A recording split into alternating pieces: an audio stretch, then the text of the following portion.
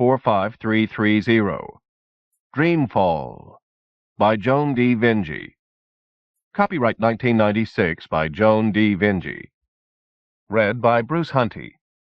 This book was originally created for audio cassette playback. Any announcements concerning cassettes do not apply to this recording. This version contains markers allowing direct access to major portions of the book. Library of Congress annotation. Half human, half Hydran, Cat is on the planet Refuge to research cloud whales. But he also hopes to learn about his Hydran heritage from the survivors there. When Cat becomes involved with Miya, a Hydran woman who kidnapped a human child, many conflicts arise and Cat must choose his loyalties carefully. Sequel to Cat's Paw, RC 29141. Strong Language, 1996. From the book jacket. Acclaimed for her ability to combine brilliant, evocative prose and sharp scientific extrapolation with intimate explorations of the human spirit, award-winning writer Joan D. Vinge is perhaps best known for her Snow Queen series and her best-selling saga of the telepathic outcast Cat. The story of a half-human street punk fighting to survive in a hostile universe, these novels are the work of a lifetime, ranging from Ms. Vinge's earliest writing to the present, including her best-selling novels Scion and Cat's Paw, and now, Dreamfall. From his earliest memories in the desperate slums of Old City, Cat has hated the pretensions of the rich, the machinations of the powerful interstellar combines. For at every turn, Cat has been used. He's been a thief, a hustler, a spy, a slave, used as a pawn, as bait. But at this moment, Cat is a scholar, a university team xenologist doing field research on the planet Refuge, home of the enigmatic cloud whales. Vast aerial creatures created by an unknown species, the telepathic whales are far more than uniquely beautiful. Their thoughts and dreams manifest, falling from the sky to form vast reefs of solid data comprised of pure retrievable thought. Data mined by the planet's all-powerful corporate owner, Tau Biotech.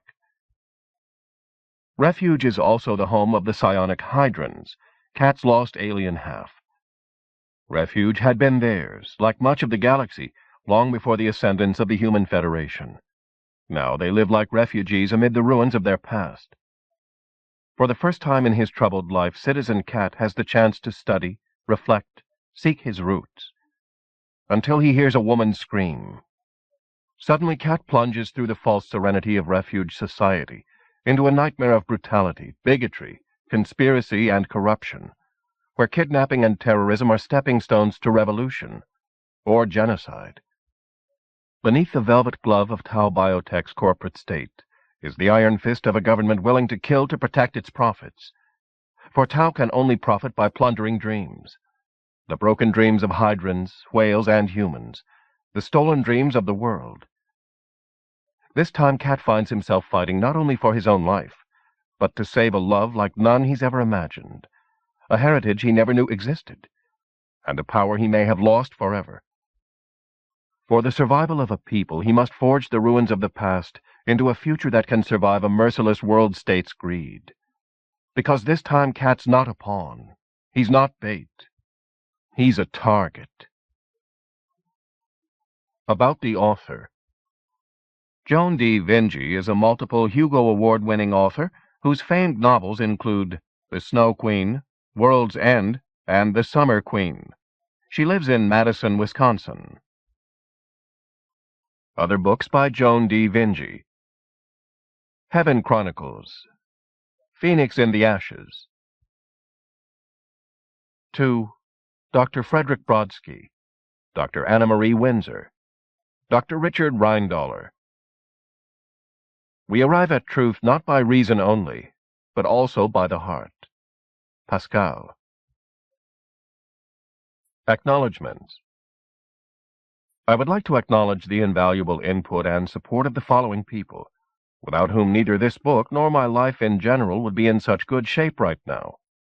Jim Frankel, Barbara Lutke, Carol Martin, Betsy Mitchell, the Peach Posnick clan, Mary and Nick Pendergrass, and Werner Vinge.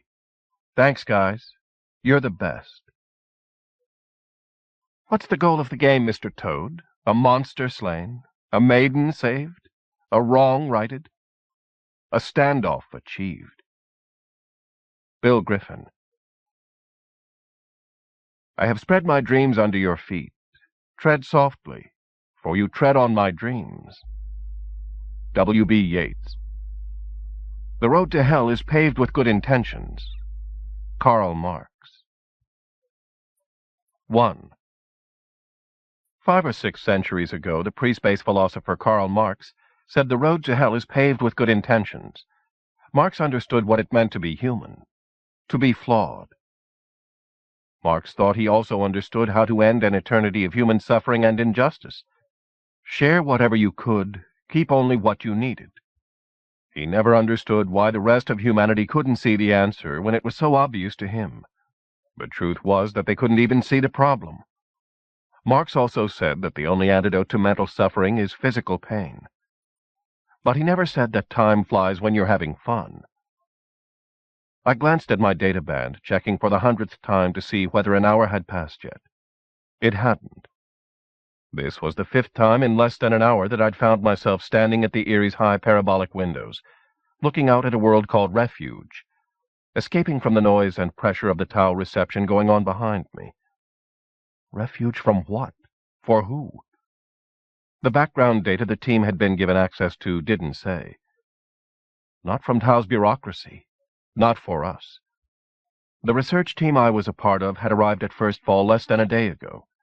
We hadn't even been on world long enough to adjust to local planetary time.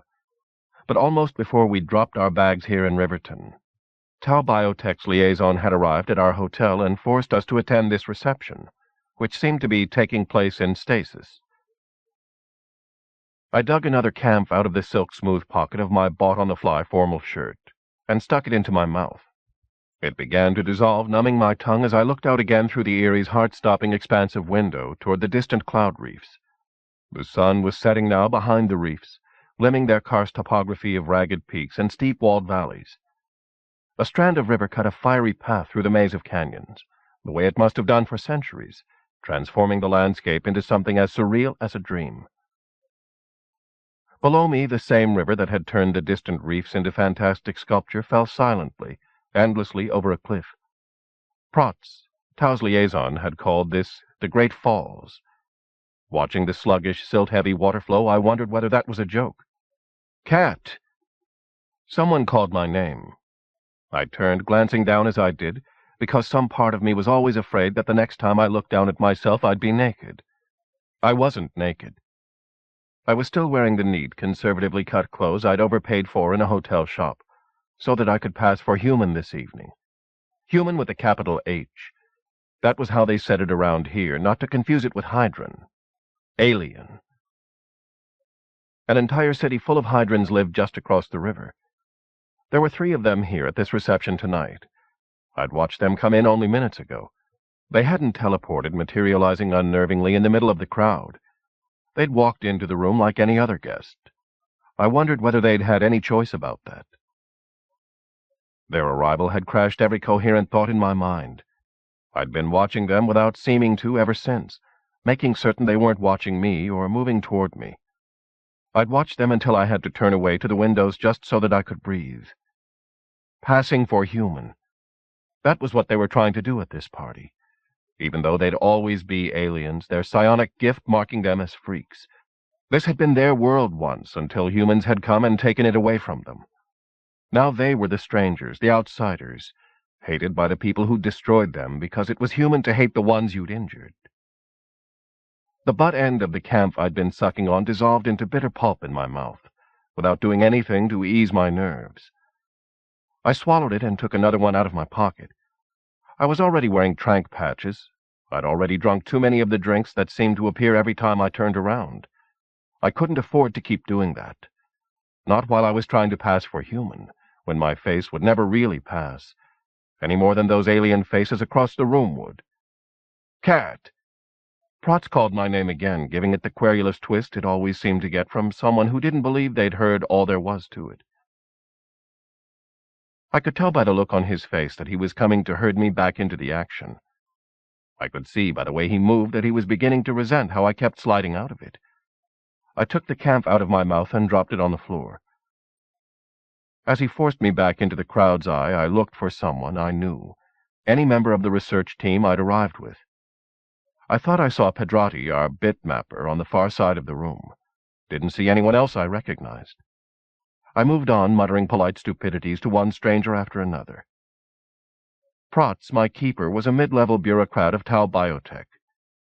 His name could have been anything. He could have been any of the other Combine VIPs I'd met. They came in both sexes and any color you wanted, but they all seemed to be the same person. Protz wore his regulation night blue suit and silver drape, Tau's colors, like he'd been born to them. Probably he had. In this universe, you didn't just work for a Combine, you lived for it. Keiretsu, they called it. The corporate family. It was a pre-space term that had followed the multinationals as they became multiplanetary and finally interstellar. It would survive as long as the Combines did because it so perfectly described how they stole your soul. The Combine that employed you wasn't simply your career, it was your heritage, your motherland, existing through both space and time. When you were born into a Combine, you became a cell in the nervous system of a mega-being. If you were lucky and kept your nose clean, you stayed a part of it until you died. Maybe longer. I looked down. The fingers of my right hand were covering the databand I wore on my left wrist, proving my reality again. Without a databand, you didn't exist in this universe. Until a few years ago, I hadn't had one. For 17 years, the only ID I'd worn had been scars. Scars from beatings, scars from blades. I'd had a crooked, half-useless thumb for years, because it had healed untreated after I'd picked the wrong Mark's pocket one night. The databand I wore now covered the scar on my wrist where a contract laborer's bond tag had been fused to my flesh. I had a lot of scars. The worst ones didn't show. After a lifetime on the streets of a human refuse dump called Old City, my luck had finally changed. And one of the hard truths I'd learned since then was that not being invisible anymore meant that everyone got to see you naked. You've met Gentleman Kenso, who heads our board. Protz nodded at Kenso, the ultimate boss of Tau, the top of its food chain. He looked like he'd never missed a meal or a chance to spit into an outstretched hand. And this is Lady Giotis Binta, representing the ruling board of Draco. Protz pushed me into someone else's personal space. She's interested in your work. I felt my mind go blank again. Draco existed on a whole separate level of influence and power. They owned Tau. They controlled the resource rights to this entire planet, and parts of 100 others. They were the ultimate Keiretsu. Tau Biotech was just one more client state of the Draco cartel, one of 100 exploiting fingers Draco had stuck into 100 separate profit pies. The Draco family, they liked to call it. Cartel members traded goods and services with each other, provided support against hostile takeover attempts, looked out for each other's interests, like family. Keiretsu also meant trust. And right now Draco didn't trust Tau. Tau's ruling board had drawn the unwanted attention of the Federation Trade Authority. Cartels were autonomous entities, but most of them used indentured workers from the FTA's contract labor pool to do the scut work their own citizens wouldn't touch. Technically, the feds only interceded when they had evidence that the universal rights of their laborers were being violated. The FTA controlled interstellar shipping, and no Combine really wanted to face FTA sanctions. But I knew from personal experience that the way bondies were treated wasn't the real issue for the feds. The real issue was power. The FTA was always looking for new leverage in its endless balance game with the Combines. Politics was war. The weapons were just better concealed. I didn't know who had reported Tau to the feds. Maybe some corporate rival. I did know the xenoarchaeology research team that I'd joined was one of Tau's reform showpieces, intended to demonstrate Tau's enlightened governmental process. We'd come here at Tau's expense to study a living artifact called the cloud whales, and the reefs of bizarre detritus they had deposited planet-wide. The Tau board was sparing no expense to show the feds they weren't dirty, or at least were cleaning up their act. Which was a joke from what I knew about Combine politics, but not a funny one. It was just as obvious that Protz wanted, Expected everyone on the team to help Tao prove its point. Say something, his eyes begged me, the way I knew his mind would have been begging me if I could have read his thoughts. I looked away, searching the crowd for Hydrans. I didn't find any. I looked back. Good to meet you, I muttered, and forced myself to remember that I'd met board members before. I'd been bodyguard to a lady. Knew, if I knew anything, that the only real difference between a Combine VIP and an old city street punk was what kind of people believed the lies they told. Lady Gyotis was small and dark, with hair that had gone silver-white. I wondered how old she really was. Most VIPs on her level had the money to get their genetic clock set back more than once. She wore a long, flower-brocaded robe that covered her from neck to foot. Nothing about her said Combine VIP, except the subtle, expensive design of her necklace. Its scrolls were the logos of corporations. I recognized Tao's somewhere midway up her shoulder. I also recognized the pendant at the center, a stylized dragon wearing a collar of holographic fire. I had the same design tattooed on my butt. I must have been gorked when I'd done it, because I couldn't even remember how it had gotten there. I didn't tell her that wearing Draco's logo as body art was something we had in common. Lady Gyotis smiled at me, meeting my stare as if she didn't notice anything strange about my face. Not even the cat-green eyes with their long slit pupils. Hydran eyes, in a face that was too human and not human enough. "A pleasure," she said. "We are so pleased to have you as a part of the study team. I'm sure your unique perceptions will add greatly to whatever discoveries are made." "Thank you," I said, and swallowed the obedient ma'am that almost followed it out of my mouth, reminding myself that I didn't work for her any more than I belonged to Tao. This time I was part of an independent research group. "We feel his being a part of the team will demonstrate our goodwill toward the—" Kenso glanced at me. "Local Hydran community." He smiled. I didn't. "Let us hope so," Lady Gyotis murmured. "You know the inspection team from the FTA is here tonight." I'd met the feds. I didn't envy Kenso. But then I didn't feel sorry for him either. "Yes, ma'am," Kenso said, glancing away as if he expected assassins. "We'll be ready for them. I think they'll find the, problems here have been grossly misrepresented." "Let us hope so," Lady Gyotis said again. "Toshiro!" she called suddenly, lifting her hand. Someone came through the crowd toward us. Kenso stiffened. So did I. The stranger coming toward us wore the uniform of a Combine's chief of security. I checked the logo on the helmet he hadn't taken off, even here. It was Draco's. His business-cut uniform was deep green and copper, Draco's Combine colors. A lot of meaningless flash paraded across the drape he wore over it. His ID read, Sand. There was no way in hell a corporate security chief would cross half the galaxy from the home office just to attend this party. I wondered exactly how much trouble Tao was in. "Lady Gyotis." Sand bowed slightly in her direction, smiling. He was still smiling as he followed her glance toward me. I couldn't tell what the smile meant. Couldn't read him. Stop it. I couldn't force my own face into an expression that even resembled a smile. I'd met a lot of corpses in my life. I'd never met one I liked. Sand's skin was smooth and golden.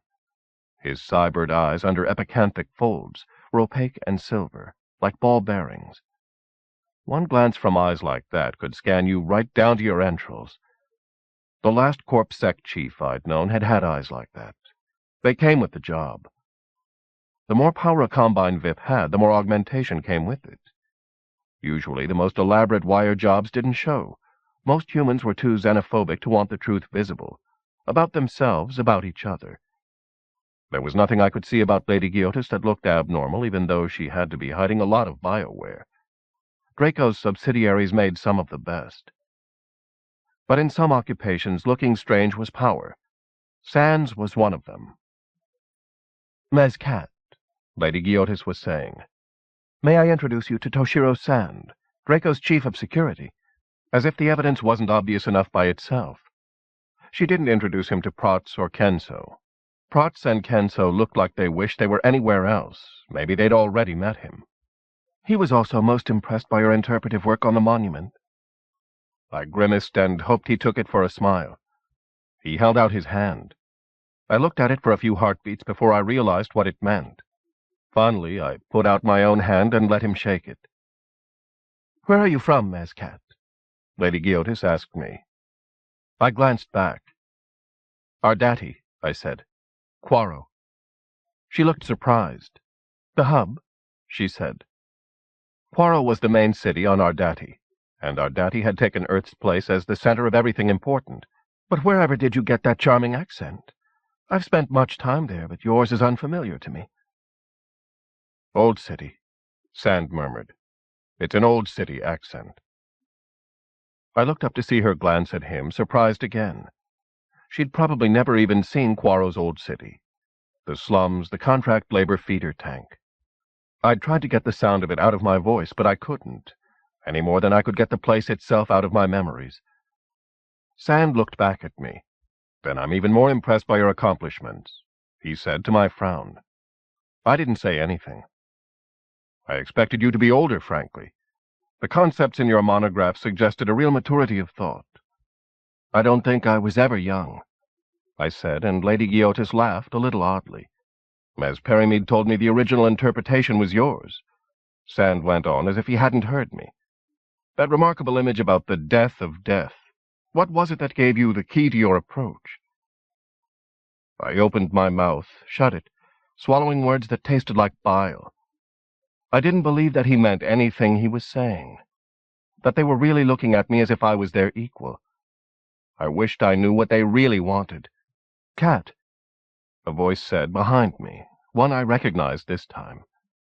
Cassandra Perimead was there at my back like the rescue service, ready to pick up the conversational ball I'd dropped. She'd been cleaning up my social messes ever since we arrived. Her sense of timing was so good that she could have been the mind reader I wasn't. I nodded at her gratefully, not for the first time, and went on looking at her. I'd never seen her dressed like this for a combine showplace instead of fieldwork. She'd never seen me dressed like this either. I wondered how she liked it, if it made her feel the way I felt when I looked at her. We'd been friends for most of the time I'd been getting through my university studies. Friends and nothing more. As long as I'd known her, she'd had a habit named Ezra Dittrickson. He was a systems analyst, and from what everyone said, he was damn good at it. He was also a real prick. They argued more than most people talked. I never understood why she didn't jettison him. But then I was hardly an expert on long-term relationships. Cassandra was the one who'd badgered me until I put into coherent form the ideas I'd had about an artifact called the Monument. Its vanished creators had left their distinctive bioengineering signature scattered throughout this arm of the galactic spiral, encrypted in the DNA of a handful of other uncanny constructs, including Refuge's cloud whales. Cassandra was with her uncle, Janos Perimead. He was a VIP for Tau, like most of the warm bodies at this party. It had been his idea to bring a research team here. He'd gotten the permission and the funding for us to study the cloud whales and the reefs. I looked at Cassandra and her uncle standing side by side, seeing the same clear water blue eyes, the same shining brown hair. It made me want to like him, want to trust him, because they looked so much alike. So far he hadn't done anything to make me change my mind. Ezra Dittrickson materialized on the other side of her, at ease inside his formal clothes, the way everyone here seemed to be except me. His specialty wasn't Xenoarch. But the team needed a systems analyst, and the fact that he was sleeping with the crew leader made him the logical choice. When he saw me, he frowned, something he did like breathing. Not seeing him frown would have worried me. I let him claim my place in the conversation, not minding for once. It didn't matter to me that he'd never liked me, didn't bother me that I didn't know why. For a rich processing patent heir from Ardati, there must be more reasons than he had brain cells. Maybe it was enough that he'd seen Cassandra sketch my face once in the corner of her lightbox, instead of making her usual painstaking hand-drawing of some artifact. I took another drink off a passing tray. This time Protz frowned at me. I looked away from him, reorienting on the conversation. Dittrickson was standing next to me, asking Perimead how he'd come to be Tau's Alien Affairs Commissioner. It seemed to be an innocent question, but there was something in the way he asked it that made me look twice at him. I wasn't certain until I saw a muscle twitch in Perimead's cheek. Not my imagination. Perimead smiled an empty social smile, one that stopped at his eyes, and said, "I fell into it, really. An interest in xenology runs in the family." He glanced at Cassandra. His smile was real as he looked at her. "I had some background in the field. The time came when town needed to fill the alien affairs position, and so they tapped me." "You're the only agent?" I asked, wondering if there could actually be that few Hydrans left on Refuge. He looked surprised. "No, certainly not. I am the one who has direct contact with the Hydran Council, however. The Council communicates with our agency on behalf of their people." I looked away, made restless by a feeling I couldn't name. I searched the crowd for the 3 Hydrans, spotted them across the room, barely visible inside a forest of human bodies. "I suppose the job must pay awfully well," Ezra murmured, drawing out the words as if they were supposed to mean something more, to make the challenges of the work worthwhile. I turned back. Perimead's smile strained. "Well, yes, the job has its challenges and its compensations, although my family still won't let me admit what I do for a living." His mouth quirked, and Dietrichson laughed. Perimead caught me looking at him, caught Cassandra looking at him too. His face flushed, the pale skin reddening the way I'd seen hers redden. "Of course, money isn't the only compensation I get from my work." He gave Dietrichson the kind of look you'd give to someone who'd intentionally tripped you in public. "The conflicts that arise when the needs of the Hydran population and Tau's interests don't intersect make my work challenging, as you say. But getting to know more about the Hydran community has taught me a great deal. The unique differences between our 2 cultures and the striking similarities. They are a remarkable, resilient people." He looked back at me as if he wanted to see the expression on my face change. Or maybe he didn't want to see it change on Ezra's. His gaze glanced off my stare like water off hot metal. He was looking at Cassandra again. Her expression hung between emotions for a long second before her lips formed something that only looked like a smile. She turned back to Sand, her silence speaking volumes. I listened to her finish telling Sand how we'd reached the conclusions we had about the artifact world called the Monument, and about the ones who'd left it for us to find, the vanished race humans had named the Creators, for lack of something more fitting. The Creators had visited Refuge 2 millennia ago, before they'd abandoned our universe entirely for some other plane of existence. The cloud whales and their byproduct, the reefs, were one more cosmic riddle the Creators had left for us to solve, or simply to wonder at. The reefs were also, not coincidentally, the main reason for Tau's existence, and Draco's controlling interest in this world. "But how did you come to such an insight about the monument's symbolism?" Sand asked. Asking me again, I realized, because Cassandra had given me all the credit. It just came to me." I looked down, seeing the monument in my memory. An entire artificial world, created by a technology so far beyond ours that it still seemed like magic, a work of art constructed out of bits and pieces, the bones of dead planets. At first I'd thought of it as a monument to death, to the failure of lost civilizations, a reminder to the ones who came after that the Creators had gone where we never could. But then I'd seen it again, and seen it differently, not as a cemetery marker, but as a road sign pointing the way toward the unimaginable future, a memorial to the death of death. Because he has an unusual sensitivity to the subliminals embedded in the matrix of the monument.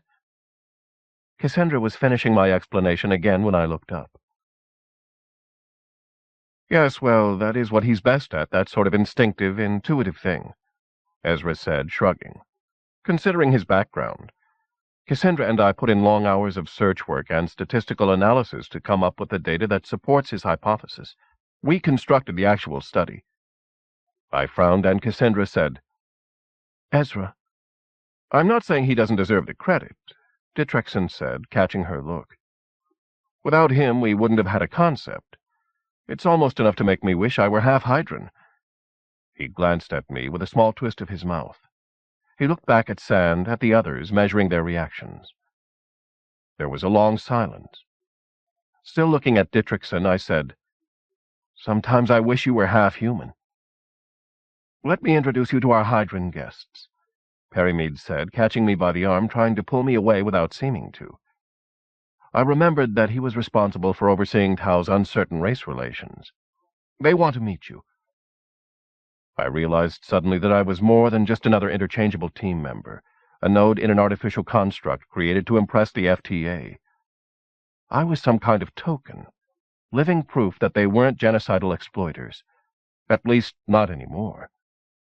Everyone and everything around me slipped out of focus, except for the 3 Hydrans looking at us expectantly from across the room. Suddenly I felt as if the drinks and the tranks and the camps had all kicked in at once. The Hydrans stood together, looking toward us. They'd stood that way the entire time, close to each other, as if there was strength in numbers. But I was alone. There was no one like me in this crowd or in any other crowd I'd ever been a part of. Perrymead led me to them, stopped me in front of them, as if I was a drone circulating with a platter of mind-benders. The Hydrans wore clothing that would have looked perfectly appropriate on anyone else in the room. Just as well cut, just as expensive, although they didn't show any combine colors. But my eyes registered something missing, the thing I always check for on another human. Data bands. None of them had a data band. They were non-persons. Hydrans didn't exist to the Federation net that affected every detail of a human citizen's existence, from birth to death. Perrymead made introductions. The part of my brain that I'd trained to remember any input recorded their names, but I didn't hear a word he said. There were 2 men and 1 woman. One of the men was older than the others, his face weathered by exposure, as though he'd spent a lot of time outdoors. The younger man looked soft, as if he'd never made much of an effort at anything or ever had to. The woman had a sharpness about her. I wasn't sure whether it was intelligence or hostility. I stood studying them, the angles and planes of their faces. Everything was where it should be in a human face. The differences were subtle, more subtle than the differences between random faces plucked from the human gene pool. But they weren't human differences. These faces were still alien. The colors, the forms, the almost fragile bone structure. The eyes were entirely green, the color of emeralds, of grass, of mine. The Hydrans looked into my eyes, seeing only the irises as green as grass, but pupils that were long and slitted like a cat's, like theirs. My face was too human to belong to one of them, but still subtly alien. I felt myself starting to sweat, knowing that they were passing judgment on me with more than simply their eyes. There was a 6th sense they'd all been born with, that I'd been born with too. Only I'd lost it. It was gone, and any second now their eyes would turn cold. Any second they'd turn away. I was actually starting to tremble, standing there in my formal clothes, shaking like I was on some old city street corner, needing a fix. Perrymead went on speaking as if he hadn't noticed. I watched the Hydrans' faces turn quizzical. They traded half-frowns and curious looks along with a silent mind-to-mind exchange that once I could have shared in. I thought I felt a whisper of mental contact touch my thoughts as softly as a kiss. Felt the psionic gift I'd been born with cower down in a darkness so complete that I couldn't be sure I'd felt anything. "Are you—" The woman broke off as if she was searching for a word. She touched her head with a nutmeg-colored hand. Disbelief filled her face, and I could guess what word she was looking for. I watched the expressions on the faces of the 2 men change, the younger ones to what looked like disgust, the older ones to something I didn't even recognize. Perrymead broke off, went on speaking again like someone refusing to acknowledge that we were all sinking into quicksand. He droned on about how my presence on the research team meant there would be someone more sensitive to Hydran cultural interests. "And are you?" The older man looked directly at me. My eidetic memory coughed up his name. Hanjan. A member of the Hydran Council. Perrymead had called him an ombudsman, which seemed to mean some kind of negotiator. Hanjan cocked his head as if he was listening for the answer I couldn't give, or for something else that I hadn't given, could never give him. "Then I suggest," he murmured as if I'd shaken my head, or maybe I had, "that you come and talk to us about it."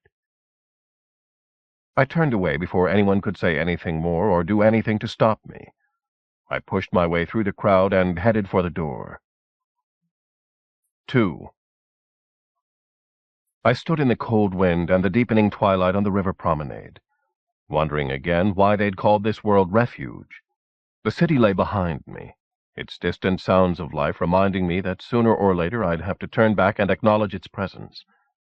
Tau Riverton, the orderly, soulless grid of a combine clave, a glorified barracks for Tau's citizens' shareholders, whose leaders were still eating and drinking and lying to each other at the party I'd just bolted from.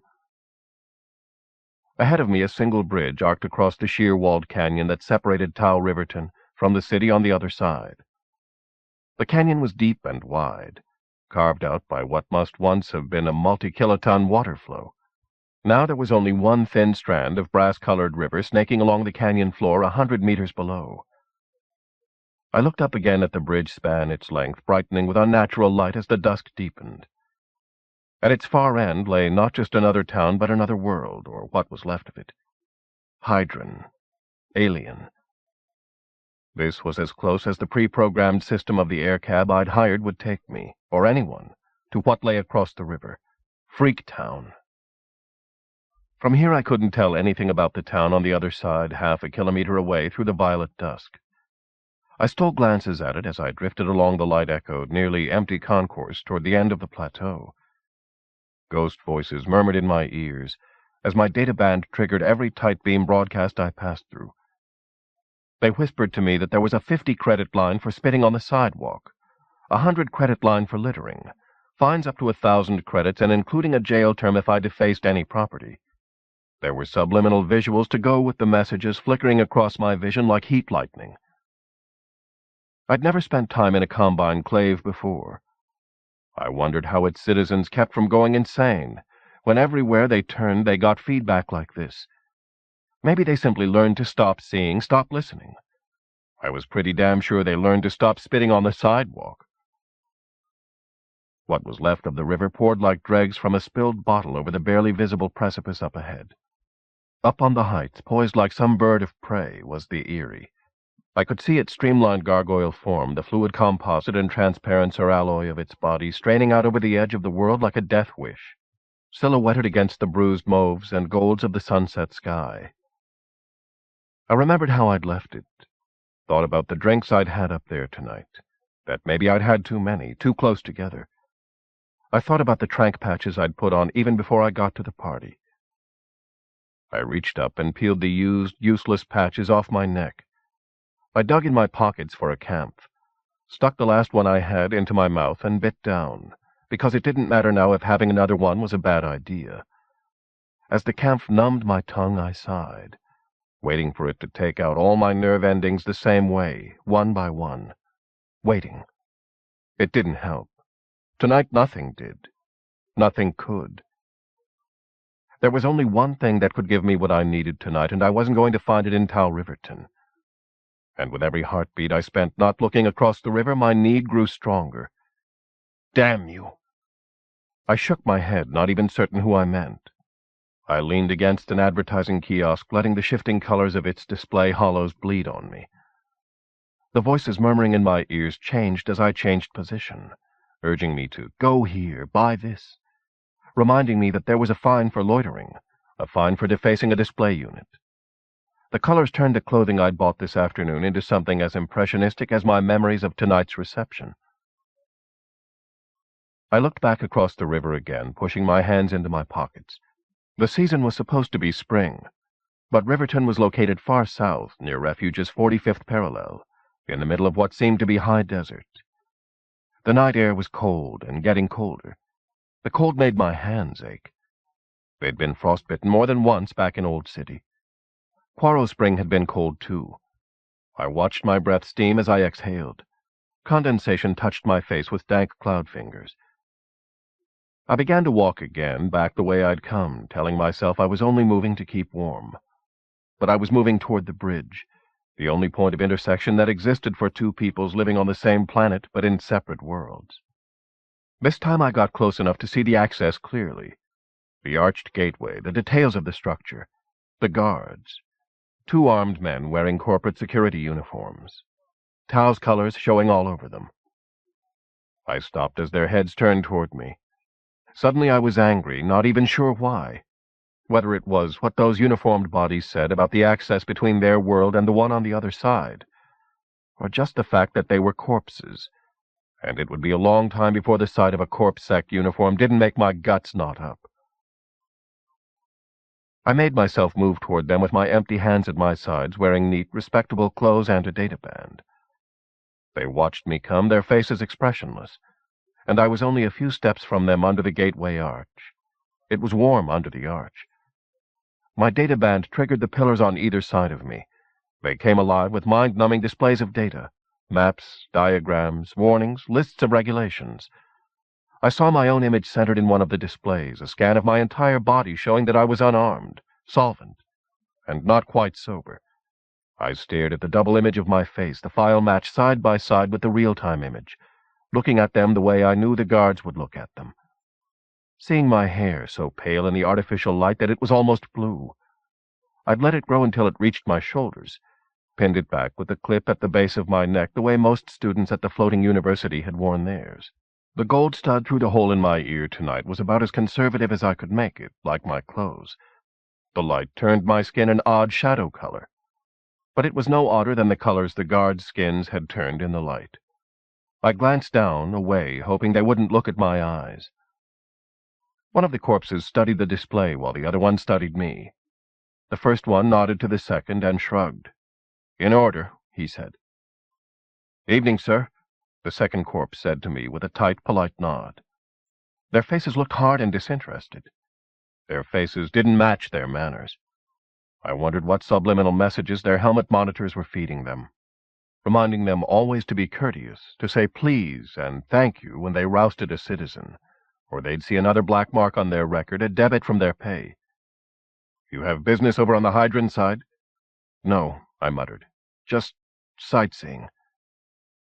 He frowned as though I'd said something embarrassing or something that didn't make sense. The other guard laughed, a soft snort as if he was trying not to. "Not from around here," the first one muttered. It wasn't really a question. The second one sighed. "It's my duty, sir, to point out to you that your blood alcohol level is high, indicating possible impaired judgment. No offense, sir." His voice was as flat as a recording. Flatter. "Also, sir, I'm required to show you this information." He pointed at the displays. "Please read the disclaimer. It states that you accept full responsibility for anything that happens to you on the other side of the river. That's the homeland over there. It's not Tao's jurisdiction. It's not Tao's responsibility. We don't guarantee your safety." He looked hard at me to see if I was tracking what he'd said. Looked harder at me as he suddenly got a good look at my eyes, the grass-green irises with the long slit pupils like a cat's. He looked at my whole face then and started to frown. He glanced at the information display from my databand on the wall behind him. Undeniable proof to both of us that I was a full citizen of the Human Federation. He looked back at my face again. His frown didn't go away, but he only said, "Curfew is at 10. Crossing closes for the night. If you want to come back." He was already turning his back on me as he finished it. He muttered something to the other guard as I went on my way. I didn't hear what it was. There were only a few people moving across the bridge on foot. I tried not to look at the ones I passed, the ones who passed me. They kept their eyes to themselves. One or two small private ground vehicles went by, so unexpected that I had to dodge out of their way. The canyon below the bridge's span was full of shadows. Far below, light danced on the hidden water surface. By the time I'd reached the far end of the bridge, I only had eyes for what lay ahead. All I could make out were vague shapes and random patterns of light, but every step I took seemed more difficult than the last. I let my concentration fall inward, trying to force something to happen in my mind, trying to focus, to listen, to reach out and speak in the secret language that 1,000 other minds must be speaking, must be hearing, just beyond the bridge's end. But it was no use. They were scions, telepaths, and I wasn't. Trying only proved again what I already knew, that what was gone, that what was past help should have been past grief by now, past remembering. I was trembling the way I'd trembled at the reception under the stairs of the 3 Hydrans. I told myself that I was cold, standing here with the night coming on at the end of winter on an alien world where I was a total stranger. That my body's reaction wasn't because I felt so terrified that I wanted to puke, wanted to do anything but go on. Because I couldn't do anything but go on. I started forward again, knowing I wouldn't sleep nights, wouldn't eat, would never be able to concentrate on the work I'd come here to do unless I let myself do this. I reached the far end of the bridge, Hydran ground, at last. Once this entire planet had been Hydran ground, until we'd come and taken it away from them. This was their home world, their Earth. They'd made this world the center of a civilization that had spanned light years the way the Human Federation did now. Their civilization had already passed its peak and been in decline when the Federation made first contact. We'd been glad enough then to finally have proof that we weren't alone in the galaxy, more than glad that the first aliens we encountered looked more like humans than some humans looked like each other. Gene mapping studies indicated that the resemblance was not just a coincidence of cosmic proportions, that humans and Hydrans might actually be the 2 halves of a long-sundered whole, that we might even owe our very existence to an incomprehensible bioengineering experiment, that humanity itself was no more than one of the Creator's enigmatic calling cards. Hydrans and humans, the haves and the have-nots, separated by one thing, psionic ability. Hydrans were born able to access the quantum field, the bizarre subatomic universe of quarks and neutrinos hidden at the heart of the deceptive order we called reality. The quantum mechanical spectrum could have been turtles all the way down, for all the sense it made to the ordinary human being, even though the human mind itself seemed to work by quantum rules. The average person could barely take the gibbons of quantum electrodynamics seriously, let alone imagine a way of collapsing the probability wave to manipulate the QM field. But a scion could tap the QM field instinctively, manipulate improbabilities to the point where use of the gift directly affected the tangible, visible world that they shared with normal psi-blind humans. The macrocosmic entrainment of quantum effects allowed a scion to do things humans had believed were impossible before we encountered the Hydrans. That one crucial difference had been the Hydrans' strength, and it had been their fatal weakness when they finally encountered us.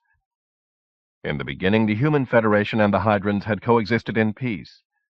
It had seemed only natural when 2 alien races making contact in the depths of space discovered that they were similar down to the level of their DNA. It had seemed only natural that there would be cooperation, friendship, intermarriage. Mixed-race marriages began to produce mixed-blood children, spilling Hydran psi genes into the sterling waters of the human gene pool like droplets of dye, staining it a new color. But the peaceful coexistence of first contact hadn't lasted. The more often the Human Federation encountered Hydrans living on exactly the kind of worlds the Combines wanted for exploitation, the less they wanted to acknowledge that Hydrans had a prior claim to them. Relations went downhill from there, went downhill faster as the Combines discovered that when they tried to push the Hydrans off their worlds, the Hydrans wouldn't push back. Because of what they were, the things they could have done with unchecked psi powers, the Hydrans had evolved in ways that made them virtually non-violent.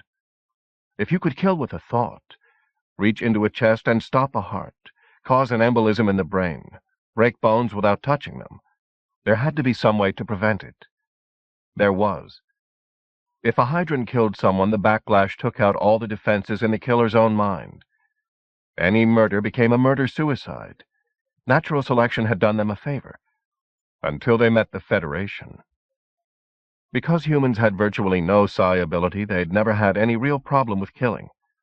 They swept the Hydrans up like birds in a net, killing them fast in hostile takeovers, killing them slowly by pushing the survivors onto homelands that made them outcasts on their own world, or relocating them to places like Old City, where I'd been born. There were still humans born with mixed blood, but most of the blood had been mixed long ago, before humans and Hydrans had begun to hate the sight of each other. Those humans who still carried a few Hydran genes in their DNA pool were treated as less than human, especially if they showed any psi ability, which most of them did. Without support, without training in how to use their gift, scions were freaks to the normal humans, who made sure they sank to the bottom of the labor pool and stayed there, ignored when they weren't actively persecuted. If you looked very Hydran, if your mother happened to have been Hydran, if you were a half-breed, a product of miscegenation, so fresh that most people you met had been alive when it happened, it was worse. I knew because I was one. I'd spent most of my life in Old City, Quaro's buried slum, doing things that never got into most people's nightmares just to stay alive. And I couldn't even use the gift I'd been born with, the telepathy that would have let me know who to trust, how to protect myself, maybe even let me understand why the things that always seemed to be happening to me kept happening. In time, with a lot of luck and a lot of pain, I'd gotten out of Old City. I'd learned to read and then to access. I'd learned about the heritage I'd lost with my mother's death so long ago that I couldn't even remember her face. And now, after too many years, too many light years, I was finally standing on Hydran ground. There was nothing, no one guarding this end of the bridge. I looked back over my shoulder at the lighted span. It seemed impossibly long and fragile, surreally bright. I saw the guard post at the other end, and I wondered suddenly what the hell made them think they could keep a people who could teleport, send themselves through a space-time blip to somewhere else in the blink of an eye, from going anywhere they wanted to. But then I remembered that you couldn't teleport to a place you'd never been. Or maybe the guards were intended to keep the humans where they belonged. A pair of humans passed me wearing towel business dress. The way they moved said they were in a hurry to get onto the bridge and away. Ahead of me, the street was darker than the bridge had been. There was no artificial lighting. It was probably getting hard for Tau citizens with their human eyes to find their way. It surprised me that the Hydrans hadn't made things easier for night-blind humans. But then maybe that was what the guard had been trying to tell me. Maybe no human in his right mind visited Freaktown after dark. I started down the nearest street. Even in the darkness, I could make out every detail of the buildings that fronted on it. None were more than 3 or 4 stories tall, but they merged like segments of a hive, with no clear delineation of where one ended and the next began. The architecture was all organic curves. The walls were made of a material I couldn't identify that felt like ceralloy. Almost everywhere the smooth, impervious surfaces had been covered with murals of colored tile, which must have been set into the matrix before it had hardened. I couldn't have pictured anything less like the isolated geometry of the human city across the river if I'd tried. I wondered whether the Hydrans had built their city intentionally to answer Tau Riverton. But then I remembered that the Hydran city, like the Hydrans, had been here first. It was the human city that was the insult, the act of defiance. I went on, following the winding course of the streets deeper into Freaktown, trying to lose my sense of alienation in the growing darkness. A few more ground vehicles passed me. Their passage through the ancient streets echoed from every exposed surface. Their windows were always dark. There didn't seem to be any mods at all in the air above this side of the river. The more my eyes adjusted to the night and the strangeness of everything I saw, the more I began to notice places where the patterns on the walls were damaged or crumbling. I saw the fallen tiles that lay in tailless slopes of dust and rubbish, barricades of abandoned junk, bodies slumped against walls or stretched out in the shadows, sleeping it off. The dirt, the derelicts, the way the buildings fronted on the street, began to make me think of Old City, Quaro's hidden underbelly, where the roof of the world was only 10 meters high, and walls closed you in wherever you turned. I wondered why the resemblance hadn't struck me immediately. Maybe because I'd lived too long in Old City, because it was what I was used to. Maybe that was all. Or maybe I hadn't wanted to see Hydrans as anything less than perfect, to discover anything that forced me to admit they were flawed, embarrassing, too human, too much like I was. I tried to stop looking at the broken walls.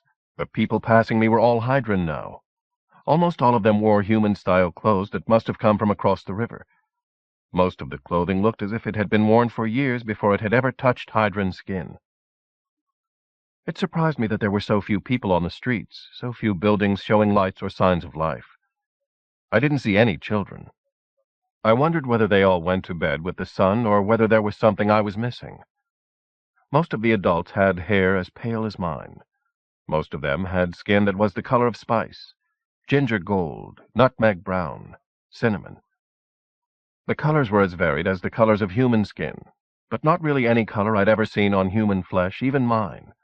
They all seemed to move with a kind of uncanny grace that I rarely saw in humans.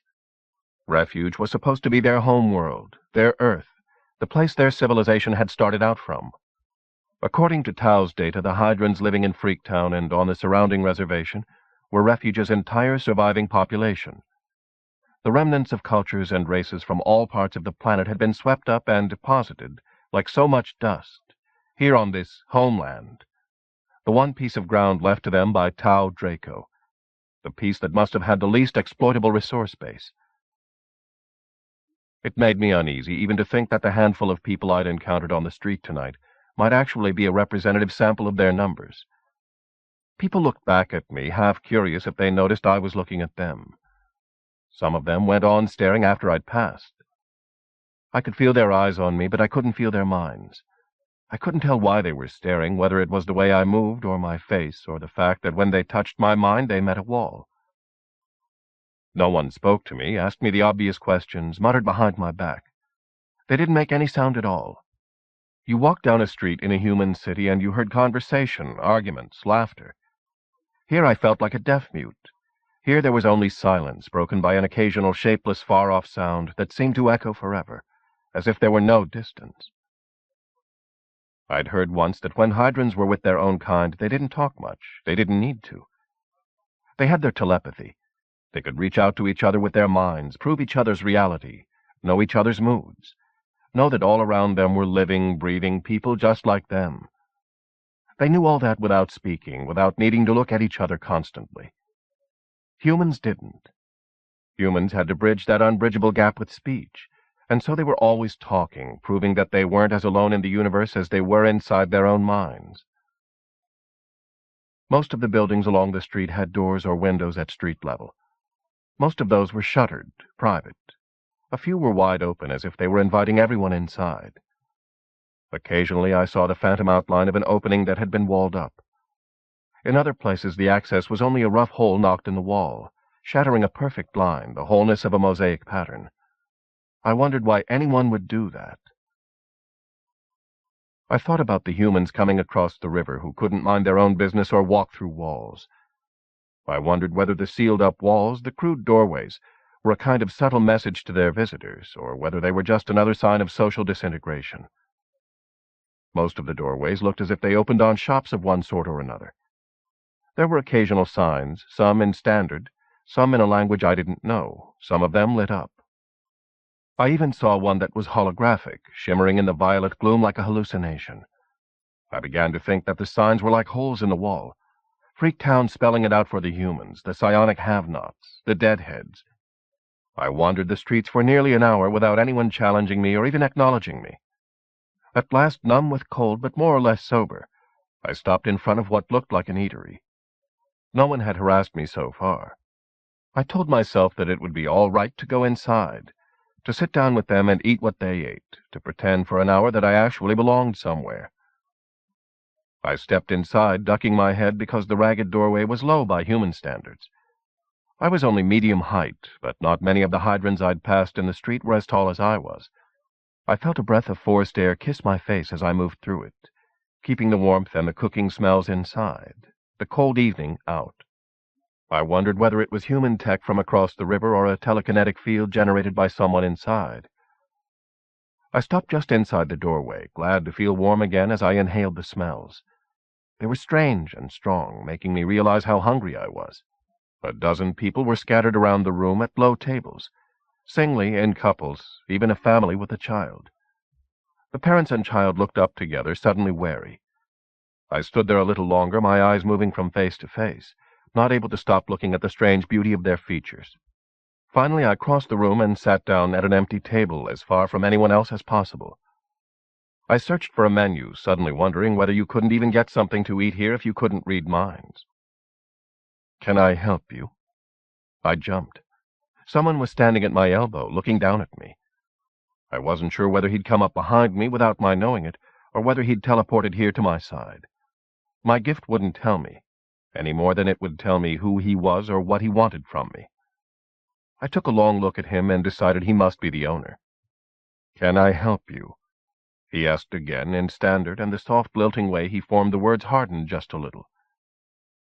I realized that everyone in the room was looking at me now. The looks weren't friendly. Some food? The words sounded flat and foreign as they came out of my mouth. His face closed as if I'd insulted him, as if he was controlling himself with an effort. "I don't know who you are," he said very quietly. "I don't care what you are. But I'm telling you now, either stop what you're doing or get out." "I'm not doing anything," I said. He caught me by the back of my jacket and hauled me up. "Get out," he said. "You damned pervert." Something shoved me from behind. It didn't feel like his hand. He didn't have to push me again. My own panic drove me out the door and into the darkness. God, they knew. They knew what I was. Out in the street, someone caught my arm. I turned, my hand fisting. My eyes registered the slack face, the vacant stare of a burnout. The Hydran mouthed words so slurred that I wasn't sure whether they were even in a language I recognized. Swearing, I jerked free and moved on, not caring where I went as long as it was away from there. By the time my head was clear enough that I realized what I'd done, I was lost. There had been signs, some way of backtracking when I'd left the eatery. There were no signs of any kind that I recognized now. There was no street lighting either, and Refuge's single moon hadn't risen yet. If there were any shops, they were closed and unmarked. The only lights I could see were high up, unreachable, probably the lights of private homes. The buildings here were just tall enough to keep me from using the bridge to guide me back where I'd come from. No one else seemed to be on the street now. I felt more relief than frustration as I realized how alone I was, because I couldn't have asked for help now if I'd been bleeding to death. I swore under my breath. I'd lived most of my life in a place where knowing the streets meant survival, and now I was lost. There weren't even any maps of Freaktown in Tao's public access. Even my databand couldn't tell me where I was and how to get out of here. Why the hell had I even come to this place, just to prove what I'd always known? That no one had ever wanted me, that there was nowhere I'd ever belonged? I started back the way I'd come, head down and shoulders hunched, shivering with cold and praying I'd make the right combination of turns to get my miserable ass out of there before curfew. At last I saw the bridge lights somewhere in the distance up ahead, heard the sound of human voices moving toward me. I turned another corner, breaking into a jog, slammed into someone running so hard that we almost went down together. A woman's voice cried out as my hands caught at her falling body. I felt something drive into my brain like a knife of thought. My mind blocked her instinctively, at the same moment that I realized she was holding a child in her arms. She cried out again, shock, fury, as my mind turned back her attack. She gasped out words in a language I didn't know, and all the while I kept shouting, "It's all right, I won't hurt you, it's all right," trying to make her listen and understand. "What's wrong? Do you need help?" She stopped struggling as if my words had finally penetrated. Suddenly her body went limp in my grasp. The child trapped between us didn't make a sound as the woman collapsed against me, panting. I felt her body's fever heat even through my clothing. She looked up at me then, and I finally saw her face. A fey, green-eyed Hydran face, golden-skinned, framed by a wild tangle of pale hair. A face out of a dream, every alien, haunted line of it. And yet every curve and plane was somehow as familiar as the face of a lost lover. I know you?" I whispered, frozen in the glare of impossible prescience. "How?" A trapdoor opened under my thoughts, and I fell through. The woman made a small sound, almost a whimper, of disbelief. One hand rose tentatively to touch my face. "Nasherta?" she breathed. You. Her expression became equal parts of wonder and terror, mirroring mine, as I slowly raised my hands to touch her face. "Anything," I murmured as my entire life telescoped into that single moment's contact. "Anything at all. Always. Forever." Her eyes filled with tears, her hand dropped away. "Nasherta." "What?" I whispered, uncomprehending. She looked down suddenly as if my eyes were a searchlight. "Help me," she said, in perfect standard, but with her voice just barely under control. "Please help me. They want to take my child." She looked over her shoulder. Light echoes danced across building fronts in the distance down the street. "Who does?" I asked. They do, she cried, shaking her head at me with a look that was half desperation and half incomprehension. The humans! And in the depths of her green eyes, their black-slit pupils wide open to the faintest hope of light, I saw another midnight. Another Hydran woman and her child, light years away, a lifetime ago, with no one they could turn to, no one to save them from that decaying old city alley where their world was ending in blood and pain. Please, she said, and pressed something into my open hand. My fingers spasmed shut. I nodded, not looking at it, and let her go. She disappeared down a side street I hadn't even noticed. I stood frozen a few heartbeats longer, with my stupefied mind trying to follow her into the night and my body begging me to get it out of there. And then suddenly the ones who'd been after her were in front of me, shouting. I saw lights. I saw weapons. I ran like hell. Behind me, I heard someone shout, "Corporate security!" Shit! I ran faster. Lights appeared ahead of me, dropping out of the sky as a corpsec cruiser landed in the street. Before I could even slow down, something invisible slammed into me like a tidal wave, and I drowned. 3. I opened my eyes again to the blinding glare of an interrogation room. I squinted them shut. Shit, I said. But that wasn't what came out of my mouth. The sound that came out of my mouth was completely unintelligible. My face hurt because I must have fallen on it. My hair had come loose from its clip. It was full of dirt and getting into my eyes. Every nerve ending in my body was sparking like a live wire as the stun shock wore off. But that wasn't what was wrong with my mouth. I knew without feeling for one that there was a drug derm on my neck, put there by the corpses to short-circuit my sigh, if I'd still had any sigh ability that I could use. I remembered the nausea, the slurred speech, the simulated brain damage. I tried to reach up to make sure there really was a patch on my throat. I couldn't move my arms, either one. I looked down, saw my body held prisoner in a hard metal seat, my arms strapped to the chair arms. I stared at my hands, feeling panic abscess inside me. Don't lose control. Don't. I took a long, slow breath and made myself look up. Half a dozen corpses were waiting there as if they had all the time and patience in the world. Where is he? I looked at the one who'd spoken. Borosage, his data patches read. He was a district administrator from the flash that showed on his helmet and uniform sleeve. He looked like a real bottom feeder. These were the corpses I knew, not the kind who wore dress uniforms to corporate receptions. These corpses were wearing riot gear, dressed for business, their real business, which had always been making the existence of street rats like me even more impossible than it already was. Borosage was massive and heavy. His body was starting to go to fat, as if he'd been promoted to a level where he didn't have to give a damn anymore. But there was nothing soft in his eyes. They were bleak and treacherous like rotten ice. A gleaming artificial half-dome covered the left side of his head. Blunt fingers of alloy circled his eye socket and disappeared into his skull, as if some alien parasite had sunk neural taps into his brain. I couldn't imagine what kind of injury would leave him alive and leave him looking like that. Maybe he'd had it done on purpose to frighten the living shit out of his prisoners. I looked down as he caught me staring, looked at his hands. His knuckles had more scar tissue on them than mine did. I knew how scars like that had gotten there. They frightened me a lot more than his face did. I looked away from his hands with an effort down at the databand on my wrist, the undeniable proof that I was a citizen of the Human Federation, and not some nameless piece of meat. I want a legal advisory link, I said. What came out of my mouth was more unintelligible sludge. The corpses laughed. I took another slow breath, my hands clenching. Want, legal. The laughter got louder. Borosage closed the space between us in one step. He held his fist in front of my face. You want advice, you Hydran fuck? My advice to you is answer the questions, because it's going to get harder to talk every time you don't.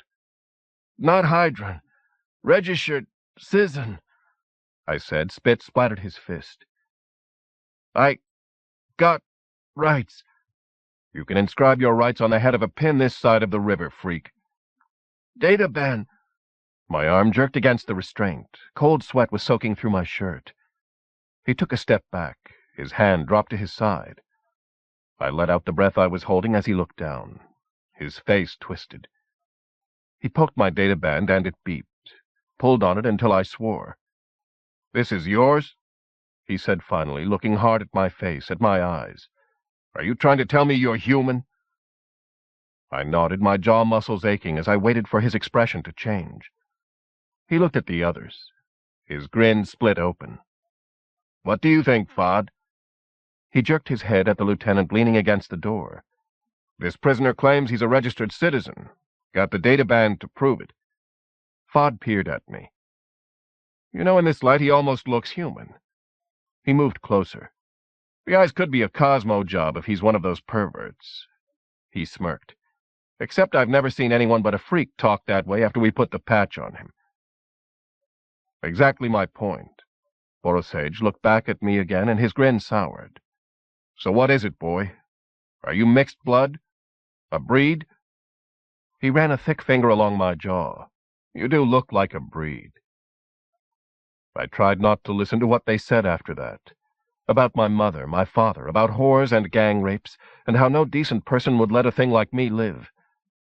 I sat motionless, breathing the stagnant, overheated air until they ran out of ideas. And then Borosage freed my wrist, the one that wore the databand. Disbelief leaped like a fish inside me. He didn't free the other hand. "Look at you," he said, picking at my sleeve.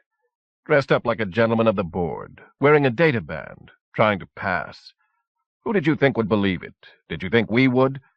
You know what I think, freak?" he said to me, holding my hand. "I think you stole that databand."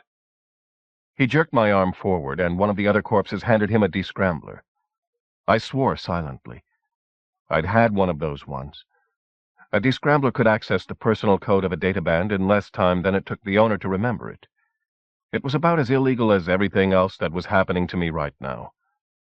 I watched a run of data flow across the digital display, and then suddenly the data feed stopped. It flashed "no access," the symbols so clear that even I could see them. Borosage swore this time. I started to breathe again, glad not for the first time that I wore a thumb lock on my DB.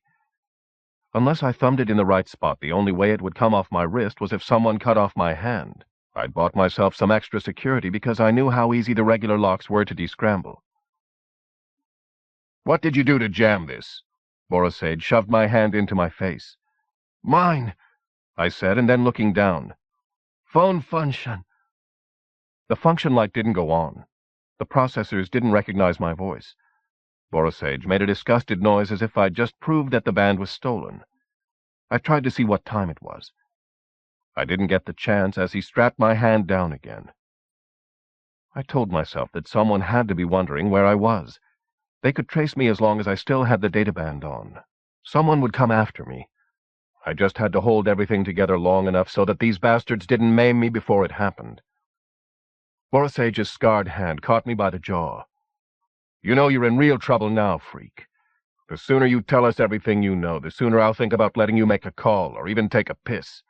He let go of me with a twist of his hand that made me grunt as it hurt my bruised face. "Where's the boy?" "What boy?" I mumbled.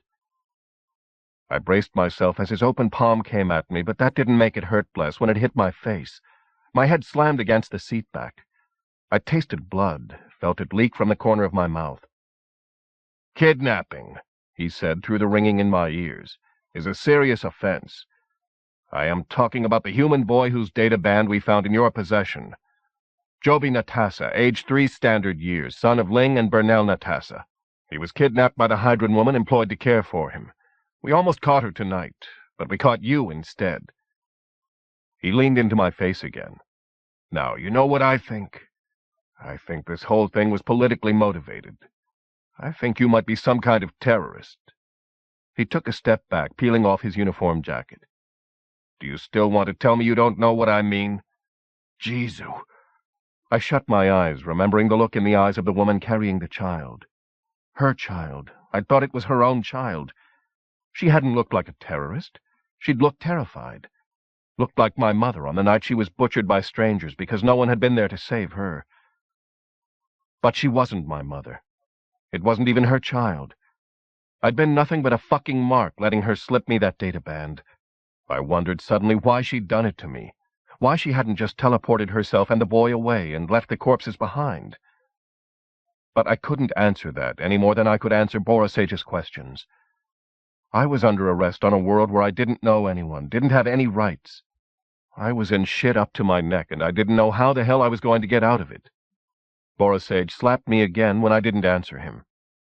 I didn't know. I shook my head. Prove it. Use truth tester. They aren't reliable with psions. There's only one thing that always gets the truth out of a Hydran. Borisage held out his hand. One of his men put something into it. This time it was a prod. Borisage flicked it on. I sucked in a breath. I didn't need him to show me what one of those could do. I had scars to remind me. That's right. Squirm, you little mind raper, Borisage murmured. You know what I can do to you with one of these.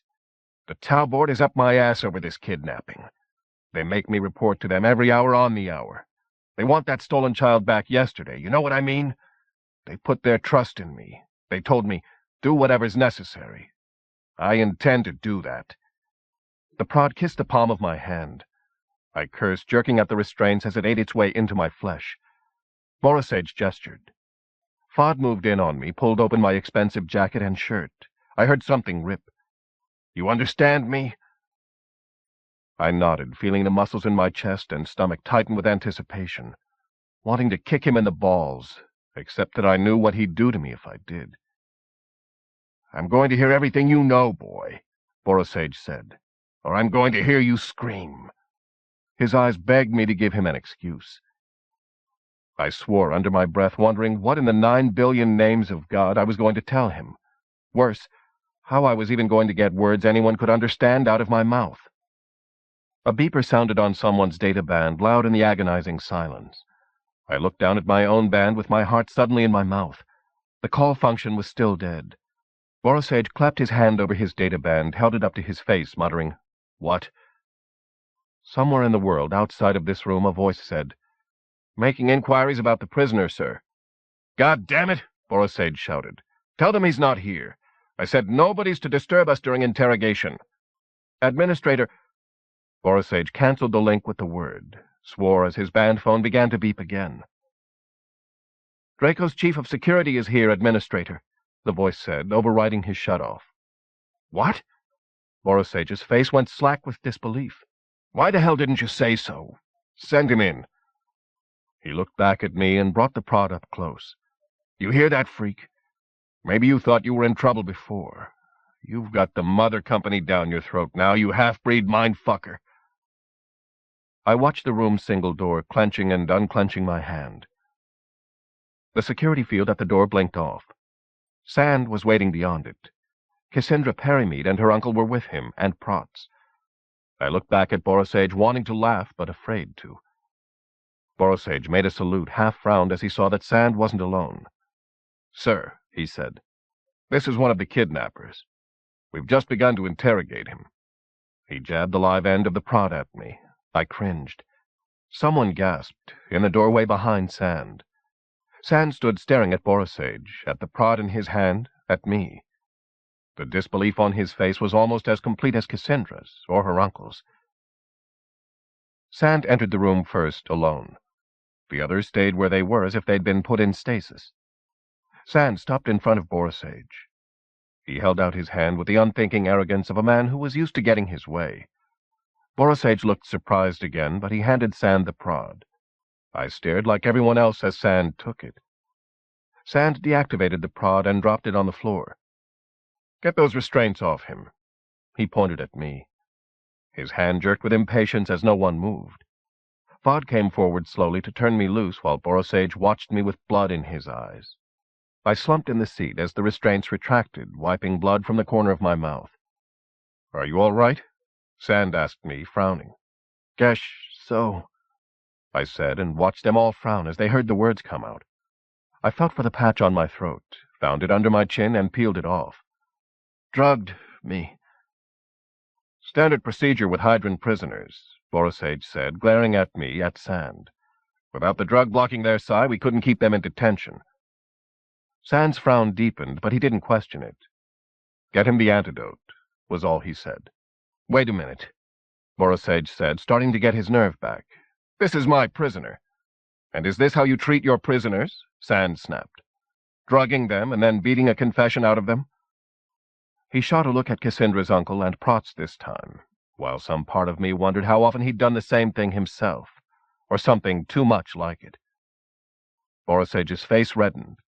"No, sir," he said sourly. "Just the freaks." Resentment and incomprehension filled his face as he realized that Sand wasn't here for the reason he'd expected, that he had no idea what the hell Sand really wanted from him. "This breed was involved in the kidnapping of a human child by Hydran radicals." Barely controlled anger stretched his voice to the breaking point. "We caught him red-handed. The board ordered me to do whatever was necessary to get the child back. I was just following orders." Sand glanced at me again. Behind him I saw Cassandra and the others still gaping like virgins at the door of a whorehouse. "You have arrested the wrong man, Borosage," Sand said, his voice as empty of emotion as his mirrored eyes. "And you were just about to put him in the hospital for no reason at all." "No, sir." Borosage swelled up like he'd sucked poison. "We caught him holding the missing child's ID over in Freaktown, and he's wearing a data band, which is stolen property, because, as you know, sir, mixed bloods are ineligible for full Tau citizen status." Sand glanced at me in sudden surprise. His eyes searched out my data band. He studied me a minute longer, running God only knew what kinds of analyses on my responses with the cyberware behind his eyes. But he only said, "Until about 3 hours ago, your prisoner and I were attending a formal reception with these people here." He gestured. "The reception being held up at the Erie for the xenoarchaeology team that your government has brought here to study the cloud reefs. Your prisoner is a member of that team. He has been on planet for less than a day. I'm sure he has some explanation for this." He glanced at me again, back at the sullen knot of corpses. "Give him the antidote." Borosage nodded, barely. Fod came and stuck another patch on my neck. I waited, silent, until enough time had passed for my speech to come around. I said, slowly and carefully, "I went for a walk. I wanted to see the Hydran town." I glanced away from their expressions. "A woman with a child ran into me. She said someone was chasing her. She seemed frightened. I thought I could help her." I wondered again why she hadn't just teleported herself and the child to somewhere safe. "I didn't know it wasn't her child. I didn't know it was the corporate security who wanted her, until it was too late." I shrugged, keeping my face empty the way I'd learned to do in old city interrogation rooms. "You didn't wonder about the data band?" Sand asked, his face as expressionless as mine. "I didn't have time to think about it," I said. That was true enough. No time to wonder if I was being set up or why. Just because I was a stranger? Or because she'd known what I was? I remembered her fingers touching my face, the look in her eyes. A sourceless pain filled me that was more like loss than betrayal. "You always come to the aid of complete strangers in a—" Sand broke off, looking at, but not into my eyes for a second too long. "When you know nothing about the situation?" "Yes," I said, looking back at him. "If it looks like they need my help." I wouldn't have thought Old City taught that kind of lesson. He raised his eyebrows. "It didn't," I said, still meeting his stare. Sand made a motion that might have been a shrug, whatever that meant. "The situation here tonight was not what you thought it was," he said. I sat waiting, but no one said anything more. Slowly I pulled my shirt together and refastened it, pulled my jacket back onto my shoulders. My hands kept fumbling the job. I glanced up, meeting Cassandra Perimede's pale, tense stare. I looked away again, wiped half-dried blood off my chin.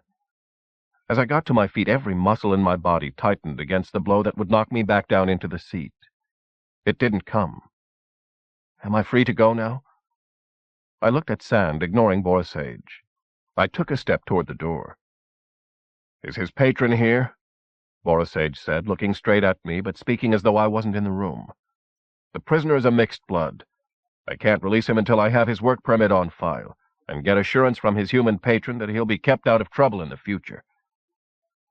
I swore under my breath, saw Borisage's goons go on alert as I swung around. "He's a citizen of a federal district, Quarro," Cassandra's uncle said, too sharply. "He's not subject to Tau's resident alien laws. I determined Tau policy in this sector." Borisage's jaw tightened as if Perimede's tone had pushed him 1 centimeter too far. "I'm responsible for enforcing the laws here, and until I'm told different by the board, anybody who sets foot here is subject to my interpretation of those laws. All individuals of Hydran heritage," he spat the words like phlegm, "are required to have a human patron who will assume responsibility for them. Otherwise they are not permitted free access to areas under Tau's dominion." "I'm his patron," Cassandra said, pushing forward. Her lips were a white line. "I'll certify any data you want." "Open record," Borisage muttered to some data port on him or somewhere in the room. An ugly smile pulled at his mouth. "And just what sort of use will you be making of this individual of mixed blood, Mez Perimede? Would that be professional or recreational?" Cassandra blushed blood red. Janos Perimede muttered a curse and stepped forward. Sand caught Perimede's arm in a hard grip for as long as it took Perimede to control his temper. Sand's expression didn't change, but I saw Borisage mottle with anger and realized they must be communicating, arguing probably, subvocally, wearing some kind of bone boxes. Humans had to rip open and rewire their bodies with artificial circuitry to give themselves even a pale copy of the psionic abilities a Hydran was born with. Even Borisage must need some kind of augmentation to let him do his job. I studied his alloy skull plate, wondering just how altered he was. At last Sand looked at me again. "You're free to go," he said tonelessly. "This regrettable misunderstanding has been cleared up. Draco offers you its sincere apology for any discomfort or embarrassment this incident has caused you. I'm sure that since your interference in a security action resulted in the escape of a kidnapper, you will have no complaints to file about your treatment here." He stared at me, deadpan, with unblinking eyes. Finally he looked at Borisage again. "Our regrets," Borisage said, cold-eyed, flexing his hands, and I wondered what it was he was regretting. I didn't say anything, knowing enough to keep my mouth shut. I saw the anxiety that filled Cassandra's face, and her uncle's, as they watched me. I nodded finally, swallowing my anger like the taste of blood.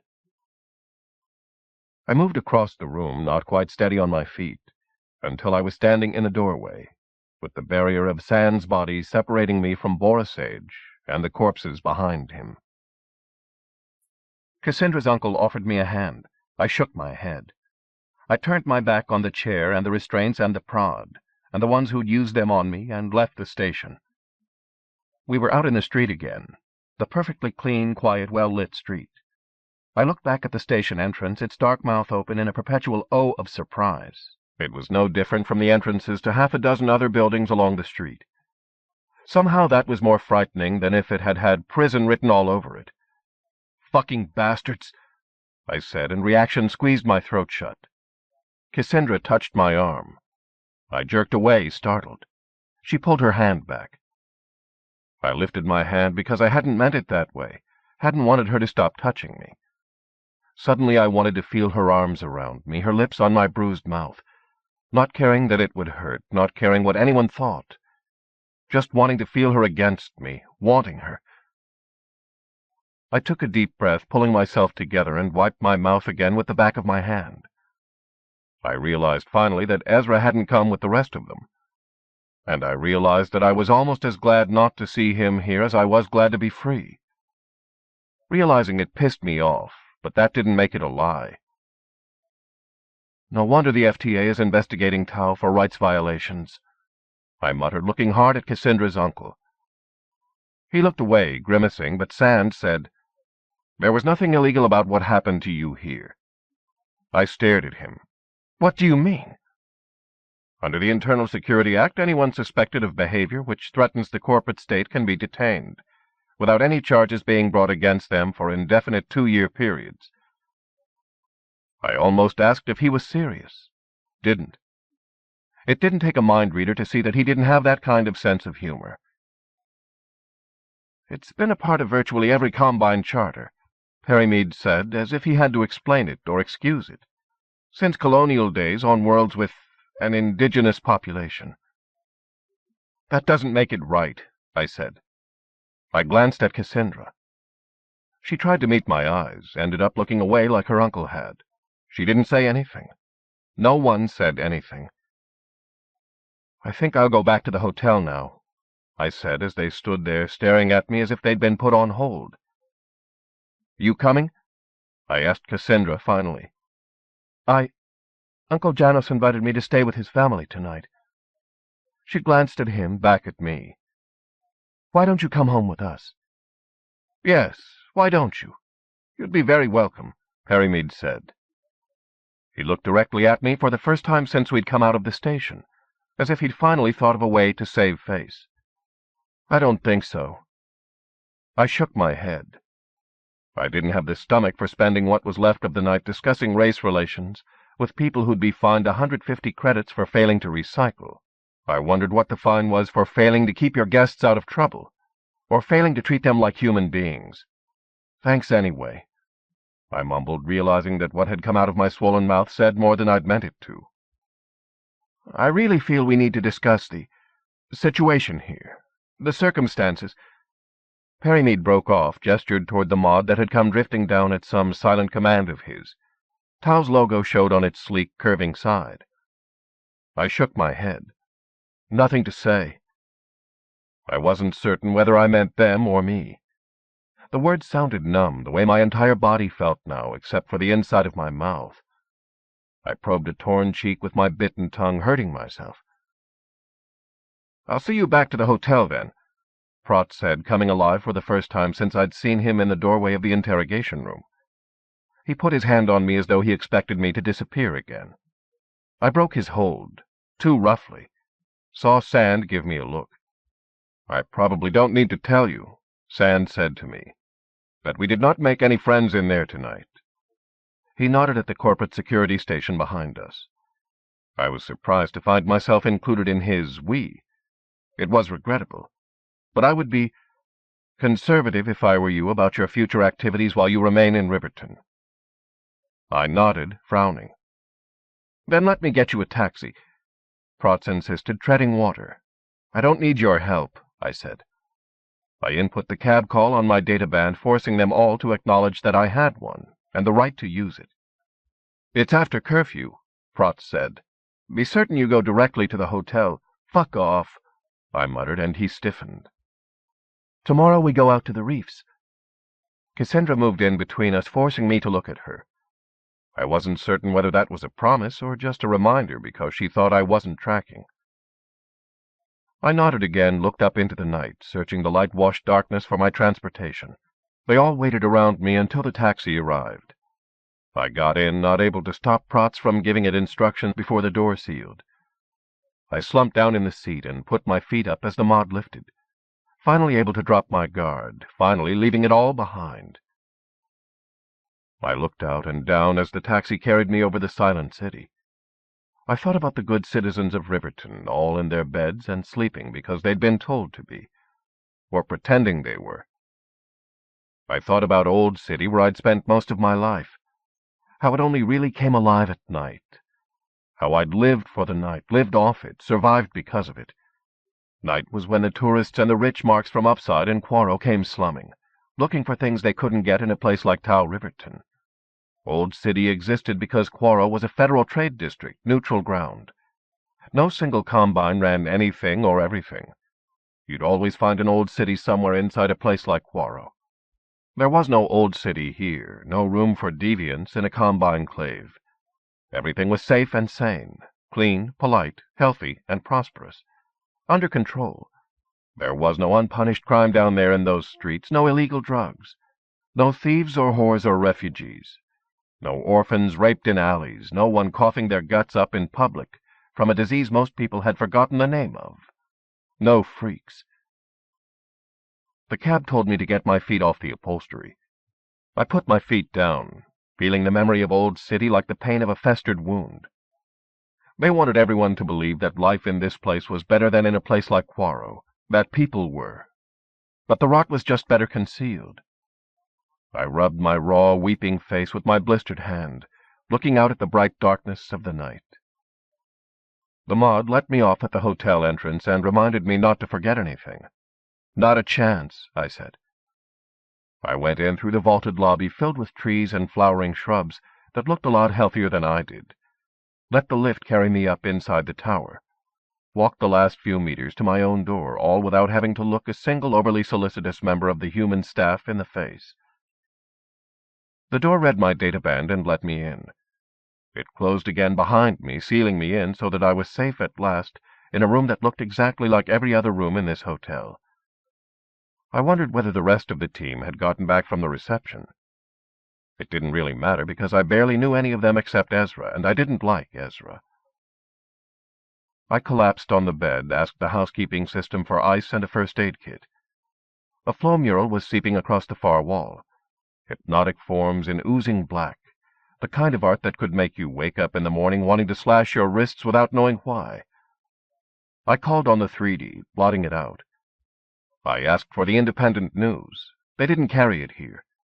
I watched the replay of the Tau late news flicker on instead, half-listened through a rogues gallery of people who'd been caught smuggling porn, littering, or leaving a public toilet without washing their hands. There should have been something about the kidnapping. There wasn't. There was a short, empty piece on the arrival of the research team, though, with scenes of the party at the Erie. It closed with a view of the cloud reefs and a long shot of the cloud whales themselves. I reached for a headset and requested every visual the system had on file of the reefs and the cloud whales. The room disappeared around me as the mask fitted itself against my face. I canceled the sound because I already knew anything a Tau voice feed would have told me. For a few minutes at least I could be somewhere I wanted to be, feeling the touch of the wind, looking out across view after view as each one carried me deeper into the mystery my senses called beauty. Until at last the feed of images, the reef formations laid out on the green earth like offerings for the eye of God, the cloud whales blown like sunlit smoke across an azure sky, bled away into neural static. I lay still until the final phantom image had burned itself out of my nerve endings. When the visions were gone, the memories of tonight were still waiting.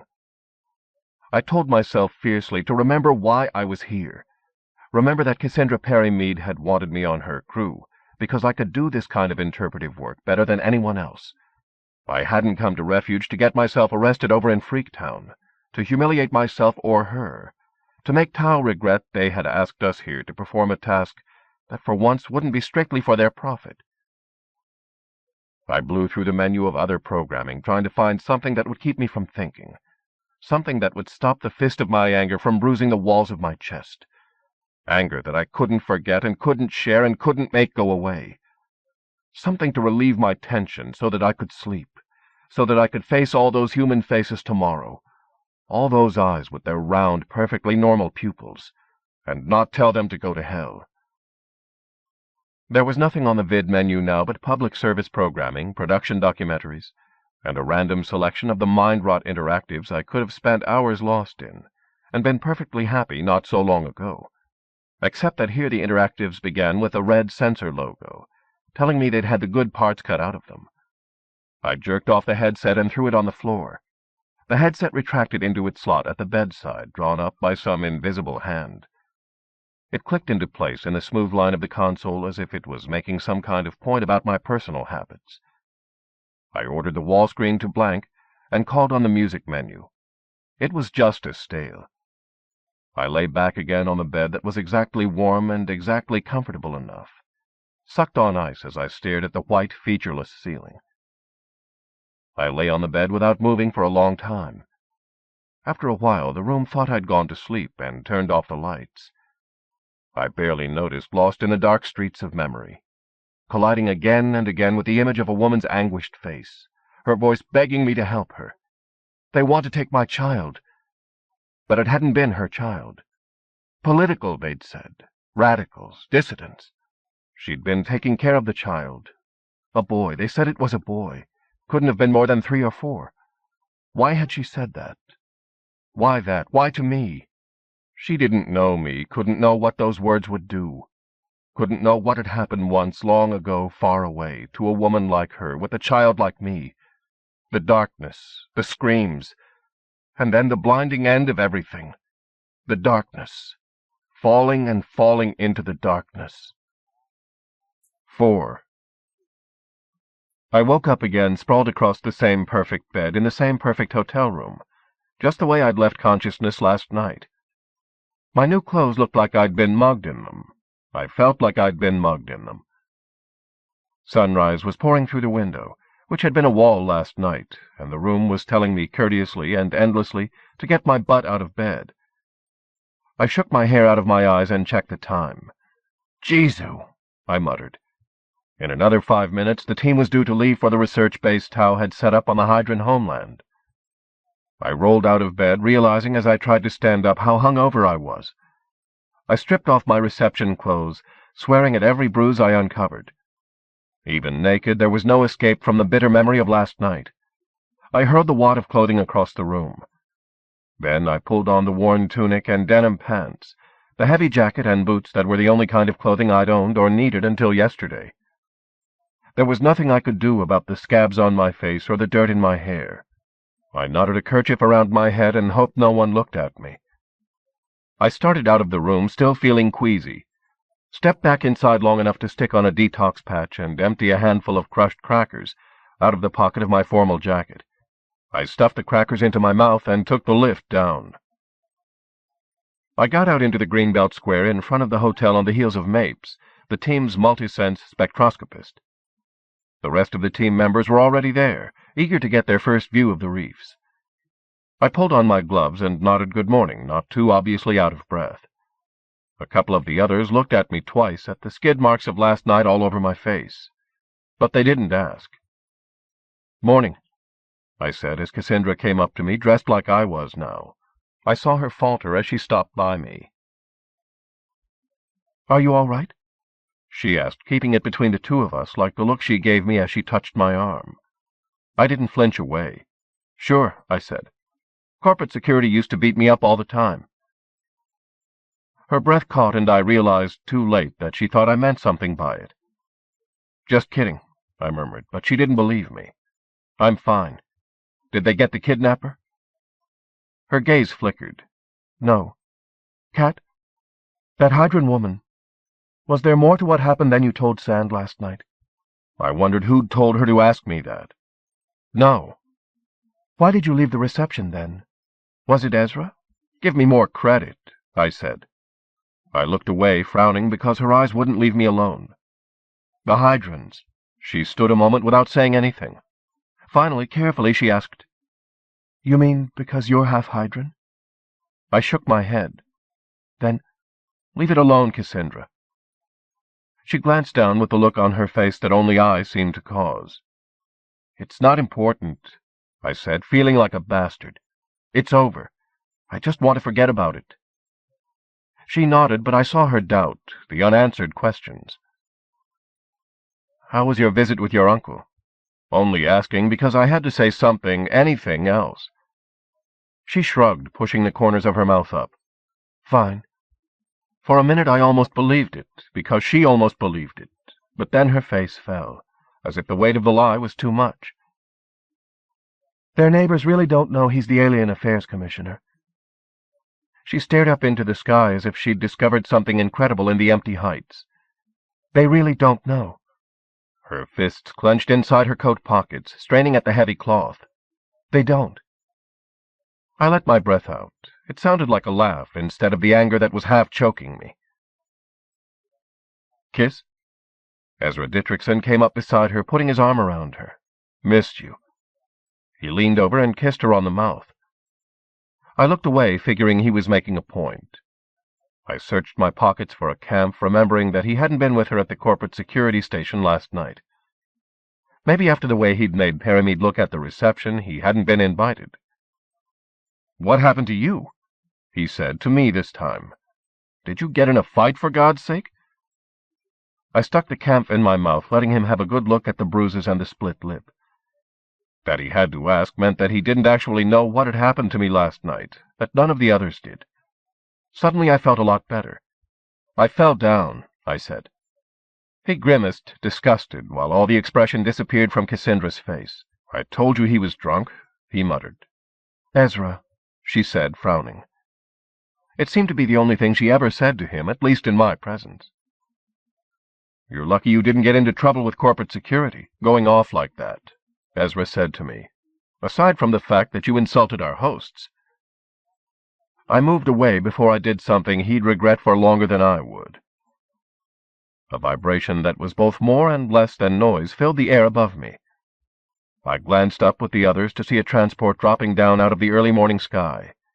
It settled onto the smooth surface of the landing terrace, its metallic skin flooded with logos in Tao's Combine colors, endless safety warnings, and a diarrhea of instructions. The hatch opened and Protz stepped out, wearing thermal clothing. I saw other figures waiting behind him in the shadowed interior. I wondered whether any of them were Hydran, since the whole reason for our team's existence was to study the cloud reefs the Hydrans considered sacred ground. I wondered whether anyone had asked the Hydrans what they thought of our mucking around in their religious traditions. Probably not. I watched as the others exited one by one. They were all human. I wasn't sure whether I was disappointed or relieved. The 2 FTA inspectors I'd seen at the party were here, a woman named Osuna and a man named Givechi. Neither of them looked like they inspected to enjoy this much. Protz looked nervous. I wondered if he was afraid I'd spill my guts about last night. He didn't meet my eyes. The last person out of the transport didn't look like he belonged with the rest. He could have been a hitchhiker, except for the Tau logos on his coat. He was tall and lean, probably in his late 20s, with black hair and dark eyes. His face was long and skeptical-looking, weathered to a kind of nutmeg color that reminded me of faces I'd seen in Freaktown, although I was sure he was all human. Protz began to make introductions. That seemed to be his entire reason for existing. He introduced the stranger as Luke Wauno, a cloud spotter for Tau. I looked at Wauno again, with more interest. What he did was observe and record the movements of the cloud whales, except for today when his job seemed to be playing guide for us. Wauno nodded, if he made any response at all, to each person he met. He looked like he'd rather be in the middle of nowhere, staring at the sky. The only time he opened his mouth, or even cracked a smile, was when Protz introduced him to Cassandra. I saw him say a couple of words to her. Noticed his teeth were crooked. You didn't see that much. When Protz got to me, Wauno met my stare, and I could see his interest. "Hydran?" he asked me. And because there was nothing behind the words, no insult, I nodded. "Half." His deep-set eyes flicked over the people around us. "Then I guess you're not a refugee." "Not lately," I said. He studied my face again, checking out the damage. His hand rose to the small beaded pouch that hung from a cord around his neck. "Don't let them make you into one," he murmured. He shook his head and turned away as Protz closed in on us, frowning. Wauno started back toward the transport. I followed with the others. Cassandra got the seat beside his, up front where the view was the best. Ezra took the seat next to mine, looking resentful and sullen, even though as usual I didn't see any reason for it. Wauno leaned back in his seat and plugged his fingers into the control panel. I hadn't noticed anything unusual about his hands, only his teeth. Even his augmentation had been sanitized by Tau. The transport took us up, leaving the plaza and the city behind like an afterthought. I took a deep breath, looking ahead as we dropped off the edge of Tau's world, following the river over the falls and on along its snake-dancing course into the eroded landscape of the reefs, the heart of the Hydran Reservation. The homeland, Tau called it, as if one part of this world could belong more to the Hydrans by right than another. I forced myself to stop thinking about Tau, forced myself to stop replaying memories of last night and focus on the new day. I was about to experience something incredible, something that ought to put all our lives into some kind of perspective. The cloud whales, the creatures responsible for the existence of the reefs, had been a part of this world longer than either humans or Hydrans. They were colony creatures, each individual made up of countless separate motes functioning together like the cells of a brain. They absorbed energy directly from sunlight, substance from the molecules of the air. They spent their entire existence in the sky, condensing the atmospheric water vapor until they were shrouded in fog. To someone looking up with only human eyes, they were indistinguishable from the real thing. And looking down, if they did, nothing that humans or Hydrans had ever done here on this world seemed to concern them. Nothing about their own existence was permanent. Their forms mutated endlessly with the restless motion of the atmosphere. Their thoughts flowed and changed, each one unique, shimmering, and random. But like the hidden order inside the chaos of a fractal pattern, there were moments of genius hidden in their whimsies. And their thoughts were unique in another way. They had physical substance. As solid and tangible as human thoughts were insubstantial. The cloud whale's cast-off musings fell from the sky, a literal fall of dreams. The Dreamfall accreted in areas where the cloud whales gathered, drawn by something about the landscape, the weather conditions, fluctuations in the planet's magnetosphere. Over time, the excrement of their thoughts, their cast-off mental doodlings, formed strange landscapes like the one that was passing below us now. After centuries or millennia, the reefs had become strata hundreds of kilometers long and hundreds of meters thick, rich with potential knowledge.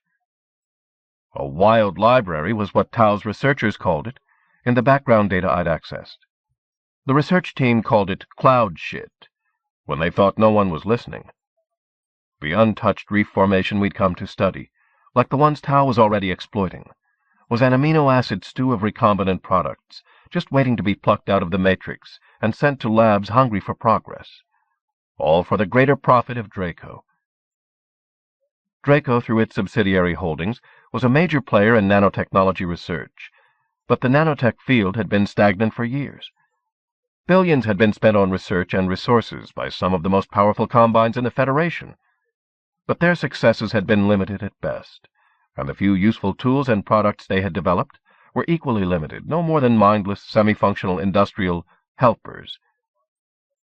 Proteins, especially enzymes, were nature's own nanotech, and the reefs were riddled with protoid matter so complex and bizarre that for the most part no one had ever seen anything like it. Tau sent their most promising discoveries to specialized labs throughout Draco's interstellar hegemony, where researchers analyzed the structures and tried to reproduce the folding. Draco found a way to synthesize the ones that had potential, or if no technology existed that was sophisticated enough to reproduce a find, they demanded more of the raw product from Tau's mining operations. But the same matrix that had produced bio-based machines stronger than diamond, and the hybrid enzymatic nanodrones that made suralloy production possible, was booby-trapped with unpredictable dangers. There were fragments of thought that did nothing but good, far more that were simply incomprehensible. And then there were the ones that could only be described as insane. The reef matrix kept them inert, potential, harmless. But complex proteins degraded rapidly when they were removed from the stabilizing matrix. And there were soft spots, vacuoles inside the reef itself where the matrix had begun to decay. The decaying matter could cause anything from a bad smell to a kiloton explosion. There were 1,000 different biohazard disasters just waiting for careless excavators. The data box my brain had been marinating in folded shut and shunted back into long-term memory, suddenly leaving my thoughts empty. I let them stay that way. My mind sidestepped into a silence where no one else existed, where nothing existed for me but the reef along the river course below us, layer on layer of monolithic dreamscape.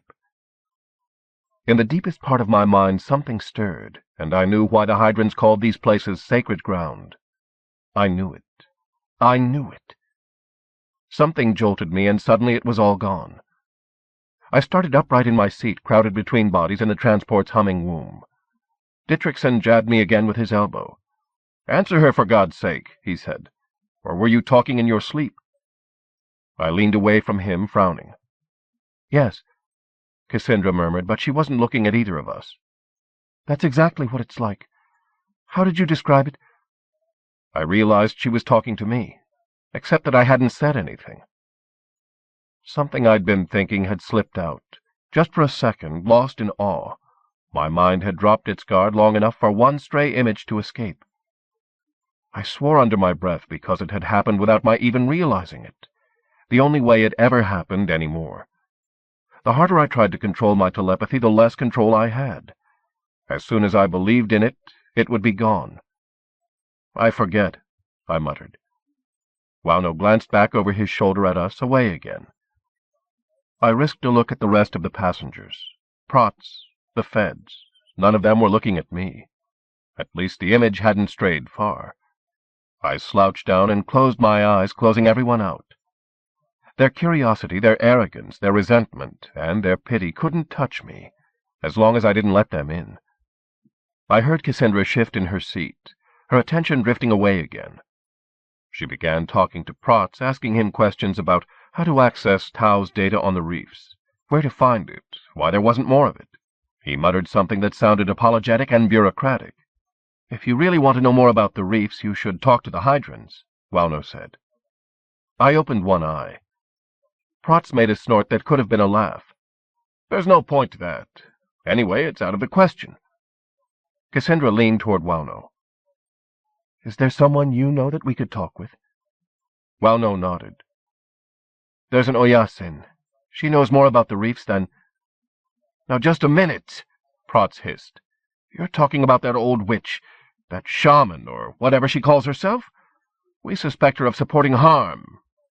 You aren't seriously suggesting that members of this research team go into the homeland and look her up?" He glanced at the two feds sitting in the rear of the transport as if he didn't want this conversation going any further. "Nobody's ever proved anything against her," Wauno said. "At best, she's nothing but a con artist. She'll tell you anything you want to hear." Prots glared at the back of Wauno's head. "And since she can read your mind, she knows what you want to hear." He looked back at Cassandra, pointing his finger. "And then she'll want you to pay for it, just like the rest of them. For God's sake," he muttered, lowering his voice even more as he looked at Wauno again. "How can you even mention her with a straight face? And why are you encouraging outsiders to involve themselves with Hydrans, given the current situation?" Wauno looked out at the sky and didn't answer. I shut my eyes and kept them shut. I stayed like that for the rest of the flight, letting the conversations drone on around me until finally I did doze off. I wasn't sure how long I'd slept by the time we reached the initial survey site. The transport led us out on a spit of beach caught in the river's meander below the reef face. Everything we'd need to begin preliminary data collection was already there, in dome tents laid out with all the precision of Tau Riverton, as painless as anesthesia. Workers were still moving around the site doing the setup. They all wore the same heavy maroon coveralls. They looked up at us as we entered the camp with nothing much in their eyes but dull resentment. I wondered what they had to feel resentful about. And there were more Tau Vips waiting for us. That didn't seem to bother anyone except me, until Cassandra's uncle stepped out of the cluster of bodies. Sand was with him. Perimead gestured at me. I glanced at Cassandra, saw the surprise on her face, and then the confusion as he shook his head, signaling her to stay where she was. "What now?" Ezra muttered behind me. I started across the open ground toward Perimead and Sand, not looking back, not looking ahead either. I had no idea what they wanted. I only knew that if they were here in person, it had to be something I didn't want to know about. "What?" I said to Perimead, barely able to keep my voice even, with nothing left to make the words civil. "It's about last night, the kidnapping," he said, looking like a man with a gun to his head. I stopped breathing. Shit. I met his eyes, saw the blank incomprehension as he registered what showed in mine. "Let's get it over with," I muttered, feeling a dozen sets of eyes holding me in a crossfire. "I thought you couldn't do that," he said. "What?" I said again, probably looking as confused as he did this time. "Read minds. I thought you were dysfunctional." I felt the blood come back to my face in a rush. "I am. What about it?"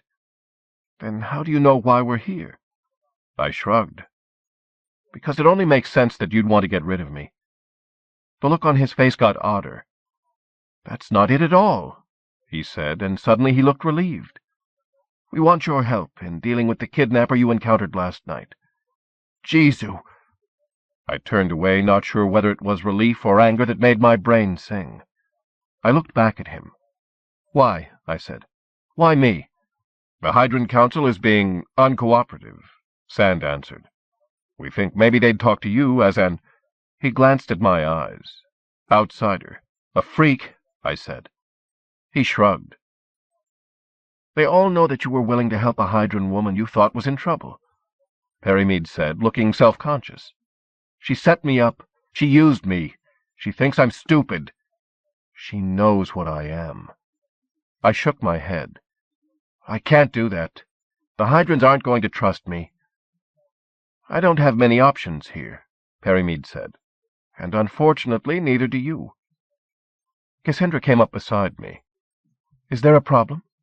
she said, matching the look on Perrymead's face as it turned to annoyance.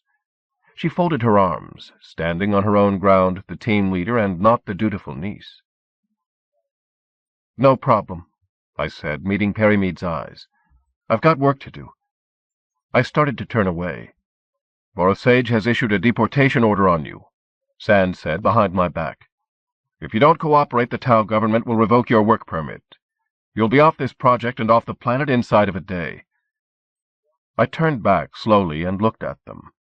Sand with his inhuman eyes, Perrymead hanging on invisible puppet strings beside him. "You miserable bastard," Cassandra whispered so far under her breath that even I barely heard it. I wondered which one she meant. Hoped for her sake it was Sand. "What is this?" she asked. "Uncle Janos." "It's about the kidnapping." I jerked my head at Sand. "They want me to be their cat's paw." Cassandra stared, the only one of them who got the reference. "Go-between," Perrymead said. "Our go-between with the Hydrans, Cassandra. We're not getting the cooperation we need from the Hydran community to rescue the kidnapped child. Under the circumstances, it seems that Cat is the logical person to help us, the only person who might have a chance of gaining the Hydrans' trust or cooperation." He turned back to me. "We really need your help, son." "Right," I said. "Damn it! This is asinine!" Cassandra's fists settled on her hips as she looked from Perrymead to Sand. "You brought us here to do work for you. I thought that was important to Tau's rehabilitation. How in the 9 billion names of God are we supposed to do this work if you're already interfering with it?" "Cassandra," Perrymead said. He glanced at Sand, too, as if he wasn't sure about what he was going to say next. "The kidnapped child is your cousin." "What?" she said. "Who?" "My nephew Joby. My wife's sister's son." "Joby? The baby?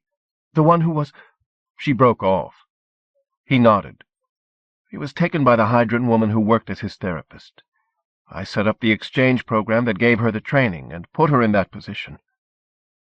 Realization filled her eyes. "My God," she murmured. "Why didn't you tell me last night?" He glanced at Sand again. "I didn't even find out myself until this morning." His voice was even, but there was resentment in it. "This whole situation is one that the Tau government wants played down for a number of reasons." He glanced away again, not looking at any of us this time. I followed his line of sight to the spot where the two feds were standing out of earshot, listening to Ezra lecture them about the equipment. "But especially because they believe the boy was taken by a radical group. His safety depends on our keeping this quiet. If it becomes public knowledge, there could be incidents that would endanger Joby's safety and hurt people on both sides of the river. And make the feds ask questions you don't want to answer," I said. He frowned. "That is not the point." "Yes, it is. It's Keiretsu. Don't make judgments about situations you don't understand," Sand said irritably. He turned back to Cassandra. "I am extremely sorry for this intrusion. You will have no further interference from us, I promise you. But your team will have to function without one of its members for now. Whether that is a temporary or a permanent situation is up to him." He bent his head at me. I scratched my face, winced. "So if I go and I talk to the Hydran Council, that's it?" I glanced at Perrymead, back at Sand. "If they won't deal with me, then you'll leave me alone?" Sand nodded. I nodded, finally. "All right," I said. I glanced at Cassandra. "I'm sorry." She shook her head. "No, I'm sorry." She looked at her uncle. He looked down. I wondered what she was thinking as she walked away and left us standing there. Wauno raised his eyebrows as Perrymead ordered him to take us back to Tau Riverton. But he did it not asking any questions. Maybe he was more of a company man than I'd thought, or maybe he just didn't give a damn. When we were over Riverton again, Perrymead gave Wauno an address and told him to take us down. "What are we doing?" I said. "I thought we were going to meet with the Hydrans." "We're making a stop here," Perrymead said, acknowledging my existence for the first time since we'd gotten into the transport. "I want you to meet the parents of the missing child." I stiffened. "You didn't say anything about that." "I want you to meet my sister-in-law," Perrymead said. "I want you to have some sense of who she is and what she's been through." I felt my face flush. "No." Wauno glanced back at us and away. "If you really understand what she's going through, then it will be easier for you to make the Hydrans understand it." "Or would you rather have us drop you at the corporate security station for your escort off the planet?" Sand murmured. Wauno glanced back over his shoulder again. I folded my arms across my chest, my hands clenching on the heavy folds of my jacket. "I really hope we don't have to do that," Sand said. I looked out the window and didn't say anything. Wauno landed us on a public access and we got out. He touched his forehead with his fingers in a kind of salute, nodding at me before he sealed the hatch again. I watched the transport rise out of reach and disappear into the cold morning sky. Perrymead led the way across a perfectly landscaped park space to a high-rise plex. Sand stayed a little behind me without seeming to, ready to step on my heels if I lagged. I didn't see a single piece of litter or dog shit anywhere as we walked. The residence complex reminded me of my hotel and every other building I'd been inside of since I got here. Maybe it looked more expensive. Before long we were standing in front of a door on an upper floor. The security system took Perrymead's ID and let us in. A small, neat, dark-haired woman met us inside. Her upslanting brown eyes searched our faces, looking for something, a sign, hope. She didn't find it. Her own face was colorless where it wasn't red and swollen, as if she'd cried for a long time recently. But she wasn't crying now, and her face settled into resignation. "Janos," she said, "there's no news." It could have been a question, an answer, or just something to say. Perrymead shook his head. "I'm sorry, Ling." The woman seemed to recognize Sand. Her glance skittered off his face, landed on me as Sand gave me an unobtrusive shove forward. "So far the Hydrans have been reluctant to give us information," Perrymead said, "if they actually have any to give. But we've brought someone with us who may be able to help." He nodded at me as another man came into our line of sight. The man was tall and dark. He had on a corporate security uniform. I froze, not sure whether he was supposed to be the father or one of Borosage's goons. But his uniform had different data patches. He was in plant security. The father. He put his arms around the woman. The grief on his face matched hers. They looked me over silently for some clue about what I was doing here until their combined gaze reached my face, registered my eyes. Then they knew. The man shook his head. The woman's mouth made a silent, "Oh." In the space behind them I noticed 5 or 6 other people watching, waiting. Friends or family, maybe. One of the women came forward, touched Perrymead's arm, spoke to him. He nodded, distracted, and she moved away again. She was small and dark-haired, with the same upslanting eyes as the mother. I wondered if she was the woman's sister, Perrymead's wife. "This is Cat," Perrymead said. "He's with the xenoarchaeology team. He was the last person to see the kidnappers last night." I realized that what he meant was the last human. "I thought I should bring you together to share what you know about what happened." Sand gave me another hidden elbow. I had to move or fall down. I took one painful step and then another into the home of the people whose child I'd helped kidnap. I groped through my memories of last night in Borosage's interrogation room until I found their names. I seemed to remember Ling and Bernal Natasa. Their son was Joby. I wondered whether Perrymead had forgotten to introduce them to me because he really was as worried about their child as they were, or whether he was just being an inconsiderate shit. I supposed it didn't matter, either way. "Cat," the woman said dubiously the way people usually did. I nodded, still not looking directly at either of them. They led us into a large open room that looked out on sky and parkland. The other visitors didn't follow. Everything in the room was expensive, spotless, and perfectly matched to everything else. I settled into a modular seat with its back to the view. The sight of so much open space made me dizzy. The parents sat down across from me under a 3D screen tuned to the endless drone of the town newscast. I wondered whether they actually believed it would tell them something. The man ordered it off, and suddenly the wall was a blank slate, white, empty. Sand and Perrymead were still standing at the limits of my vision, almost out of sight, but not out of mind. I hugged my chest and waited. "You saw Joby and Miya last night?" the father asked. I made myself look into his eyes and nod. "Where?" he asked, when that was all I did. In the Hydran town," I said, not sure why just saying that made my face burn. "You have relatives there?" the mother asked me, as if she thought that was why I could help them. Or maybe because that was the only reason she could imagine for anyone going to Freaktown. "No," I said, glancing away. "Yes," Perrymead said, "in a sense," as I looked up at him, frowning. I looked down again, knowing that it was already obvious to everyone here that I had Hydran blood. "Did you try to stop her?" the father asked. "Did you see our son? Was he all right?" Looking back at my memories, I realized the boy in her arms could have been dead for all I knew. But somehow I didn't think so. It was dark. I saw them for less than a minute. It all happened so fast. My hands knotted together between my knees. "He helped them get away from corporate security," Sand said. "For God's sake!" The father half rose from his seat. I glared at Sand. "She said it was her child. She said they were trying to take her child." "So you believed you were helping her, then?" the mother asked, her voice thready, her eyes intent. I nodded, biting the insides of my mouth. "Is that what corporate security thinks?" the father asked, glancing from Perrymead to Sand. They questioned him thoroughly. Sand's unblinking silver eyes glanced off the scabs and bruises that had made half my face look like some kind of bizarre Cosmo job. Everyone's eyes were back on me then.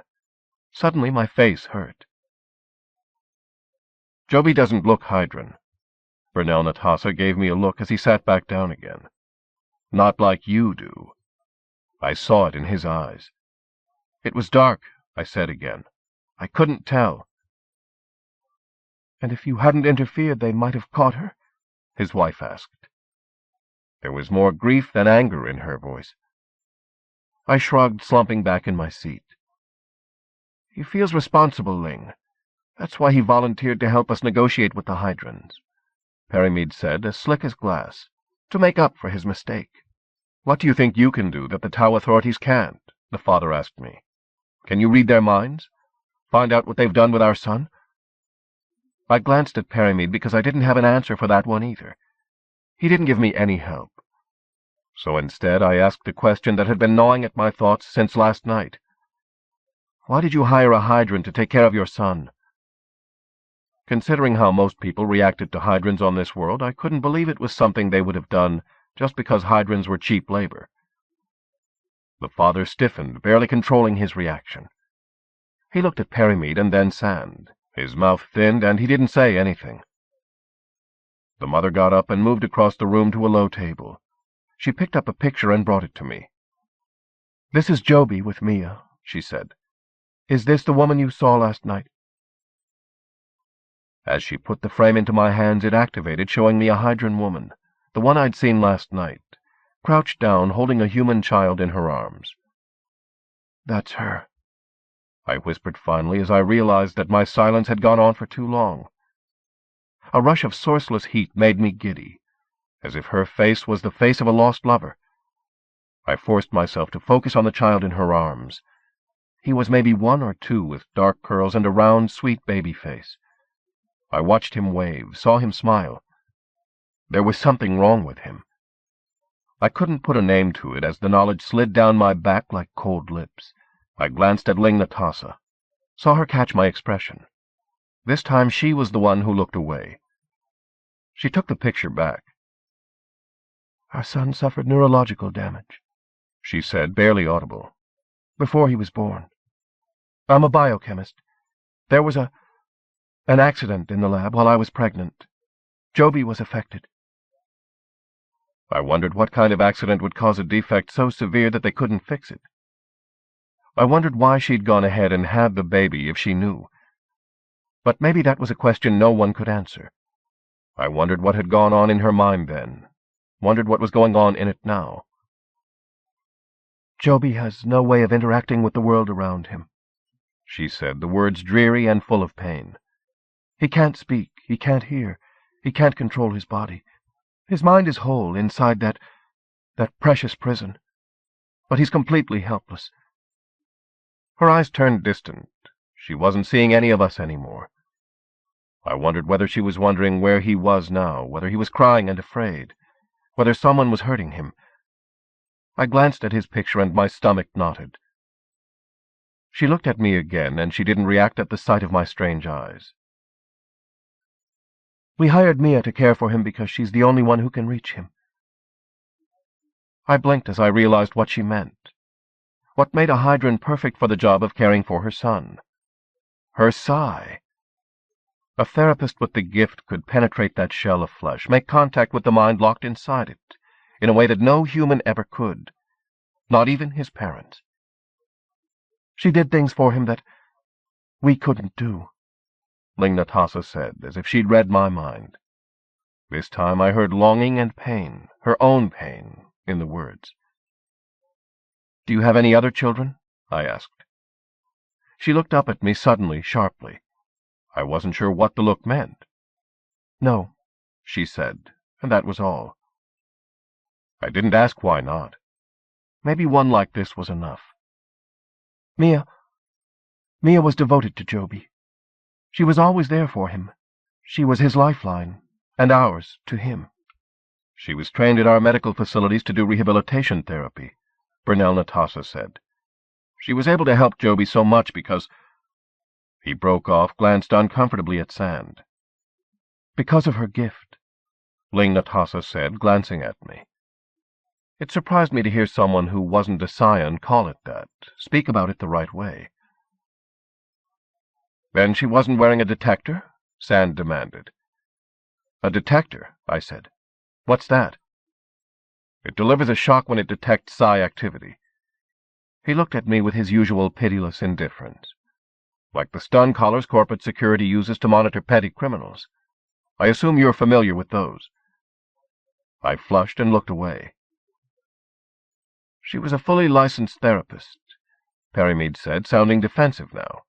"She was the first to complete the program, a cooperative program that I set up with the support of Riverton's Medical Center and the Hydran Council. They were training Hydrans as therapists to help patients like my nephew, who can't be helped by conventional treatment. Joby's condition gave me the idea for it." Sand half frowned, but he didn't say anything more. "Miya was like a part of our family," Ling Natasa said. "Why would she do something like this?" She looked at Perimead this time, her eyes begging him to make sense of something that was beyond her comprehension. He shook his head. "We've heard rumors." Brunel Natasa glanced over his shoulder at the visitors waiting in the next room. "Everyone's heard about rituals the Hydrans have," he said bitterly. "That they steal our children and use them—" "Jesu!" I pushed up out of my seat. I caught Sand's warning gesture, sat down again. His gaze pinned me there. "It's not true," I said, glaring at him, at all of them, even though it could have been for all I knew about how Hydrans lived. But my gut told me only a human could do a thing like that, or even imagine it. "How do you know?" Brunel Natasa said. "If you're not one of them." I stared at him, at his uniform. "Cat is a xenologist," Perimead answered. "He works with Cassandra. You know how much time I've spent with the Hydrans, Brunel. I'm sure he's right." Natasa shook his head. "Borisage said he has cases on record. District Administrator Borisage has many years of experience dealing with Hydrans, but I think we all know that he also has certain limitations." Perimead mouthed the words as if they were hot, glancing at Sand. But corporate security's concern about the involvement of Hydran dissidents in your son's kidnapping isn't unjustified, considering the situation within the Tau Keiretsu. Did this Miya ever mention anything about the inspectors or the FTA? I asked. Were you involved in anything that the Hydrans might not have liked? Something she might have picked out of your thoughts? No. They both said it so quickly that it seemed to echo. Their eyes met, and then they both looked at me. Is he a telepath? The husband asked Perimead. Perimead shook his head with no hesitation. Cassandra must have told him that I'd lost my Psi. Maybe that was why he'd brought me here. Because I was safe. There was a reason why most humans didn't want a mind reader anywhere near them. Everyone had things they wanted to hide, and a telepath didn't just eavesdrop on conversations. He could listen in on your most intimate secrets. The Natasas must be a matched pair of saints if they were willing to share their home with the Hydran. Or else they loved that crippled child more than the Keiretsu, more than their work, their privacy, themselves. But then I saw the look they exchanged as my question registered, the looks that went on changing the other faces in the room, always turning them grimmer. And I knew that whatever these people were, they weren't innocent. I could almost feel their hidden panic. There had to be secrets, big ones, bad ones, filling the silence around me. Right then I would have given a year of my life to have one blood-red drug patch riding behind my ear, the kind that could lay open the scar tissue blinding my gift and let me see, for an hour, for even 10 minutes, for however long it took. But I didn't, and I couldn't. And maybe it didn't matter anyway. It wasn't my problem, any of it, except the missing child. And that was only because my guilt said I'd been to blame. I'd do whatever Perimead and Sand told me to do, knowing it wouldn't help anything. Do it because then they'd leave me alone and my conscience would leave me alone, and I could get back to doing things that were important to me. I looked up again directly into Ling Natasa's gaze. Memories stabbed me behind the eyes the way it had last night. But this time the pain was genuine. Reality had reached into this expensive, perfect room, into 2 comfortable, protected lives, and destroyed all their illusions in one irreversible moment. There was no escape for anyone from grief and pain, from fear that wore the face of a lost child, helpless, crippled, afraid, in the hands of strangers, aliens. Her husband put his arms around her again. This time when he looked at me, I still saw it, the grief and the fear. "I'll do what I can," I murmured, hating how it sounded, wanting, needing to have something better to say. "I know how you feel," I said finally. I looked away as the disbelief in their eyes turned the empty words back on me. Perimead and Sand were already on their feet, looking eager to be gone now that they'd gotten what they'd come for. I followed them through the empty goodbyes and out of the building, more eager to leave than they were. When we were out in the open plaza again, I raised my head for long enough to see what expressions Perimead and Sand were wearing. "What do you want me to do?" I asked, hoping they had more of an idea than I did. Perimead glanced at me as if he wondered why I wasn't angry anymore. "Some of the leaders of the Hydran community have agreed to see me, to discuss the situation and what might be done about it." He sounded as if he didn't want to say that much. "I want you to come with me to meet them." I wondered what was wrong with everyone here, whether they were all that paranoid about keeping an appearance of control, or whether Tau's axe was always that ready to fall on someone's neck. I sat down on a bench. "Maybe you ought to tell me more about it," I said. "I'm not a mind reader." I took out a camp and stuck it between my teeth. Their mouths quirked. I sat watching them stand, uncomfortable against the backdrop of Tau Riverton's deceptive order. "You don't want the feds to know this is happening, do you?"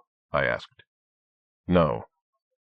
Sand looked back at me with his unblinking eyes. "What we're doing is damage control at this point. We want this matter settled cleanly and quietly, immediately." That explained why there hadn't been anything on the news about the kidnapping. "Why did the Hydran woman take the boy? You said she was working with terrorists?" "The Hydran Aboriginal Resistance Movement," he said. "A radical group. They've sent us a list of demands for the boy's release." Harm? I said, realizing what the letter spelled. They call themselves Harm? We do, Perimead murmured, rubbing his neck. They don't use the term Hydran. The Hydrans prefer to call themselves simply the Community. The Human Federation had called them Hydrans because we'd first encountered them in the Beta Hydri system. But the real meaning of the name cut far deeper. In human mythology, the Hydra had been a monster with 100 heads. What kind of demands are they making? The usual, Perimead said, sounding tired. More autonomy, but also more integration, more job opportunities, more of Tau's money, reparations for the entire planet which they claim we stole from them. They want the Federation's attention turned on them, while the FTA's inspection team is here. That sounds fair to me, I said. I rolled the camp between my fingers, focusing on the bitter cold heat inside my mouth. Perimead raised his eyebrows and sighed. I'm sure it does to them, too. It even does to me when I try to see it their way. But it isn't that simple. It wasn't Tau that took control of this world away from them, or Draco for that matter. He glanced at Sand as he said it. If they had more autonomy at this point, what good would it do them? They've come to rely on Tau as their support system, just as much as Tau's human citizens. Possibly more. The Hydrans have no real technological or economic base. They lost their interstellar network long before we got here. Where would they be without us? I put the camp back between my lips so that I didn't have to answer.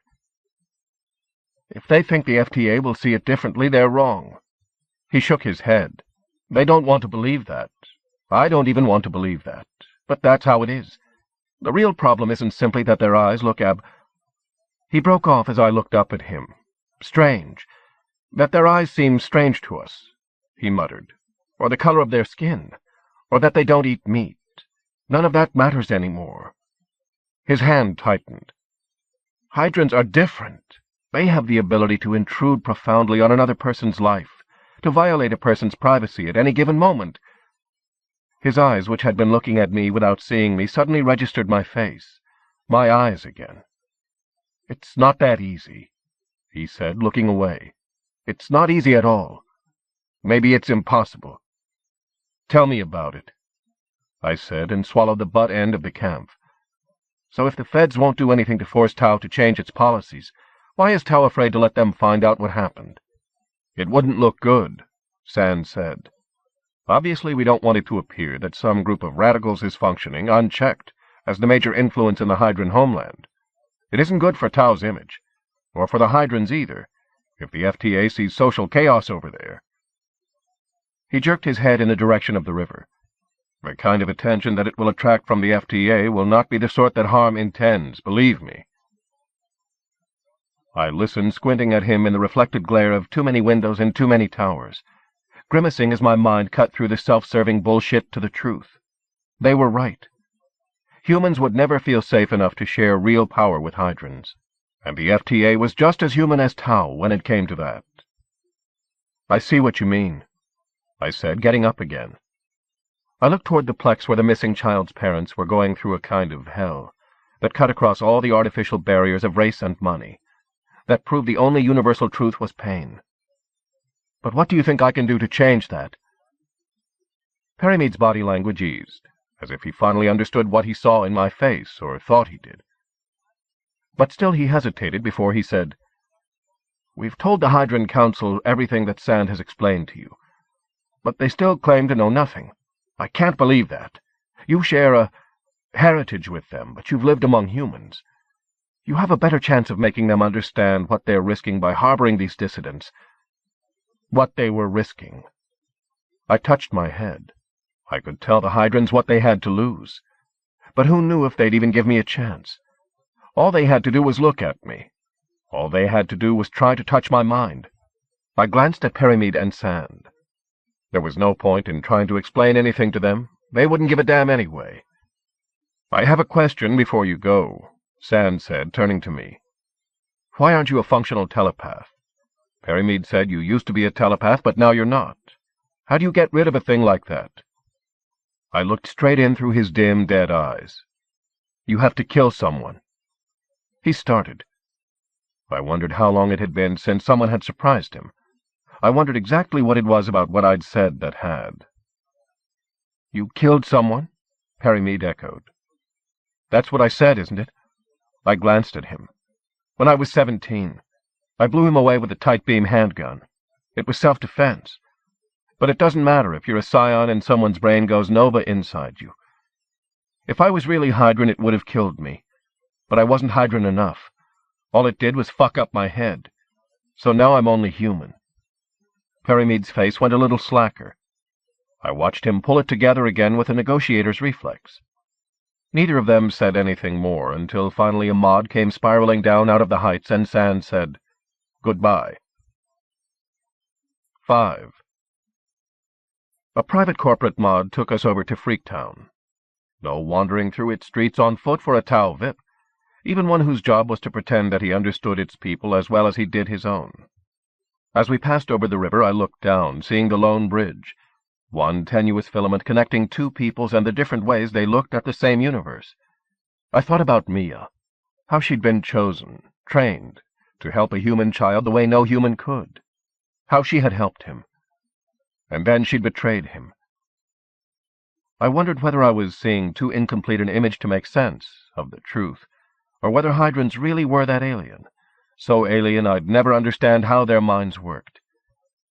The mod came down again somewhere deep in the heart of Freaktown. We stepped out into the enclosed courtyard of a sprawling structure Perrymead told me was the community hall. Community meant Hydran to Hydrans. Community, communing, communication, to live in a commune, to have a common destiny, history, mind. My own mind played with the word like a dog gnawing a bone, finding meanings layered inside meanings, wondering whether any of them were ones the Hydrans had intended. Here in the courtyard, sealed off from the decaying streets, there were actually a few shrubs and trees, a few of the colors of life, only a little dusty and overgrown. I looked down.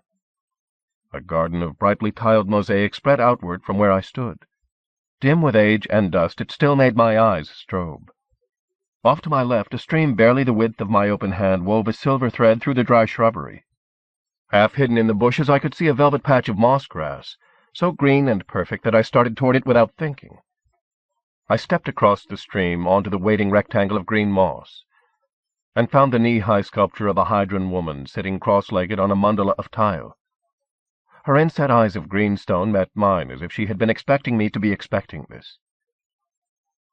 No one in the courtyard could see what I was seeing now. No one would ever see it, who didn't step across the stream. I smiled. I looked up as someone emerged from the shadows at the far side of the courtyard. A Hydran, striding toward the others as if he was only human, as though he didn't have a better way to get from one place to another. He was one of the guests from the reception last night. My memory offered up his name, Hanjan. He stopped almost in mid-stride as he saw me. The look on his face was the same look my own face still wore, pure astonishment. I stepped back across the stream into the courtyard. He stood perfectly still watching as I rejoined Perrymead by the mod. At last he made a small bow and said something in a language that must have been Hydran. "What did he say?" I murmured to Perrymead. "I don't know," Perrymead said. "Some sort of greeting. I don't know what it means." "You don't speak their language?" It wasn't that difficult to learn a language by accessing, and someone at his level in a corporate government had enough BioWare to let him run a translator program, if accessing was too much trouble for him. "Why not?" He shrugged and looked away from me.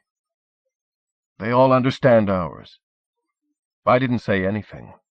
I just went on looking at him. "Besides," he murmured, as if I'd said what I was thinking, or maybe because I hadn't, "the Hydrans claim all language is only second best, so there's really no difference." "Yes, there is," I said. I looked away again, listening for something else, trying to tell whether Hanjan reached out to me with his mind, trying to be open, waiting for a whisper, a touch, anything at all, desperate for any contact, for proof that I wasn't a walking dead man or the last one alive in a world of ghosts. But there was nothing. I watched the Hydran's face. Emotion moved across it like ripples over a pond surface. I didn't know what the emotions were because I couldn't feel them. Couldn't prove that he was real any more than I could prove that I wasn't utterly alone here. "Miss Perrymead," he said, glancing away from me as if I didn't exist. "We have been expecting you. But why have you brought this one," meaning me, "with you?" The words were sing-song but almost uninflected, not giving anything away. "Mes Hangen," Perrymead said, trying to hold himself as still as the Hydran did. He looked like he was trying to hold back water. "I asked him to come." "No," I said, forcing myself to meet Hangen's stare. "You asked me to come. Last night at the party." We were all speaking standard now. I wondered whether anyone from Tau had ever bothered to learn the Hydran's language. I wondered suddenly why Hydrans even had one, needed one, when they could communicate mind to mind. The data on Hydran culture that was freely accessible on the net was so spotty I hadn't been able to learn even that much about them. Hangen made a small bow to me. "That is true. However, I hardly expected, under the circumstances—" He broke off, looking toward the spot where I'd discovered the hidden statue. He shook his head, glancing at me again as he began to turn away. He stopped suddenly and turned back, making eye contact with us. "Excuse me," he murmured. "I meant to say, please follow me. The members of the council are waiting." "Are they all like that?" I muttered as we started after him. Perrymead shrugged and grimaced as Hangen disappeared into patterns of light and shadow.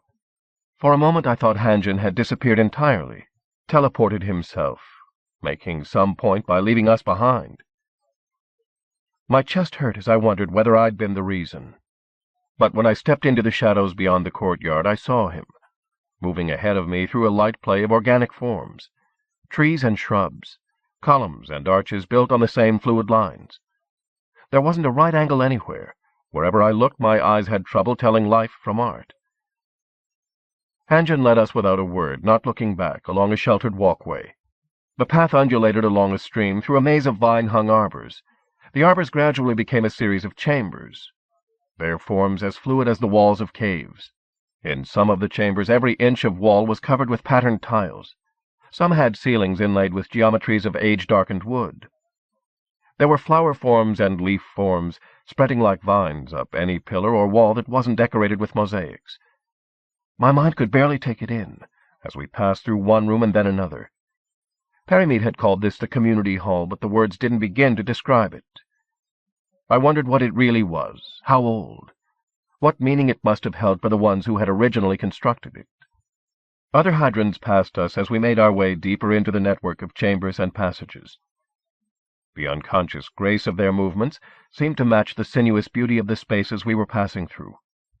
I kept my gaze fixed on the ceiling, the walls, the floor, afraid to meet anyone else's eyes, afraid I'd catch them looking in through mine. At last we entered an echoing vault of a room where a dozen other Hydrans waited. They sat or kneeled at a low free-form table, looking toward us as if they'd been expecting us. I looked away from them, looked up, and thought I was looking at the sky. Above us there was a blue translucent dome painted with clouds. Birds or something like them were soaring toward the brightness of the sunlit zenith, as if they'd been startled into flight by our arrival. I stopped dead, looking up, stood staring a moment longer until my mind finally convinced my eyes that what they were seeing wasn't real, that the bird-like things were only images, frozen in flight against a painted sky. No wings fluttered. There was no movement toward that burning blaze of light. I looked down, the room and its faces rushing back into place around me. "Remarkable, isn't it?" Perrymead murmured as he passed me.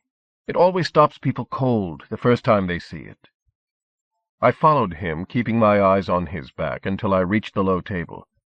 Around it were seats, more than enough, although some of the Hydrans kneeled on mats on the floor.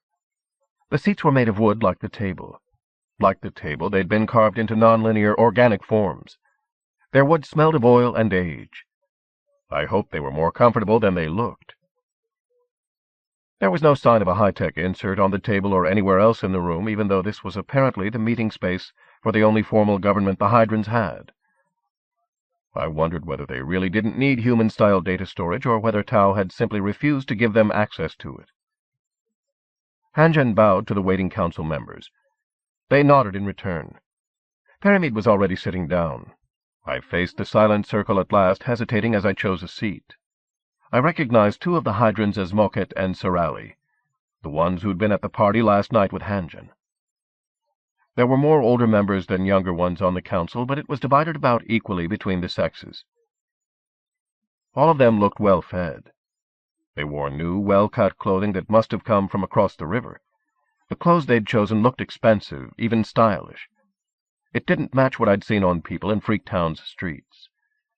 Neither did the jewelry they wore, and there was a lot of it, although some of the pieces were odd and old enough to have been heirlooms. Several of them wore nose rings, which were definitely not the look over in Riverton.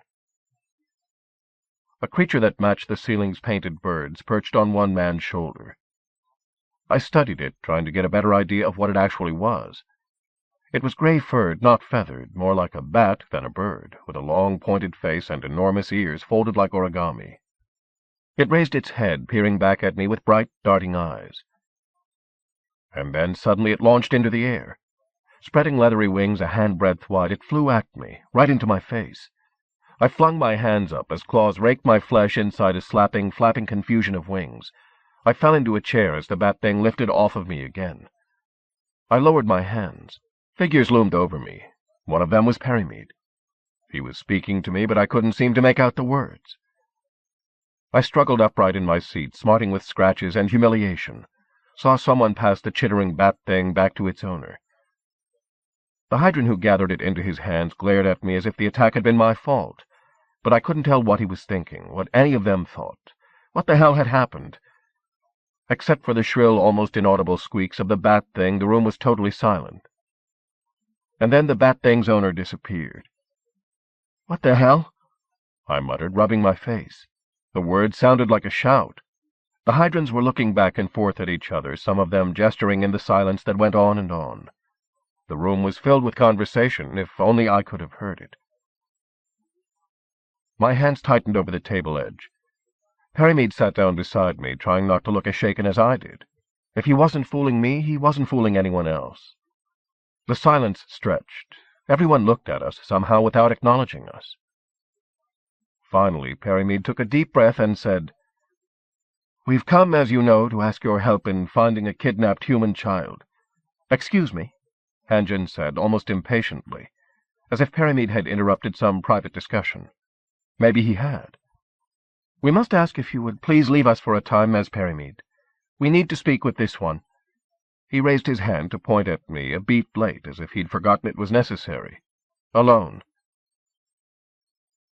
And then, seeing the surprise on Perimead's face, he said, "Forgive me, Janus, we mean no offense. I know we have serious matters to discuss.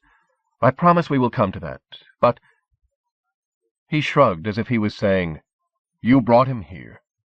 Perimead got to his feet, looking down at me where I sat dumbly in my seat.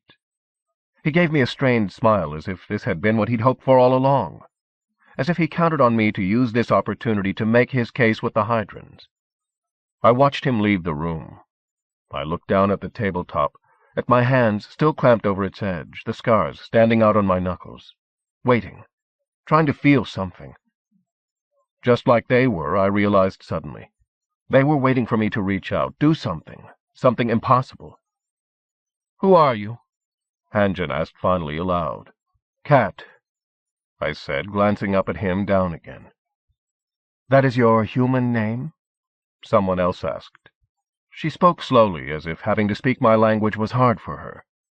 "Is that all the name you have?" It wasn't the same question that humans always asked me, or at least wanted to.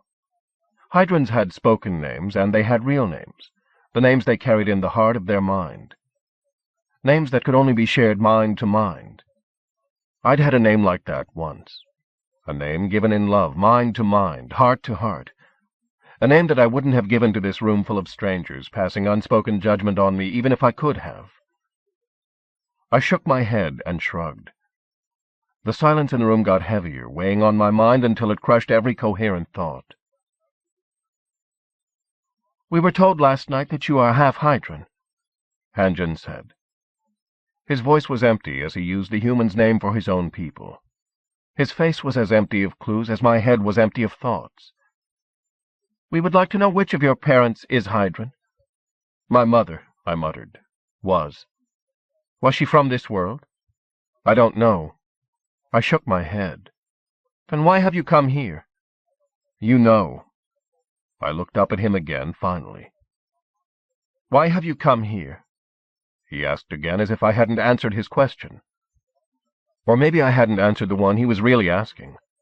I tried again. I'm with the Xeno-Arc research team Tau hired to study the reefs here on the homeland. He shook his head slightly and his mouth pinched. He rubbed the bridge of his nose.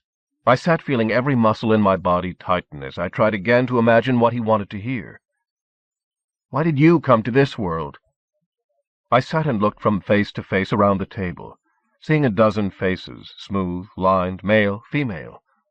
All of them fine-boned Hydran faces, their green cat-pupiled eyes fixed on me. And suddenly I knew the answer to his question. Because there was a hole in my life.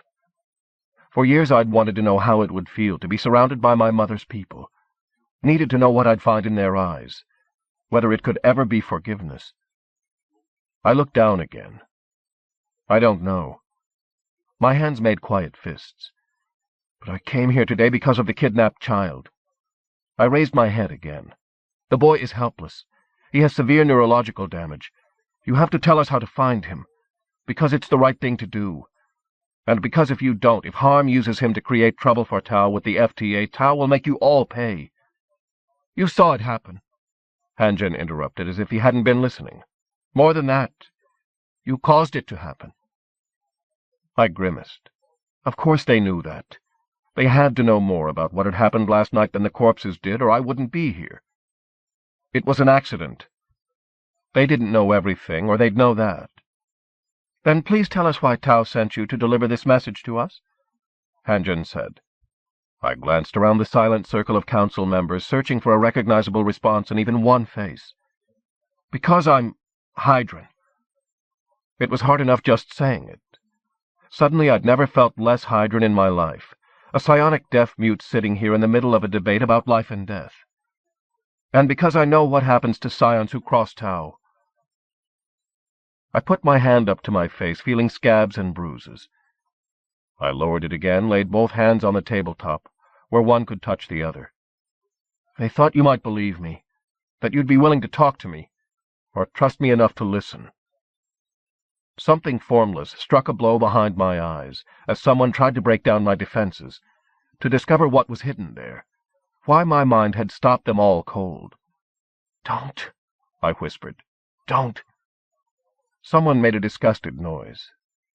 There was another sourceless collision inside my head. "Stop it!" I shouted, pushing to my feet. I stood there, barely breathing, while the silence healed again seamlessly. No one else moved. They were all staring at me. I dropped back into my seat. "Why are you closed, then?" Moket, the woman I'd seen at the reception, demanded, her voice sing-songy and sharp. She gestured at my head. I frowned. "I'm not." My fingers twisted the gold stud in my ear. "Perhaps you are not aware," Hanjin said slowly, as if he was groping for words. "Because you are not really Hydran." He broke off. "I mean, because you have lived so long among humans. You are not aware that what you are doing is considered offensive. What am I doing?" I leaned forward, wanting him to tell me it was only that I was talking too much or too loudly, wearing stupid clothes, forgetting to say thank you. "Your mind is completely closed." He glanced away as if even mentioning it embarrassed him, as if I should have known. I shook my head. "Are you ascetic?" someone said. "Have they sent a ascetic to us?" "A what?" I asked. "No," Hanjin said tonelessly. "He is not ascetic. A user of Nefes." He looked back at me. "The humans," I heard the capital H, "give Nefes to our people in their prisons, because otherwise they cannot hold us. Some prisoners become addicted to the drug because it blocks their psi. They choose to withdraw from their lives, their gift, their humanity, as you would say. It is a sickness they bring back home and spread it among the hopeless." I put my hand up to touch the spot behind my ear where nothing was, knowing that a single drug derm of Topolase AC would let me use my psi any time, anywhere. With enough drugs to numb the pain, I could be a telepath again. Just like I could have gotten up and walked on broken legs. But there was nothing behind my ear. "Why are you closed, then?" the woman repeated. Hydran silenced her with a single shake of his head. He faced me without looking directly at me, as if looking at me hurt his eyes. "Among the community, one tries always to keep one's mind a little open, so that others can read one's mood, see that one's actions are sincere and well-meaning. The more open one is, the more respected one is. Within limits, of course. Just as to keep a complete silence, to close your mind like a fist, is an insult." He met my stare, finally. "To assault your privacy was also an offense." He glanced at some of the others, who were frowning now around the table. "For which I apologize. I hope you will understand, and help us to understand you." He bent his head as if he were inviting me to explain, expecting me to open my mind to them now that he'd shown me what the problem was. I shook my head. "You won't?" Moket snapped. "Then how can we trust you, a stranger, a mixed blood?" Her tone said half Hydran meant freak on this side of the river, too. "You came into the community and caused this trouble," Sir Ali said. "What are we to think," someone else muttered, speaking to Hydran, "when the humans send such a one to us, asking for our help? Except to think they want trouble for us with the FTA, too. Maybe an excuse to take over the last of our sacred grounds? Why should we believe anything you say when all you give us is words?" "I can't," I said, my guts knotting, my mind clenched. "I can't do it." Knowing they had every right to ask didn't change anything. I couldn't do it. Couldn't.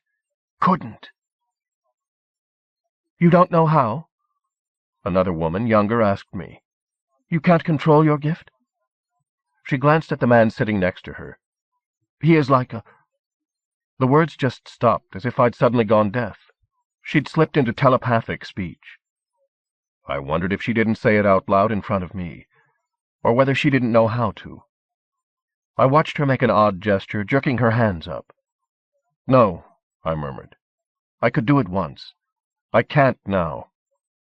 The urge to confess rose in my throat. I swallowed it down. Hydran pressed his lips together. "I am what the humans call an ombudsman, you know. I am trusted by the community to look into troubled minds, to search out the blockage, to try to heal or resolve it." "You can't help me," I said, almost angrily. "No one can. A lot of others have tried." "A lot of humans," he said softly. "Will you allow me?"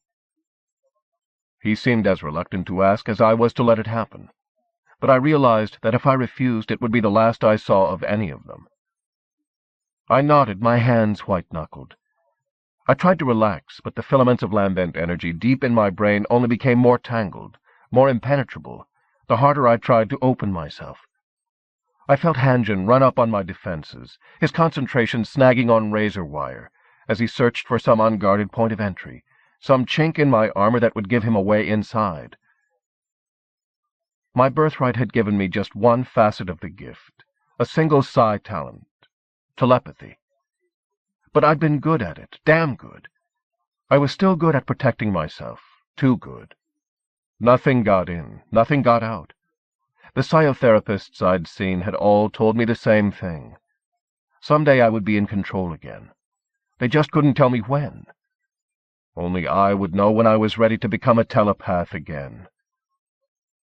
But I was never going to be ready, not for this, letting a stranger loot the wreckage of my life, letting him put a name to every one of my sins, witness the moment I'd made a bloody ruin of another telepath's mind and body, using my mind and a gun. I could never let them see what I'd told to Perimead and Snow, who'd never understand. I could never let them see the truth. Death! Hydran spat out the word, pressing his eyes. Slowly he lowered his hands. "You are filled with death." He shook his head, staring at me. "You have killed?" he demanded. "How could they send you to us knowing you have done such a thing? Did they think we would not see it? Did they really think we are as blind as they are?" I shut my eyes. The other council members stood up one by one around the table, spitting on me with words. Spoken words, some in a language that I couldn't understand, some that I could. and none of them were forgiving or kind. Then they began to disappear, blinking out of existence as I watched. I felt the soft inrush of air against my skin. "Stop!" Hangen said out loud.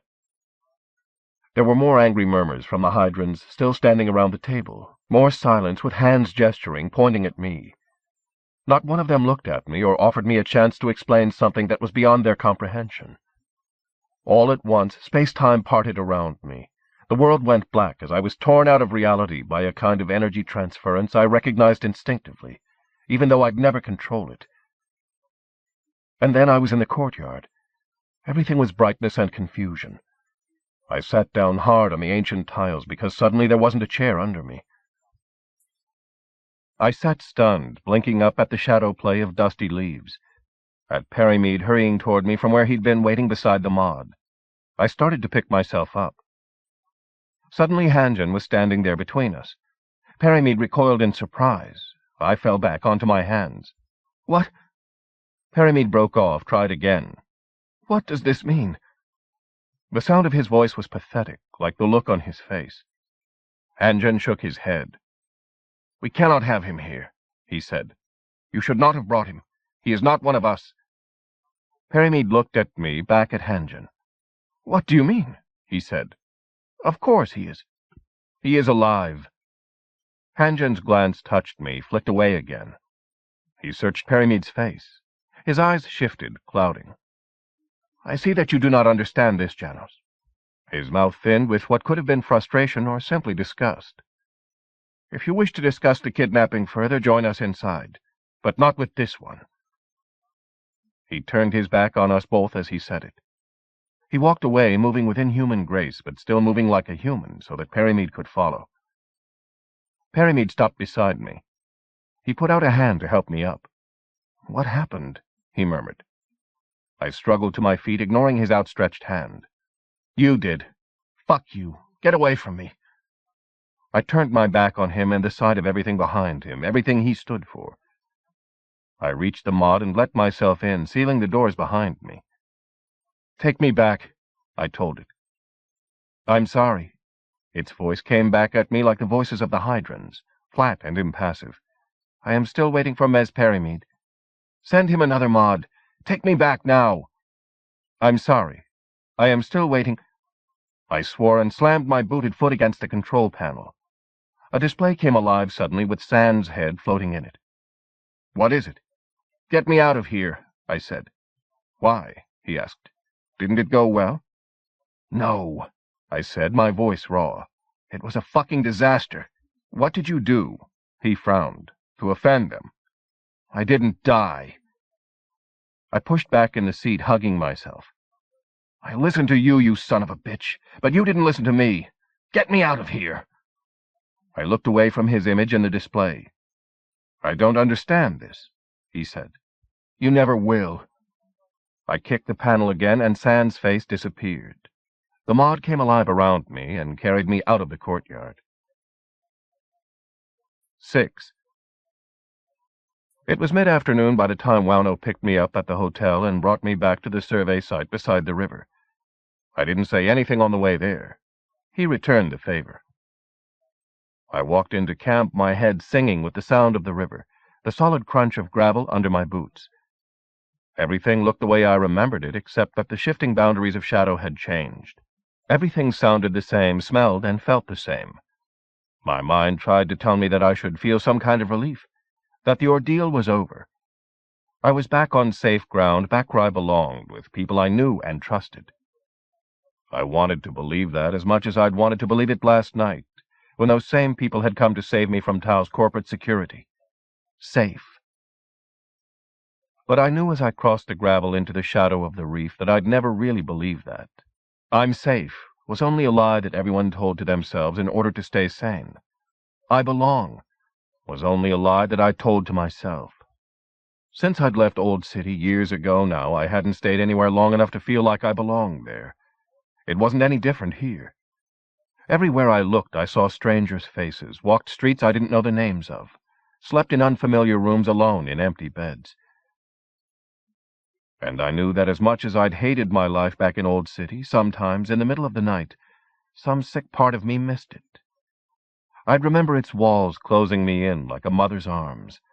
How simple it was to know that the sky was only a roof over my head, 30 meters high and not infinite. And those were the times when I ached to be nothing but an ignorant, fucked-up freak again, back in a place where I understood the rules. Cat. Cassandra's voice reached me over the noise and motion of the camp like a lifeline, dragging me out of quicksand. She came striding toward me, her coat flapping. She stopped as I stopped in front of her. As we suddenly collided with the inevitable, invisible barrier between us, I watched her swallow words. Probably, "Are you all right?" because she hadn't wanted to have to ask me that again before even a day had passed. "I'm back," was all I said. "Good," she murmured, but I saw concern in her eyes. Concern for her family and the kidnapped boy. Concern that she didn't know how to ask me the questions she needed to ask but couldn't. "I wasn't any help," I muttered, looking down. "Your uncle's still with the Hydrans." "Oh," she said. The word was empty and non-committal. She started to turn away, looked back, hesitating long enough to make it an invitation. We moved on through the site, walking together. When we'd gone a short way, she pointed out some kind of tech equipment being set up. "They've brought in the field suit system. Ezra's helping them get it online. You got back just in time for a demonstration." I let my gaze follow her pointing hand, glad to let my thoughts go with it. It was a relief to focus on something that had nothing to do with me personally. The maroon coveralled workers were standing around the displacement field equipment now. I remembered the looks I'd seen on their faces before, the dull resentment. I looked at them again as we got closer. A few of them had their sleeves pushed up as if they'd been sweating in spite of the cold. I stopped as I spotted the red band ringing a worker's wrist, and then another one and another. Bond tags. What you wore instead of a data band if you were contract labor. My hand went to my wrist, to the data band that covered the scar a bond tag had left on me, proving to me again that I was really who I thought I was. Protz and the other Tau Vips were still there, along with the two feds. A handful of techs stood waiting to demonstrate the sounding equipment. On the way here to Refuge, I'd accessed files on the equipment they used to prospect inside the reefs, along with everything else Tau had forwarded to us. I'd drained the advance feed trying to get a real sense of what the reefs were like, to learn about Refuge and the Hydrans, about how they all fit together. The best way to get a detailed picture of what lay inside a cloud reef was to send in a human prospector wearing an upgraded version of a common displacement field unit. The field suits let a diver move through a solid matter as if it were fluid, sending back readings until a technician on the outside registered something Tau wanted to explore further. The upgraded suits that were required for exploring an environment this complex weren't ordinary mining equipment. Each suit was a spider web of monofilament woven with sensors and phase generators, a microtech version of the skin of a starship, and had probably cost Tau nearly as much. No one from Tau had ever explored the few thousand hectares of matrix here on the homeland. This was the last unexploited reef formation on the planet, which could only mean this formation had been the least interesting from Tau's standpoint. That made it the most interesting to us, and the most important to the Hydrans. Tau claimed that this last formation would always be inviolate, but always meant something different to a Combine government than it did to the rest of the universe. Yelena Prohas, the team's microbiologist, and Ezra Dietrichson were standing with the Tau consultants and their equipment. I watched them nod and gesture, not able to hear what they were discussing over the noise of the camp. Another moment of stupefying numbness broke over me, the sense that nothing was real, that no one really existed, because I couldn't hear them, feel them, touch them with my mind. I forced myself to keep moving, concentrating on the pressure of the ground against my feet, the air I pulled into my lungs and pushed out again. "We're actually going into the reefs today?" I asked as I caught up with Cassandra. I hadn't expected a bureaucracy like Tau to move that fast, even with the feds looking over their shoulder. Ezra glanced up at me as I stopped beside him and shook his head. "We're just here to familiarize us with the data retrieval system. One of the Tau workers will be going in. If we want to do any diving ourselves, we'll have to certify on a field suit simulator." "Sabin!" The Tau tech in charge shouted over her shoulder at the knot of laborers I'd passed through to get here. One of them dropped a crate of supplies. It hit the ground with a crunch and split open. He didn't even seem to notice. He was staring at the tech, at the equipment, at us, and I watched panic glaze his face. I grimaced, thinking this was all the team needed right now, all I needed to make my day. For some contract laborer to have a nervous breakdown in front of the feds, in the middle of all our insanely expensive equipment. The tech shouted the Bondi's name again like a curse. This time Sabin came toward us, moving as if the tech had control of his brain. I watched him shuffle closer. Coming to use a field suit because he had no control over his life. He was a slave. He was nothing but meat. But if he put on that gear, he'd be dead meat, just like Goya, who'd been his friend, until one of those suits had killed him, barely a month ago. The field generators would slip out of phase. That was what had killed Goya. And when Goya died, he knew they'd call him next, and now they had. And everything he knew, everything he felt, was screaming through my brain. Jesus, shit! I gasped, blinking. I slammed my mind shut, squeezing him out like water through a closing fist. Ezra glanced at me. The others were watching the tech explain procedures. Ezra made a face, as if the look on my face just proved to him that I was crazy. I turned away, still dazed, as Sabin reached the place where we stood. Sabin wasn't looking at me. Didn't know what had just happened. Couldn't. Any more than I could have found my way back inside his head. There was nothing left of my sight to prove that he was still terrified or even still alive. I swore under my breath and forced my attention back to the others. "Suit up," the tech said to Sabin. Sabin looked down at the field-generating skin suit and the sensor gear waiting in a container at his feet. He picked up the suit. He was probably no more than 30, but he looked older, sucked dry.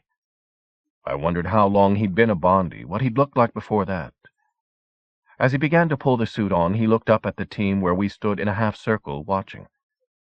I didn't have to be a mind-reader to know what he thought of us, a bunch of Tau-kissing imported techies, sending him to do our dirty work in a rig that he thought would kill him. He looked at me. And I was looking into the eyes of a room full of strangers, all staring back at me. Half a dozen human scions, sitting on a bench like targets in a shooting gallery, a bunch of losers hoping for one last chance.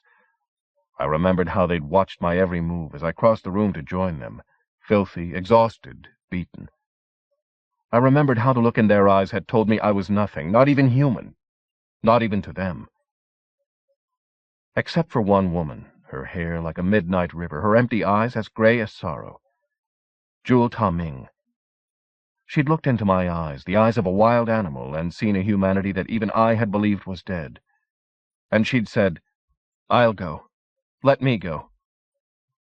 Everyone standing around me in the reef's shadow turned to stare at me, their expressions caught somewhere between confusion and disbelief. "What?" Ezra said. I licked my lips, swallowed. "I want to do it." The Tau tech in charge of the equipment, whose data patch read Hawkins, shook her head. "Your team hasn't qualified on a field suit. Can't do it. It's against safety regs." "I'm qualified," I said. Cassandra looked over her shoulder at me. "No, he's not," Ezra said. "None of us has done the training sim." "I have," I said, pushing past him. "When?" He caught my arm, jerking me around. "On the way here," I said, controlling the urge to sprain his wrist. "There was a virtual sim in the background databank we brought with us. No one had the time. I did." I shrugged and smiled, twisting the knife as he realized what I was saying. I could memorize anything I accessed or even read perfectly the first time. Being a scion wired your brain in a way that gave you an eidetic memory, if you wanted one. When I'd signed up for the university, I hadn't known how to access. For most of my life, I hadn't even known how to read. And the law said scions weren't allowed to have augmentation hardwired into their brains. I'd needed a kind of miracle to make up for the years I'd lost on the streets. When I realized I'd been born with one, I learned to use it to survive in my new life. Getting this far hadn't been easy for me, but some people thought it had. Ezra let go of my arm, his mouth pinching. "Freak," he muttered. I stiffened. I'd smelled the word on his breath every time he spoke. But he'd never had the guts to say it to my face before. I straightened my sleeve and moved past him. "I'm qualified," I said again to the tech. "Check me out." Hawkins shot a look at Cassandra, raising her eyebrows. Cassandra looked once at me. I nodded. She nodded then. "It's still not a good idea." Hawkins glanced at the ring of onlookers, the Tau Vips, and the feds, as if she was looking for someone who'd back her up, and stopped me. But no one gave her a sign. Either they didn't know it was dangerous, or they couldn't admit they did. I took the field suit from Sabin's strengthless hands. The suit fluttered in my grip. It was like holding a shadow. Sabin shook his head, his eyes dark and uncomprehending. He began to back away, slowly, like a man afraid of stepping on cracks. I turned to Hawkins. "Has this equipment been completely checked out?" A displacement suit like this was cutting-edge technology, which meant that its potential rate of failure was about as high as its cost. "What do you mean?" Hawkins said, resenting it and me. "Is it safe?" "Why wouldn't it be?" she snapped. "If you know what you're doing." I couldn't tell from the look on her face whether she was just nervous or actually worried that I might be right. I tried not to think about it. I stripped off my outer clothing and put on the helmet, fastened the sensor belt around my waist. Then I pulled the skin suit on, felt it wrap itself around me like cobwebs, molding itself to the contours of my body. The feel of it made my flesh crawl, but I'd been expecting that. I stretched, felt it move with me. The field suit had been programmed to allow a human prospector to walk through walls, or anyway move through the variable matrix of the reef as though it was made of water. There was hidden space inside the molecular structure of all but the densest materials, and the phase shift opened a passageway, shoehorning the molecules apart, creating a vacuole that a human being could exist inside of, as long as he kept moving. "Okay," I said at last. "Let's do it." Hawkins glanced up at me, back at her displays. "All right," she said, resigned. "But make it short. This isn't virtual, it's real. Nobody's charted this reef. You never know what you're going to find in there." I nodded, glancing toward the foot of the hill. The steep, eroded slope was furred with mossy growths in green-black like tarnished metal, browns the color of dried blood, here or there a sudden flare-up of bright green gold. I started toward it, checking out systems with the word as I moved, getting the feel of moving inside the suit's cage of spun silk. Data readouts flickered in front of my eyes like moths. I had to fight the urge to brush them away. Everything seemed to function the way my memory said it would, but Sabin's fear lay across my vision like an extra lens. I told myself the death of the other Bondi had been a freak accident, even though Sabin believed things like it happened to them too often. Tau wouldn't dare let a man go reef diving in faulty equipment in front of so many witnesses, in front of the feds. At last, after what seemed like time spent in suspended animation, I was standing in front of the reef face. I stopped, turning back for one final look at the others. They stood in 3 groups. The research team and the technicians in one, the observers in another, the Bondis bunched in a third. I heard the tech speaking to me through my headset, verifying data. I let my mind shift into autopilot, let the training I'd force-fed it take over, giving her the right answers as the reefs loomed up and over me like a cresting wave. I held my breath as I sensed my body making contact, experiencing the first soft compression of the alien growth that layered the interface of reef and air. I murmured the words that activated the phase shifters and pushed my body through it. I flowed into the reef face with a sensation like sinking standing up, as the reef and the motion and my physical boundaries became one fluid whole. I gasped, felt cool, sweet air enter my lungs freely and easily until they were full again. I took another breath and another, turned, maneuvering like a swimmer, to look behind me. The world outside was gone, and I was looking into a haze of shifting silver grays, luminous gray-greens. I'd known there would be light, from the electromagnetic fluctuations around me, translated into the visible by my helmet sensors, but I hadn't known exactly what I'd see. There was no sound at all except the cautious rasp of my breath. Displays still flickered across my vision. I ordered them off.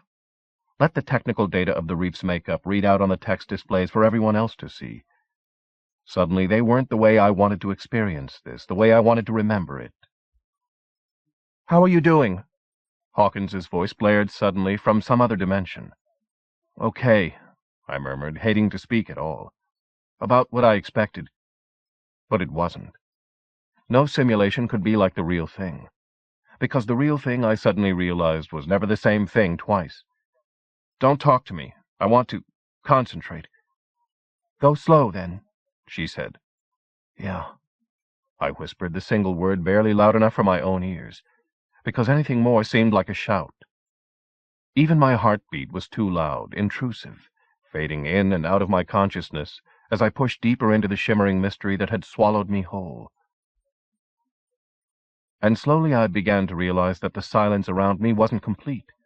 The reefs whispered. Hidden meanings and murmured secrets lay just beyond the boundaries of my perception. Watching light and color and density shift with my motion, I had the sensation of having merged with it, nothing separate, the displacement field dissolving my sense of self until I became amorphous. I began to move again, phasing forward into the unknown, my passage illuminated by the coruscating energy of the fields. The only sensation I was aware of now was a kind of pressure change, the difficulty of movement changing with my every move. The matrix I was phasing through caressed me, now gently like a mother, now with the urgent hunger of a lover. I passed through surfaces that were rough, rust-red, as stratified as a wall of brick, but peppered with seeds of darkness, like the night sky turned inside out. Broke through suddenly into an empty whiteness, and was left snow-blind in the formless heart of a blizzard. I swam upward through whiteness, burst out of it into a hollow vacuole filled with glowing fog, tumbled, suddenly weightless, until the field suit restabilized. "You all right in there?" Hawkins's voice demanded, making me spasm. "Fine, I'm fine," I muttered as I swept upward through eddies of luminous gas. "You want to come out now?" It didn't really sound like a question. "No." I reached the far side of the vacuole, felt my motion turn into slow motion as I sank into an area of concentrated matter. I forced my way deeper. "You getting good readings?" Managing to say something coherent to remember that the hard data was supposed to matter to me. "Good," Hawkins said. "Real good. Good and clear." I'd already stopped listening, balanced precariously on what my mind insisted was a stairway.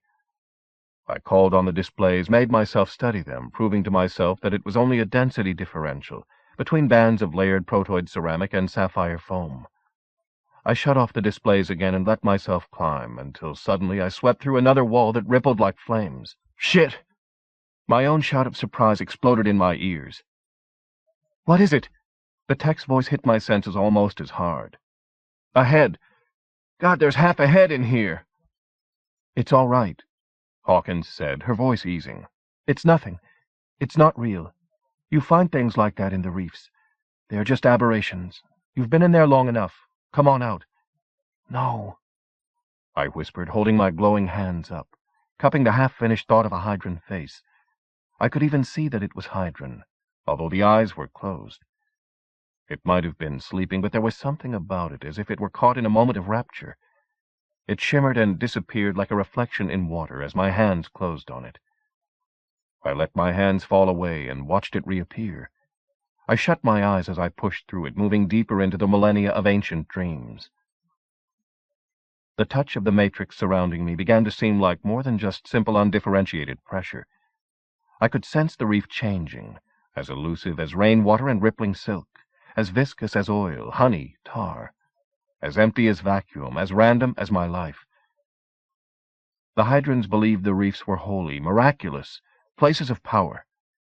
I wondered what they'd found here to make them believe that, when they could never experience the reefs the way I was doing now, and I wondered why experiencing them this way hadn't had an effect on how human beings saw them. I reached out, shifting myself around a pulsating sphere of light, felt something shiver through me like a plucked string, heard it inside my head as if I was an instrument and the reef was playing its song through every neuron in my body. I spiraled to a stop, listening, realizing that now every motion, every shift of phase seemed to resonate inside me, not just colors and lights anymore, but all across the spectrum of my senses. I heard music when I breathed. I smelled fog and tasted the lightning-sharp tang of ozone. My senses were bursting open like shuttered doors, one by one, letting in the pure radiance of sensation. My mind was an outstretched hand as the reef filled its emptiness. Somewhere a voice was calling me.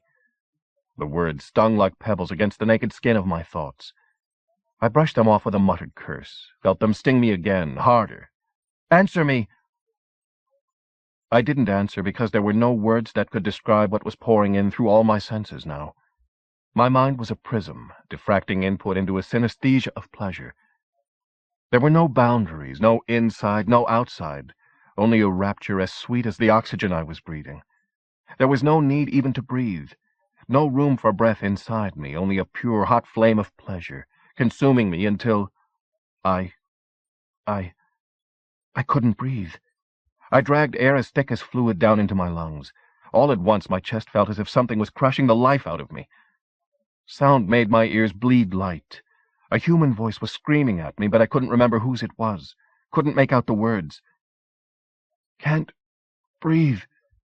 I heaved the words out like fist-sized stones, not knowing if anyone could understand them, if anyone else was even there to hear them. "Bringing you back." The words were written in liquid fire across my vision. "Release your controls." I looked down, watched my hands fumble at my belt inside a golden aura. Not sure whether anything was actually touching anything else, whether I even could or even should. I felt my body shifted, moved, not able to tell if I was the one doing it. "Get me out," I mumbled. "Get you out," the voice said, or maybe it was only an echo in my head. The blinding flavor of the sound was so bitter that it made my eyes tear.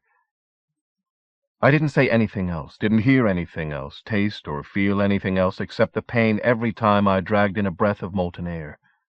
My whole body felt wet, as if death was oozing in through the bandages of the protective fields. Pressure, density, weight, the sudden wrenching shifts between solid mass and emptiness were all intensifying, as a force beyond my control dragged my helpless body through the gauntlet. I felt the enfolding womb of sensation begin to metamorphose me into the stuff of its own mass, making us one forever. But the irresistible drag still kept me moving forward, caroming off densities of matter like a molecule escaping a boiling pot. It wrenched me around and shoved once more, flung me abruptly through the translucent agate of a solid wall into the absence of everything but light. I crashed down onto solid ground as the glow of the displacement fields flickered out around me.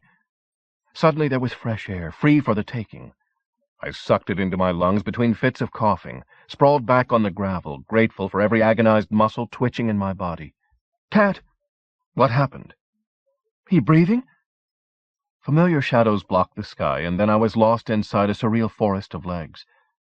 Ezra Dietrichson pressed something over my face, forcing oxygen laced with stims down my throat. I struggled upright, coughing, shoving it away. "Told you!" Someone was screaming, someone hysterical. Surprised that it wasn't me, I caught the net of extended hands and hauled myself up, pushed through the barrier of bodies, half supported by them, as I tried to see who it was. It was Sabin, the worker whose place I'd taken, whose life I'd almost traded for my own. I saw him struggling against the barrier of workers who were trying to hold him back. One of the Bondies hit him hard, doubling him up, shutting him up. They'd done it to shut him up. I watched the workers close ranks around him, the looks they gave the Tau Vips, the feds, me, and the team members standing around me. I wondered who they'd been trying to protect, him or themselves. I looked away from them, searching for the tech who'd let me go into the reefs in a suit that hadn't been properly maintained, who'd gotten me out again just in time. Hawkins shoved past Ezra and Chang just as Cassandra reached my side. "Cat, for God's sake!" Cassandra gasped just as Hawkins pushed in front of me and said, "For God's sake, what happened? Why the hell didn't you come out when I told you to? You're not— You saying this was my fault?" I asked, looking straight into her eyes. I saw her react as my long pupils registered on her. But then she looked away at the Tau Vips and the feds closing in on us and muttered, "No, I'm not saying that." She held some kind of instrument up in front of me, made me stand still while she took a reading. Her face eased. "You're clean. You weren't exposed to any toxins." I took a deep breath, remembering things Tau had encountered inside the reefs. Enzymes that turned human lungs and guts to putrescent sludge. Virals that triggered spontaneous, uncontrollable cell mutation. My shirt and pants were wet, stained with something alien. something that smelled like nothing I'd ever smelled before. I felt my flesh crawl. Then I want to say two things. One is, thanks. She looked back at me, sharp-eyed but not angry anymore. The other is, how often do you lose a diver? Malfunctions are rare, she said. She raised her voice as she said it, glancing again at the tight-lipped faces of the Tau officials, the frowns on the faces of the feds. We've never had a fatality. That's not what I heard. I glanced away at Sabin, silent and barely visible now inside the group of other workers. If it's so safe, why do you use contract laborers and not your own people? Her mouth thinned. Protz said, We wouldn't send anybody into the reefs if the risk factor didn't meet our safety standards. I'm sure they're real stringent, I said, and Protz frowned. I looked back at the feds.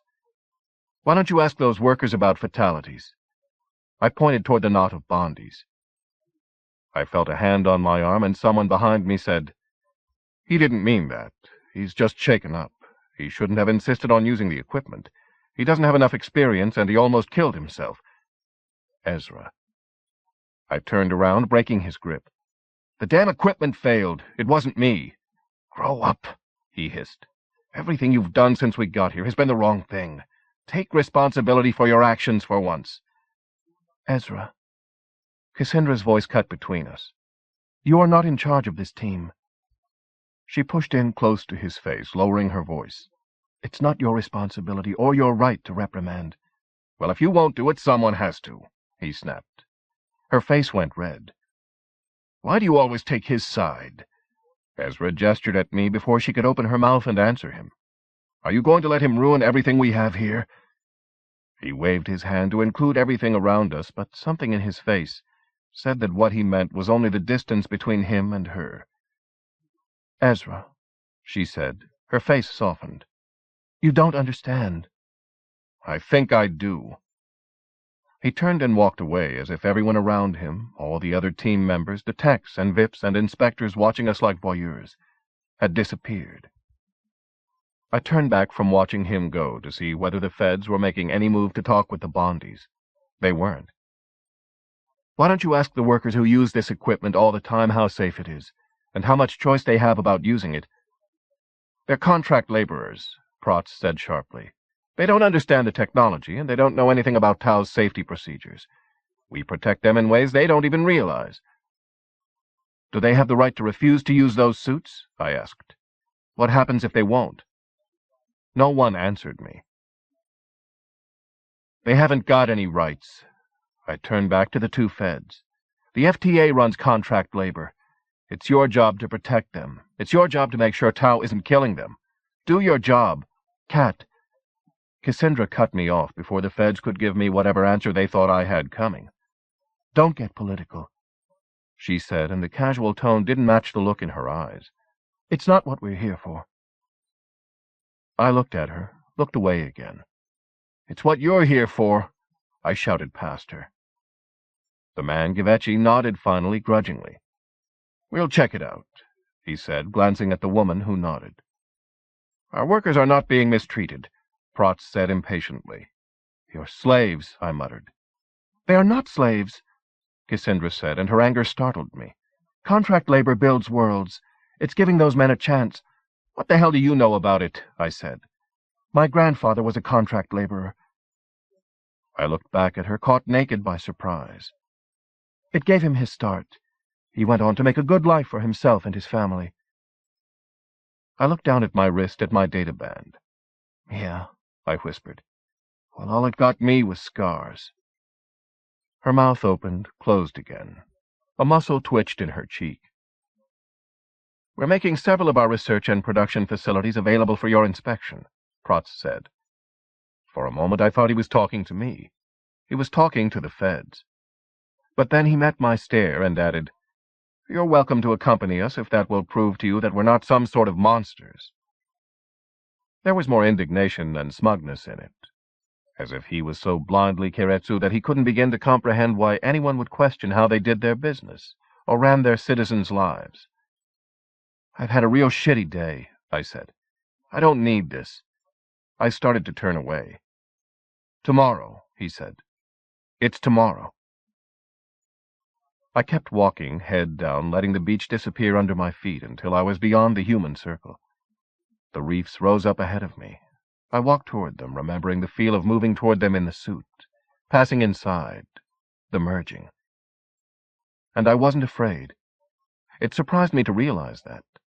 Something filled me that was almost disbelief, almost longing. It didn't seem to mean anything that what I'd done had almost killed me. It only mattered that I'd experienced the rapture, become part of something indescribable and yet so familiar, like a joining.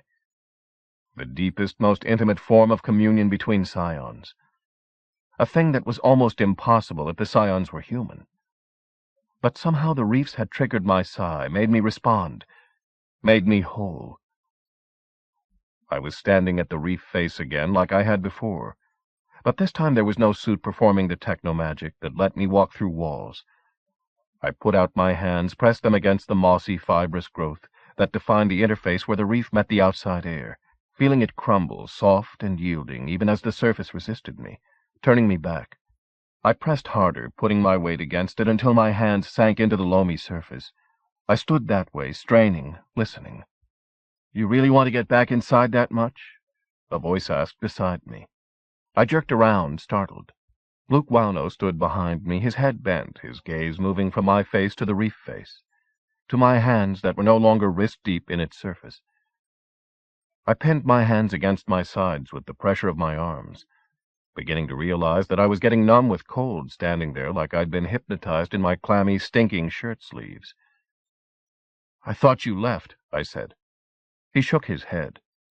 "I've got my orders, too." I looked at him and away. "The Hydrans call these holy places." He glanced up the steep, shadowed rise of the slope, his fingers touching the pouch that hung against his chest.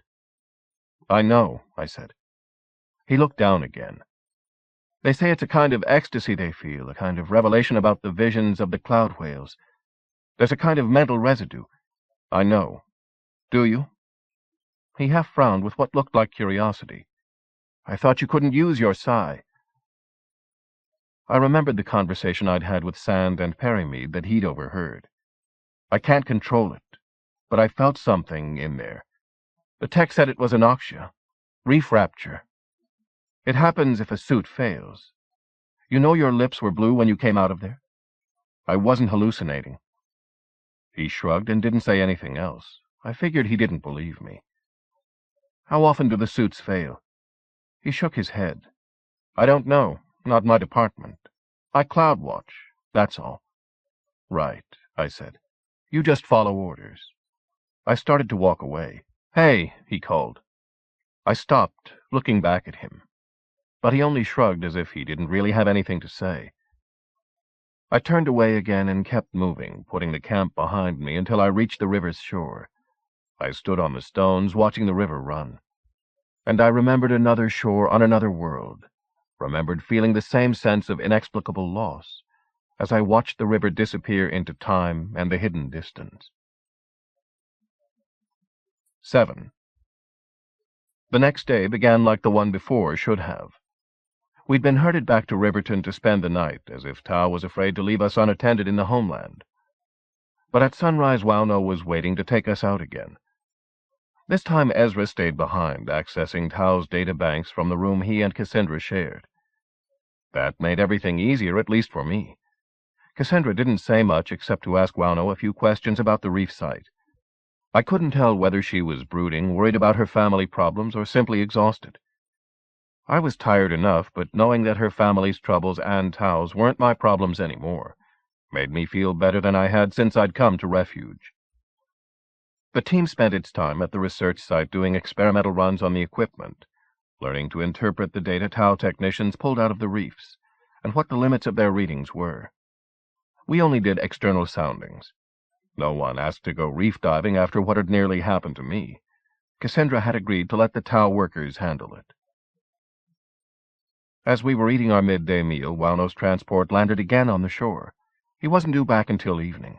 Everyone looked up, looking surprised and then concerned. And then, one by one, they looked at me. "What?" I said, frowning. "Nothing," Chang muttered, and they looked away again at the transport. It wasn't Perimead or Sand getting out of the transport this time. It was only Protz. For a moment I thought everything might actually be all right. He stopped in front of us where we all sat in stasis with food still halfway to our mouths. "I'm sorry to intrude." He nodded to Cassandra, but his glance stayed on her about as long as a fly. "Cat?" He looked at me again, and Chang groaned under his breath. "What?" I said again, making the last time I'd said it sound friendly. Protz bent his head at the transport behind him. "Yesterday I told you that Tau was opening one of its mining and research facilities for the FTA's inspection. I thought you might want to see for yourself that our contract laborers work under completely safe conditions." I hesitated, glancing at Cassandra. She didn't look happy. Slowly I got to my feet. "I need this," I murmured. "I'll get caught up. This is the last time." She grimaced and nodded. Then she looked down so that I couldn't see her expression. I glanced at the rest of the team, a dozen faces wearing a dozen different expressions. No understanding showed on any of them. I thought about apologizing. Didn't. I tried not to listen to the sound of their voices talking behind my back as I walked away. As I got on board the transport, Protz was already explaining what we were going out to see. An actual interface, where they mined the reef matrix and processed the anomalies they discovered there. I tried to take an interest in what he was saying, tried not to feel as guilty taking my seat in the transport as I had turning my back on the team. Wauno was at the controls as usual. He looked about as glad to be there as I probably did. He raised his eyebrows as he saw me come aboard. I wondered what he meant by that. I sat down beside Osuna and Givechi, the two feds, trying to remember which of them was which as I engaged my safety restraints. The only obvious difference between them was their sex. Maybe they had personalities, but so far I hadn't seen any proof of that. They were wearing duty uniforms today. Heavy, pragmatic boots, gray pants, bright orange jackets with one gray sleeve and one gold. At least the uniforms with the FTA's winged Earth logo on the breast guaranteed they'd never be mistaken for Combine lackeys. I stole glances at their data patches until I was certain Osuna was the woman and Givechi was the man. Osuna would have been good-looking if she ever smiled. They stared back at me as if they had no idea what I was doing on board. I nodded. "I don't understand," Osuna said, sounding hostile. "I thought you were a technician or a student. Why are you here?" I remembered yesterday. Probably she did, too. I glanced at Protz, who seemed to be obsessed with the view out the window beside him. I looked back and shrugged. "The same reason that you are." "This isn't your job. Your job is back there." Givechi gestured at the reef disappearing behind us. "Then I guess it's personal," I said.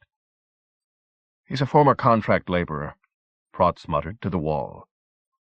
The two feds looked at me with a kind of disbelief normally reserved for someone who'd had major cosmetic surgery, like adding a second head.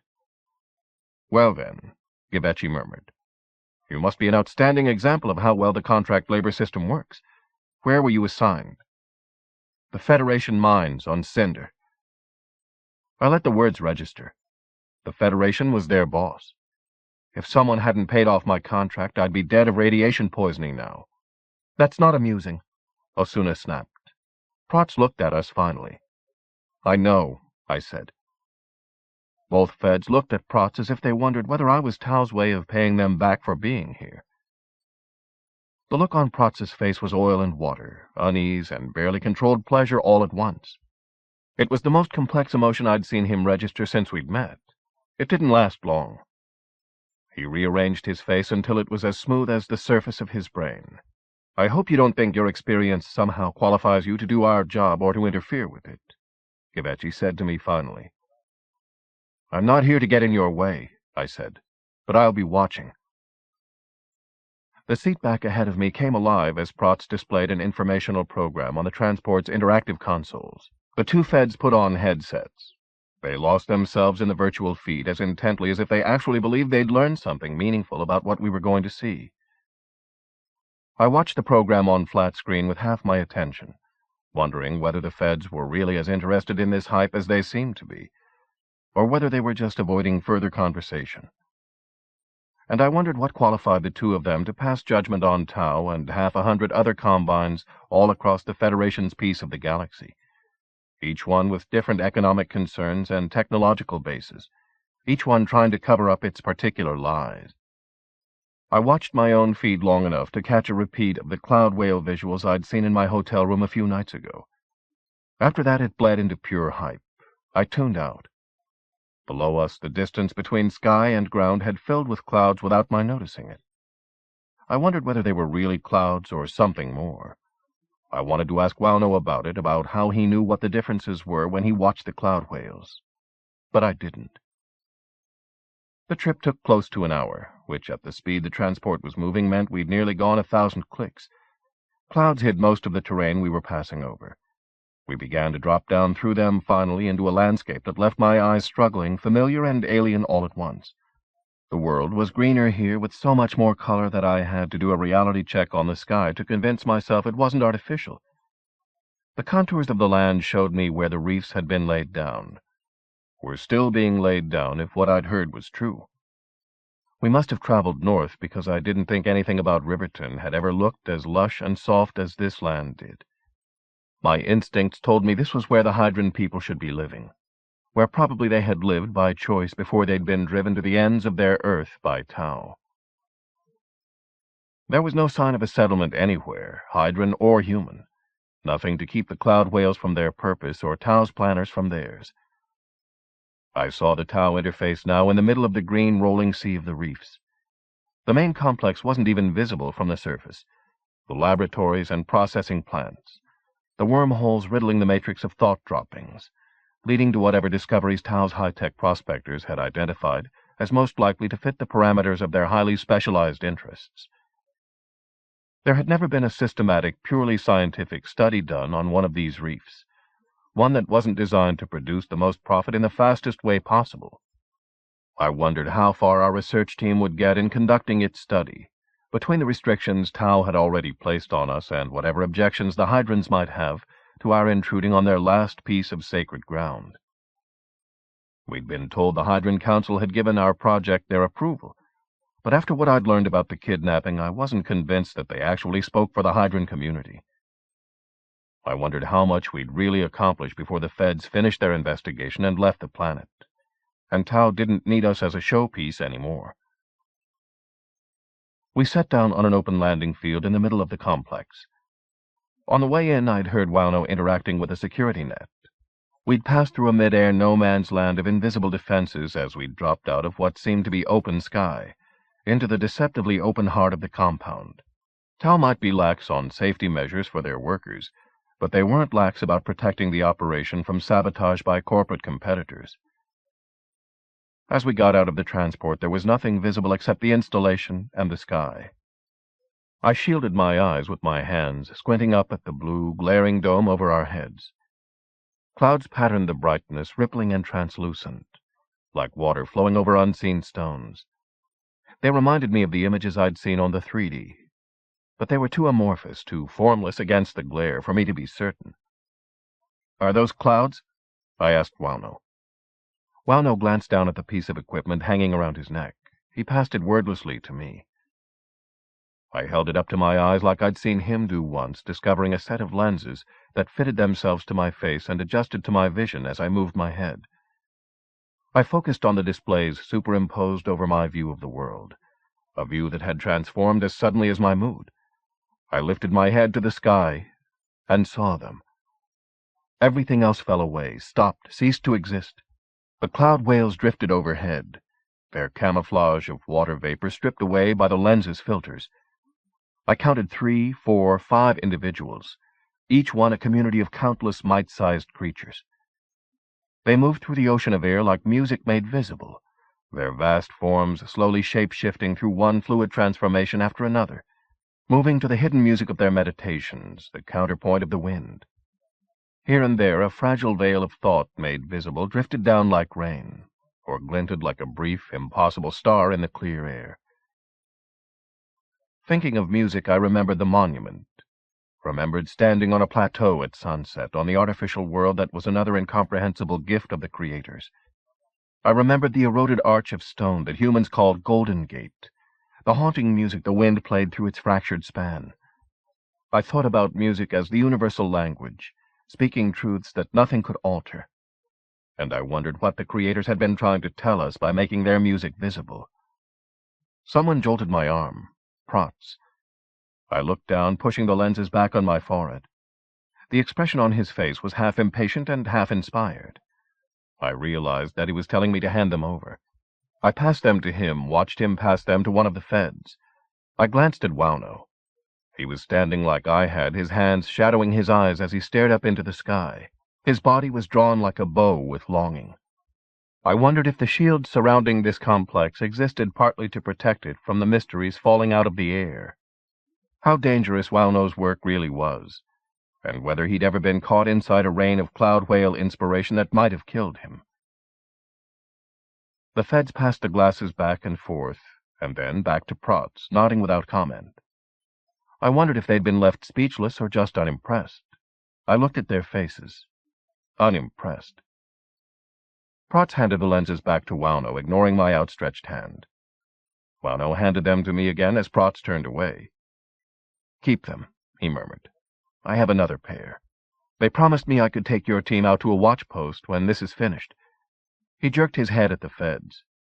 I realized he didn't mean this visit, but the whole investigation.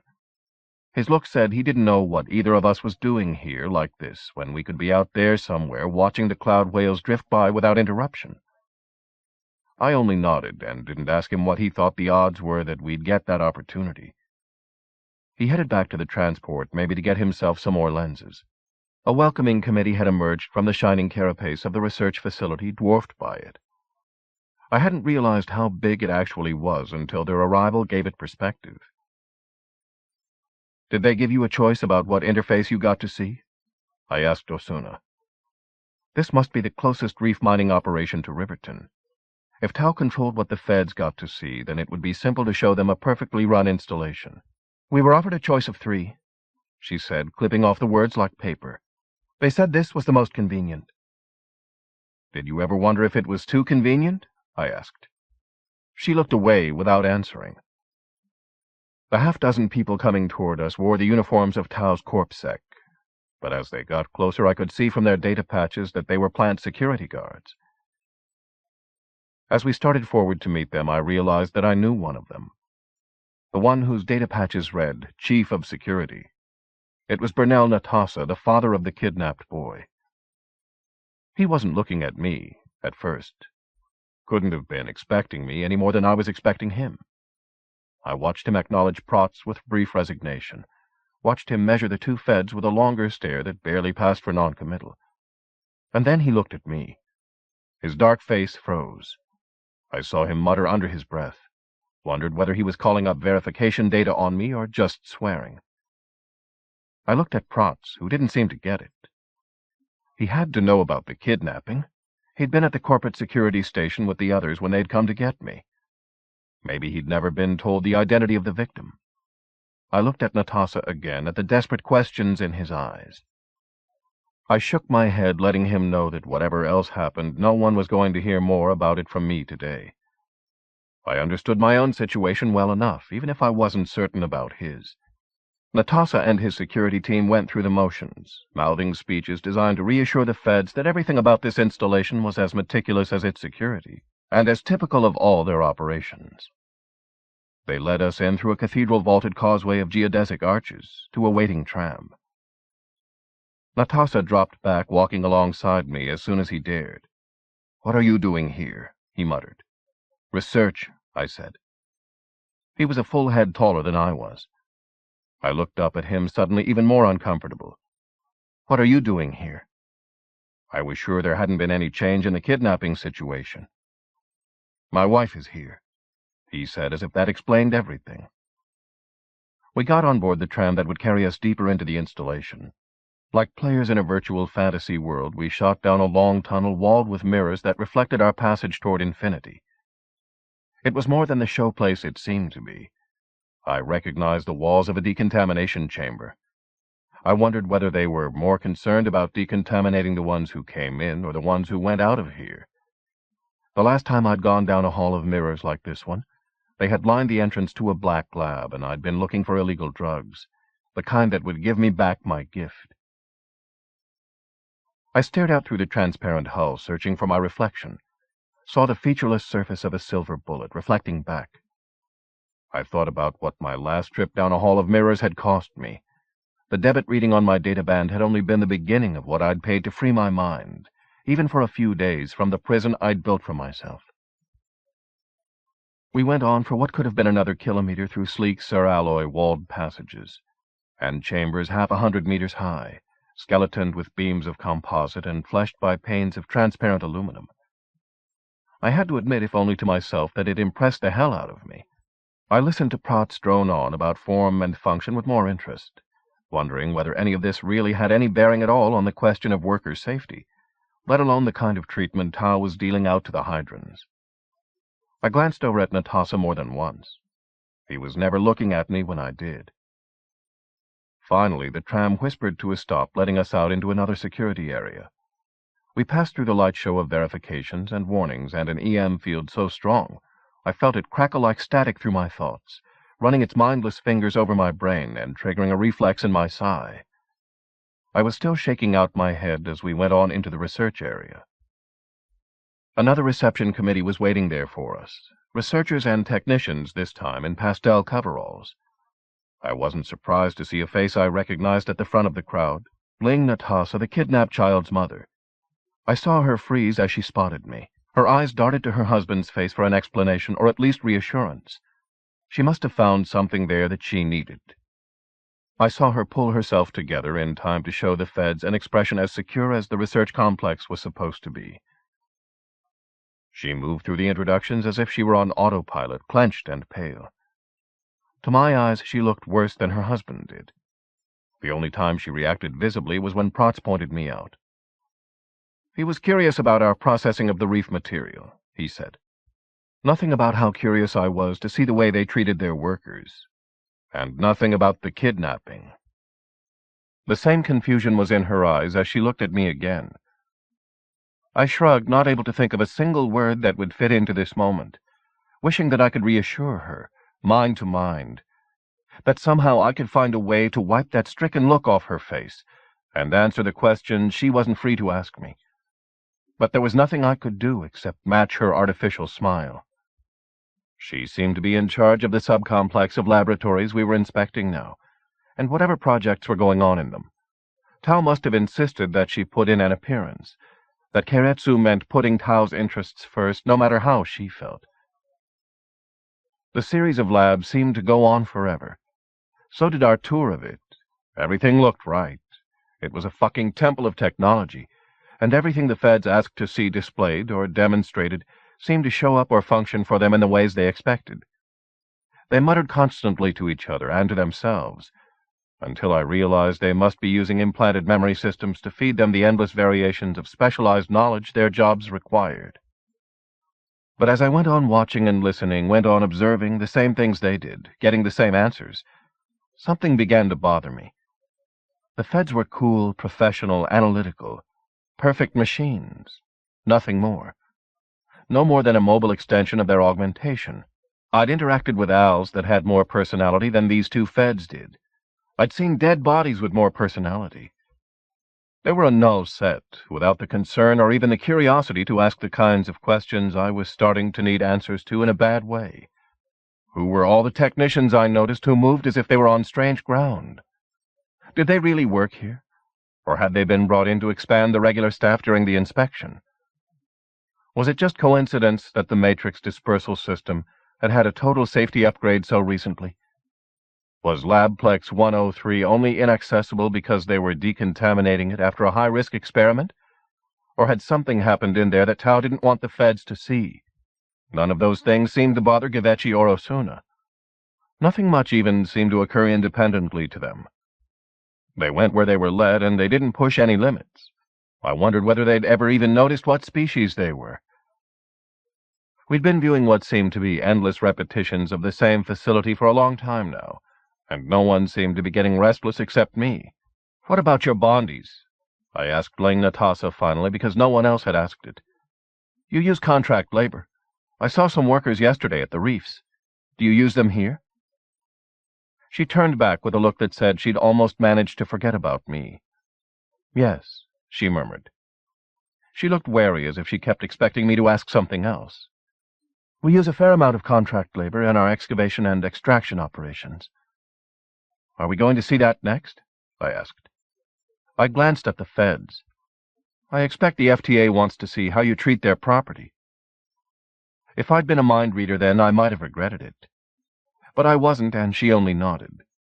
She was the only one looking at me whose stare wouldn't have registered fatal on a rad meter, and only because her real concerns were somewhere else entirely.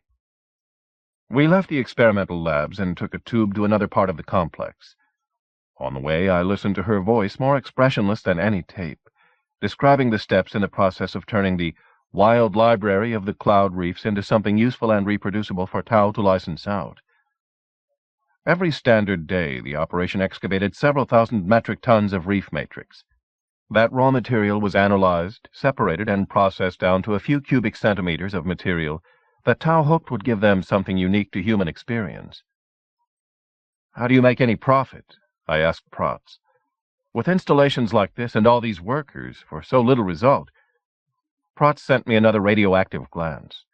"On the contrary, one discovery like the hybrid enzyme that gave us ceralloy technology makes everything we do here worth the effort.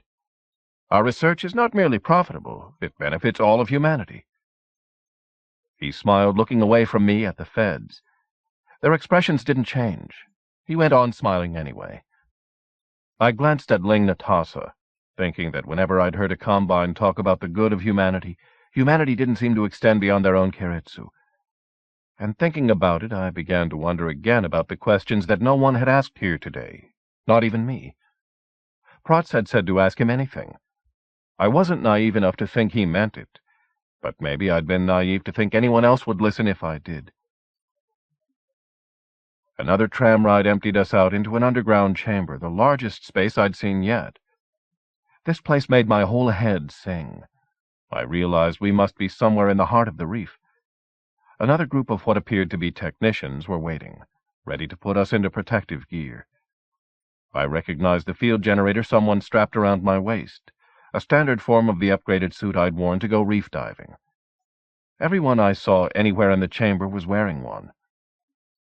"They all move like they're underwater," I said to Ling Natasa. "Why do they look like that?" "It's a force field," she said, raising her voice so that the two feds could hear her. "This is a particularly fragile area in the Matrix." I realized that the white noise singing in my head wasn't just the presence of the reefs. The entire area was contained inside a force bubble. Accident insurance, so that if the workers hit something unexpected, they wouldn't blow up the entire complex.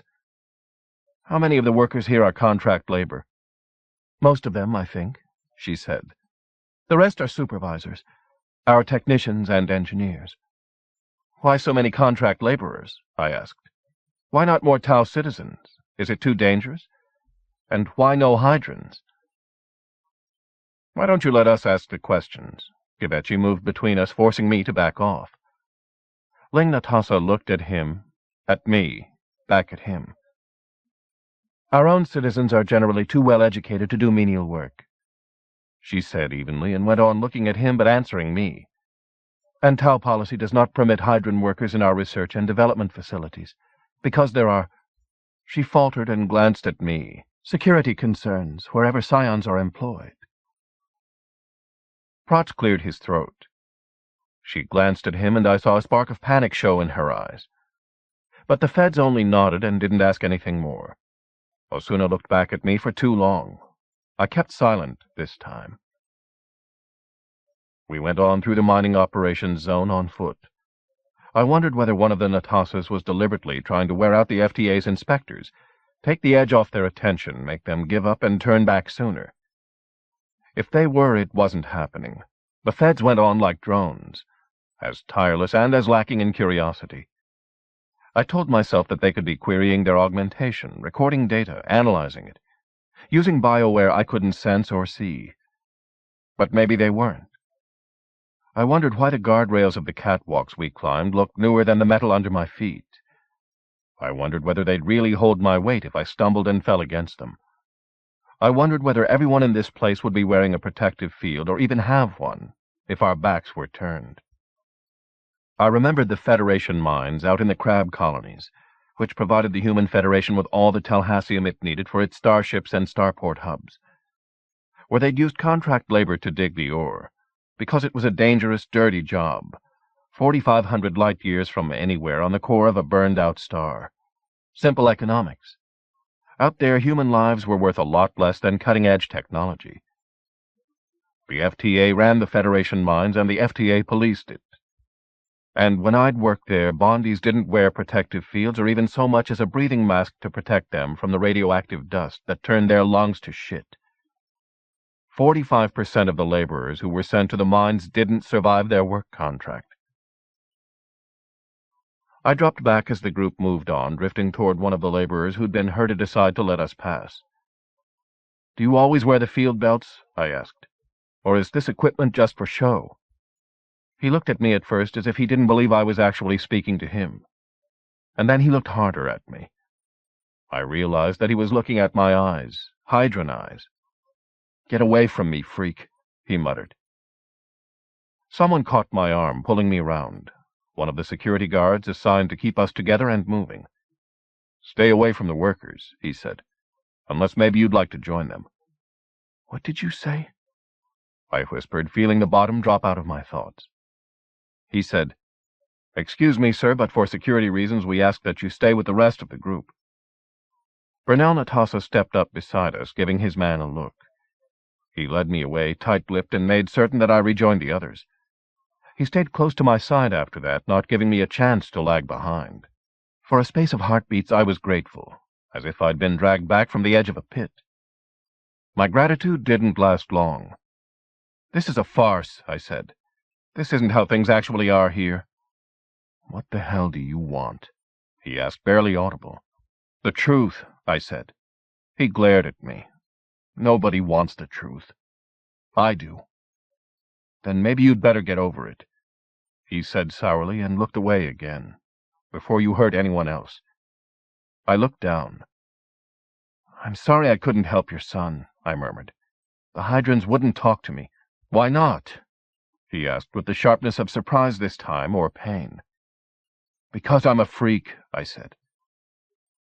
He frowned, and I wasn't sure whether it was frustration or simply incomprehension. "I'm sorry," I muttered again, my memory opening doors I didn't want to step through. He didn't say anything, looking ahead to where his wife was using a multiple display wall to demonstrate some biochemical process. "She shouldn't be here," he said, not to me, but to himself. "What about you?" I asked. He looked at me. "No," he said. "Did Tao make you do this?" He didn't answer. The rest of the tour was white noise. Artificial monomole sky. Desolate ranges of machinery for deconstructing the matrix of the reefs. The entire human-made subterranean world of the interface. Nothing I saw or heard could stop the cancerous fear that at a word from Tao I could be made invisible. That I could disappear into that faceless mass of Bondies. And this time there would be no Jul Taming to find me and save me. My paranoia grew until there was no coherent emotion left inside me except the need for this to be over. I didn't ask any more questions. No one asked me why. 8. By the time Wauno dropped me off at the location where the team was collecting preliminary data, the workday was nearly over. I waded through the random motion of bodies and started doing my job. Whispers and stares followed me. I wondered whether the others had been talking behind my back all day. As we finished securing equipment for the night, Wauno's transport came down out of the violet air again, limned in gold as it landed on the river shore. I finished sealing a container and straightened up, inhaling the transport's faint reek of ozone. The hatch opened. I headed toward it with the others. The team members made desultory talk on the way back to Riverton. I didn't join in, too drained by another day I didn't want to think about. Cassandra sat near Wauno, as usual, deep in conversation about the reefs and the cloud whales. What I overheard him telling her made more sense than all the Tau data I downloaded into my brain. I wondered again how he'd learned all that. Just tracking clouds wasn't enough. As we left the transport for the hotel, I almost asked, but I didn't have the energy. But as I was heading out, he called my name. I looked back, and he said, "You free tonight?" I hesitated, wondering why he wanted to know. "Yeah," I said finally. He gestured me back. I pushed past Kelly and past Ezra Dietrichson, who'd come aboard looking for Cassandra. "You're invited to dinner," Wauno said as I leaned against the control panel next to him.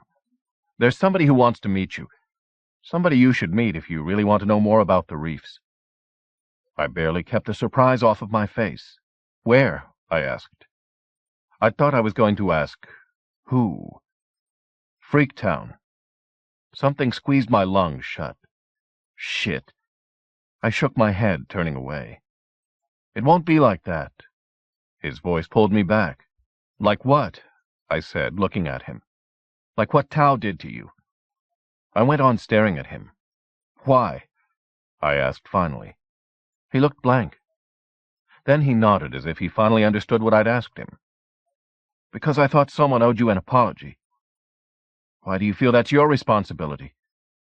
He touched the frayed pouch that hung on a thong around his neck. He shrugged. "I guess... this." He lifted the bag up, looked at it.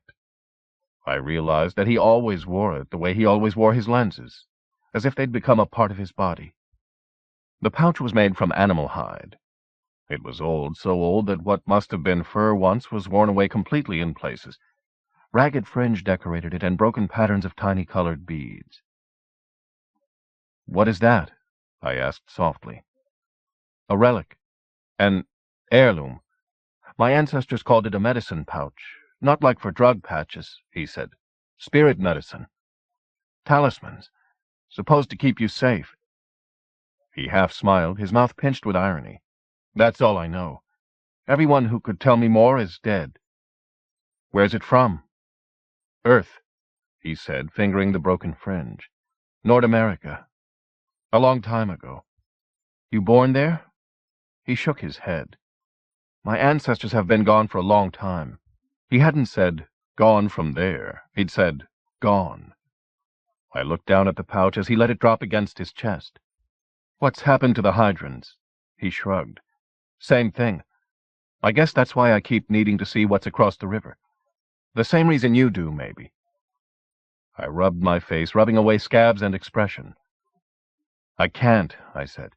"The Hydrans threw me out. They think I'm the living dead." "Not this one." He shook his head. "This one's different." I realized that I believed him, maybe because I needed to so much.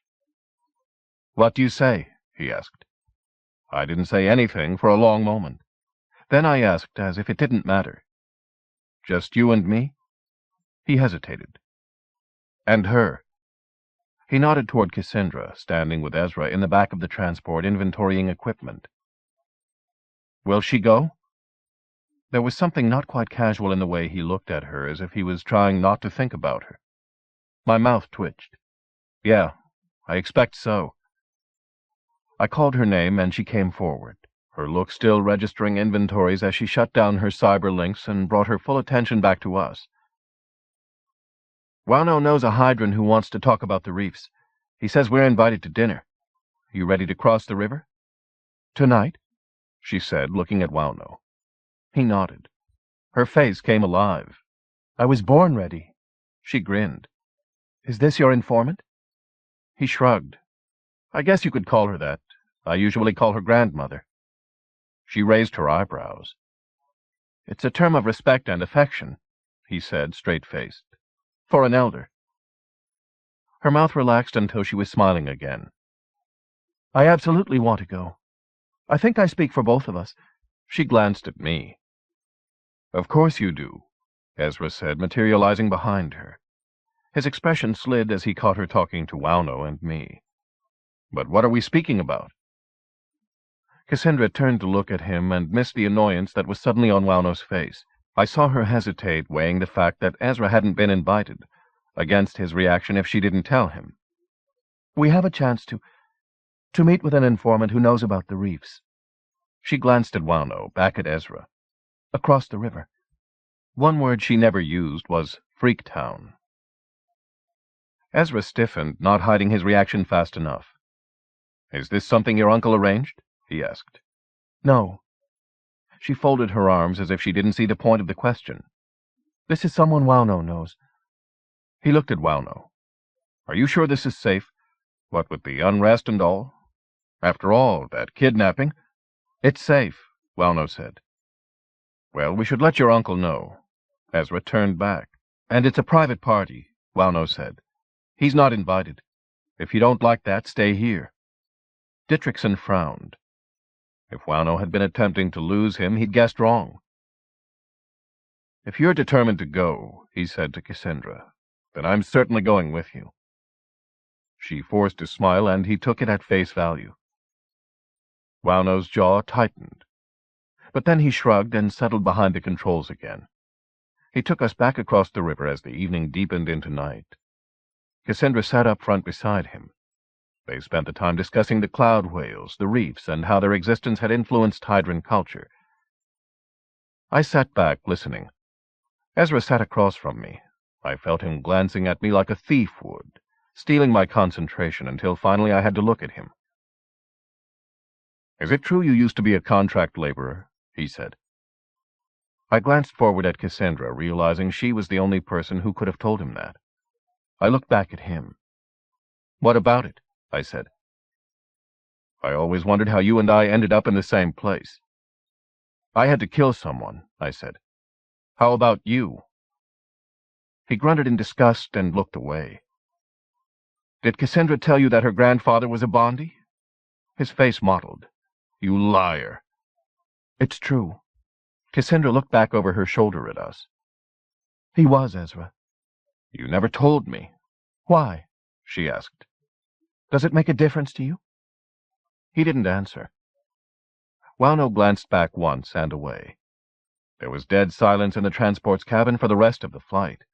I looked down at Freaktown, its random streets, its patterns of light only a dim echo of the bright geometrics of Tau Riverton.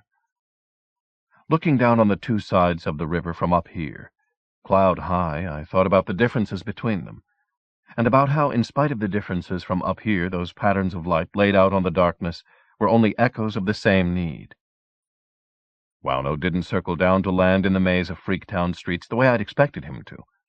We flew on over it, not losing altitude until we were almost beyond sight of both sides of the river. Dietrichson kept moving restlessly in his seat. He murmured something to Cassandra as we began our descent over a candle flame of light in the utter blackness. She ran her finger across her lips and didn't answer him. As we descended, I realized that the light was coming from a structure the size of a low urban stack, a solitary island in the night sea.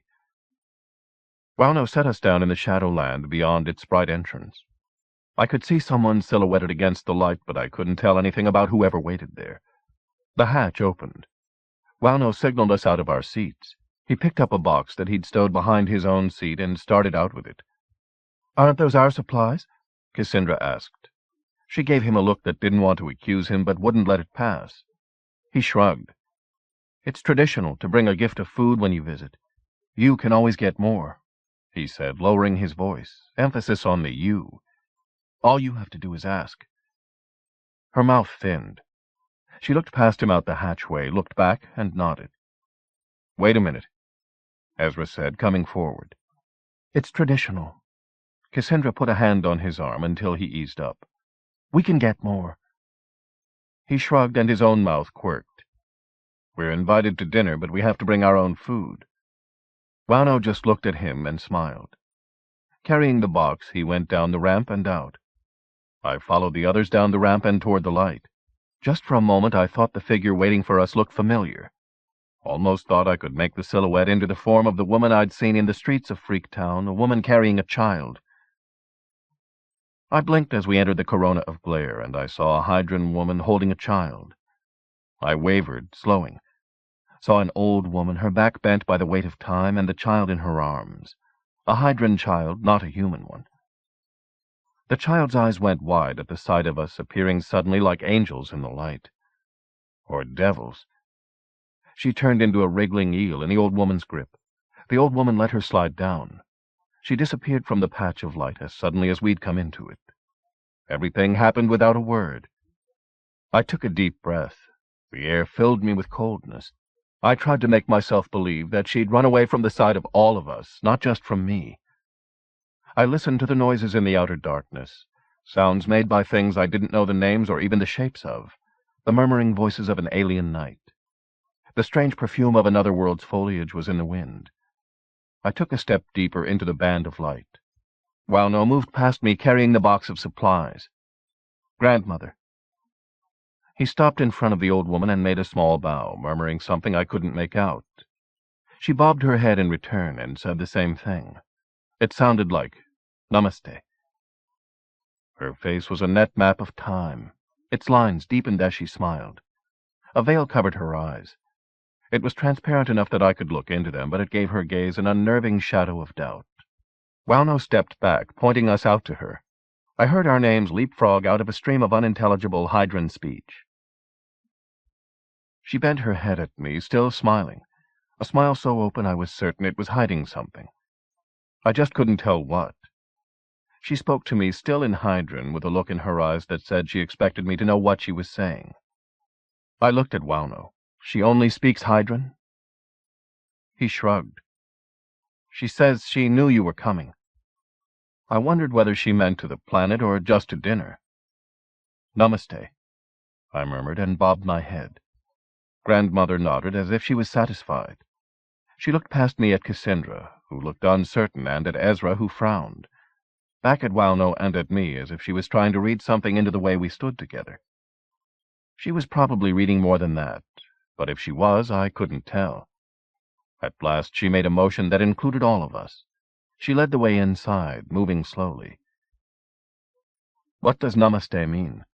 I asked Wauno as we followed her in. "It means we are one." He half smiled.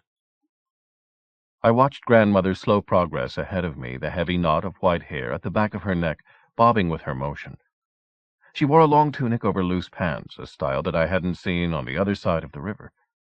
Without the burden of the child weighing her down, her back was straight and strong, but still she moved slowly, almost stubbornly, as if it took an effort of will. I wondered how old she was. I looked back at Wauno. "How did you learn to speak Hydran? There aren't any files in Tao's access." "Yes, there are." He glanced at me. I felt my hands tighten. "Can you get me into one?" He nodded. "What is this place?" We were following a long hallway lined with closed doors. The building had the sinuous, non-linear feel of the community hall, but without the flamboyant decoration. "What was it? It's old." I could feel its age weighing on my thoughts the way the child had weighed down the old woman. "Yes, it's old," Ezra muttered behind my back. "Your perceptiveness continues to amaze me." "I guess you'd call it a monastery," Wauno said, ignoring Ezra and the look I gave him. "A retreat. I can't find a better word for it in our language. Nobody seems to remember how old it is. The data could be in the records somewhere, but a lot of the historical material has been lost. The religious tradition that it belonged to has almost died out. The building was abandoned for years." I wondered what sort of beliefs the original inhabitants of this place had held. What had made them lose faith and abandon it? "And now?" I asked as Grandmother stopped in front of a closed door. The door opened, although she didn't touch it. I didn't see an automatic sensor. "Most of the time Grandmother stays here alone. She's an Oyasin. It means something like memory, or sometimes lamp, a keeper of the traditions." Grandmother disappeared through the doorway, and light suddenly filled the space beyond. "What about the child we saw?" Cassandra asked softly. I turned back in the doorway.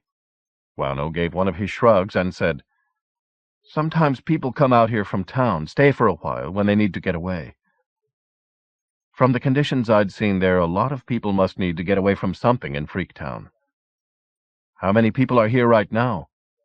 He shook his head. "Don't know. I'm not a mind reader." He smiled and went on in. Grandmother sat waiting for us at a low table, its edges as free-form as everything else in this place. There were no seats, only kneeling mats. The light came from a bowl in the center of the table where a burning wick drifted in a quiet pool of lamp oil. The illumination it gave off made the room as bright as day to my eyes. Hydran eyes. The room probably seemed dark to the others.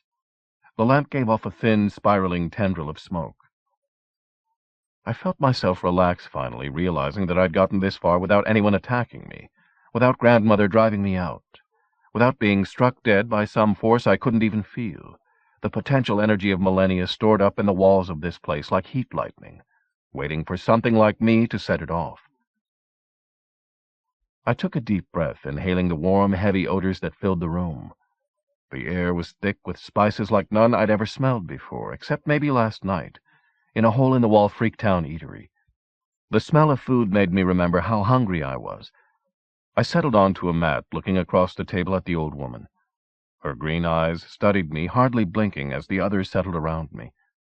I swallowed saliva, keeping my hands off the table surface until I learned what the rules were. When we were all sitting, Grandmother began to speak again, gesturing toward the center of the dark, featureless wooden slab, where half a dozen small ceramic cups were laid out in a circle, around a squat amber glass container of liquid. From the size of the cups, I guessed that the drink wasn't water. Probably liquor, because alcohol affected humans and Hydrans pretty much the same way. Probably strong liquor. "She wants each of us to take a cup," Wauno said. Grandmother pointed at me. I reached out, almost picked up the closest cup. But then I noticed that each cup was different. Each one had been formed and painted individually, given its own subtle character. I looked at them all, feeling everyone's gaze settle on my hand while it hesitated in the air, and the seconds stretched. Ezra shifted his legs under him and sighed. I reached for a cup on the far side of the circle, the one that I liked best. This was a test. I wondered what the choice told Grandmother about me, or whether the answer lay in the act of choosing itself, or whether it was really no test at all. Cassandra's hand hung in the air above the table. She glanced at me, then at Wauno, who nodded. She chose a cup, reaching past me to pick it up. Wauno took one next, slowly, thoughtfully. Ezra took the cup sitting in front of him, pulled it toward him, his impatience squeaking it along the tabletop. Deep golden liquid appeared in my cup, in all our cups at once. Ezra jerked back. I heard Cassandra's indrawn breath. Wauno looked into his cup like he didn't see anything unusual. I wondered what it took to get a reaction out of him.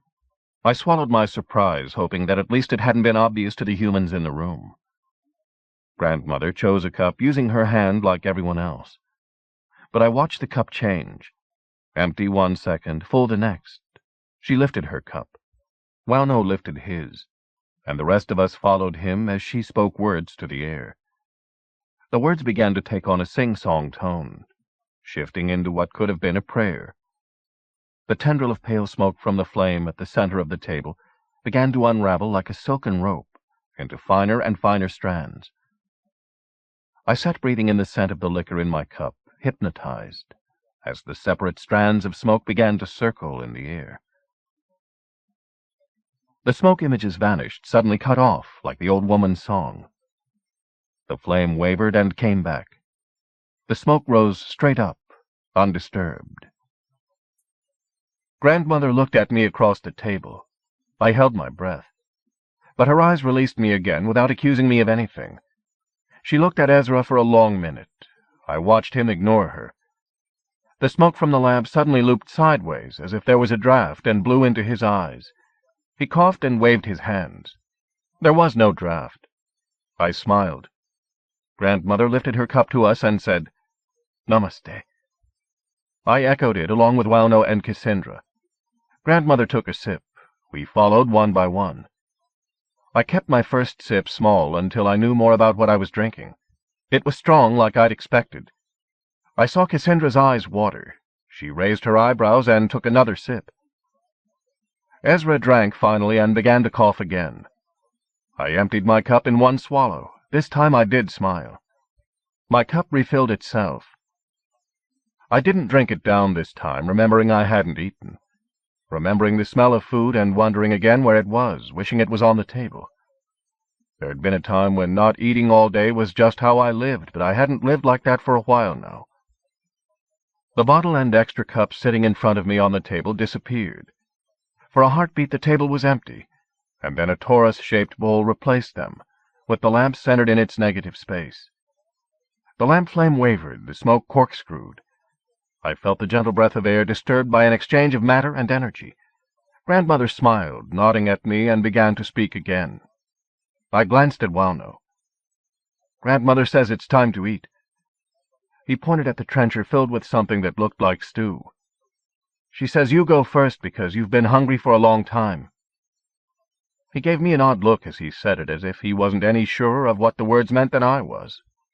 I looked down at the table. There was no bowl in front of me, no utensil, only what I'd taken for serving spoons waiting in the trencher. "We all eat out of the same bowl," Wauno said. "It's custom. Go ahead."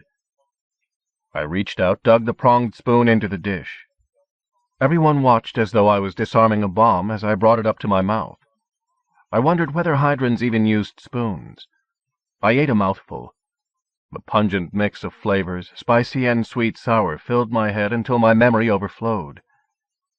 I remember this. I remember. A room, but not this one. Eyes green like the old woman's, green like mine, but in someone else's face. A warm room sheltering me in the warmth of my mother's arms, her mind whispering my name with love. My one true name, which could only be spoken mind to mind. I swallowed, gasping, cleared my head with a burning mouthful of the nameless liquor. I sat blinking as the burn spread to my eyes. My vision cleared, and I looked at Grandmother. She didn't move or speak. She just kept watching me with veiled eyes, with her head cocked a little to one side. "So how is it?" Wauno asked. "Spicy," I whispered. I dug another mouthful of stew out of the trencher. This time I kept my eyes fixed on the table, not listening for lost voices haunting the circuits of my brain. I swallowed the food and went on eating. Wauno joined me. Out of the corner of my eye I saw Cassandra down her second drink like a dose of medicine and reach for a spoon. She glanced at Ezra, who was still sitting beside her, looking like a man with a stick up his ass. He didn't like freaks. I wondered how strong his reaction to all the visible use of psi really was. He wasn't making any move to try the food. I wasn't sure he'd taken more than a sip of the liquor. "What's in this?" he asked suddenly. "I know he'll eat anything." He jerked his head at me. "But most people have more sense." He looked at Cassandra as though he expected her to agree with him. Instead, she brought the spoonful of food to her mouth and ate it. I watched her expression. Slowly she smiled. "It's good," she said, still holding his gaze. "I wouldn't be in such a hurry to eat something I don't know anything about," he muttered. "It's just vegetables and spices," Wauno said. "Some are traditional with the Hydrans, some they got from us. Nothing in their food ever bothered me. They're vegetarians," he repeated. Ezra grimaced. "Manioc root is a vegetable, but if you don't cook it right, it's a poison. Besides, this is unsanitary, everyone eating out of the same dish." He waved a hand at the bowl. "And everything here is alien." I wondered what bothered him the most, the food, the way it was laid out, or how it had arrived on the table. A new, smaller bowl appeared on the tabletop in front of him. It was full of stew. He jerked back as if it was alive. Grandmother said something, poking her finger in Ezra's direction while he sat glaring at the bowl, his look getting darker as he thought about it. "Grandmother says you shouldn't eat with us," Wauno said, expressionless. "She says you're sick." Ezra looked up at them, his mouth thinning. "She says you should drink Uslo tea. You'll feel a lot better." Wauno smiled. So did Grandmother. "Must be a laxative," I muttered. "That's it," Ezra said, pushing up from the table. "I'm not taking any more of this. We did not come here to be made the butt of a joke by you, Wauno, or by a—" He broke off, glancing at Grandmother, glaring at me. "By a what?" I put my spoon down. "Stop it, for God's sake!" Cassandra stopped me with a look. Ezra caught her arm, tried to pull her to her feet. She jerked free. "Ezra, sit down. I'm sorry." She twisted where she sat, looking from Wauno to Grandmother. "Wauno, whether this was your idea or the freak's, it stinks," Ezra said, still standing. "I want you to take us back to Riverton, now." "Wait a minute," Cassandra said, starting to get up. What did you call me?" I pushed to my feet beside her. "You heard me. Hey." Wauno got up in one fluid motion, holding up his hand. "I'll take anybody back who wants to go. You don't have to go with him." He looked at Cassandra. "If you don't want to." She looked from me to Ezra, and I watched her face harden. "Yes, I do," she said, and the words were like stones. She looked back at Grandmother and murmured, "I hope... Namaste." She made a small bow, still remembering the ritual form even now. She started after Ezra, who'd already left the room. I ducked my head, still looking at Grandmother, and followed them out. I fought my anger, trying not to let it make me stupid, trying not to leave it hanging like a pall in the rooms behind me, where everyone would feel it choking them. When I got outside, Ezra and Cassandra were shouting at each other. His face was red in the reflected light. Hers was half in darkness. I caught Ezra by the shoulder, pulling him around. "Cut it out," I said. "Everyone can feel you."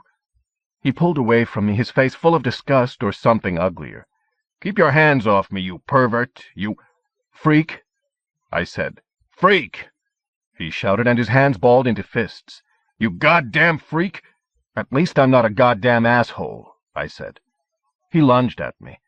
I saw it coming as if he was moving in slow motion. I could have been reading his mind, the move was so obvious. I stiff-armed him. He ran himself up on the heel of my hand and went down like I'd hit him with a rock.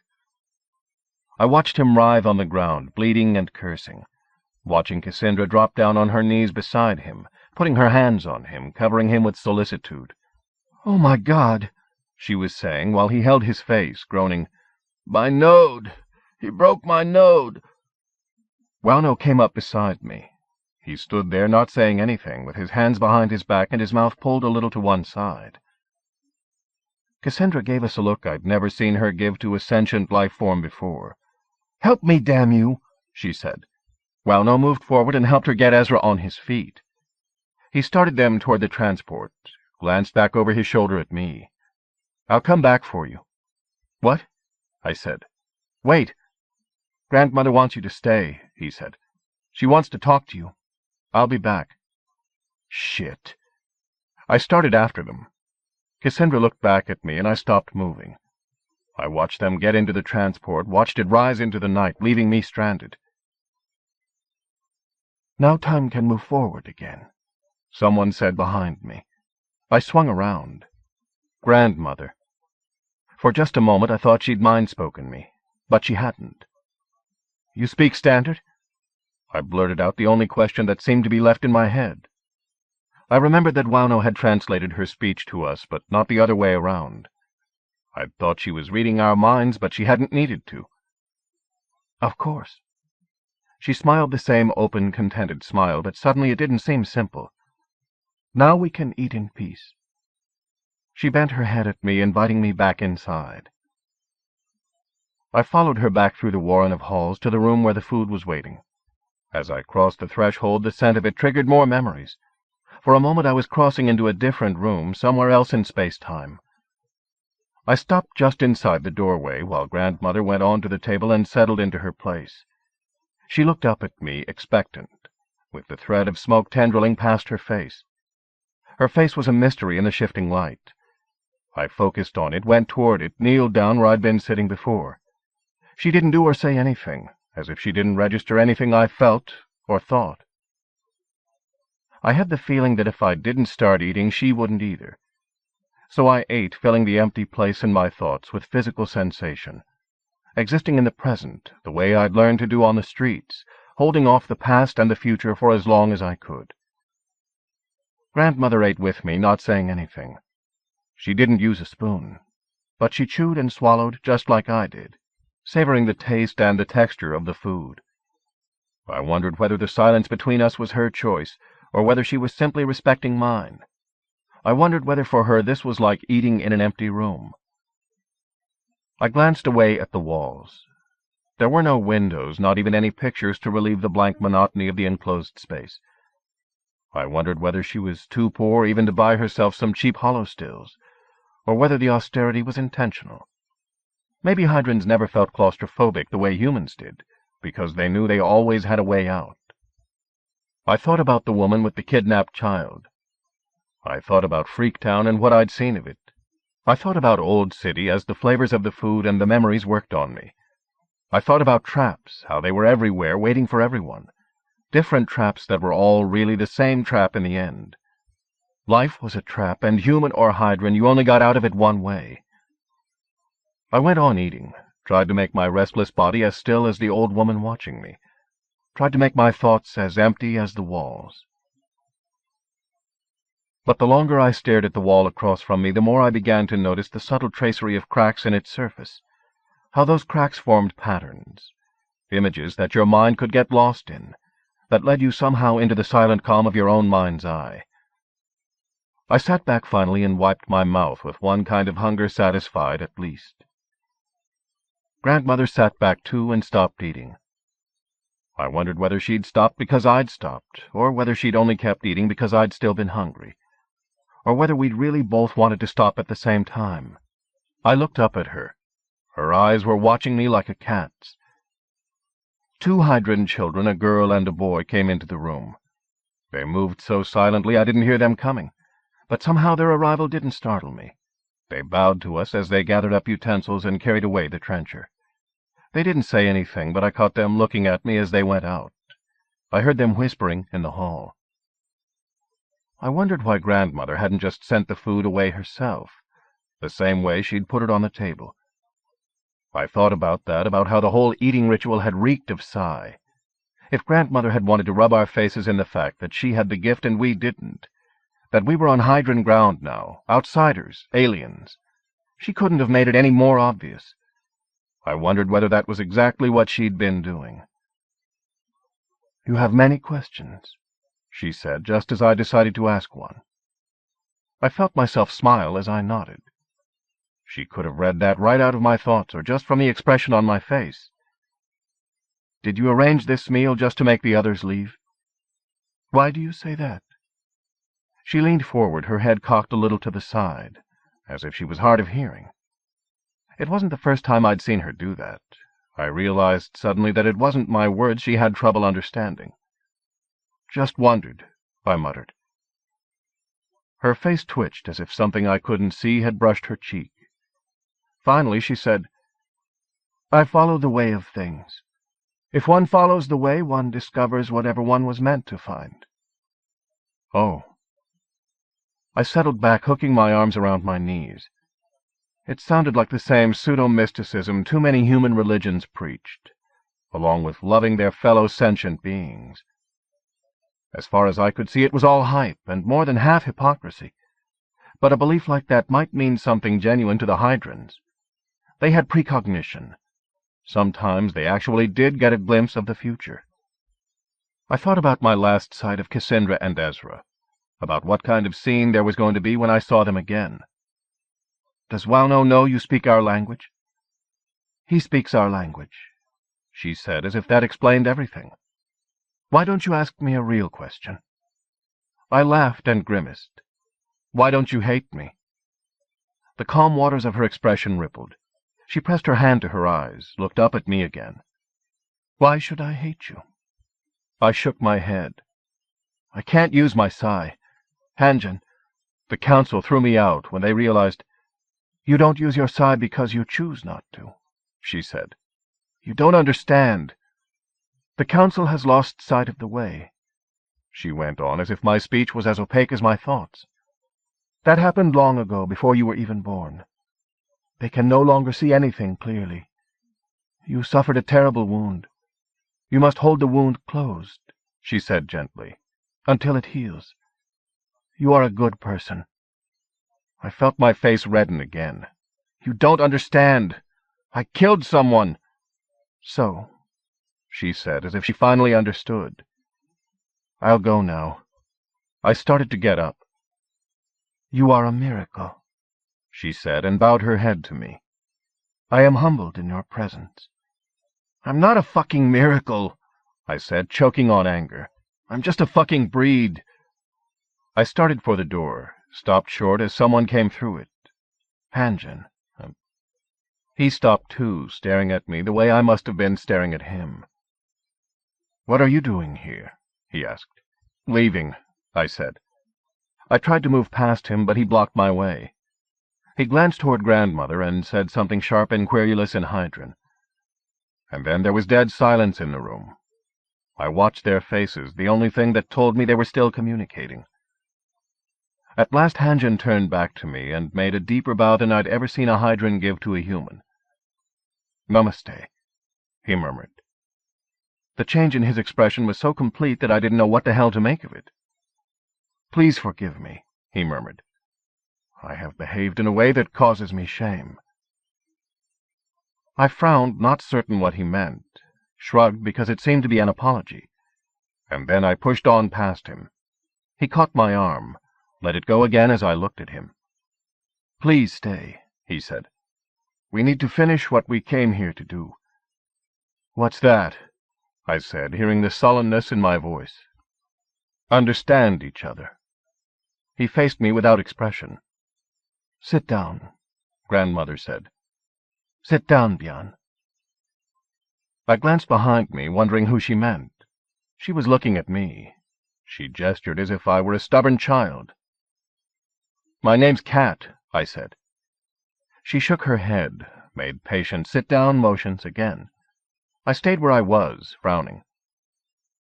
"Kat is your name among the humans," Hanjan said. "This is a Hydran name, for when you are with your mother's people." I looked at him, speechless.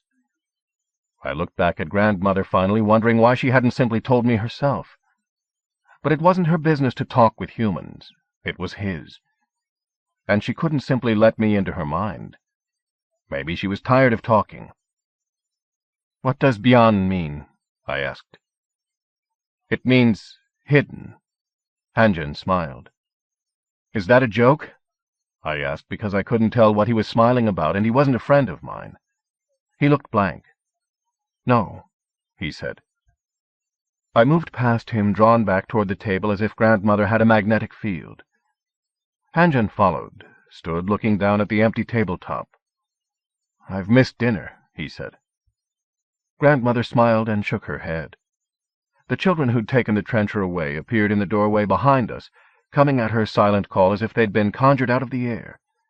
They brought a dish to the table and set it down, so carefully that the flame barely wavered. Hanjan smiled too, and made one of those bows to the children, to her, before he sat down cross-legged.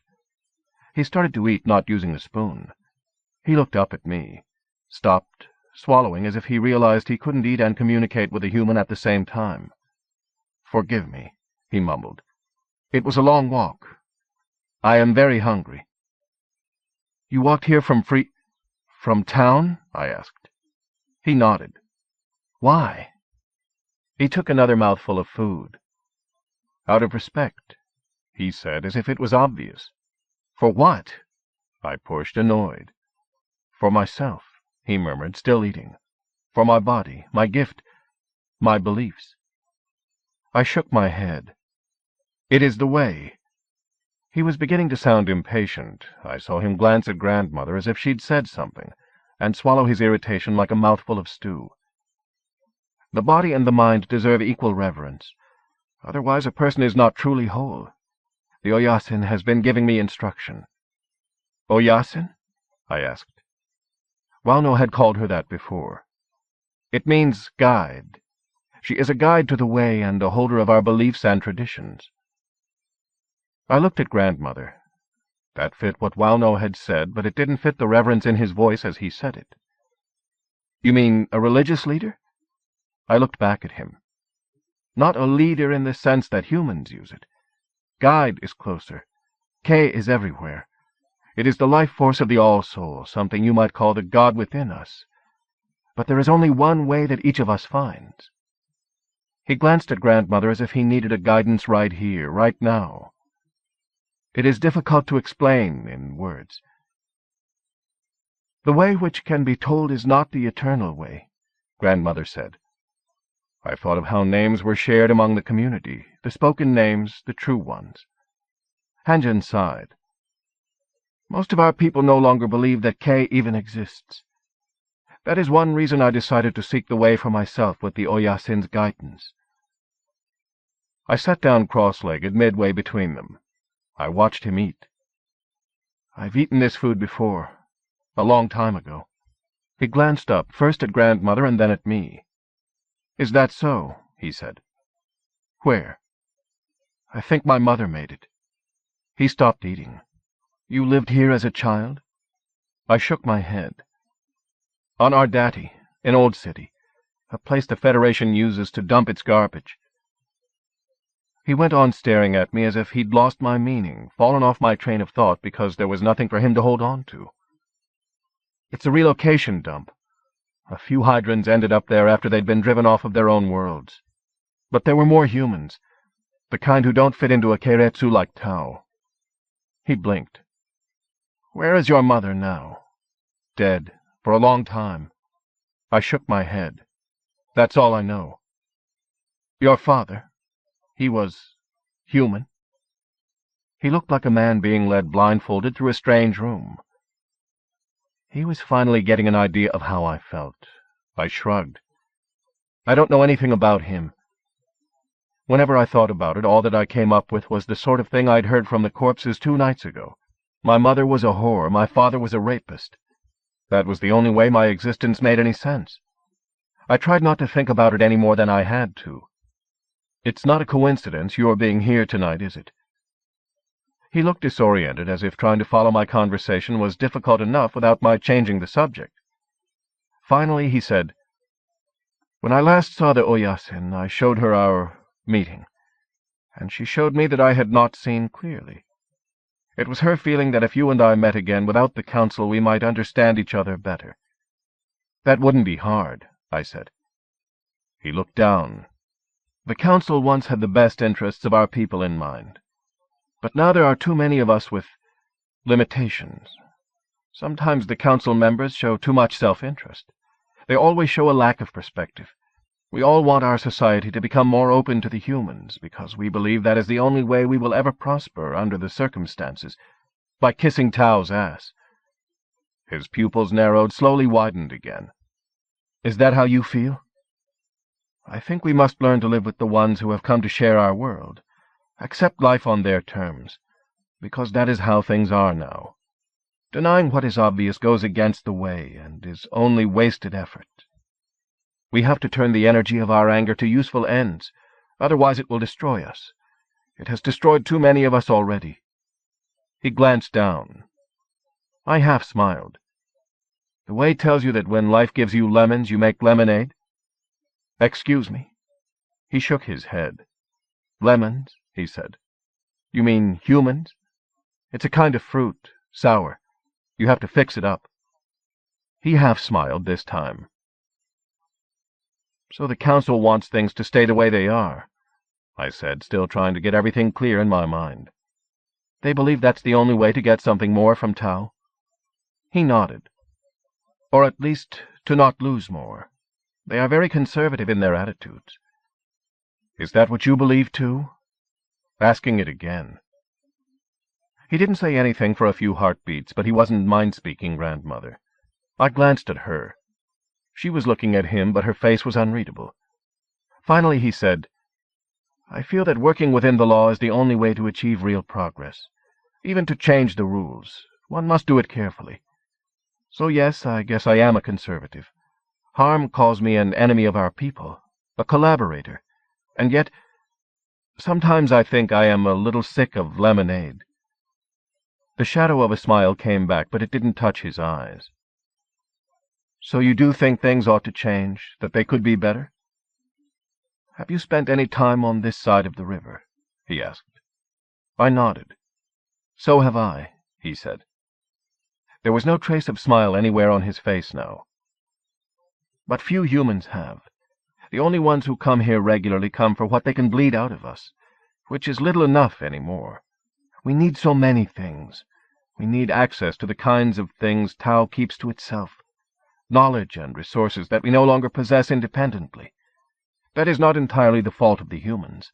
I am the first to admit our society was in decline before they ever reached this world. But now we don't even have the opportunities. That woman, Miya, the one who kidnapped the little boy, she was trained by Tau, wasn't she? To do the kind of therapy she did for him. They let her work over there without monitoring her psi. His pupils narrowed again. I had the feeling that he was angry, or maybe he was simply suspicious. I wished I knew which it was. Yes, he said. There are many things the gift could do for humans, if only they had the courage to trust us. Opportunity can flow both ways. It should, or anything we gain would be charity. That would not solve our problem. Our problem is a lack of hope, more than a lack of things.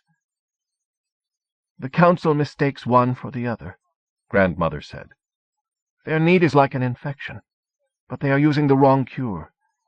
Too many things make everything worse. Hangen nodded, looking resigned. What we need is the chance to do as much as get. I remembered life on the streets of Old City, one empty, aimless day, night, flowing into another. I'd done a lot of drugs then, any time I could hustle the credit, or even when I couldn't. Trying to fill the emptiness of my existence, the empty hole in my mind where something had been taken from me that I didn't even know the name of. Trying to forget that there was nothing better to do, no hope for me of ever having anything better to do. I sat staring at the trencher of food in front of me. I know, I murmured finally. I watched Hangen consider eating more, watched him look at me and stop. What about harm? I asked. Where do they fit in? They don't, he said flatly. They have turned their backs on our traditions and abandoned the way. They are wandering in the wilderness. By trying to save us, they will end up destroying us. I glanced at Grandmother, remembering that Protz had claimed she had ties to the radicals. If that was true, it didn't seem likely they'd turn their back on the tradition she believed in. I expect they don't see it that way, I said to Hangen, still watching Grandmother out of the corner of my eye. I wondered what she knew, wished I knew how to find out. She smiled at me, and I didn't have any idea why. I looked at Hangen again. Why can't you communicate with the radicals? If you believe that they're doing more harm than good, can't you show them why? Open your mind up and show them? Have you ever let them try to show you how they see the situation? He was perfectly still for a moment, traveling through the words in slow motion to get to my point. Tell me something first, he said finally. Is it true you were forced to kill someone and survived? And that is why you don't use your gift? Don't, not can't. Don't. Yeah, I whispered. Then it is true that your part in the kidnapping was completely by chance? An accident? I nodded. How did you find out? He hadn't known it at the council meeting. None of them had. He bent his head at Grandmother. But she said I must ask you myself. She'd never seen me before tonight. I glanced at her, wondering how long she'd known about it. The council was afraid when they discovered what you were. Hangen broke off, looking like he'd just stepped in shit. He shook his head. We were afraid that Tau had sent you to cause trouble for us, to somehow tie the council into the kidnapping, to tie us to the radicals. The fact that you were an outsider, claiming to understand us, and yet you kept your mind completely closed. When I felt everyone else's suspicion, it became my own. It was very hard to understand all this, you see. His hands fluttered. He probably didn't look that helpless very often. Satisfaction took some of the sting out of my memory of the council meeting, but not much. Why should you be any better than the rest of them? I asked, since he seemed to feel that he was. I am a Daisen, he said. The closest word you have for it is ombudsman. I am trained to avoid the contagious emotion that overtook the council, but I allowed my suspicions to control me. I thought only humans did that, I said. He frowned. No. It wasn't my choice to attend that meeting, I said. Just so that you know. I did not think so. He shook his head. You ask why we don't just show the radicals what is wrong with their way of seeing. We would, but they will not let us. They are clean. They are of one mind. A closed set to anyone who does not share their beliefs. They have shut us out as completely as you have, but selfishly. I frowned this time. I thought Hydrans didn't do that to each other. I thought they were always sharing their thoughts, their emotions with each other. so that there were never any misunderstandings. He laughed, but not as if he thought it was funny. That's what we have always wanted to believe ourselves. Maybe it was even true once, when our civilization was whole. Or perhaps not even then. But anyway, our past is gone. Now we live in the time of the humans, and no one really knows what the truth is anymore. I studied my hands, not knowing which frayed end of the conversation to pick up, whether I should even make the attempt. He shook his head. There is really nothing else that I can tell you or Tao about the kidnapping that Tao does not already know. It was done by harm, and Tao knows that. But we do not know where they disappear to any more than Tao does. There are thousands of hectares of emptiness in the homeland. Harm can be anywhere they choose, from moment to moment. But we do want to help you find the boy. Please assure Agent Perrymead that if we discover anything, we will send word. I rubbed my neck, feeling as if I'd suddenly stopped existing, even as a half-breed with brain damage, that he was only seeing the human's pawn again. I wondered whether everything he'd said to me had been just as calculated. I didn't want to believe that, but I couldn't prove anything either way. His mood seemed to settle on me like a weight. I remembered what he'd said about catching an emotion like a disease. I ought to be immune, if anyone was. The mood was my own, and it wasn't going to improve when I left this place. I glanced at Grandmother. She was making the smoke spiral and braid as if Hanjin and I were already gone from the room. I wondered whether that was a kind of prayer. I wondered what she was praying for and where she thought the answers were going to come from. Hanjin looked at Grandmother, too, suddenly, as if she'd said something. She had. Something I couldn't hear. The thread of smoke drifted up undisturbed as she let it go. Hanjin got to his feet. He bowed to Grandmother and then to me. I must go. It's a long walk back to town. I hope the rest of your visit to our world is productive. I watched him go out, wondering why he was leaving. I suddenly felt as left out of what went on here as I'd been at the council meeting. I looked back at Grandmother, wondering what she'd told him. Maybe his leaving hadn't meant anything at all. Maybe I just didn't understand the way anything happened on this side of the river. Someone entered the room. I turned, half expecting to see Hanjin again. But it was Wauno. Wauno made his bow to Grandmother, murmured, "Namaste," and looked at me. "You ready?" I got up, wondering suddenly if Wauno's arrival had had anything to do with Hanjin's leaving. I looked toward Grandmother, but she only bowed her head and murmured, "Namaste, Bian." "Namaste, Oyasin," I said, feeling unanchored as I said it, lost somewhere between gratitude and frustration. As I followed Wauno out, I looked back to see the faces of half a dozen children peering at us from doorways. I wondered again how many Hydrans lived in this place. How many of them had been mentally listening in on what was said in that room? 100 of them could have been eavesdropping, and I never would have known. Realizing that made my skin prickle, made me feel human. Maybe Wauno felt the same way. We were in the transport rising up into the night before he said anything. And then it was only, "You want to go back to the hotel?" Nothing about what I'd thought of Grandmother or what I'd thought of dinner. Whether I'd learned anything. I wondered whether the look on my face as we walked out was what had kept him from asking. I wondered whether he was sorry he'd thought of this. I couldn't give him any reassurances because I wasn't certain how I felt about it myself. I forced my thoughts back across the river, remembering where I really belonged. My mouth pulled down as I remembered Ezra, the blood on his face, the look on Cassandra's face, and what it was probably going to mean when I reached the other side. Do I have a choice? Wauno shook his head. Not really. Not this time of night. I checked my data band, surprised as I saw how much time had passed. What would you do? Go to sleep, he said. I like to get up about 5 hours from now. I sighed. How's Ezra? He shrugged. You broke his nose. I took them to a clinic. Shit. I leaned back into the seat, resting my head.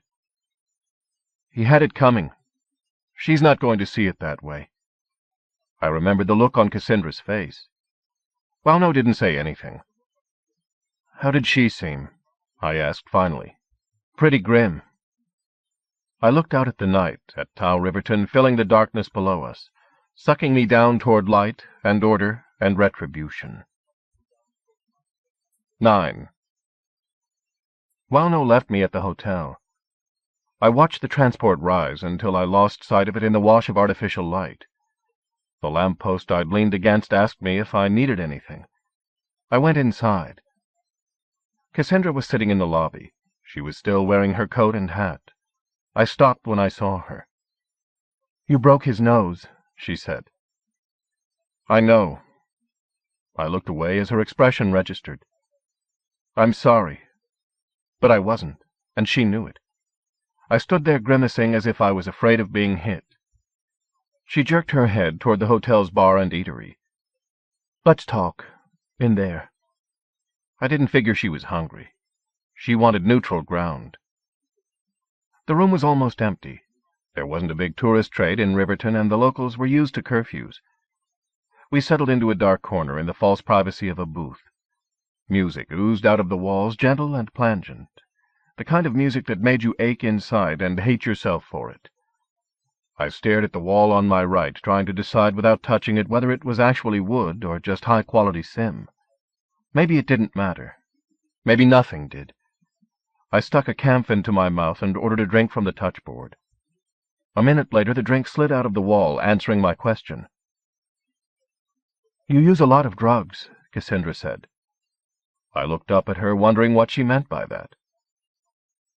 "I can handle it," I said. "It doesn't affect my work." "Why do you need them?" "Who says I need them?" I took the camp out of my mouth, looked at it. I picked up the drink and drank it. It tasted weak. I stuck the camp back into my mouth. There was only one drug that could give me what I really wanted. Give me back my sigh. But to let myself use it would be like walking on broken legs. Her eyes were still on me. I frowned, looking away. "I like it. So do you." She pulled her hat off, rumpling her hair, and opened her coat. She ordered herself a drink. When it came, she sat looking at it. Finally, she drank it down in one swallow, grimacing. "No, I don't. But I'm angry. I'm very angry." She didn't sound angry. She sounded tired. She didn't meet my eyes. "You could have killed Ezra hitting him like that." "No, I couldn't," I said. "I knew what I was doing, even if he didn't." She looked up. "You meant to break his nose?" "I didn't break his nose," I said. "He broke his nose." I expected her to tell me I was full of shit. Instead, she leaned on her elbows, covering her eyes with her hands. I wondered why she wouldn't go on looking at me, whether she was afraid to or just fed up. "Damn it, nothing has gone the way I wanted it to. Ever since we got here. It's been one damn thing after another until I can't think straight." She looked up at me finally. "I hate this." I shifted in my seat, not needing her to tell me I'd been the cause of it. I tried to order another drink. A synthetic voice told me I'd had enough. "Fuck you too," I muttered. Cassandra looked up at me again. I fumbled in my pockets for another camp, found the pack and pulled it out.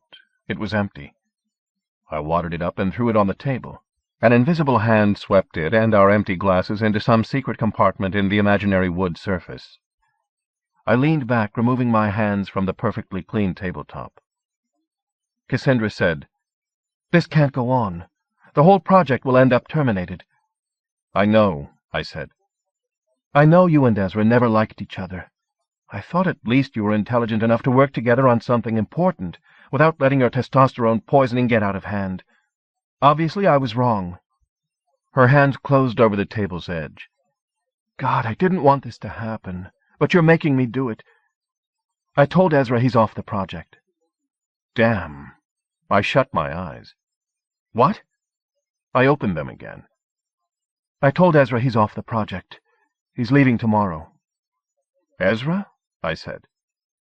She looked at me the way I'd just looked at her. "Why him? Why not me? He's your habit. I'm the one who caused the trouble with Tau." She half frowned. "You weren't to blame for that," she said. "For God's sake, you were the victim, remember?" She shook her head. "And tonight, Ezra insulted our host, our informant. He couldn't keep his bigoted mouth shut for one evening. She looked into my eyes with their long split pupils. He'd called me a freak. She pushed her hair back. I feel like I've been asleep for years, like I never really saw this world in all my visits here. And I never really saw him. The truth was always there, I just didn't see it. She looked away, making a pain noise that tried to pass for a laugh. I can't go on pretending I don't see it. Her hands released a tabletop suddenly. Listen, I said. It makes more sense for me to go instead of him.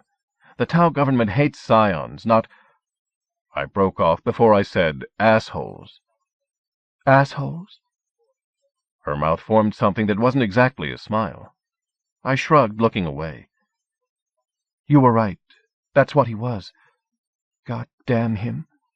Her mouth quivered suddenly. Are you doing this for me? I said. Don't. I can take care of myself. Give me more credit, she said, handing me back my own line. I'm doing it for the project, because my research needs you more than it needs a stats quantifier. I can get one of those anywhere.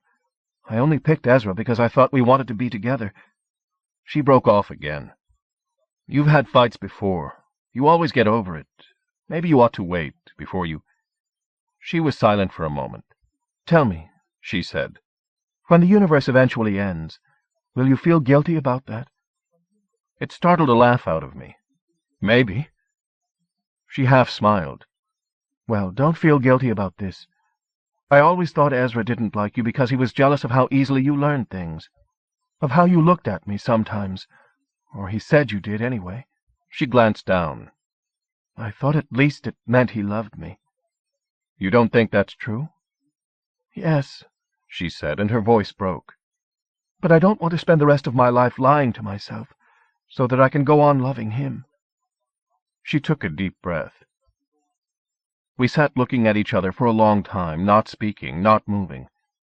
Finally, the voice that had told me I was drunk told us that the bar was closing for the night. Cassandra lurched like a startled sleepwalker and got up from her seat. I followed her out of the bar, neither of us saying anything. We were the only ones in the lift going up. We walked together down the hall, still silent, until I reached my room. I stopped. She stopped, too, glancing on down the hallway. She looked back at the lift. What is it? I asked. I need to get a separate room.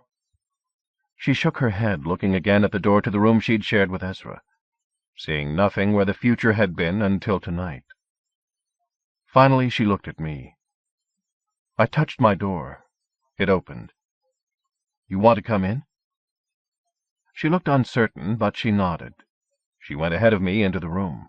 My eyes tracked her motion, even though I tried not to. I closed the door. She turned back, looking at me as the door silently shut. I felt the pale room close us in, like a jail cell. The far wall had long since opaqued for the night. I ordered it to polarize again. The star-patterned grid of the city filled my eyes. I took a deep breath, feeling the fist of my tension ease. Cassandra sat down on my bed, looking out at the view, but not reacting. I sat in a chair, feeling the soft, formless seat reshape itself around me. The sensation made me want to get up again. I made myself go on sitting, remembering the stillness of the Hydrans. How long were you and Ezra together? I asked, when she still didn't say anything or do anything. I can't even remember, she murmured. She looked back at me, finally. We met at the study center in Quarro. You're from Ardati? I said. I thought you were from Mycena. My family sent me to school in Quarro. They thought it would give me the best education. Her smile filled with irony. Ezra was so... She glanced away. He was everything Quarro was supposed to be about, everything my family admired, everything I thought I ought to want. And he wanted me. I'd never been wanted like that. Her gaze turned distant. I thought about them together in Quarro, moving through a world of light and privilege. How they'd met, shared, learned, slept together. I thought about my life, moving on a parallel track with theirs, buried alive in Quarro's old city. Aren't you from Quarro? She asked. Ezra said, No. I got up from my seat, moved to the window wall, and stood looking out. When I looked back at her, she was crying, the tears seeping out through her fingers of the hand she'd pressed against her eyes to stop them. Damn him! I wondered what she was thinking now, what he'd said to her when she told him to get out of her life, how ugly the words had been. I wondered what she was feeling, lost, angry. I couldn't tell. It made me feel helpless because I didn't know what to do if I couldn't tell. She got up and started for the door. I crossed the room before she got there. I know how it feels, I said. I caught her gently by the shoulders and made her look at me. You do? She said thickly, looking back at me as if she actually believed it might be true. And all the while I couldn't even imagine what she'd seen in him. No. I let my hands drop. How could I even imagine what you feel? I remembered holding someone else far away long ago. Jewel Ming, her long dark hair slipping down across her face as I held her. How I'd known what she'd suffered, known what she needed, just as she'd known everything about me. I turned away, shaking my head. It must be terrible, Cassandra said softly. What? I turned back, startled. To lose that. To lose something like the gift. I stood staring at her stupidly. My uncle told me. God, I muttered. Cat, she said, and broke off. I looked away, down, out at the night, anywhere but at her. I'd known her for years now, worked beside her, studied with her, been her friend, and nothing more. I'd always stopped short of crossing that line, never tried to make our relationship anything more, because I'd thought she loved Ezra. I'd thought the way she looked at me sometimes was nothing more than curiosity. I'd never had the courage to ask outright. I'd never had any way to know for sure. But all the time that I'd believed she wanted someone else, I'd wanted to be in a place like this with her, alone with her. Wanted it so much some nights that I couldn't sleep. And now I only wanted her to leave. Talk to me, she murmured. In all the time we've worked together, you've never talked about you. I turned back finally. You never asked, I said. This time she looked down. Maybe I was afraid. I thought about the way she'd always acted, reacted, around me. She wasn't acting that way now. Ironic, isn't it? Why? I asked. But I already knew the answer. Because she was a xenologist. Because I was strange. Because I want you so much it makes my teeth hurt, she whispered, and her face turned scarlet. I never wanted Ezra the way I want you. I pulled her into my arms and kissed her for a long time. Because I'd wanted to kiss her for such a long time, to hold her, to know what it was like to be her lover. We drifted back across the room to the bed. I followed her down onto it, not letting her go as we went on kissing. Tasting the strange spices that breathed from our skin, feeling my hand slide over the warm contours of her body as her shirt came undone. Her hands were on me, loosening my shirt, my pants, touching my chest, touching me all over. I kissed her throat, touched her breast, waited for the feedback of her senses, waiting for every sensation to double for us both as my mind reached deep inside her to give her a kind of pleasure that Ezra never could. Waiting. Reaching. It wasn't happening. I couldn't reach into her thoughts to answer her every desire. I couldn't even find her. I remembered suddenly that the last time I'd been with the woman I'd still been using the drugs that let me use my sigh. But they'd been gone for a long time. Now I didn't know what to do next. Didn't know whether it was the right thing, whether it would satisfy her, whether she wanted more or wanted me to stop.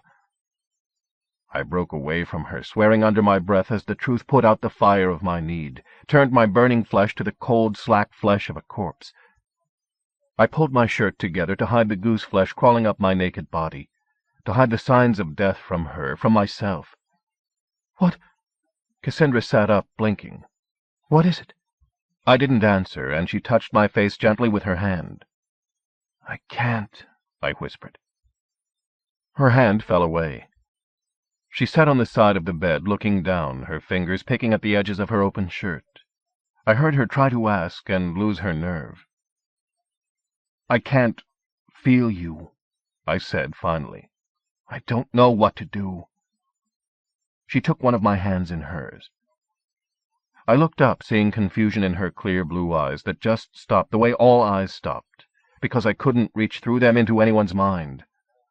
"I want you," I said thickly, "but I can't find you." I took a deep breath. "I can't feel you." I touched my head. "I can't feel anyone." I should have died. Maybe I had. She moved her hands slowly, taking my hand with them until it rested on the warm skin of her shoulder. "I'm right here," she said gently. "I know what to do. Just follow me." She bent her head. Her lips burned against the cold flesh of my palm. "That's all you need, to be a human being." I don't know how. I pulled my hand free. I pushed to my feet. Not human enough, not Hydran enough. I looked back at her, stretched out on my bed, her shining hair, the curve of her breast. Trying to want her the way I'd wanted her 5 minutes ago. Trying to let my body answer her mindlessly, as if there was nothing between us but sex. Once I'd believed that was all there was, sex between strangers. But not now. Now it was too late. I looked away finally because nothing at all was happening. "Maybe you'd better go." I listened, keeping my eyes averted as she got up slowly from the bed. I heard her unsteady breathing as she pulled her clothes together. I heard her start toward the door. "Cassandra." I forced myself to turn back, made myself cross the room again before she could go out. "It only happened because you matter too much to me." I pulled her against me and kissed her again, let her go as her body began to soften and yield.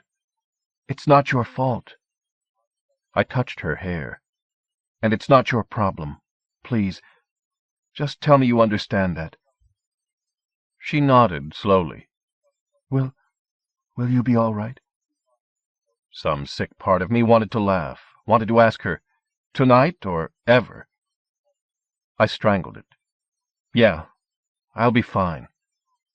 She opened her mouth, shut her eyes, shook her head. She went out of the room. The door closed behind her. I stood for a long time wondering where she'd gone, whether she was going back to Ezra or going to tell her uncle we were both miserable little shits, or going to an empty room exactly like this one. I stopped staring at the empty surface of the door and turned back to the bed. Its surface was just as smooth and featureless, as if nothing had happened. I went to the bed and laid down on it. I ordered the window to opaque and called on the 3D, jerked the headset out of its cradle, and pushed it onto my face. With my clothes hanging open and my mind fused shut, I blew through the menu, searching for what I needed right then. Something hot and raw and meaningless. A virtual fuck. Something that didn't exist here. By the time I was absolutely sure of that, there was no emotion at all left inside me. I reached up to pull off the headset, ready to shut the access down.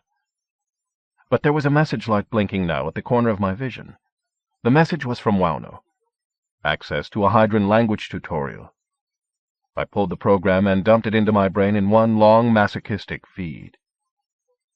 I lay there a while longer, while the brain smog of data strings stupefied my concentration until I could almost forget. Almost let the mnemonic buzz sing my brain to sleep. It was almost enough. But it wasn't. I got up from the bed, fastened my pants, fastened my shirt. I put on my coat and went out of the room. I left the hotel, making certain I didn't cross the path of anyone I knew.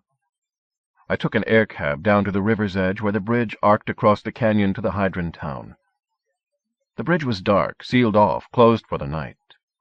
I pressed against the yielding, invisible barrier of the force field until a disembodied voice activated, warning me that I was out past curfew, that my identity was registering at corporate security headquarters.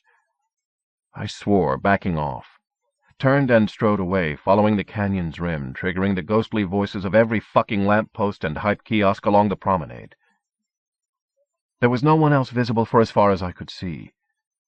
I sat down on a bench, finally, letting my head rest against its iron brocade, my hands hanging strengthless in the space between my knees, as I waited for the cab I'd called to come back and get me. I still breathed the taste of strange spices with every exhalation, still felt the rhythms and structure of a strange tongue highlighting alien road maps in the circuits of my brain. I tried to remember whether I'd ever walked those roads before in a long-ago time and place. Eventually everything fell silent. All that remained was the sound of the river, so faint and far below that I almost thought I was hearing the echo of Hydran voices. Faces I'd seen across the river accreted in my memory like Dreamfall on the reefs. All of the eyes, the hair, the spice-colored skin morphing into one face. Her face. A Hydran woman with a human child, alone in the night maze of Freaktown. The cold wind touched my face almost gently, like an unexpected lover. I sat up, opening my eyes, glancing behind me because there had been something almost familiar about the touch of the wind. Someone was sitting with me on the bench. Miya. 10. Miya. I reached out, my hands closing over her arms. I felt her muscles harden under my grip, felt my own surprise as they proved her body's substance. She looked into my eyes, unafraid, and didn't try to pull free. I knew as well as she did that there was no way I could hold her if she didn't want to be there. I let my hands drop. "Miya?" I whispered, and heard my voice catch on the sound of her name. The pupils of her eyes widened, narrowed again. Surprise. Surprise that I knew her name. But not the kind of surprise I felt as I realized that she could only have come here looking for me. "It's not safe here." The words dropped off my tongue, surprising me again because the last thing I expected my gut response would be on seeing her was to want her safe. I saw her pupils dilate again, as if it was the last thing she'd expected, too. Her gaze hovered on my face like a moth fixated by a light.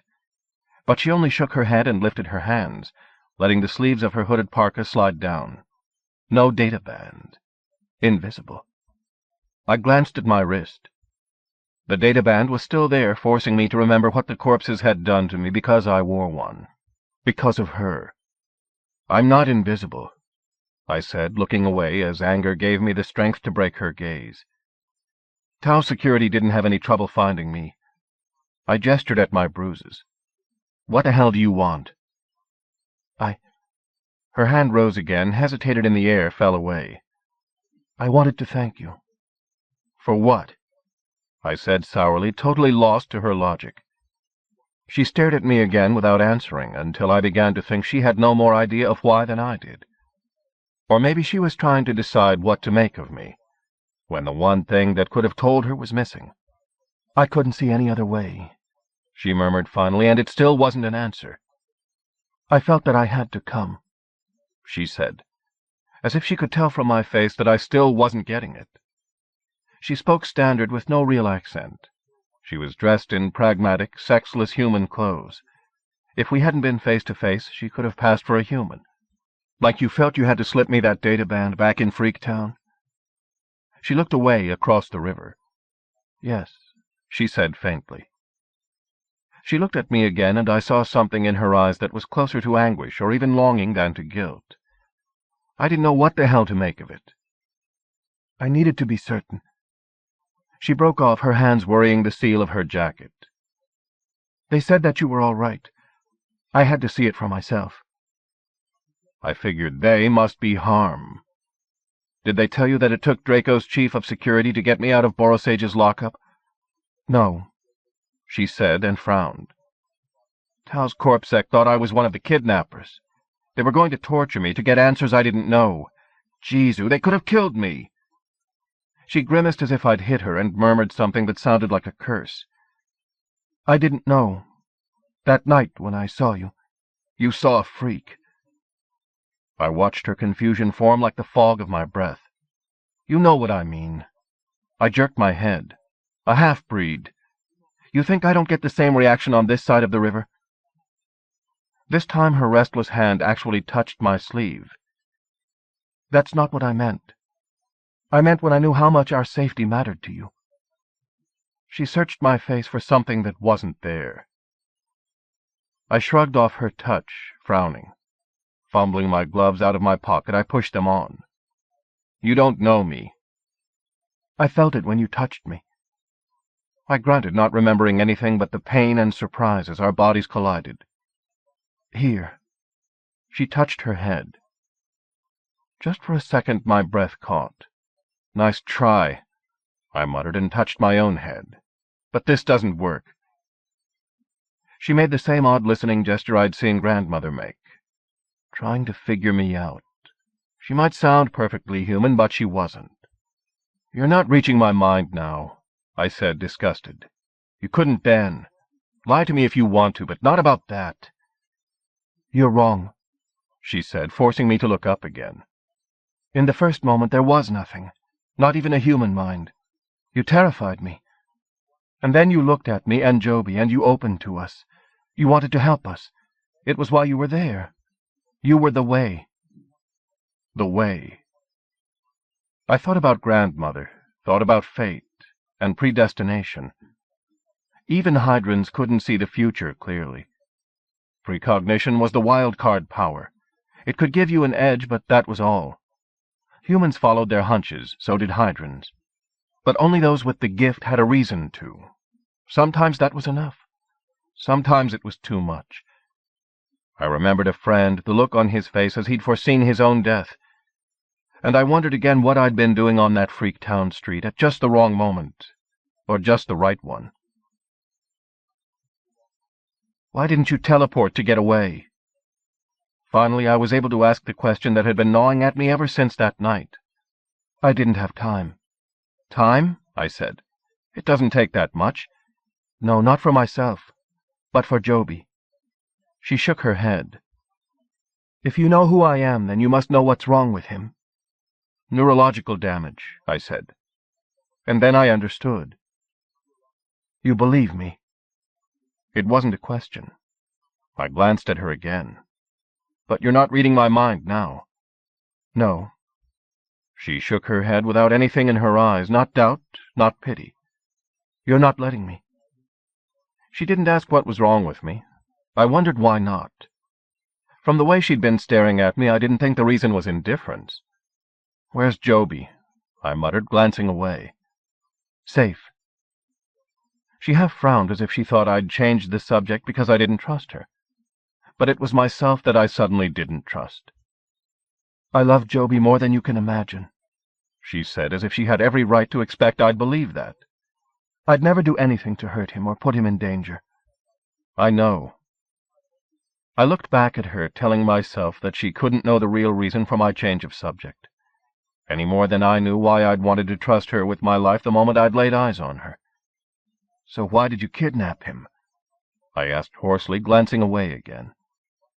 I knew she'd told me the truth about not reading my mind. She couldn't influence how I felt without my knowing it. She took a deep breath, as if this time she'd been ready for the question. "How much do you know about all this?" "I know his parents are sick with worry. They can't understand why you did it." "You've talked to them?" I nodded. Tao made certain I met them. I guess they felt being arrested, drugged, and beaten up wasn't enough to teach me a lesson. I had to eat some shit, too. She glanced down. When she looked back at me, she looked uncertain for the first time. She took another breath, let it out slowly in a whisper of fog. "I can take you to Joby if you trust me. Then you can tell Ling and Burnell that he's safe." I sat up straight with disbelief. "Where is he?" She pointed over her shoulder. "Across the river." I followed her gesture with my eyes. "The bridge is closed." "We don't need a bridge," she said. "if you trust me." I almost laughed. Why should I? I looked into her eyes. Why do I? The question died on my lips. Why should you? I didn't ask that one either, even though street logic screamed that this was a trap. I thought about everything I'd gone through these past 2 days. And then I said, "All right." She took hold of my hand. My grip loosened as I almost lost my nerve. But her hold on me didn't falter. Her eyes weren't registering me now. I felt something indescribable charging the synapses of my brain, firing every nerve down through my body, as she manipulated the quantum field in a way I'd never be able to. I felt my body transforming, and inside the space of a breath, reality swallowed itself. I was sitting on a bench, but the bench and everything else had changed. I was in a room in dim lamplight. It couldn't be anywhere but Freak Town. The shadows and the forms, the smells in the air, the background noises, overloaded my senses with déjà vu until it felt as if we'd traveled through time, not space. Miya was sitting beside me on the bench, breathing hard. She rose to her feet as unsteadily as if she'd carried me here on her back, looking toward the far side of the room. There were 2 other Hydrans in the room, 2 men sitting cross-legged on the floor. One of the bat things flitted between them, dodging a fist-sized bubble that seemed to have a life of its own. The gleaming bubble whacked the bat thing and knocked it to the floor, and I realized the bubble was solid. The bat thing floundered on the threadbare rug, trying to right itself. Its screaming cries hurt my ears. In an eye blink, Miya was across the room, kneeling down, taking the stunned bat thing gently in her hands. There was nothing gentle in her face as she looked up at the 2 ball players. The bubble, still suspended between the 2 Hydrans, dropped to the floor forgotten. The ball rolled toward me, bumped to a stop against my foot. The 2 men were staring at us. They stood up, and one of them gestured at me with a guttural noise of anger. An invisible hand forced the momentum of his turn, carrying him on around and slamming him into the wall. Before the other Hydran could take 3 steps, he tripped over his feet and fell flat. "Miya!" the first one said, his face red with fury and the impact of the wall. She answered him in a flood of unintelligible speech, gesturing in disgust as the bat thing launched off from her hands. I realized suddenly that she had taken them both down with her telekinesis in less than a minute. The 2 men began to shout, pointing at me now. Her own voice rose until they were all shouting at each other in Hydran. I sat listening, stunned by the motion and noise, wondering why the hell they even needed to speak out loud. Suddenly Miya broke off. She looked toward the arched doorway that opened on another room. The 2 men stopped then. I heard a thin, high cry from somewhere in the darkness beyond. For a moment longer the 3 of them were silent, although their argument went on mind to mind, emotions playing across their faces like sun and shadow. Then Miya ordered the 2 men still with a motion of her hand, and turned away as if they'd disappeared. She went through the doorway into the darkened room beyond. The 2 men stood where her silent order had planted them. Their eyes never left me. They were both young, not much older than I was. Each of them wore his pale hair long, held on top of his head by an ornate clip. The hair clips were made of metal in intricate, vision-knotting designs. I figured the style must be traditional because I'd never seen it on a human. I wondered whether the clips had been shaped by hand or by thought. The 2 Hydrans wore heavy, human-made jackets that almost disguised layers of faded traditional tunics and worn-looking pants. But no one would have mistaken them for Keiretsu. In another life, someone might have mistaken them for my brothers. I stood up, watched them shift uncertainly from foot to foot. They weren't carrying any weapons that I could see. I sat down again and let them stare at me. "My name is Cat," I said. My breath frosted. There was a small radiant heater in the corner of the room, but it wasn't enough. The room was almost as cold as the outside air. The 2 Hydrans went on staring, their faces expressionless. Maybe they didn't speak standard. The bat thing fluttered around them like fear made visible. I kept waiting for it to attack me the way the one at the council meeting had. This one kept its distance. Finally, I looked away from them down at the small globe resting against my foot. I leaned over to pick it up, and déjà vu fired every neuron from my fingertips to my brain. It was warm, not cold like glass, with an image inside it that could be changed at a whim, by a thought. Just the way I'd known it would be. This time the image was a bat thing. I sat back, cupping it in my hands, concentrating, trying to make the image transform into something else, anything else. Nothing happened inside the globe or inside my head. I looked up and saw the 2 Hydrans watching me. They glanced at each other then, touching their heads and grimacing. The one on the left said, "Why did you bring that freak here?" "Maybe so we can see for ourselves what happens if we get too friendly with the humans." The second one smirked. His elbow dug the first one in the side. They laughed. It took me a couple of breaths to realize that they were speaking Hydran, and that I understood it.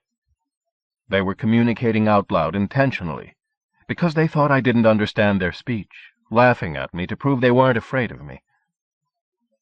I thought about it a little longer, listened to them make a few more remarks, sorted through the data feed still downloading the Hydran language into my brain.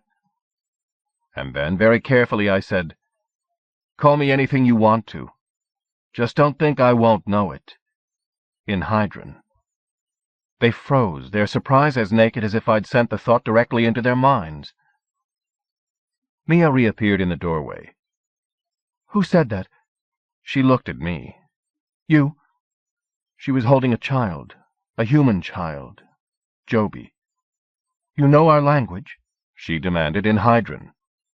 "For about an hour now." I answered in Hydran, surprised to find that speaking it was easier than understanding someone else. "I'll be better at it tomorrow." I forced a smile, watching her expression turn unreadable. Hearing myself speak Hydran was like dreaming wide awake. "This is Joby?" I asked. Mia's eyes warned me off as I started toward her. I slowed, approaching her and the boy as carefully as I could. Joby lifted his head from her shoulder to look at me. His eyes were wide and dark, human eyes. He was wrapped in layers of heavy sweaters. A knitted cap was pulled down over his ears to protect him from the cold. His face was soft with uncertainty, but he could have been any little boy just wakened out of sleep. I couldn't see anything wrong with him. "Hey, Joby." I smiled at him, and after a moment the ghost of a smile touched his mouth too. He rubbed his face. Miya moved forward this time, bringing him closer to me. He put out a hand, touched my ear, the earring I wore in it. He pulled his hand back again. The bat thing appeared over his head, fluttering around him, still making sounds so high that I could barely hear them. He watched it fly gravely. I glanced at Miya, expecting to find her still watching me, judging me, not expecting the look of strained concentration that shut me out entirely. She kissed Joby gently on the top of his head and turned away, carrying him back into the darkened room. I followed her this time. The others didn't try to stop me. I stood in the doorway as she settled him on a sleeping mat and pulled a blanket over him. She sat beside him on the floor with her hand stroking his hair. "I thought he had neurological damage," I said. "He doesn't look damaged." She glanced up, startled. Her face closed as her attention left him for me. She took her hand away from his head deliberately. Her look forced me to keep watching him. I watched him shift under the blanket, his arms and legs drawing up and in until he was curled like a fetus. He began to make a sound, the high, thin keening I'd heard before. It was worse, seeing it happen in front of my eyes. I forced myself to go on watching, but I didn't want to. "You see?" she said, almost angrily. And then, almost wearily, she said, "You see." I nodded, looking away finally, looking down. The keening stopped as she turned back to him. I imagined her reaching out to him with her mind as she reached out with her hand, soothing and reassuring him. At last she took her hand away. He lay quietly, breathing softly, almost asleep. She got to her feet and came toward me. I stepped back into the main room as she unhooked a blanket and dropped it across the doorway behind us. "He seemed so normal," I muttered, and had a hard time meeting her eyes. She leaned against the wall as if suddenly everything had gotten to be too much effort. "You have to do everything for him?" I asked, but it wasn't really a question. "Without you—" She stared into space, holding on to herself as if she were still holding Joby. "Without me, he has no control over his autonomic nervous system. He's trapped inside himself." "Is he aware of what's going on around him without you? Does he get any input?" "Some." She moved away from the wall, glancing back at the doorway as she crossed the room. "He has great difficulty making sense of what he does get, unless I help him to pattern it. When he's with his parents—" She broke off self-consciously, moved to sit down on the bench by the wall, drawing her feet up. I let my breath out as I realized that she'd just answered one of the doubts that had been on my mind across the river. She really hadn't been lying to me. She hadn't kidnapped Joby to make some point by hurting or killing him. Her whole body folded in on itself for a long moment before she raised her head again. At least he knows them now when they're with him. I watched her blink too much as she glanced at the two other Hydrans. They were sitting on the floor now, cross-legged and still watching us. She was speaking standard again, and I suspected that it wasn't just for my sake. She was a part of harm. I didn't have to be a mind reader to see that. She'd taken Joby because she believed it would help her people, even though right then I couldn't imagine how. But it was just as clear that she wasn't happy about betraying the people whose child she'd taken, even if they were human. I didn't press her about the questions that were still on my mind. Somehow, simply knowing this much made the rest of the answers easier to wait for. I glanced toward the room where Joby was sleeping again. Is he ever going to be any better? She looked surprised, as if she'd been expecting the obvious questions. He is better. Better than when I began doing therapy for him. Whenever I work with him, I help him pattern what input his brain receives. Each time his mind retains some of the patterning. Eventually he should be able to interact on his own. He's so strong, and he wants it so much. She broke off again, biting her lips, as if she'd suddenly remembered how things had changed for both of them. I remembered the hollow-eyed scene of Joby. She was right. He was better now, if what I'd seen tonight was any proof. I looked at her face, the fatigue and strain that were just as obvious, now that I knew how much it had cost her to work with him, what it had cost her to bring him here. I tried again to make the two things fit together. Why a human-hating Hydran radical would work so hard to heal a human child, if she'd only intended to use him like this. I couldn't make them fit any more than I could read her mind, any more than I could stop looking at her face or believing everything I saw in her eyes.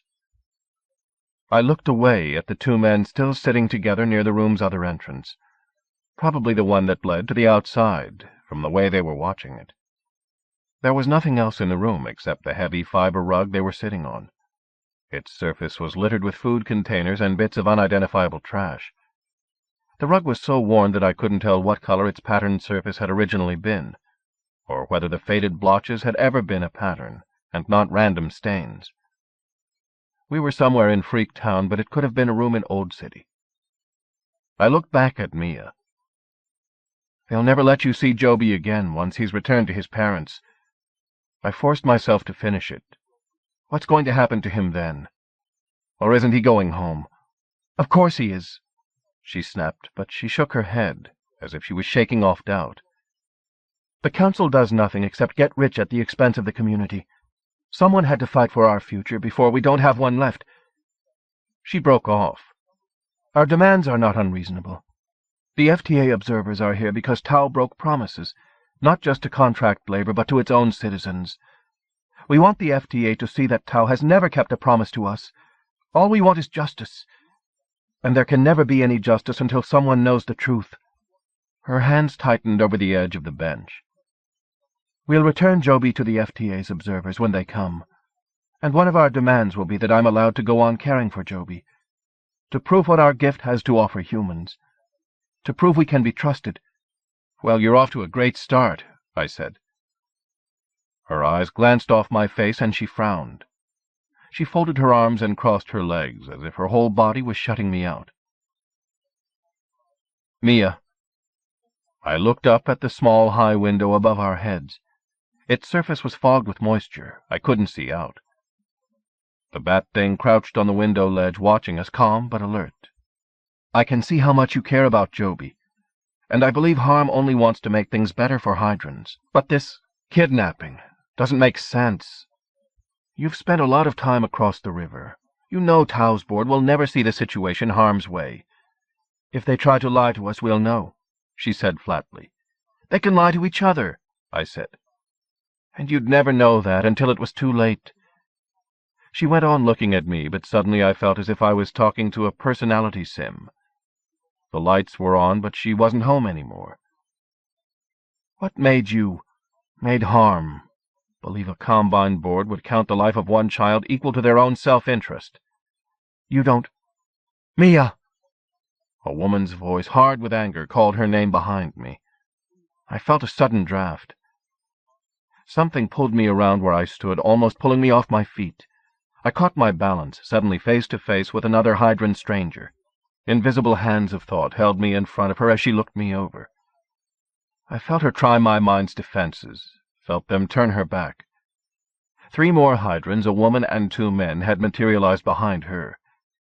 They were dressed like the 2 men already standing across the room. The woman holding me prisoner looked like the rest of them. But there was no question in my mind that she was their leader. She made a noise that was half querulous, half relieved, as if she'd searched me mentally and discovered I was unarmed. Her telekinetic snare let me go, slamming me back against the wall. As she turned back to Miya, I realized that something about her was familiar. The Hydrans I'd met on this world still looked more alike than different to me. The differences between Hydrans and humans still stood out more vividly than their individual features. But this time I was certain of the resemblance, in their faces, in the way they moved, in the way something about them held my eyes even when I was free to look away. She was Miya's sister. Their expressions and gestures were all I needed to tell me they were arguing. I didn't have to guess why. The 2 Harm members who'd been sitting sullenly across the room got up and joined in. Probably they'd called for the reinforcements. None of them looked at me now as if I'd become as invisible physically as I was mentally. Finally I said in Hydran, "I'm here. Why don't you ask me about it?" Miya's sister turned back to me. "Because you have nothing to do with it," she snapped in Hydran. But her eyes stayed on me too long. I felt her probe my defenses again, trying to be certain that my mind was really as walled in as it seemed. "If it wasn't for me, you wouldn't have Joby," I said.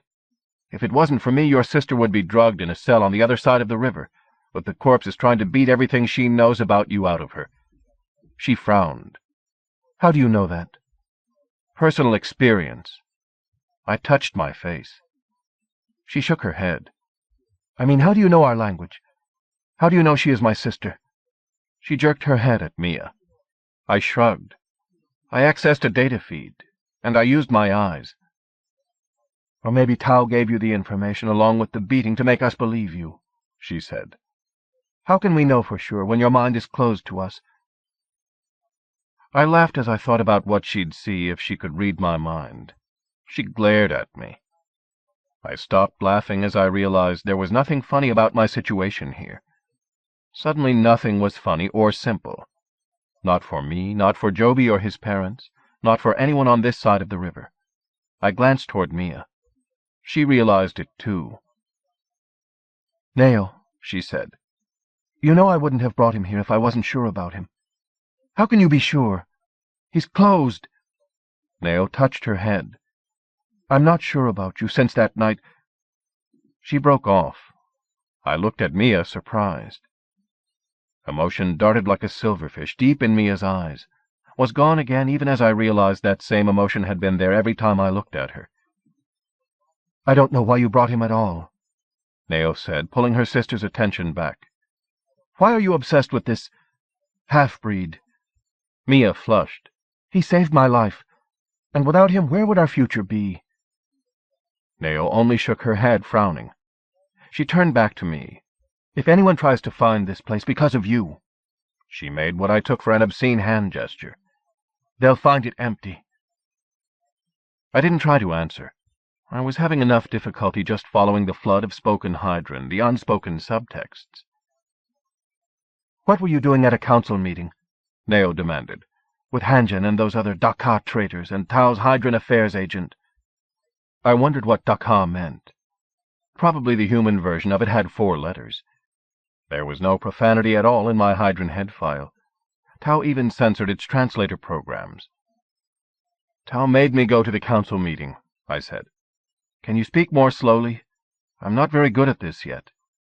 The other night I was just in the wrong place," wondering suddenly if there really was such a thing as an innocent bystander. "I came to Refuge to do research, to try to explain the reefs and understand the cloud whales," Nao said, her voice knife-edged. "Only humans would think of that." "Spare me," I said. "I'm stuck in the middle of this because of you people, and I don't like that. But I am half Hydran. I wouldn't do anything that would hurt the community. All I want is for the boy to get safely home. All Tao really wants is to get the boy back. It's not too late. No, this is what Tao wants, Nao said fiercely. A jug sitting on the floor flew up into the air, just missing my head, and smashed down. Shards pelted my feet. They want that for us, until nothing is left. Nao, Miya said. She jerked her head toward the room where Joby slept. I towed the smashed pottery on the floor around my feet. If you think that's what Tao wants, then what do you expect to get out of committing acts of terrorism, except more trouble? Nao shook her head as if I was some brain wipe who'd exhausted the last of her patience. She glanced at Miya and pointed her hand at me. Miya hunched forward on the bench, looking resigned. In Standard, she said, Nao wants me to explain because she finds speaking. She broke off as if she'd been about to say, to you. She finds it tiring. I'm used to it. She sighed, locking her hands over one knee. Obviously, we know about the FTA's investigation of Tao. Probably because she'd told them. How often would we have a chance to communicate? She touched her head. With someone who might actually help us against Tao. Nao had ascending. She saw the way. Miya hesitated, searching my face for comprehension. She looked relieved as I nodded. We have to make ourselves felt now. There will never be another chance like this. Nao saw it. We have to reach them now. We had to do something that would make them understand our pain. I glanced at the darkened doorway. So you took Joby. I wondered whose idea that had been. Somehow I didn't think it had been hers. That must have been a hard thing to do, I said. Her head came up, her eyes filled with something I almost thought was gratitude. Yes, she murmured. But I had to do it. She looked at her sister. The feds don't even know about the kidnapping, I said. And I don't think they're going to hear it from Tao. But they have to find out, Miya repeated. Taking Joby will bring us everything we fought for. Nao saw the way. She glanced at Nao while something silent went on between them. Tao censors its communications and media web. You ought to know that. If they don't want the feds to hear about the kidnapping, then the feds won't. Joby's parents aren't going to talk if Tao tells them not to. It would be treason. But you can tell them, Nao said. Now I see. It was meant to happen, your coming here. You only followed the way. She glanced at Miya, back at me. Something made me look away from her eyes. Because of you, the FTA will hear us out. Do you really believe their coming here will do any good? I asked. Don't you? She demanded. You live with the humans. The Combines are afraid of the FTA. I nodded. But I had a sudden image of the two feds, Givenchy and Osuna, coming here. But the FTA doesn't give a damn about you. I looked down again. Miya frowned as if she was so used to reading a human face that she saw the truth in mine. I watched her doubt spread to Nao, and then the others waiting impassively around us. So you still think we're fools? Nao said bitterly. Yes, I said, thinking about how much pain this kidnapping had caused already. How much more pain there was going to be before the aftershocks stopped coming.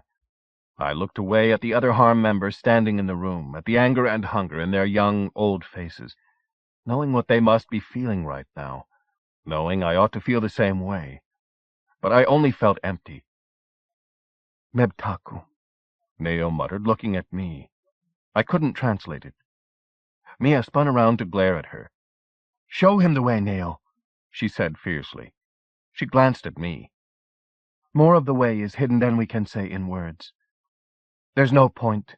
The Anlir will come back sooner than this one will find the way. Nao made a sharp motion with her hand that probably went with, get him out of here. Behind her the others shifted restlessly. Their expressions were a chorus of suspicion and resentment. Before you throw me back, I said, maybe you ought to ask what else I know. I turned to Miya. You're right.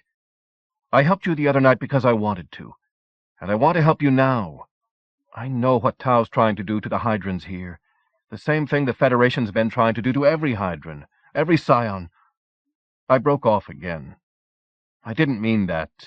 I meant humans, Neo said, as Miya gave me an odd look, are a disease without a cure. None of them are any good. You know, I keep trying to believe that, I said softly. But I keep meeting the wrong ones who keep changing my mind. You can say that, Neo muttered. You have human blood. That doesn't count for anything across the river. I shook my head. That doesn't change the truth either. If you believe all humans are the same, and they're all scum, how does that make you any different than they are? They were all silent this time. I wondered whether they were talking it over mind to mind, or whether I'd actually shut them up. I sat down suddenly on the bench near Miya, bucking under the weight of too many hours awake. I felt her eyes on me. I looked back at her. Even prepared for what I'd find, I couldn't look away. Finding my voice again, I said, I know someone who can help you. A VIP in the FTA, back on Earth. Neo laughed in disbelief. How would you know someone like that? I worked as a bodyguard for Lady Elnir Taming. I held Mia's gaze. She's on the Federation's Security Council. Miya nodded, her surprise showing. Maybe she hadn't heard of the lady, but she knew enough to know that the Security Council made policy for the entire Federation. Natan Isplanaski is a friend of hers. He oversees the FTA's contract labor services as much as anyone can. He can order an investigation. Why would he help us? Miya asked. Contract labor doesn't hire us out for money. I think he'd help you because justice matters to him. Neo made a rude noise. I was a contract laborer, I said slowly, at the Federation's Telhassium mines on Cinder. The bondies there were as expendable as dirt. If someone hadn't paid my bond... I was seeing Jewel Taming's face suddenly instead of Mia's. I blinked the room back into focus. When I met Isplanaski, all I wanted was the chance to spit on him. But when I saw what was in his mind... They both stared at me then, but they didn't interrupt. The fact that the feds treated their bondies worse than most countries did mattered to him. I was nothing. An ex-street rat, a freak. But what I'd been through mattered to him. He spends most of his life jacked into the net. He was the closest thing to God I'll probably ever see, but even he couldn't know everything that went wrong in his universe. Did he make things right then? Miya asked. I shrugged. I know he made a start. Like you said, you can't get to justice without the truth to lead you there. I looked up again, half smiling. Besides, he owes me more than one lousy beer. Tell me what he needs to know. Miya was silent again, looking at the others. I watched their faces, their hands, the subtle clues to their interaction. At last she turned back to me. We can tell you. We can show you. If you have Hydran eyes. I wondered whether she meant that literally or figuratively. I nodded. Miya got up and led the way out of the room. The two men who'd been in the room all along came with us. As we walked together down a dim hallway, they finally told me their names. Sorrel and Tiene. When they looked at my eyes this time, the only thing their own eyes registered was curiosity. The hall ended at a time-worn spiral stairway. Watch your step, Miya said to me, as if she wasn't sure whether I could see in the dark. I wondered why Hydrans even bothered with stairs. Then I remembered Hanjan walking out from town to visit grandmother, respecting his body as well as his mind. We started upward, not down. I didn't ask why. The narrow stairwell was dark even to my eyes. I heard the surreal echoes of life going on invisibly somewhere beyond the walls. Hollow banging, clattering, rattles. Somewhere a thin, high whistling. I couldn't make out voices if there were any. Couldn't make sense of the random sounds. The Hydrans ahead of me climbed without speaking or looking back. The stairwell spiral became tighter. I watched my footing more carefully, following them up through the funnel of silence. Finally, we stepped through a doorway into the clear night air. I took a deep breath. We were standing on a platform at the top of a tower above the building's domed roof. The building beneath us was identical to 100 others I could see, looking out over the town. Most of them were domed and spired like this one, something I hadn't realized when I was wandering through the streets down below. I turned back, saw Miya's face silvered by the rising crescent of Refuge's moon. I stared at her a moment too long again, looked away as she caught me. I studied the surface of the pillar beside me, one of half a dozen that supported a smaller, transparent dome over our heads. My fingers traced its cool frescoes, disturbing a layer of velvet dust. I couldn't tell what material the pillars were made of, or what the designs on their surface were meant to represent. A slender metal tube dangled from a cord against the post beside me. "This is called a shan. It's for on," Miya said softly behind me, hesitating as if there was no human word that would say exactly what she meant. The Hydran word registered in my mind as meditation, prayer, dreams. For when the An-Lir, the cloud whales, would come to share their An with us. Often it rained then, or snowed, and so the Shan is covered. She moved away. A cold wind filled the space between us as she looked out at the night. But they don't come any more. It almost never rains or snows. I looked out across the rooftops away into the distance where the dregs of the river emptied into the darkened land of the cloud reefs, the hidden world of the homeland. Why don't they come any more? She shrugged, resting against the edge of the platform's low wall. From what I've heard, Tau manipulates Refuge's magnetosphere to draw the cloud whales to areas where they have more productive dreams. She shook her head. But the Oyasin says they left us because they no longer know us, because we don't follow the way. The Oyasin? Grandmother? She faced me without surprise. Yes. I grimaced. What? She asked. Prots, I said. I didn't want to believe it. That an Oyasin shares our goals? I shook my head. That Prots could be right about something. She actually smiled. How involved is she? She teaches us to see the way clearly. She teaches us our heritage. She doesn't judge us for the kinds of things we have to do to save our people. Nothing else. She didn't tell you to kidnap Joby, then? Of course not. A flicker of irritation showed in her eyes. That isn't her way. It's ours. Her hand tightened into a fist, but the gesture wasn't a threat. I thought of the truth-swearing pledge in Old City hand talk. They say you can tell when a Combine VIP is lying, I said. His lips move. She glanced away instead of smiling this time.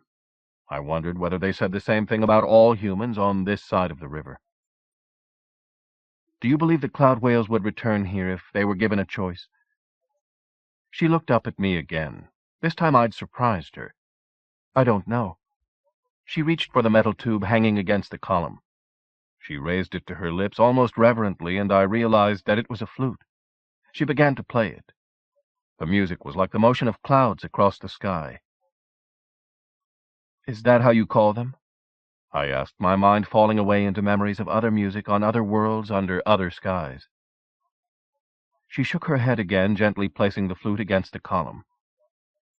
I glanced down at my feet somewhere in the shadows. When I looked up again, the bat thing was sitting on her shoulder. She stroked it absently with her hand. I wasn't sure where it had come from. I watched it, wary. One of those tried to put my eye out, I said. She looked surprised again. The surprise faded.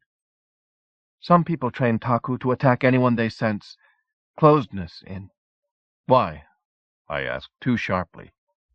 Someone with guarded thoughts might plan to hurt them, she said, almost reluctantly, almost as if she could feel the guilt that burned my face. But Taku are gentle. I looked back as she turned her head to nuzzle the bat thing. It rubbed its furred forehead against her, making soft clutterings and squeaks. It shows what we've come to, that anyone even thought of doing something that unnatural. I watched her try to urge the bat thing off her shoulder toward me. It clung to her awkwardly, stubbornly, clutching her heavy coat with taloned fingers. I wasn't sure whether to be embarrassed or relieved. You said it senses people? It's telepathic? Yes. Again the surprised look, as if a part of her kept forgetting that I wouldn't know those things, and couldn't find them out for myself. I didn't know whether that made me feel better or simply alien. They're like the Mebet, which are native here. But the Mebet can't fly, and they aren't telepathic. The Taku are the only telepathic creatures on Refuge, besides us and the cloud whales. The cloud whales created them. My breath caught. You actually believe the cloud whales did that? We know it. There weren't any Taku on Refuge until about 1,000 years ago. I shook my head. Meditation is the mother of invention.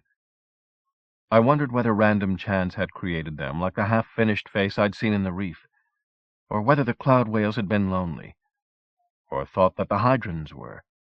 Wait a minute. You said the cloud whales are telepathic?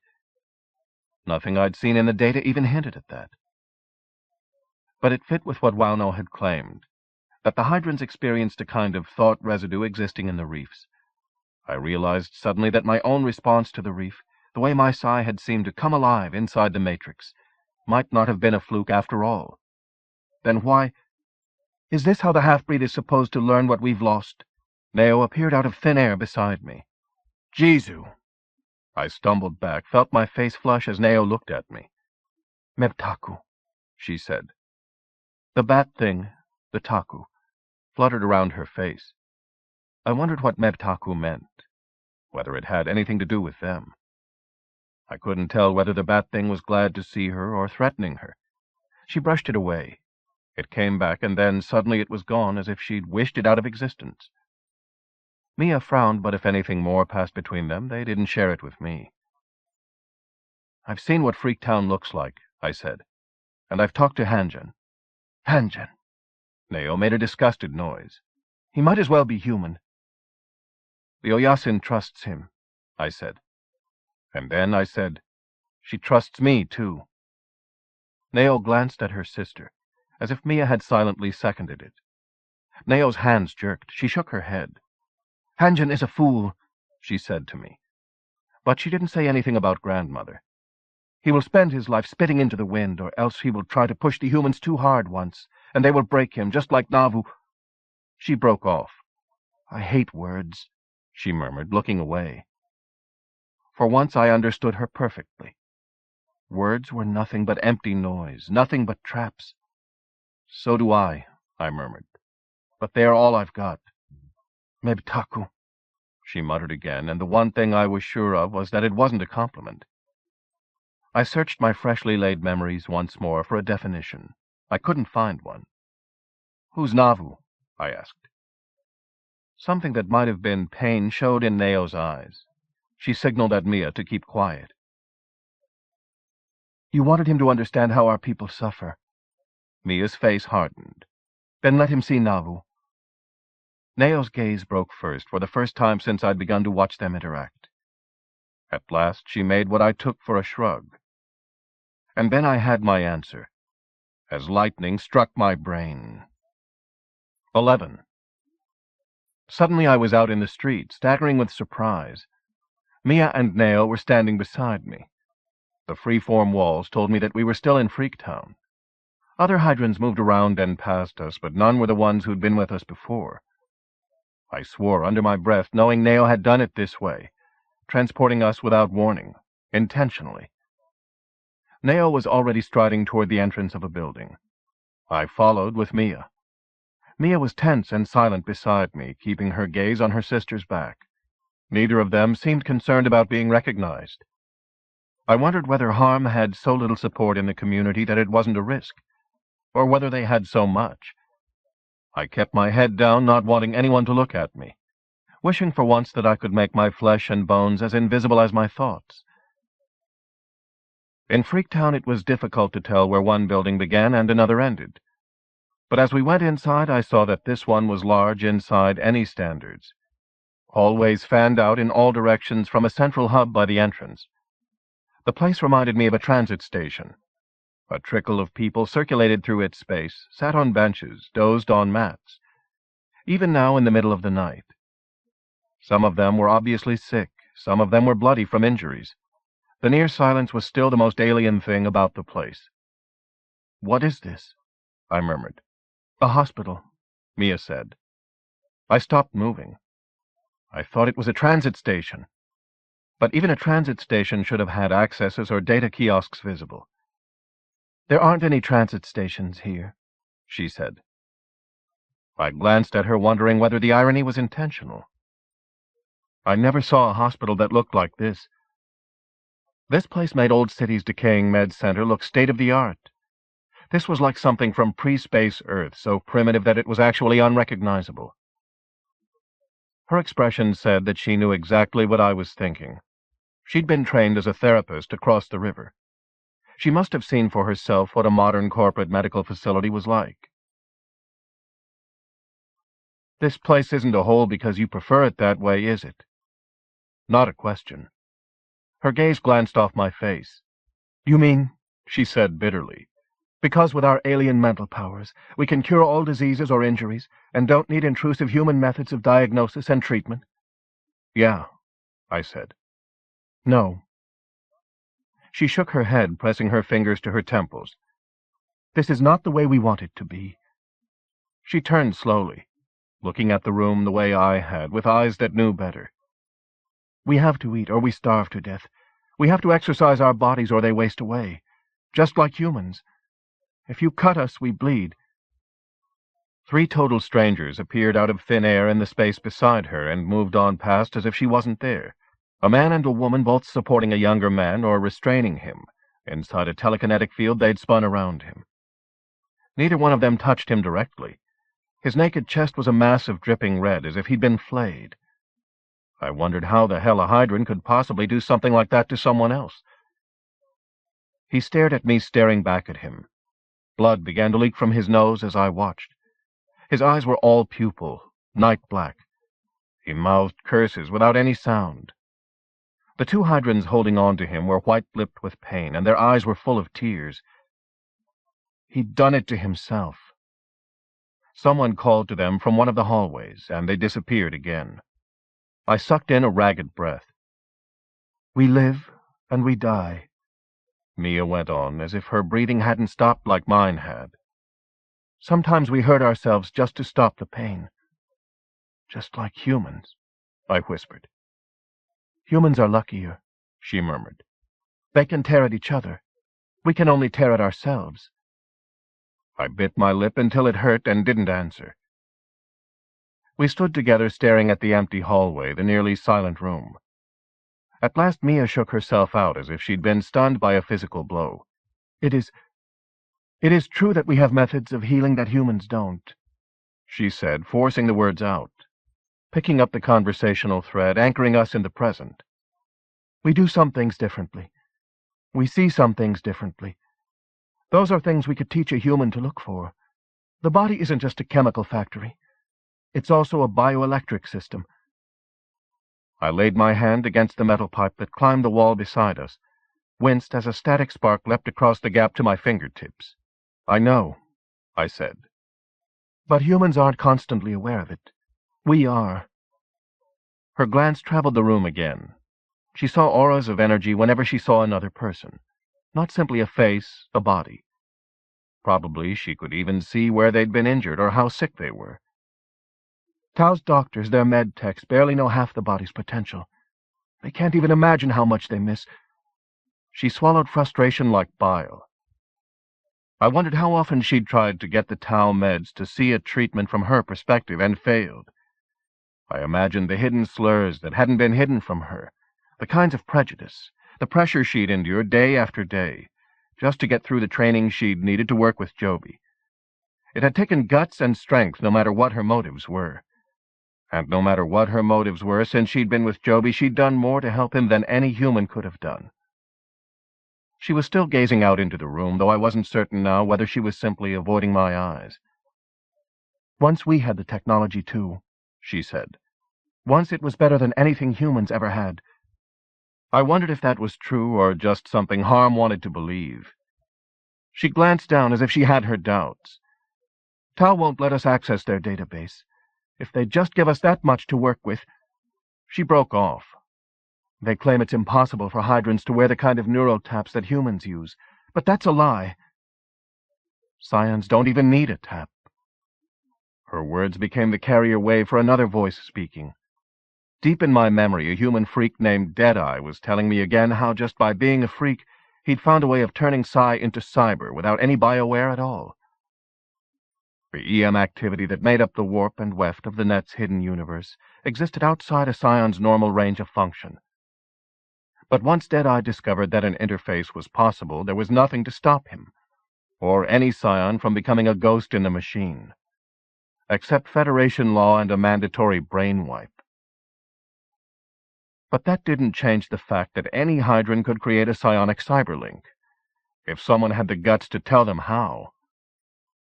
Deadeye had barely trusted me with his secret. He didn't need to tell me why. If the Feds or the Combines had learned what he'd done, xenophobia would spread like a plague through Federation space, and the noose of persecution around the neck of every Scion, human or Hydran, would tighten that much more. I wasn't ready to face the consequences of setting a change like that in motion. I turned back to Miya, pushing the thought out of my head. Miya was gone. I searched the crowd, half afraid she'd abandoned me, until I spotted her standing across the room beside Nao. Whatever they were doing, it didn't seem to require me. I stayed where I was, trying to ignore the looks I got from the Hydrans moving past me, trying not to think about their absence in my mind or mine in theirs. I wondered what had happened to make Miya and her sister forget my existence so completely in such a public place. I shifted from foot to foot, grimacing as I noticed the time, wondering whether I was going to make it back to Riverton before someone discovered that I was gone, wondering what Cassandra would do if I didn't, wondering what she was doing now, sleeping or... Someone touched me. Someone put their hand down the front of my pants and squeezed. Jesu! I grabbed my crotch, searching the room with a kind of panic. No one was close enough to have touched me. Any Hydran who got near me invariably veered away. But then I saw the woman standing across the room, gazing at me through the Brownian motion of bodies. She was Hydran, like everyone here except me. But there was something about her any human male would recognize instinctively. The way she dressed, the look in her eyes as she started toward me. I knew a whore when I saw one. "Oh, my God," I muttered, because something was touching me again, and it wasn't an invisible hand. It felt like a mouth. Oh, my God. I stood there, paralyzed by disbelief and sensation, as she reached my side. "Hello, human," she said, speaking standard. She smiled a vacant rictus, her glance searching for my databand before it found my face. "I know what you want." She broke off as she got a good look at me. I watched her expression as she tried to grope my mind the way she'd groped my body, watched her hit the wall. Just for a second she lost her composure the way I'd lost mine. Then her smile came back, as automatic as breathing. "That's okay, honey," she murmured. "I can still give you what you need." What she'd been doing to me suddenly got so intense that I gasped. "Stop it!" I hissed, glad I was wearing a coat. "You don't want me to stop." She reached out, laid actual hands on me, running her fingers along the coat seal. "I know you didn't come to Freaktown to spend the night in this place." She jerked her head at the room around us. "Come spend it at mine." I peeled her hands off my coat, reaching out with my mind to block her sending at the source. One sigh response I could still control. "I don't want it," I said, "and I'm not paying for it." She stepped back, blinking, and I couldn't tell whether the surprise on her face came from what I'd said or what I'd done. She started to turn away, and suddenly she was face to face with Miya. There was an endless moment of silence between them. Nao came up behind Miya. The prostitute made a gesture I recognized that took them both in, and then she disappeared into thin air. I swore under my breath. My erection felt like a red-hot poker as the two women turned to look at me. I watched Miya search for words. "She was—" "I know what she was," I muttered. "I know when I'm being hustled." I took a deep breath, feeling the heat and pressure begin to ease. The two of them staring at me was a real cold shower, but Miya made a strange move with her mouth. "I thought humans weren't allowed to come here after curfew," I said thickly. I thought about Old City, how it only came alive at night, when the darkness up above matched the darkness down below.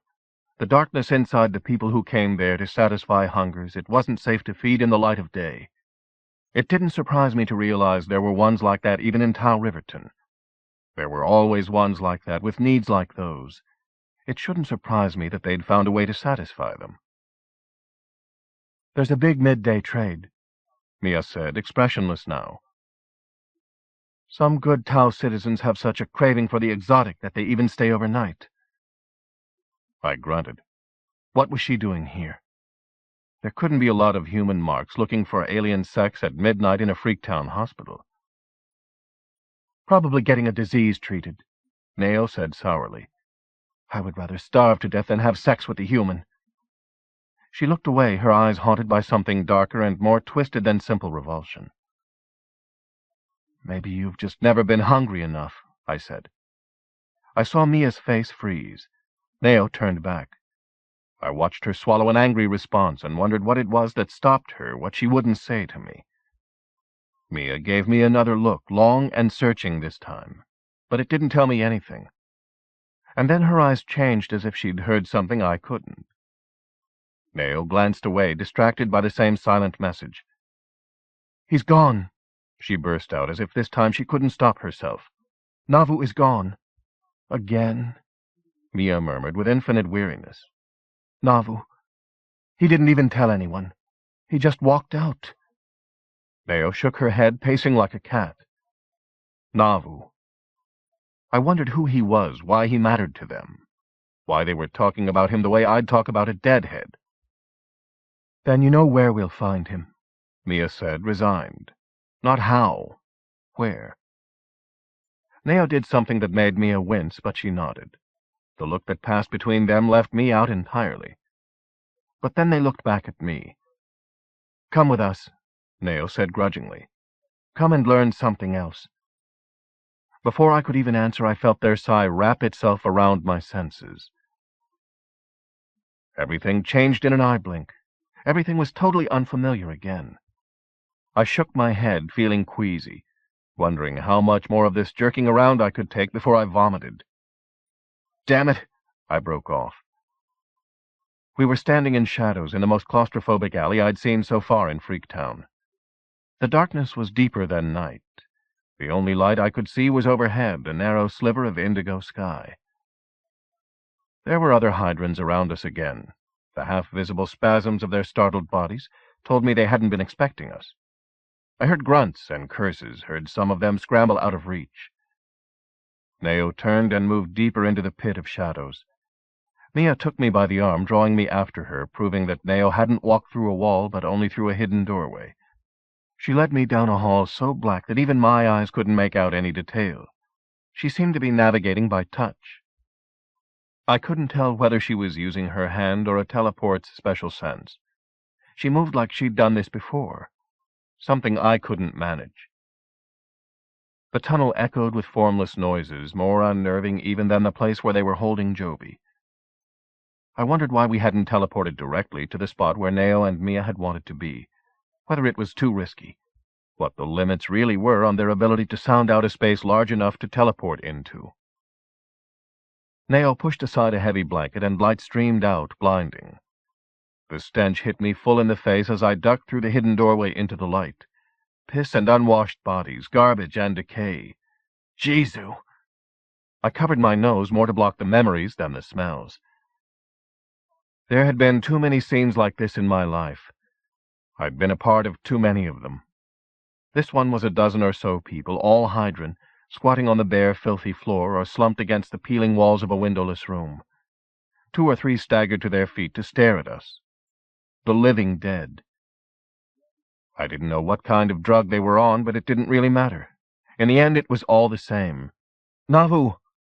Nao called, striding across the room as if it were empty. Miya followed her, equally unflinching, but never stepping on a helpless outstretched hand. They hauled one of the addicts up between them and held him against the wall. They were speaking to him out loud, but in voices so low that I couldn't hear what they said. I started across the room through the muttered complaints, the stench and the filth. Things I didn't even want to think about stuck to the soles of my boots. I kept my eyes straight ahead, not glancing at anyone for longer than I had to. Straight ahead of me, Nauvoo looked better than most of them.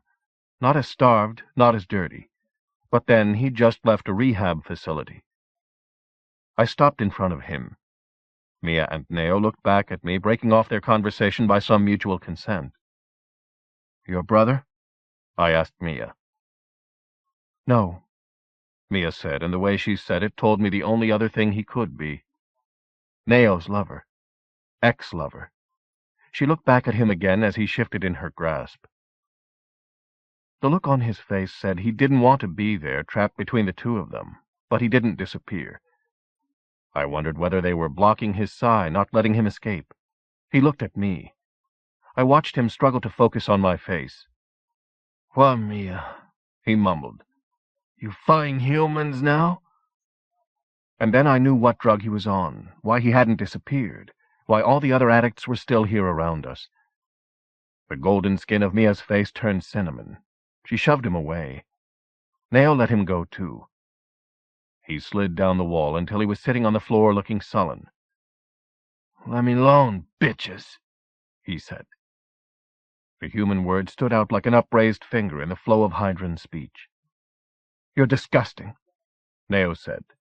She shoved him with her foot.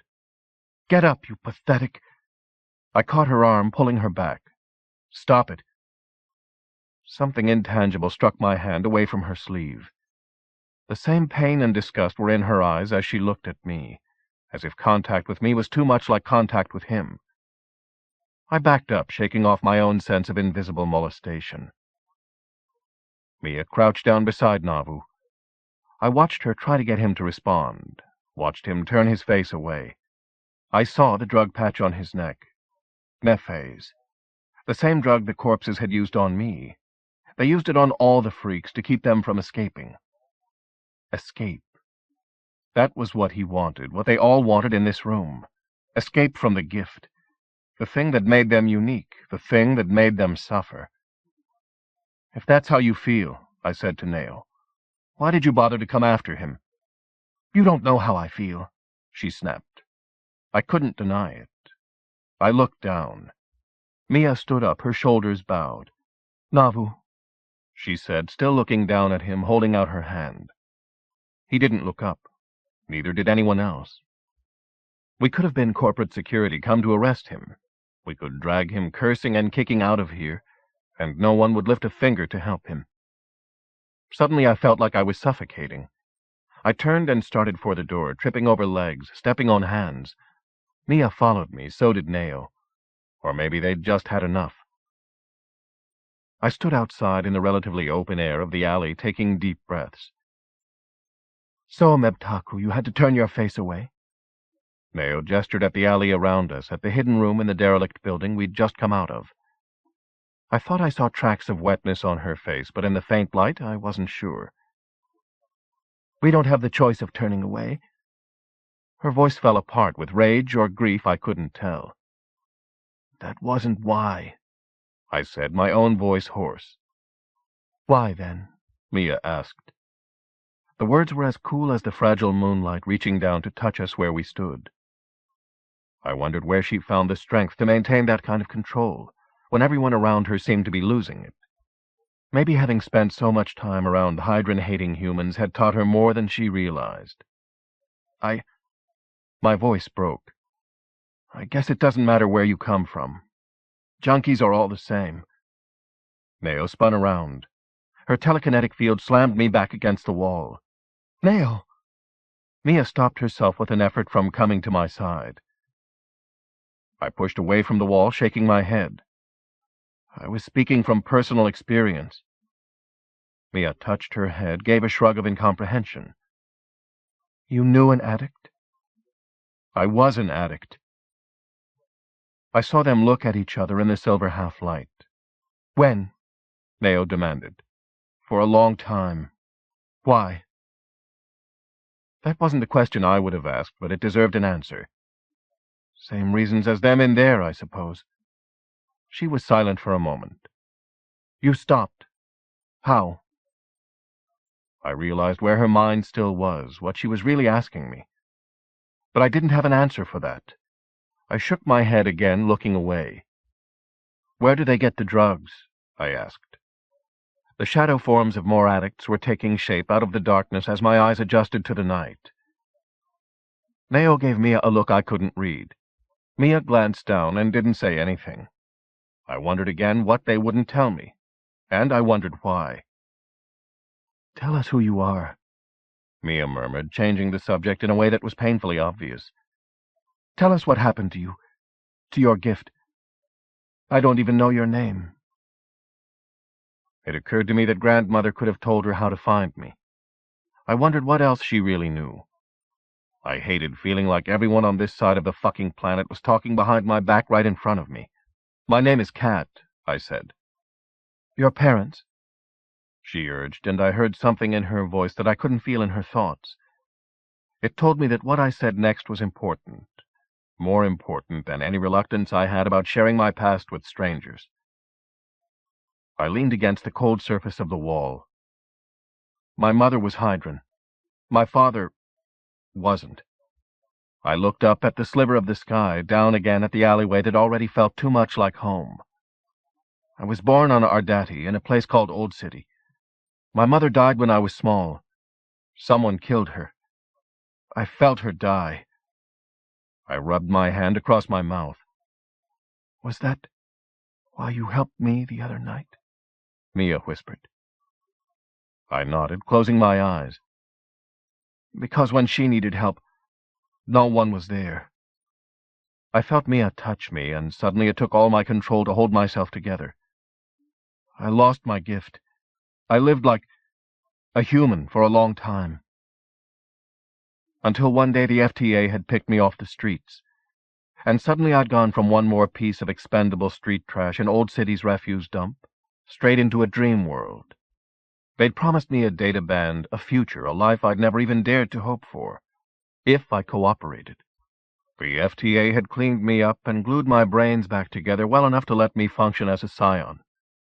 I was a telepath and nothing else, but I'd been a good one. I finally had something to be proud of, something that was really mine, something I thought no one would ever be able to take away from me. Finally, I'd had something to lose. The feds hadn't taken in a bunch of freaks and rehabilitated us out of the goodness of their hearts.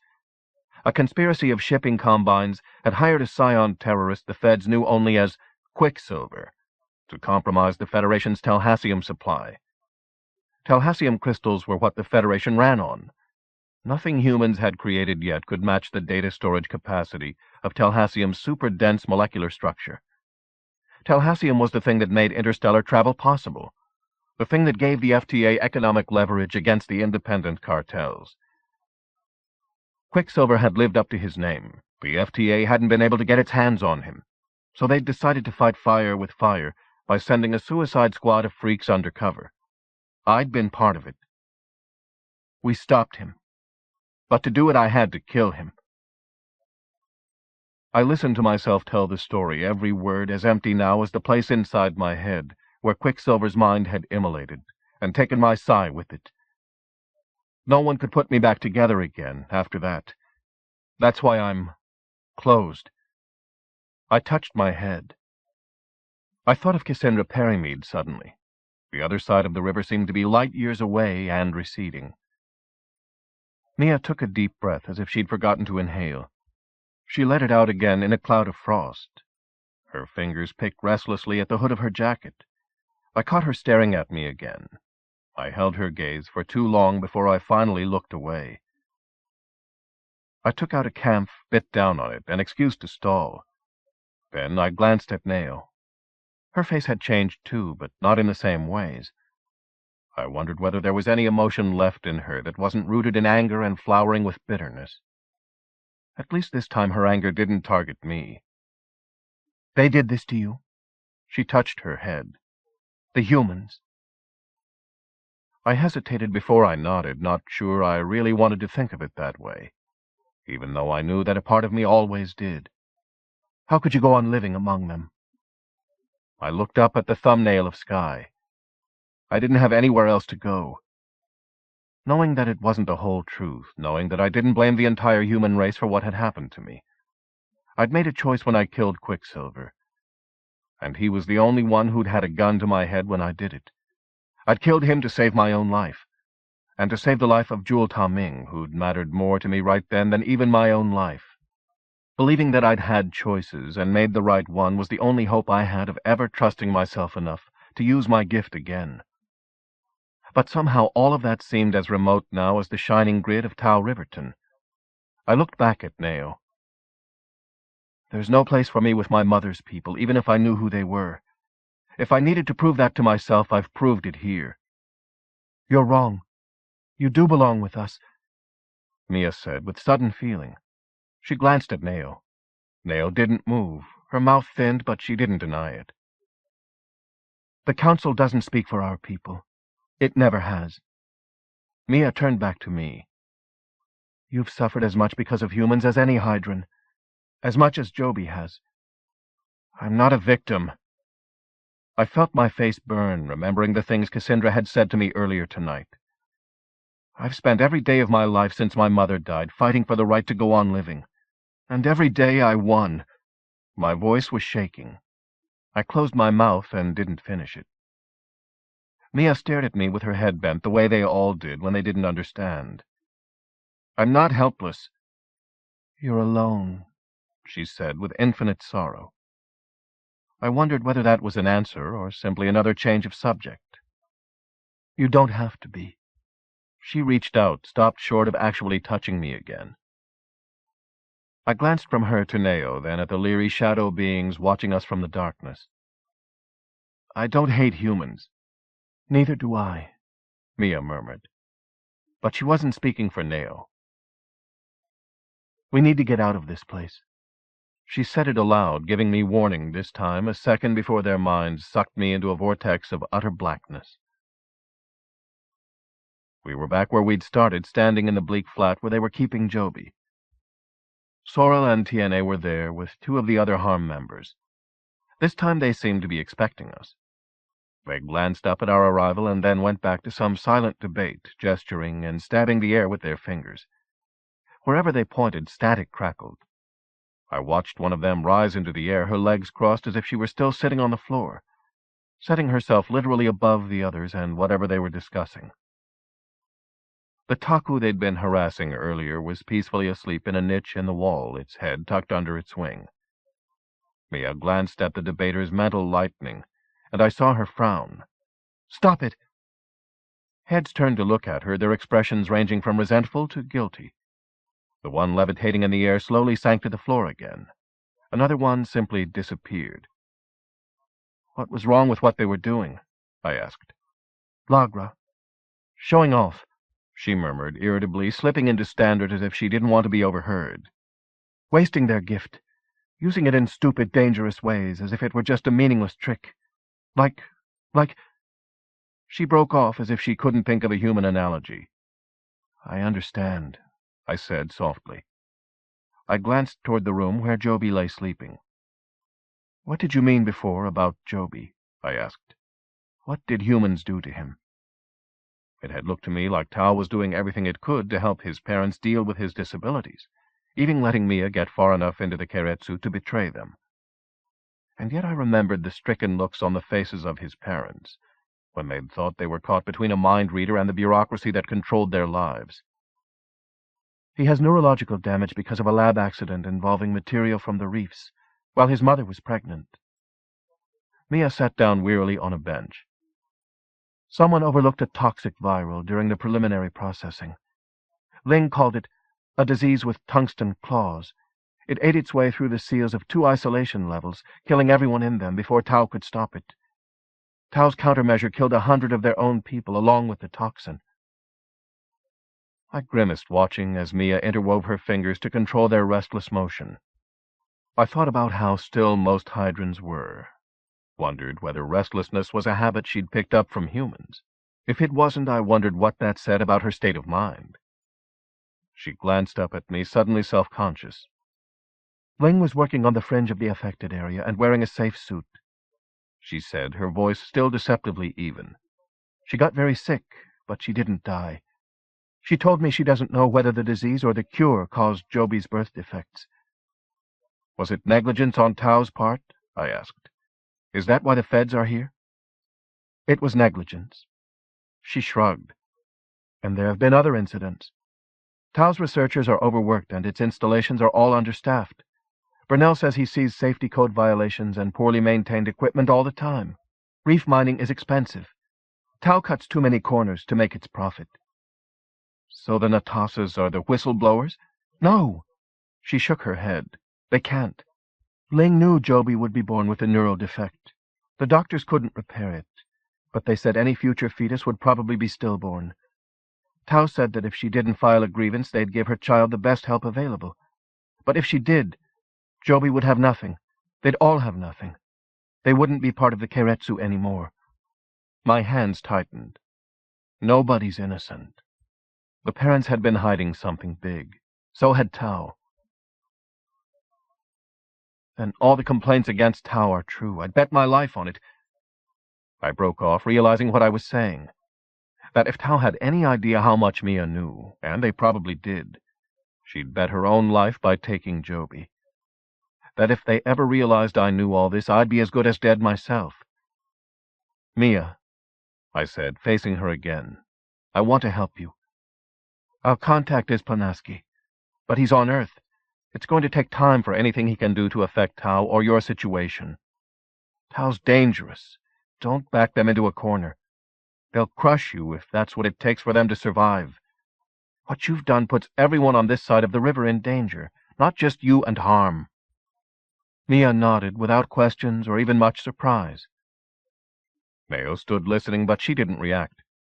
I was sure she'd heard everything, but I couldn't be certain whether she understood what I was saying. The other harm members were all silent behind her. I couldn't tell whether they were following this at all. Didn't know what might be going on between them and Neo that I couldn't hear. At least they'd stopped making jokes about my ancestry. I looked back at Miya. What about Joby? I said, slowly, uncertainly. If you'll trust me to take him back. You go back alone, now. Neo said flatly. The child stays here until we've gotten what we need. End of conversation. Miya glanced at her sister as if she was about to protest. Send him back, Neo ordered. Miya nodded. As she turned to me again, her face looked colorless in the lamplight. Exhaustion came down on me like a hammer, not just physical, but mental. Send him back, like a piece of freight. All right, I said. Send me back. I'll take you back, Miya said, almost gently, as if she hadn't heard me, or maybe because she had. It's too late to leave you down at the riverside. Where are you staying? I told her. She nodded. Think of your room. I hesitated. I can't teleport, I muttered. I never could. You can't. But you know where everything is, she said with a confidence I couldn't feel and didn't share. You always know where you are with a certain part of your mind. You were born knowing it because you have the gift. Then I understood. The thing humans like to call a sixth sense was a part of any scion's wetware, just like the eidetic memory. A scion knew exactly where he was, and where he'd been in the same way as some creatures that humans like to think of as less intelligent. Birds, fish, and herds of animals migrated hundreds or thousands of kilometers, farther than any scion could teleport. But for a scion, simply remembering what a place looked like wasn't enough. A teleporter had to feel its location in space, sense varying densities, recreate the three-dimensional coordinates to within fractions of a millimeter, or he might jump home only to end up buried in the floor. You're sure I can do that?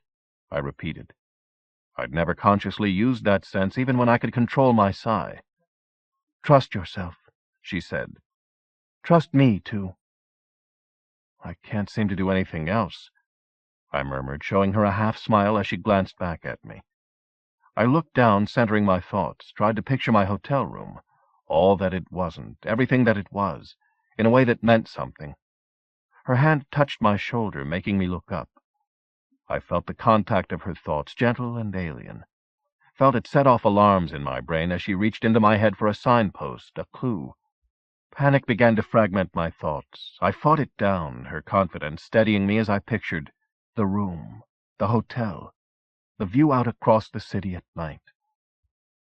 I felt something give way as it all changed. 12. I was standing in my hotel room, staring out the window at the night and the city. I staggered as the view registered, feeling like a sleepwalker. 3 solid walls, a solid ceiling and floor closed me in. I saw the featureless door of my room, the bed that always looked like no one ever slept in it. Miya. Son of a bitch. I wondered why everything that happened to me since I'd come to this world seemed like part of a dream. I did it. She nodded, breathing hard, but wearing the smile I remembered from a moment before in a different place. I realized she was making a point, one that even I knew when I wasn't hating myself. Too many humans who worked with Psi had tried to make the same point to me, but coming from her it didn't sting. I smiled, surprising myself. Thank you. She shrugged slightly. I wondered whether that was a Hydran gesture or a human one. Save your thanks until you share what you've learned with your contact in the FTA. You may not want to thank me then. Her body was like a wild thing's, poised to disappear at the first sense of someone else's presence. But her eyes stayed on my face, lingering like a caress. I felt a hot, cold frisson climb up my spine as she went on looking at me. I bit my tongue, wishing I could be certain of what I thought was in her eyes, wishing I could read her mind. I should go. She looked toward the window, looked back at me, her fingers playing with the seal of her jacket. Wait, I murmured. You don't have to go. It's safe enough. Rest a while. You must be tired. I lapsed back into standard, tired of the effort of speaking Hydran. She hesitated as if she thought I had read her mind and she wished she could change it. But she nodded and sat down in one of the room's featureless chairs, rubbing her eyes. She raised her head abruptly as I shifted my weight. I stayed where I was, wanting to sit down but not wanting to spook her. So are you, she said. What? I asked. Tired, she murmured, shadows filling the hollows of her face. I nodded, feeling my smile come back. I thought about the reasons I suddenly felt like smiling, and about how all of them had to do with her. I sat down in the other chair. Someone I knew said once, "In the land of the blind, the one-eyed man is stoned to death." Her face turned quizzical. He was talking about human scions trying to live with the rest of humanity. But it fits a lot of situations. It fits the one we're in, caught between worlds. Guessing now, just barely certain enough to say it. Her smile disappeared. Her gaze dropped. You didn't get involved with that program Perimead set up so that harm could put an agent on this side of the river. It wasn't really a question. No, she said, and this time even her voice wasn't steady. I thought... She took a breath and tried again. I believed that it could be a start, the way Hanjan promised. That it would lead to real opportunities for our people if the humans could see me succeed. Hanjan had such hopes. Hanjan? From the council? She nodded. He's the only one still trying to do what's right for all our people. But he's outnumbered, and he's afraid to admit it. How did he choose you for the therapist training? She broke off. He was a friend of our parents, Neo's and mine, before they died. He and Perimead have more in common than they know, I murmured, thinking of Cassandra. Like we do. I looked up. She glanced away. Getting up from her seat, she moved toward the window. Miya? I said, suddenly afraid she might disappear. Miya? I broke off, losing my nerve. I pushed my hands into my pockets, searching desperately for a thought. I pulled out the picture ball Sorrel and Tiene had been playing games with, back in that Freaktown room. I looked at it, feeling something like disbelief. Once before I'd seen a thing like that, a Hydran thing. Once before I'd taken it without a thought, as if it had been mine by right. I remembered how right it had felt to my hands, warm and alive. How once the pictures inside it had changed whenever I'd willed them to. The ball hadn't been mine then, just as this one wasn't mine now. This one still held the image of a Taku, because I couldn't make the magic anymore that would turn it into something else. "Sorry," I muttered. I held it out to her. "Sorry." She looked at the globe lying in my palm, at my fingers, trying not to close over it. "Keep it." Her gaze seemed to penetrate my flesh as if I were as transparent as the wishing ball. I slipped the ball back into my pocket. It filled the empty space as though it belonged there. "Where do these come from? Do you make them?" "No," she said. Her hands folded over her coat sleeves. "That's a relic. We don't make anything like that anymore." I thought about Sorel and Tiene using that fragment of their lost heritage like some piece of cheap flash. I wondered why they'd done that. Blagra, Miya had said, showing off, dishonoring the gift. I had one of these once. "From your family?" "No." I put my hand into my pocket again, picturing the image of a Taku inside the ball.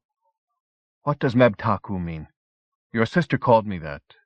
I don't know what it means."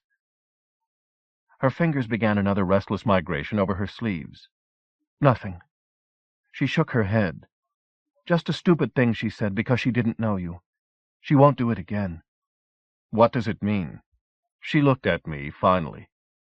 "There's an old story about a Mebet who longed to be a Taku, to fly, to commune with the Anlir. The Mebet went to the humans and begged them to change it so that it could become like a Taku. And the humans gave it artificial wings, and they put things into its head so that it could hear what the Taku hear. But it wasn't a Taku, and the Taku despised it. It was no longer a Mebet either, and the other Mebet wouldn't take it back. 'You are nothing,' they said. And it was alone to the end of its days and died of a broken heart." Now she wasn't looking at me anymore. "Oh." I sat on the low cabinet in front of the window, feeling the blood that had drained out of my face come back in a hot rush.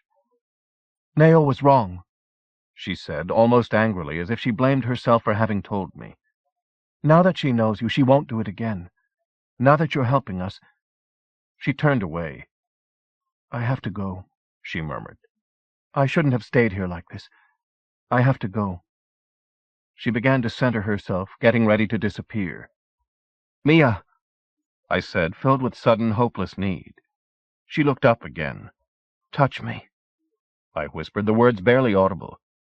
"Here, I mean," touching my head. "I mean just once just a—" She stood there motionless. Her eyes slid out of focus as if she'd slipped both into her own thoughts and out of reach. My mind stayed empty. Forget it. I turned away, seeing the empty bed waiting for me, feeling pathetic. "I will never forget you," she said, and each silent word formed with the perfect clarity of music inside my head. I turned back. Oh, God, hardly daring to think it. "Are you really here?" I touched my forehead again. She nodded, holding me still with her gaze. Slowly she raised her hands. Her fingertips brushed my temples as gently as a thought. I felt them tremble. I took her hands in mine, not knowing why touching me made her tremble, only wanting, needing. Psi energy entered me like a succubus, stealing my breath away as my flesh against her flesh completed some forbidden circuit, and took out all of my mind's defenses, the impenetrable walls, the minefields of pain, the razor-wire guilt that had held me prisoner for so long. My fears immolated, swept away like wind-borne sparks as if they were no more than delusions. I kissed her then, and we were surrounded by aura, haloed in colors beyond naming. I closed my eyes, still seeing colors, letting my fingers find the smoothness of her skin, the cloud drift of her hair, the fragile vessel of flesh and blood that somehow contained miracles. "Thank you," I thought. "Oh, God, thank you." And then there was nothing coherent left in my mind. Our helpless hands and hungry mouths got more intimate. Chain reactions of sensation turned flesh to light and tendrils of psi energy to filaments of diamond. The collision of irresistible force and immovable object fused our half-lives into the singularity with two hearts and one mind that only scions knew, and called a joining. Molten music sang through the circuits of my brain, overflowed my synapses, downloading into my nervous system with the pleasure that was almost unbearable. I heard the sound of her hidden name, her true name that could only be spoken mind to mind, catalyzed by my own, a name given to me with love, not on the streets, the true name that I'd thought would lie hidden inside me until I died. I covered her mouth with mine, kissing her down to her soul, until I couldn't separate the feel of her body against me from my own. I let my pleasure, wonder, hunger, pour through the conduit into her mind. There would be no secrets between us now, not even the shadow of a lie. Only the gravitational attraction of two bodies, heat, fusion. I pulled her down to the floor, not able to reach the bed, not wanting to, through a kiss that went on and was only an extension of what was already happening between us, not wanting what was happening to us now to happen on that sterile slab of gel. I dimmed the room lights with a word, giving us the freedom of the night and all the stars in its sky, as I worked my way into her clothing, guided her uncertain hands in through my own. I felt the warm pressure of flesh against bared flesh, the hard weight of bone, as I eased myself down on top of her. I felt her softness, my hardness, searching for the place I needed to be, desperate to find my way inside before something happened, or nothing did, and proved that I'd be alone forever, lost between worlds. Her body wouldn't let me in. Shock waves of panic, confusion, distress, splintered strands of psi energy like glass. She was a virgin. She'd never done this before. Never. All her life she'd waited for me. Miya. I lay still beside her for a long time, only touching her with my mind, filled with an overwhelming tenderness that made patience as sweet as pleasure. When she was ready, I kissed her again, softening every motion, gentling every touch. More than ever now, I wanted to make the joining of our bodies into something beautiful, an offering equal to what she had given to me. I'd never been with a virgin before. I'd never been with anyone I'd mattered to for longer than it took me to tell them goodbye. But she'd chosen me. This time was different from anything I knew. I wanted to make it everything that she'd imagined it would be, everything that my own first time hadn't been.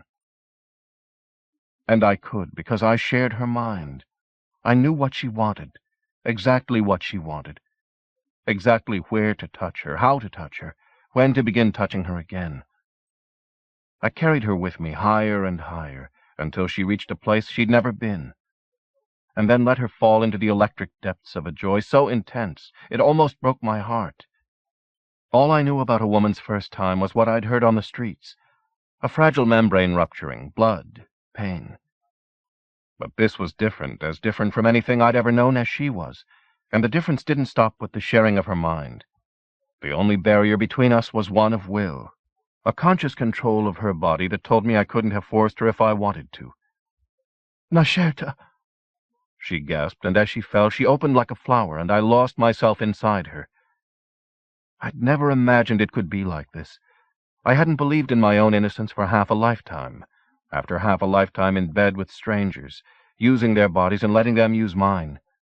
I'd lost even the memory of innocence so long ago I couldn't count the years. But now she gave it back to me in one sweet, endless moment. I felt young again in a way that I'd never been young, whole and new, infinite with possibilities. And if I'd believed in angels, she was one, and I'd become one of them. And if I'd believed in heaven, it was here and now, as we made love below the night, with only the moon watching, with nothing but stars everywhere, circling in the night, winking out slowly one by one as we drifted down again like Dreamfall into our separate bodies. "Nasherta," she murmured again, and gave me one more long kiss as we closed our eyes, our minds and our bodies still joined inside the warm breathing darkness, safe, protected, no longer alone. I woke up alone, lying on the floor with the pattern of the carpet pressed into my cheek, like a wire head sprawled in a gutter after a reality burnout. Alone. I lay there without moving, stupefied with loss, not even certain for a few breaths where in the universal darkness I was. Only certain of one thing. Alone.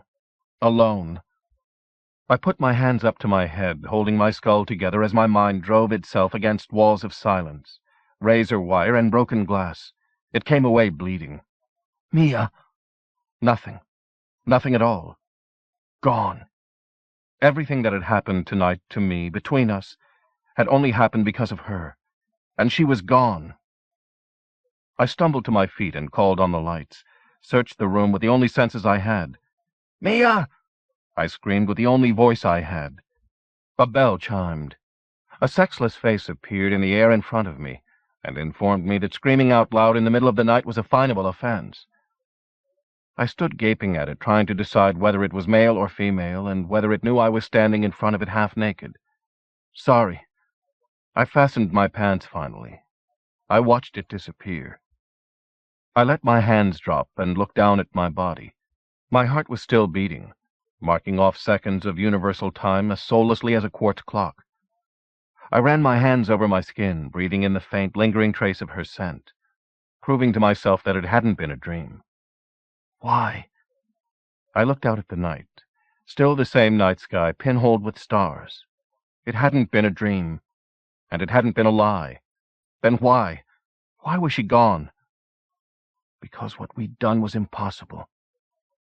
Here, now, in a place like Riverton, at a time like this, forbidden, unforgivable, insane, impossible. I stood there for a long time, barely breathing, until the night began to fade into dawn. I pulled my clothes together and ordered the wall to opaque, before some security drone added indecent exposure to the list of sins against the state I'd racked up since I'd arrived in this self-righteous hell. I watched the window granulate in, the wall forming across it like a layer of frost, until nothing existed beyond the few square meters of space around me. I turned away at last, moved step by step across the carpeted floor, registering the stability of the structure beneath my feet, as solid as the planet itself, trying not to imagine that suddenly it all might disappear, because really there was nothing stable or immutable, not in this universe, not in my life. I went to the wall unit that held everything I owned, and opened it. It spewed out 4 drawers, 3 of them empty, one of them half full. I stared at the clothing that lay inside it, random heaps of dark colors. I pulled out a green-brown sweater, Deadeye's sweater. I thought about Deadeye, the ghost in the machine, alone in his hidden room in a city called Nyuk on a planet called Earth. No vid, no phone, no callers, wanting to keep it that way. Deadeye in his rocking chair, knitting to keep himself sane. Sweaters and scarves and blankets that he dumped in the street for total strangers to carry away. I put on his sweater, warmed by it, even though I wasn't cold. I picked through the dark, formless pile until I found the box buried beneath it. I pulled the lid off. Inside was a single earring, dangling a piece of green stone. A piece of junk I'd gotten from a jewelry vendor, playing tourist when the floating university had done its session at the monument. I took the plain gold stud I'd been wearing to please a lot of people I didn't give a damn about out of my ear, and put on the beaded earring.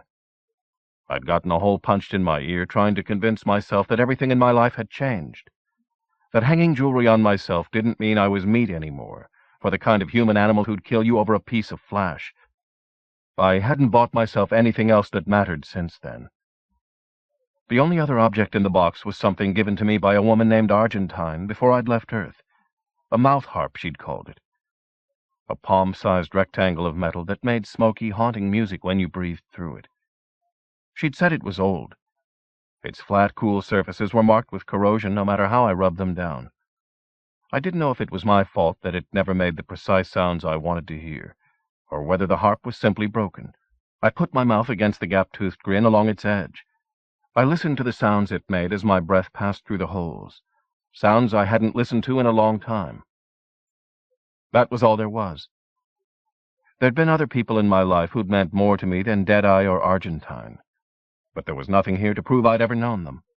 I remembered their names, trying to picture their faces. Jewel Taming, Ardan Siebeling, Elnir Taming. It was getting hard to remember their features, harder all the time. They had their own lives, all of them, lives I'd never really fit into. I wondered whether any of them thought about me now. I wondered what kind of a difference it would make to me tonight if I could feel them do it. I thought about Quicksilver, the terrorist who died inside my head and left me with nothing, a memento mori guaranteeing that I'd never forget him or what we'd meant to each other. I stretched out on the bed and put the harp to my mouth, blue, listening to the music it made, never the right music. I tried to remember the kind of music Argentine had made, as sense-blistering as a drug rush, the kind of music you didn't ever hear in a place like this because it was too real. I tried to remember the light music of her sim group playing, a violent eruption of sound, hallucinogenic visions, the overwhelming sensory input whiting out all conscious thought, dissolving your flesh and bones, until finally all conscious thought disappeared. 13. I stumbled out into the open space in front of the hotel a couple of hours later, expecting to find the rest of the team waiting for me. Still trying to shake loose the memory of where I'd been last night. Miya, her world, her body, her mind. I wondered what in hell I was going to say to Cassandra when I saw her, what she was going to say to me. The plaza was empty. I stood staring out across the empty square, up into the empty sky. When I looked down again, Janos Perrymead was standing beside me. "I sent them ahead," he said. "I told Cassandra you weren't coming." "Why?" I wondered for one brief, stomach-knotting minute if it was because she'd told him about what had happened between us. "Because we know what you were doing last night." I froze. "How?" I said stupidly, asking the single most useless question I could have asked him. I had no clue to what he was thinking. Last night hadn't changed anything permanently. My sigh was as dead, as useless as ever. "Your databand. Corporate security has been monitoring your activities." He sighed, looking at me with something that could have been disappointment or simply disbelief.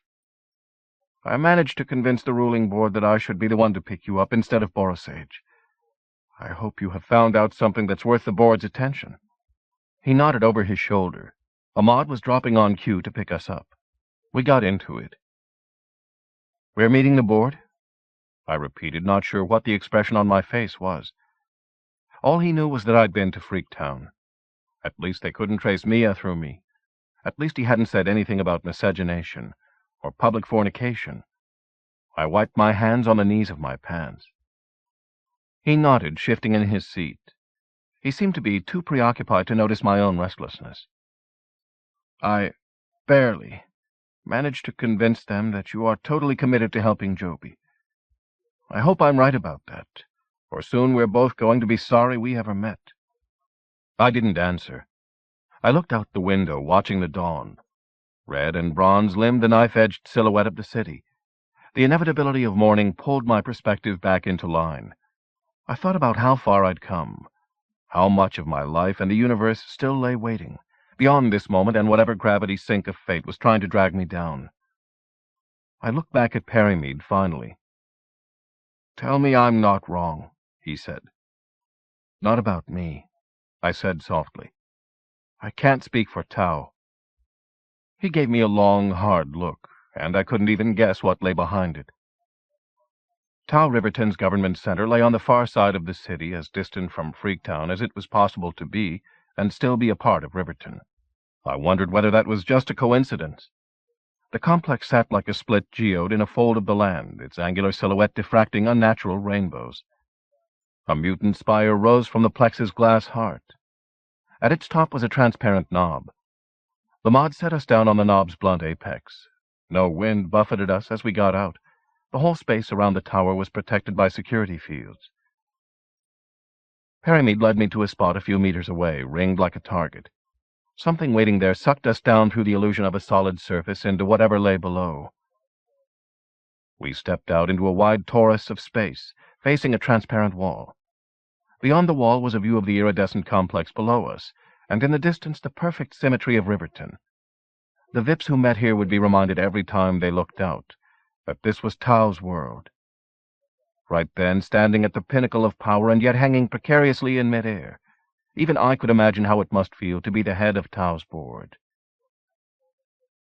I looked at the corporate Vips already waiting in their ceremonial seats at a table below the window wall.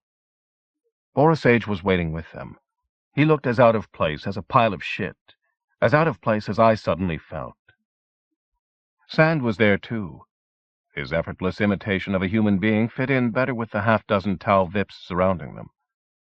My eidetic memory identified Kenso, the head of the Tau board, and a couple of others I'd met at the reception. I didn't see Draco's Lady Gyotis Binta. I wondered if the lady had already left the planet, or if she just didn't choose to be associated this closely with Tau's problems.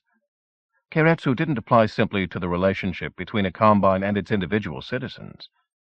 The same invisible code of duty and obligation bound interstellar cartel families like Draco itself, with its hundreds of subsidiary Combine states. Its allegiance gave a vassal state like Tau access to the near-limitless support system of Draco's entire net. But in return, Draco expected absolute loyalty. If a situation like the one Tau was in now went critical, if their damage control failed and the FTA instituted sanctions, any heads that rolled weren't going to belong to members of Draco's board. Tau would be the hand cut off to save the body. And if Tau couldn't or wouldn't make the sacrifice willingly, then Draco would make it for them, whatever it took to keep Draco's own perverted honor intact. I glanced at Sand again. I wondered whether his being here was a good sign or a bad one. We crossed the unnervingly open space to the meeting area. I had the sense that there was no one else in the entire tower. We reached the table, and Perimead made the usual obeisances for himself and excuses for me to everyone there. It only struck me then that half the people at the table weren't actually here. The board members were in virtual holographic projections. Their real-time bodies were somewhere else. I'd have known that as soon as I arrived if my psi had been functioning. I could barely be certain now as I took a seat beside one of them.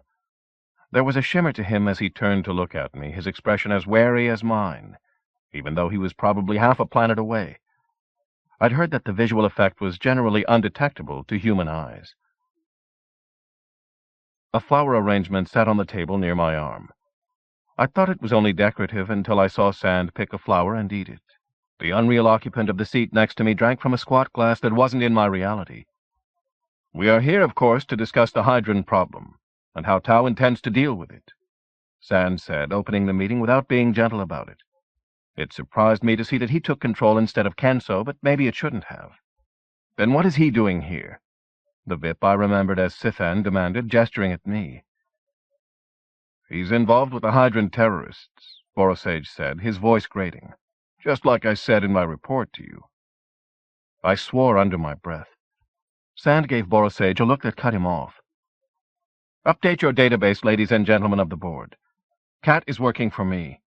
I took the initiative since Tau needed a contact the terrorists would talk to. They seem leery of your corporate security people. And since District Administrator Borosage has no genuine leads to the kidnapping..." He let his insinuations finish speaking for themselves. "I believe last night Cat made real progress. Last night..." he prompted, pinning me with his mirrored stare when I didn't respond. I kept my face expressionless as I struggled to make logic out of where I'd been and what I'd learned last night. When Miya... before she'd... I dragged my mind away from her memory. If Sand already knew everything, I'd be in Borosage's lockup, not here at this meeting. I tried to think about Joby. Joby was the whole point of this. But in the light of a new day, I realized that I couldn't be certain of anything. Who I'd be helping, who I'd be hurting, if I opened my mouth. "Someone from Harm contacted me." "How did they know where to find you?" Borosage demanded. I glanced up, frowning. I was sitting directly across from him, putting as much table surface as I could between us, but still giving myself a clear view of his hands. "Well, I don't know," I said, staring at my tiny, distorted reflection in the metal skullcap around his eye. "I suppose they read my mind." "You don't think it had anything to do with your visit to the Oyasin?" Sand asked, too casually. Borosage's eyes ate holes in me. "No," I said, remembering not to be surprised. Remembering that as long as I wore a databand, I couldn't even take a piss without someone knowing it. "She's got nothing to do with this. She's just an old woman." Borosage grunted in disgust. The ghost Vips stared. "Then what were you doing down by the river in the middle of the night?" "I wasn't doing anything. I couldn't sleep." I glanced at Perimead, remembering why. There was some dissension among the team members about the focus of their work, Perimead murmured. His expression tried too hard as he looked from face to face. I followed his gaze around the circle of faces, registering everything from suspicion to total incomprehension. Doesn't anyone on this planet have trouble sleeping? Do you put drugs in the water supply? Frowns, real and virtual. Perhaps it's because we all have clear consciences, Kenso said. Then I don't know what we're doing here. I picked a blue flower from the dish on the table. I put it in my mouth. Its petals dissolved on my tongue with a faint taste of mint. I swallowed, wondering whether every color had a separate flavor. I picked another one. Cat, Perimead murmured. What about Joby? Anything? I forced myself to relax and keep my attention on him. It was Miya who contacted me. Miya, he said, turning in his seat to face me. You actually met with her? I nodded. And I saw Joby. He stopped breathing. She brought him to you? She brought me to him, somewhere in Freaktown. Where? Sand demanded. Can you locate it on a map? No, I shook my head. We teleported. I thought you were brain damaged. I thought you couldn't do any of that. I can't. I didn't have to, I said, as slowly and carefully as if he was the one with brain damage. Even if I could locate their safe house on a map, it wouldn't do you any good. They said they wouldn't be there in the morning. Do you want me to tell you what happened last night or not? Of course, he said. Then butt out. We're all here to listen, Perimead said, his voice straining. Please, tell us. I took a deep breath and nodded. Joby's all right. Mia's taking care of him. I don't think she'll let anything happen to him. A film of relief formed on his face, as thin as monomole. Then she is with harm, he murmured. I could barely make out the words. I nodded again. His face went gray, the face of someone hearing his own death sentence. I glanced at the other faces around the table, reading their expressions as they looked at him. I realized then why he looked the way he did. He hadn't merely handed over his own nephew to kidnappers by trusting a Hydran. He'd also ruined his career, which meant his entire life. I felt a sudden sick pity for him, a sudden helpless resentment toward the Hydrans and toward Miya. Felt my doubts and my loyalties eddying like oil in water. I met Perimead's gaze again, and there was only one thing I was certain of now. I couldn't trust him any more, because even he didn't know how far he'd go to save his place in the Keiretsu. How many other Harm members did you meet? Sand asked, getting impatient when I didn't go on. I shrugged, shaking off Perimead's stare. Maybe half a dozen. Did you get a sense of how many there are altogether? Did you learn any identities? Would you know them if you saw them again? No, I said, knowing his BioWare could read my galvanic responses like a truth tester, but knowing from experience that I had enough control over my life signs to keep him from reading the truth. It doesn't matter anyway. You can't find them. They don't have data bands. I watched him frown.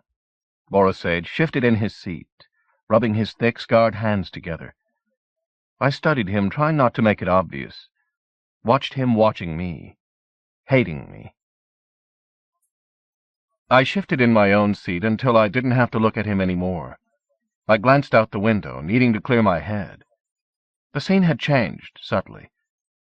I realized that the room we were in was rotating almost imperceptibly through a full 360-degree view of the city and the land beyond it. I wondered who had designed this complex, and the eerie canting out over the edge of Riverton's neat little world, like a bird ready to take flight. I wondered what had been on the mind of whoever had done it. I looked down at the tabletop in front of me again, feeling queasy. Looking back at Sand didn't make me feel better. I knew in my gut that nothing I could say would reach the Tau board members, any more than I could reach across the table and touch them. Perimead was a desperate man, and Borosage didn't even qualify as human. The only person in this room who might actually listen to what I had to say was Sand. I wished like hell that I could get a glimpse of what was going on inside his head right now. Wished he even had eyes that I could look into.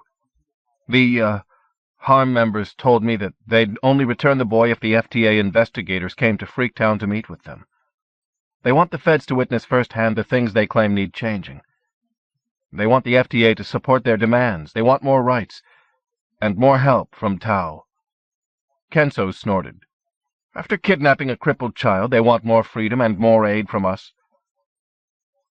The same tired set of complaints we've been receiving from the Hydran Council ever since landfall, another board member, one I hadn't met, said. He frowned at the view, or at some view. The Hydran Council has no real influence, even with their own people. It can't even control these terrorists, Kenso said. Maybe that's why Harm feels it has to make demands, I said. Because when they say please, you don't listen. Perimede's eyes were begging me to stop. I looked away. They want the feds to make an impartial report. The FTA impartial? Sithan muttered. That's an oxymoron. I saw the kind of things the Hydrans want to change. You saw what Harm wanted you to see. Freaktown's medical center is a joke, I said. And there are addicts hooked on drugs they could only be getting from this side of the river. If you want to make a profit off of them, why don't you sell them medical technology, not street drugs? That is absolutely not true, Borosage said, opening his mouth for the first time. Maybe you aren't the best one to give an opinion on that. I glanced away at the ring of faces, back at Borosage. They get hooked on the drugs you use on them in jail. Where do they get their supply? Are you selling it to them? He pushed up out of his seat as if he actually intended to come after me. Sand stopped him with a look. Perimede put a hand on my arm, the fingers closing over my flesh so hard it hurt. Cat, he murmured. For God's sake. Kindly keep your naive political opinions to yourself, Kenso said. You've caused enough trouble. His empty gaze looked right through me. He looked past me at Sand, dead eyes meeting dead eyes, before I could even close my mouth. Of course, acquiescing to their demands is out of the question, he said. Ours is the position of strength. The cost-benefit ratio of any conciliatory action would be completely unacceptable. Am I to understand, then, that you feel any contact that Cat has achieved with Harm is essentially useless? Sand asked. That any attempts to regain control of the situation through negotiations will fail? It has never been our policy to tolerate Hydran dissidents, Kenso said. He gave Sand a sidelong look, as if he was trying to guess what really lay behind Sand's question. Corporate politics was a mind game, a minefield where judgments so subtle even a scion might miss them could mean life and death for an entire board. We can't be soft on this sort of thing. You know where that leads. Administrator Borosage has made it clear enough. Terrorism must be rooted out or it spreads. He checked Sand's expression again, surreptitiously. Sand didn't say anything, just went on listening, non-committal, as other VIPs muttered agreement around the table. No one offered any alternatives. No one even asked a question. I swore under my breath. What about Joby? I said. Who? Someone asked. The boy they kidnapped. I broke off. There was no use arguing fairness or justice with these people. Compassion probably didn't mean anything to them either. You said yourself that you didn't think they'd harm him, Kenso said. Aren't those people supposed to be nonviolent? He looked at Sand. Sand shrugged. After the FTA's representatives are gone, they'll have no reason to keep him. They'll let him go. What if they don't? I said. I looked at Perimede. What if they don't? He sat motionless, frozen, not meeting my eyes at all now. That would be unfortunate, Kenso said. He took a sip of water as if having to express any emotion, even as a lie, was enough to choke him. But the child was defective, wasn't he? Perhaps his family would even be relieved without that burden. They're relatives of yours, aren't they, Perimede? What do you think about that? Perimede stirred beside me. Yes, sir, he said thickly. Perhaps so. I turned in my seat to look at him. The urge to shout out what kind of a bastard and a coward I thought he was filled my throat until I couldn't speak. Everything Miya had told me must be true. About why Joby had been born with genetic damage. About why his parents would never have another child. About why Tau's board might even prefer it if they never got him back. Suddenly I wanted to be out of this room more than anything I could think of, except never to have set foot on this world at all. This remains a dangerously volatile situation, Sand said to Kenso, after a silence that seemed to last for years. Pursue every opportunity to keep this situation under control. For humanitarian reasons, and for practical ones as well, you must keep your options flexible. But I think you understand what I am saying. More nods around the table. His glance flicked to me. That brings me back to you. You said you'd do anything in your power to help Joby. It will be up to you, he said, and his stare was a black hole, sucking me in, to make the Hydran radicals understand that this act of terrorism will gain them nothing. Tau will not meet their demands. The people they claim to be doing this for will only suffer if they cause Tau more trouble with the FTA. That would be disastrous for Tau, and disastrous for the Hydrans as well. Surely that isn't what they want. There can be no winners in such a situation. Make them see reason. Me? I said. I'm not a diplomat. How am I supposed to change their minds? I can't even change yours. He looked at me. Do you believe what I just told you? Slowly I nodded. Then you can make them believe it. Just let them look into your mind, your soul. His face was absolutely expressionless. I shook my head. I don't even know how to contact them. They've obviously chosen you to be their go-between. They'll contact you. Soon, I would expect. They'll have to. He rose from his seat smoothly and unexpectedly, nodding to each phantom gentleman and lady of the board in turn. I'm not a trained negotiator, I protested, twisting in my seat as he started past me. I'm not even a Tau citizen. Why are you putting this on me? Because, he murmured, leaning over and lowering his voice until only I could hear him. From what I can see, no one associated with Tau has even the slightest idea of how to resolve the situation without bloodshed. He straightened up again. I'm sure you'll do everything humanly possible to prevent a tragedy from occurring, Cat. I wondered whether he was being ironic. If everything you can do is still not enough, Administrator Borosage is responsible for any further actions that Tau takes. He glanced at Borosage, back at me. And now, ladies and gentlemen of the board, I must be going if I'm to make the shuttle. Going? I said. You're leaving? Sand shrugged. I've been called home by Draco. Out of the line of fire. The worst thing I could have imagined happening as I'd come into this meeting had happened before it had even begun. Draco had already distanced itself, literally and figuratively, from any of the repercussions they'd decided were going to strike Tau. I sank back into my seat. You coward! I breathed and saw him frown. But he went on toward the lift without stopping. Around the table the board members began to wink out of existence one by one, until I was left with only Perimead, that lifeless puppet, and Borosage, who was smiling. 14. I got up. Let's go, I muttered to Perimead. I struck the back of his seat. He stood up without protest, glancing at Borosage and back at me. He nodded once and led the way to the lift. I heard Borosage leave his seat behind us, heard his footsteps closing in on us. Somehow I kept myself from looking back or flinching as he crossed into my line of sight. He blocked my path as we reached the lift. I had to stop moving or run into him. I stopped. It's just you and me now, freak, he said, as if Perimead had disappeared along with the rest of them. And you heard what he said. Sand. You make the rest of the freaks understand that Tau isn't caving in on this, because I'm in charge here. This is going to cost them no matter what they do.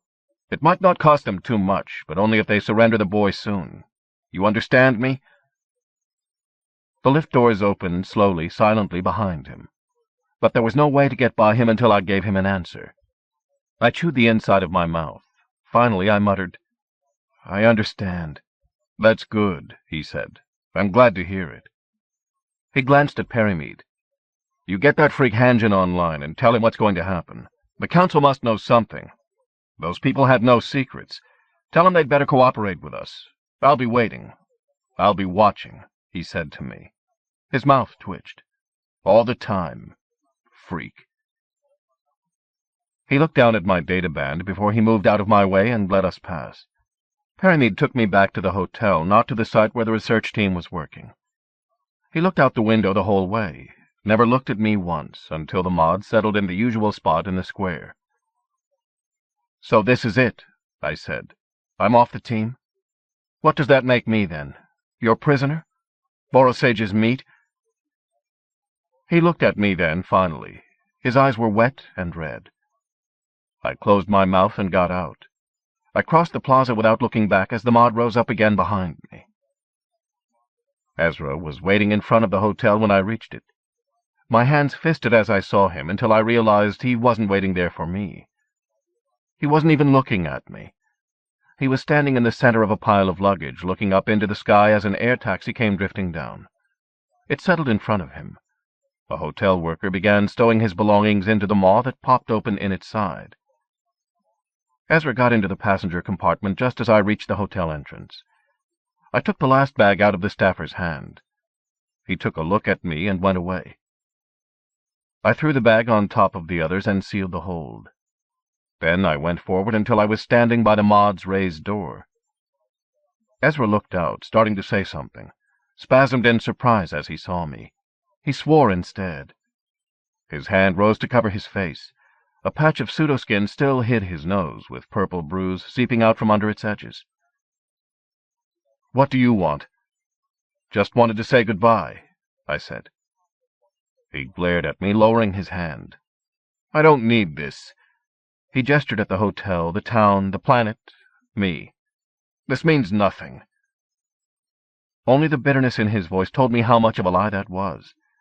I could have been working on half a dozen better projects. He slammed his hand down on the door control. The open door began to arc down above me. "I'll get her back, Cassandra. 20 years from now I'll be at the top of my field, and you'll still be nothing but a freak." I ducked aside as the door came down. "And you'll still be an asshole," I said. The door sealed with a soft hiss. I stepped back, watching the mod rise, watching his face and the hatred on it grow smaller and smaller, until he merged into the mirroring window surface, into the mod itself, into the sky, until he disappeared. I went into the hotel straight to the nearest access port and put in a call to the feds. The message that came up on the empty screen told me they were gone from the hotel, not just for the day, for good. Tao had taken them away, probably far away. I didn't have to guess why. I thought about tracking them down, sending a message after them, telling them why they had to come back. But even as I requested the search, my mind was calling up 100 reasons why it would never happen. And there was only one that mattered. They really didn't give a damn. They'd been oblivious to Tao's fawning and flattery. They'd been just as oblivious to everything I'd done to get their attention.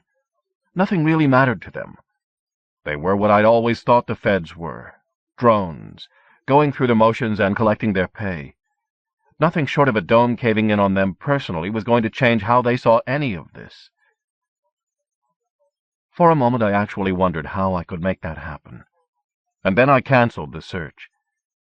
I remembered Natan Ispanaski, the head of contract labor, the single genuine human being left in the entire FTA as far as I could tell. A man without a life of his own, who spent most of his waking hours jacked into the Federation net just to track contract labor's highest levels of operation. The man that I'd told harm could help them. At the rate things were falling apart here, I wasn't sure a message would even reach Ispanaski before it was too late. There was still no direct faster-than-light communication in the Federation. Any messages that went outside a single solar system went on a ship, just like the humans who sent and received them. Transmission cost more than I wanted to think about, and it would be days before an answer came, even longer before there could be any significant change in the situation. And yet, if my information reached Ispanaski in time, the system might still work for me this once. If there was a better answer, I was too exhausted to see it. I input a request for an interworld message relay. I fed my message into the net, watched the credit line on my data band take a nosedive. I started back across the empty lobby toward the hotel entrance. I stopped again when I was almost to the door. A Tau corpse was standing outside, talking to one of the hotel people. He looked up at me, touched the edge of his helmet in a salute, and smiled. It wasn't a meaningless smile. He went on watching me until finally I turned around and went back inside. By the time I reached my room, the message light was blinking on the console. I requested the message, half afraid of anything that might appear on the screen, because I couldn't imagine anything I wanted to see there right now. What did come up on the screen was so unexpected that I read it twice before I believed it. The message you wish to send has been rejected by Tau's sensors. I couldn't reach Esplanaski. Probably I couldn't reach anyone else now. I wondered whether the door to my hotel room would open for me, whether they'd sealed me in. I didn't try it to find out. I wore a path in the room's carpet, climbed its walls with my mind, as I tried to find a way out of the trap that Refuge had suddenly become for me. Nothing else happened for hours. I ordered room service. The food came out of the service unit in the wall, and I didn't eat it. Finally, I lay down and closed my eyes, letting my body's exhaustion seep into my brain, hoping that nothing would happen faster if I slept through it. I slept. I dreamed, my mind filled with a bleak twilight landscape that I had to keep moving through, making wrong turn after wrong turn, on a journey I couldn't turn back from. The light never changed and the landscape never changed, and it seemed to me that I would never make any progress toward a goal I couldn't name. But then, after an eternity lost, the light began to grow, like an unspoken whisper murmuring my secret name, and I realized that I'd always known what I'd been searching for someone who could flow through my solid flesh, as though it was an illusion, and touch me like this, shocking alive every nerve ending in my body. Pleasure sang through me at the speed of thought as I opened to a timeless place. I opened my eyes, feeling my body stretch like a satisfied animal below the unfocused form hovering over me. What? I blinked, trying to make the face one I knew. Jesu! I sat up, half scrambling backward on the bed. Miya! She stood over me, her own face stricken, gesturing desperately with her hands for me to be quiet. Miya! I mouthed the words silently, touched her lips with uncertain fingers. She closed her eyes as if it had been a kiss, and color rose in her cheeks. It took all the control I had then not to pull her down and make the kiss real. I could barely tell what was a dream now, what she'd been doing to me before I woke up. Whatever it was, it left me feeling stupefied, aroused, needing. What? I whispered, shaking my head. She made a gesture as if she thought, or maybe knew, that the room was bugged. I got up from the bed, wondering whether she was right. If she was, there was probably visual or infrared too, and nothing was safe. I looked toward the door. Our only choice was to get out now, but not that way. There was only one way that we could be certain of. Looking back at Miya, I realized that she already knew it. She took hold of my arms. I felt her mind make contact, preparing us for a teleport. The door exploded behind us. The window wall in front of us gaped on open sky, and a gleaming mass of CorpSec technology. Uniformed bodies were everywhere. Something exploded in the heart of the room before I could even react, knocking me flat, filling the air with fog. I heard Miya cry out, felt my own shout of disbelief sucked out of my lungs. Everything turned inside out, and flat on my back on the floor I felt myself falling. I hit the floor again, hard. But it wasn't my floor. Not even a floor, but the hard ground in some back alley. In Freaktown. I staggered to my feet, swearing, bruised, shaking myself out. Nao stood in front of me, her eyes burning. Behind her I could see the brink of the canyon and Tau Riverton in the distance. Looking back into her eyes, all I could think was that harm had kidnapped me. They thought I'd betrayed them, and even if they didn't kill me, Borisage would never let me get back across the river. But then I remembered Miya, the way she'd looked at me in the moment before the corpses had burst in on us. Miya. I didn't see her. The fear that she'd been left behind broke Nao's spell, closed my throat as I turned. Miya was behind me, sprawled on the ground like I'd been, slowly picking herself up. She moved as if her body had become a stranger to her, and her face was the color of ash. Two of the harm members helped her to her feet. I stumbled to her side, ignoring the rest of them. Me, all right? What happened? I broke off as the words registered, as I heard the slurring. I shook my head again, swimming through confusion as thick as sewage, not understanding why I sounded like I'd been drugged. Only one thing was clear in my mind. Tau had betrayed me again, and not just me this time. Miya held her head, looking glazed. She said something to me, slurring, and I couldn't make it out. She looked away again, searching restlessly until she spotted the bundle in someone's arms that I realized was Joby. She went to him unsteadily and took him into her own arms. "They were waiting," Nao said, her voice hard. "It was a trap. You were the bait. They thought we wouldn't know. Miya made a joining with me in case this happened." She gestured at us, disgusted. Miya held Joby forehead to forehead with him, smiling as their eyes met. I watched them together, tenderness and envy spilling through my senses like the taste of honey fruit. I looked back at Nao. "Why'd you bring me?" I asked, barely remembering to ask it in Hydran. My speech was starting to clear up as quickly as it had gone out of control. Nao glanced at Miya, as if it hadn't been her idea, as if she wanted to hear the reason herself. "He didn't know was a trap." Miya pushed the words out of her mouth like someone spitting stones, and her face was as guarded as her sister's. "Couldn't leave him to them." She reached out to touch me, almost protectively, hesitated, glancing at Nao. "Thank you," I murmured. I put out my hand, catching hold of hers as she withdrew it. She looked down at our hands. Wonder and desire poured through the contact point from her mind into mine. I sucked in a breath. My fingers tightened. She set her own hand free suddenly, effortlessly. I felt the aftershock of her self-consciousness as my fingers closed on themselves. I thought we should learn what Tao said to him," she murmured, glancing at Nao again almost guiltily. She shook her head, worked her face muscles as though she didn't know what was wrong with her mouth. "Why do we sound like we were drugged?" I asked, trying not to look as lost as I suddenly felt, not able to touch her anymore. It was cold here in the wind, and I wasn't wearing my coat.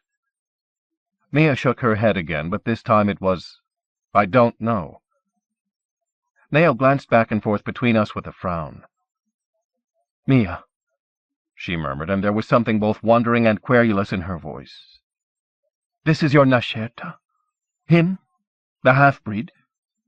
She glanced at me, away again. "Did you believe you could keep it a secret once we'd joined?" Her voice softened almost reluctantly as her sister looked away. Nao put her hands on Mia's shoulders, while the others waiting behind her stared at the three of us, making mental comments that I probably didn't want to hear. Miya shook her head, resting her own hands on her sister's, but looking at me. "Miya?" I murmured, not understanding what was going on between them or what my part in it was. "He doesn't know," Nao murmured, looking at me now, too. "He doesn't even know what that means."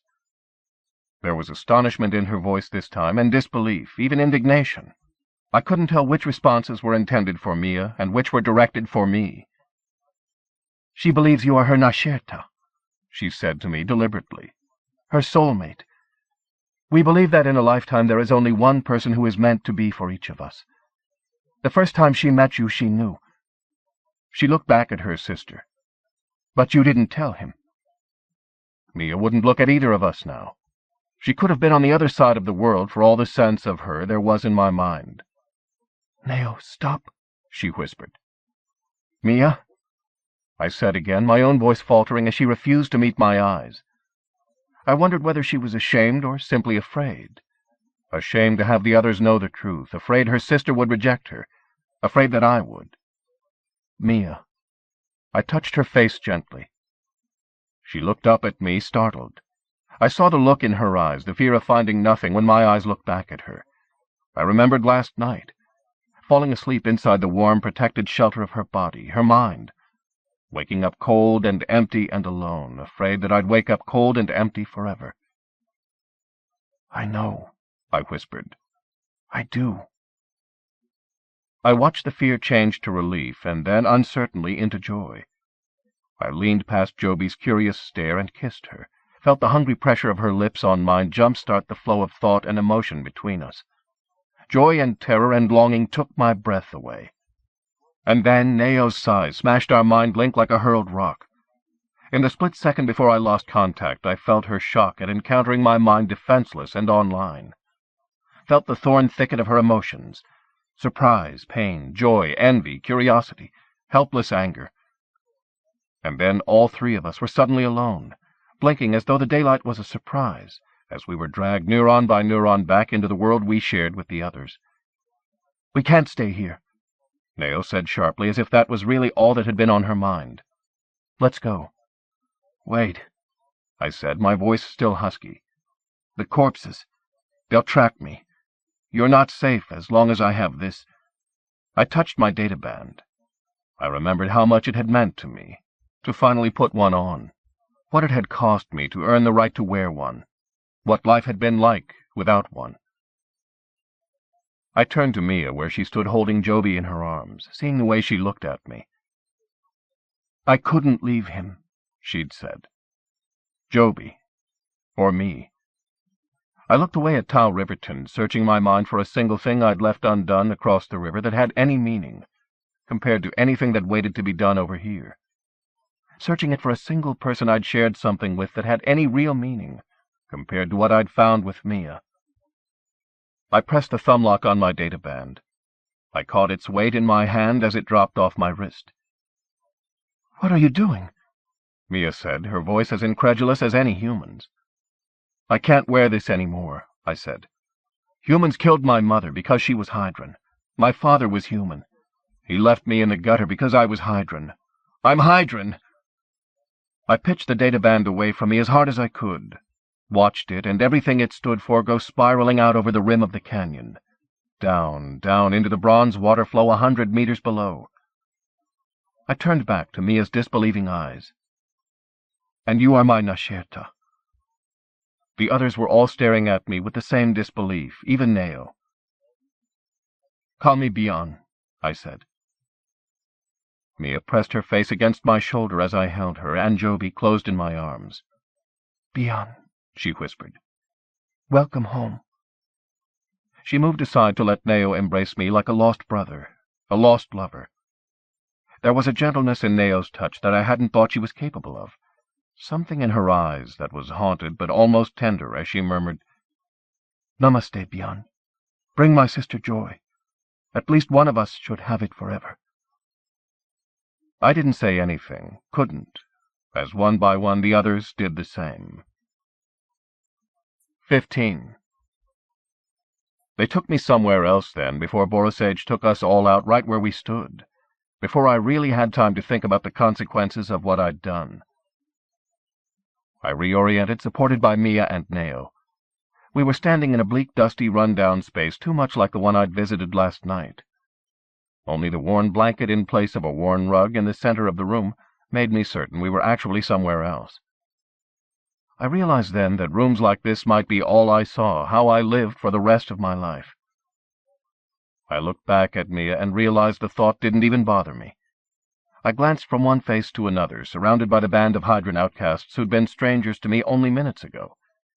Now, with the suddenness of the teleport itself, they'd become my family. "If you are going to be one of us, you should look like us, Bian," Sorrel said. He shut his eyes as if he was concentrating. Suddenly he was holding a shirt, one of the long, side-fastened traditional tunics that they were all wearing, even Miya now. "Here," he said, and let it go. The shirt rose into the air and hung above my head. The others watched, grinning and pointing. I looked up at it and felt a sudden chill. I looked down again, startled, and suddenly I wasn't wearing any shirt. My shirt and Deadeye's sweater lay in a heap on the floor at Nao's feet. She looked me up and down. So did the others, with a frank curiosity that told me they'd never seen a human naked, or even a half-human half-naked. They almost seemed disappointed that nothing worth mentioning was different from the neck down. I clutched the top of my pants with both hands. "These stay," I said, not smiling. They laughed and nodded, nudging each other. Nao's laughter was high and giddy as the shirt suddenly dropped out of the air onto my head. It slithered its way down around my neck like something alive. I pushed my arms into the sleeves and fastened it, managing a smile of my own. The tunic's material was softer and warmer than it looked, and probably a lot older. "Namaste," I said, realizing as I said it that it also meant thank you. Sorrel bowed slightly to me. I bent my head to him, to them all. Miya set Joby on the floor at her feet. A pile of blocks and other toys appeared around him. She pulled the bandana gently from my hair. I stood motionless, the center of attention, but for once not uncomfortable about it, as her cool fingers lifted my hair off the back of my neck. Tiene passed her one of the ornate metal clips the others, both men and women, wore to hold their long hair in an elaborate knot on top of their heads. The clip hovered in front of my eyes while Miya gathered and worked with my hair. I couldn't tell whether she used only her hands to do it. She reached into the air for the clip, murmured her satisfaction as I felt her fasten it. "There, Bian," she said. Her satisfaction and pleasure were reflected in the faces all around me, in a way that made me feel there was more to this part of the ritual of transformation than I could appreciate with only 5 senses. A woman named Talan offered me a metal belt. It had been made out of scrap wire woven into patterns as subtle as the hair clasps. A man named Sath gave me a thong necklace with a pendant of carved agate. The others came forward one by one, offering me a vest, necklaces, rings, a pouch to hang at my belt, even a coat that was worn but warm until my transformation into one of them was complete. We ate stale flatbread and drank steaming black tea that Miya called pon, while I told them everything. That Sand was gone, that the feds might as well be, that Borosage was in charge, with no one standing in his way, that he'd said he would make Freaktown pay. The only question was how much, how soon. "Is that all?" Nao demanded, her usual impatience back and edged with disappointment.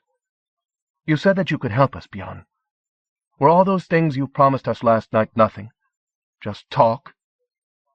She made talk a dirty word. She glanced at Miya as she said it, another of those looks I couldn't read. I leaned against the wall, resting my back. Tau blocked me at every turn.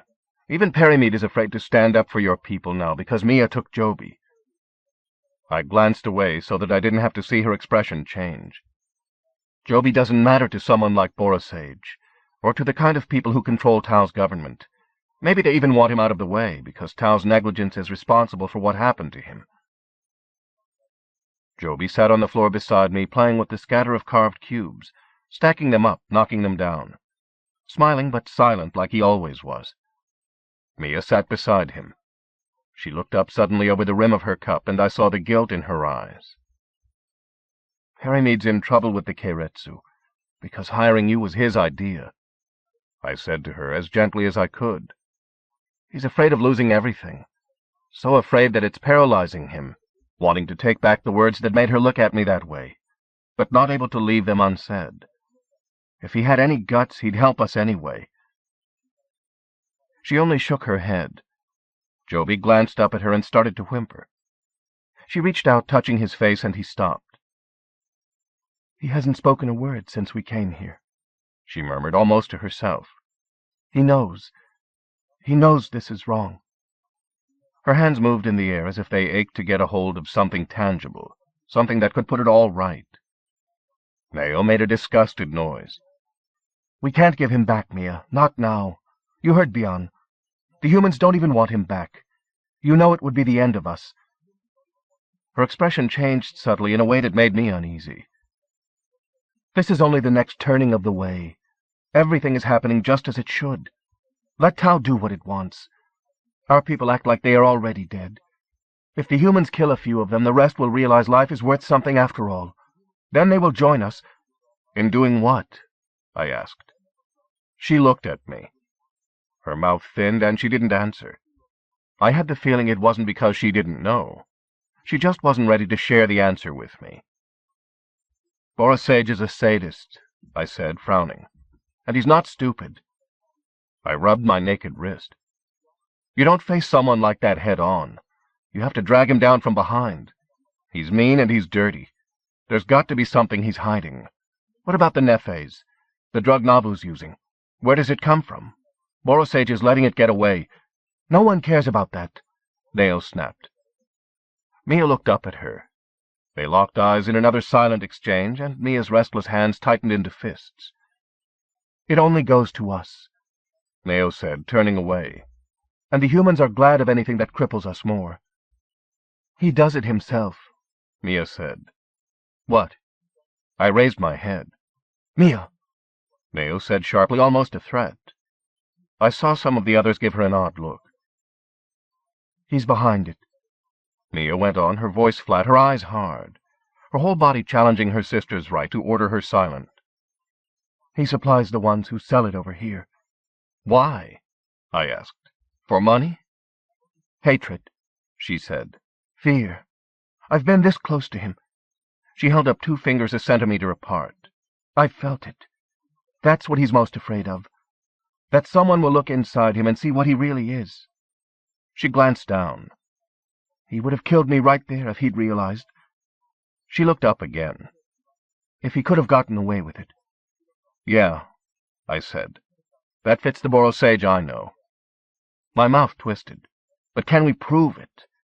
Even Draco and the FTA can't turn their backs on a drug-dealing corpse. If we could bring him down... That doesn't change anything.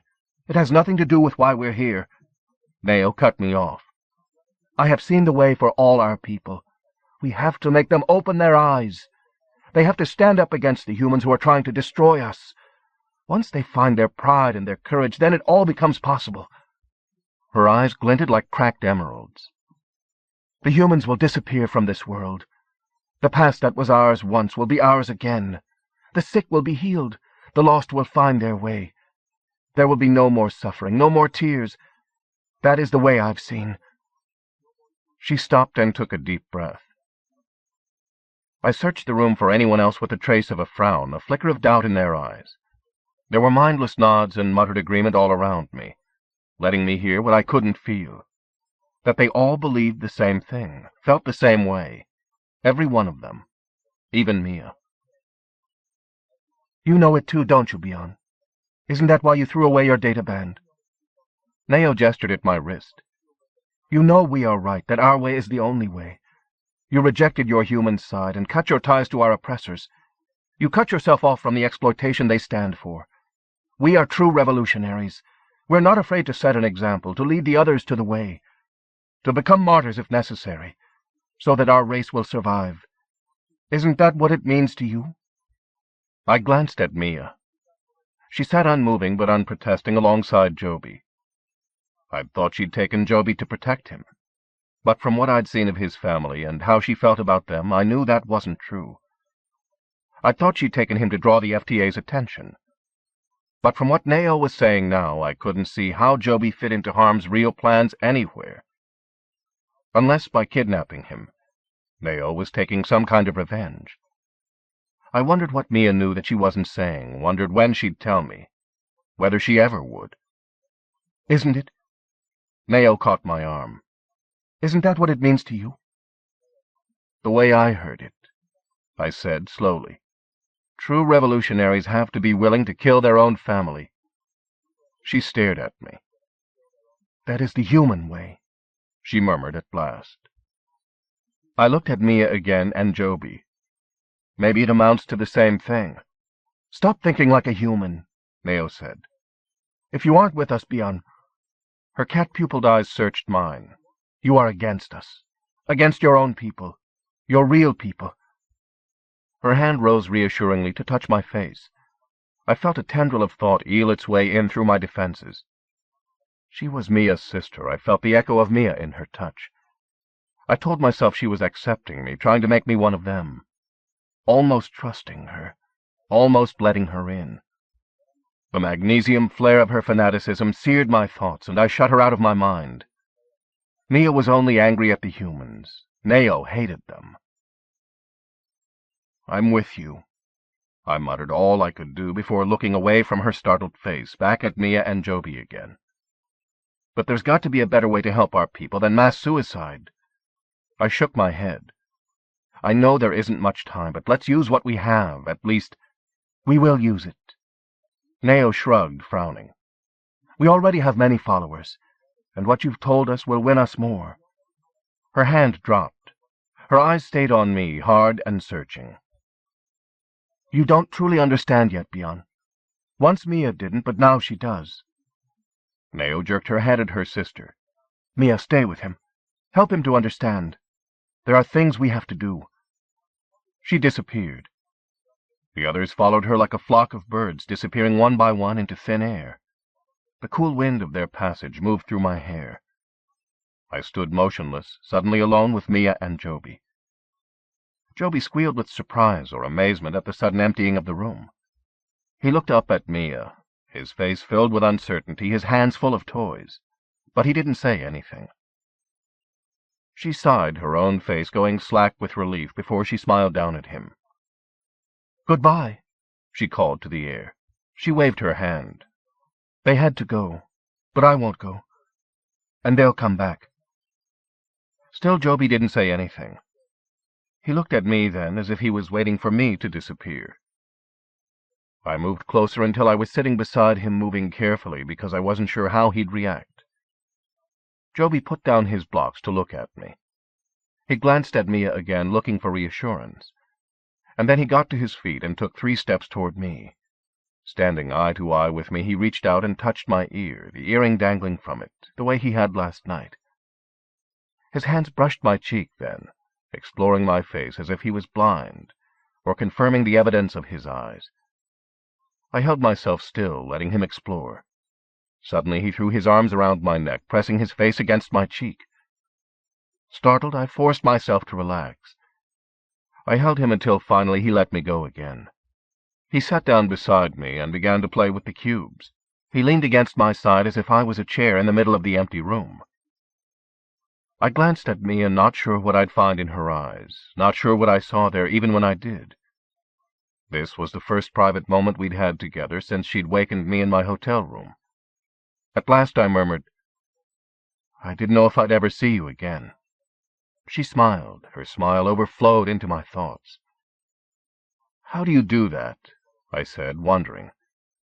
I reached out, touching her hair, her face, the way Joby had touched mine, proving her reality. "What?" she asked, kissing my fingertips, or maybe, what? "Get past me. Get inside me, like the air I breathe, by not trying." She leaned forward until her lips found mine. "Because you want me there." I remembered last night how her body had opened to let me enter as she kissed me again. But it can't be that easy. Her longing lit up my nerve net, mating my sudden need with a desire as relentless as time. It isn't. She drew away as my hands began to touch her, feeling the curve of her breasts beneath the soft, weathered colors of her antique shirt. She caught her breath, glancing self-consciously at Joby.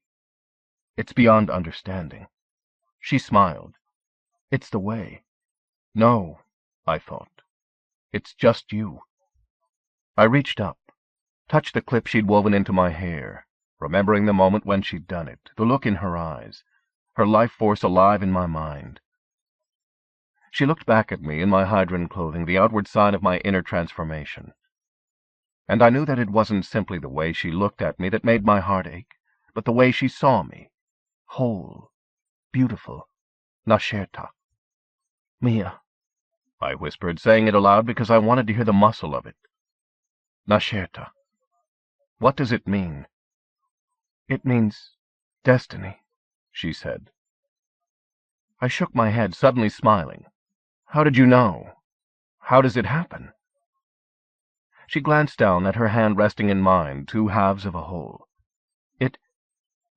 Her thoughts diffused, focused again, offering me the image of a moment when 2 minds merged, and 2 hearts were lost.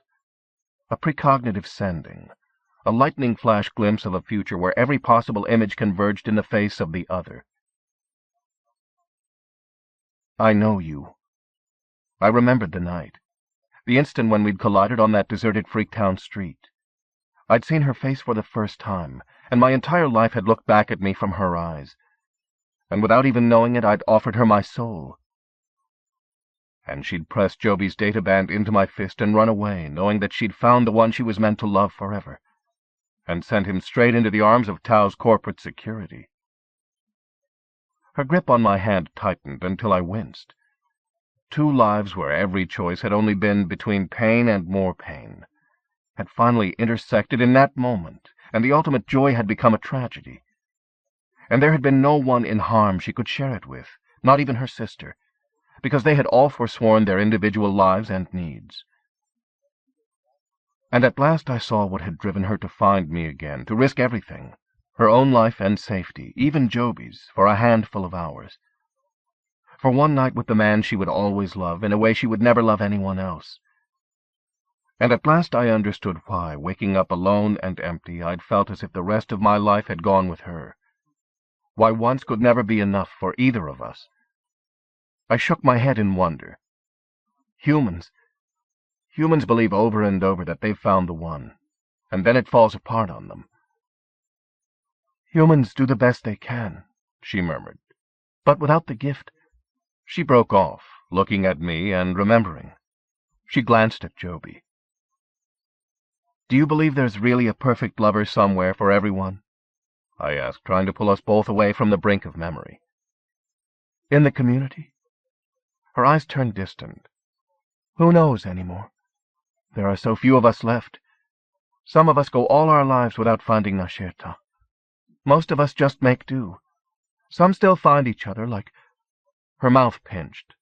Like Neo and Nabu, only to be destroyed by the humans. Her hand slipped out of mine.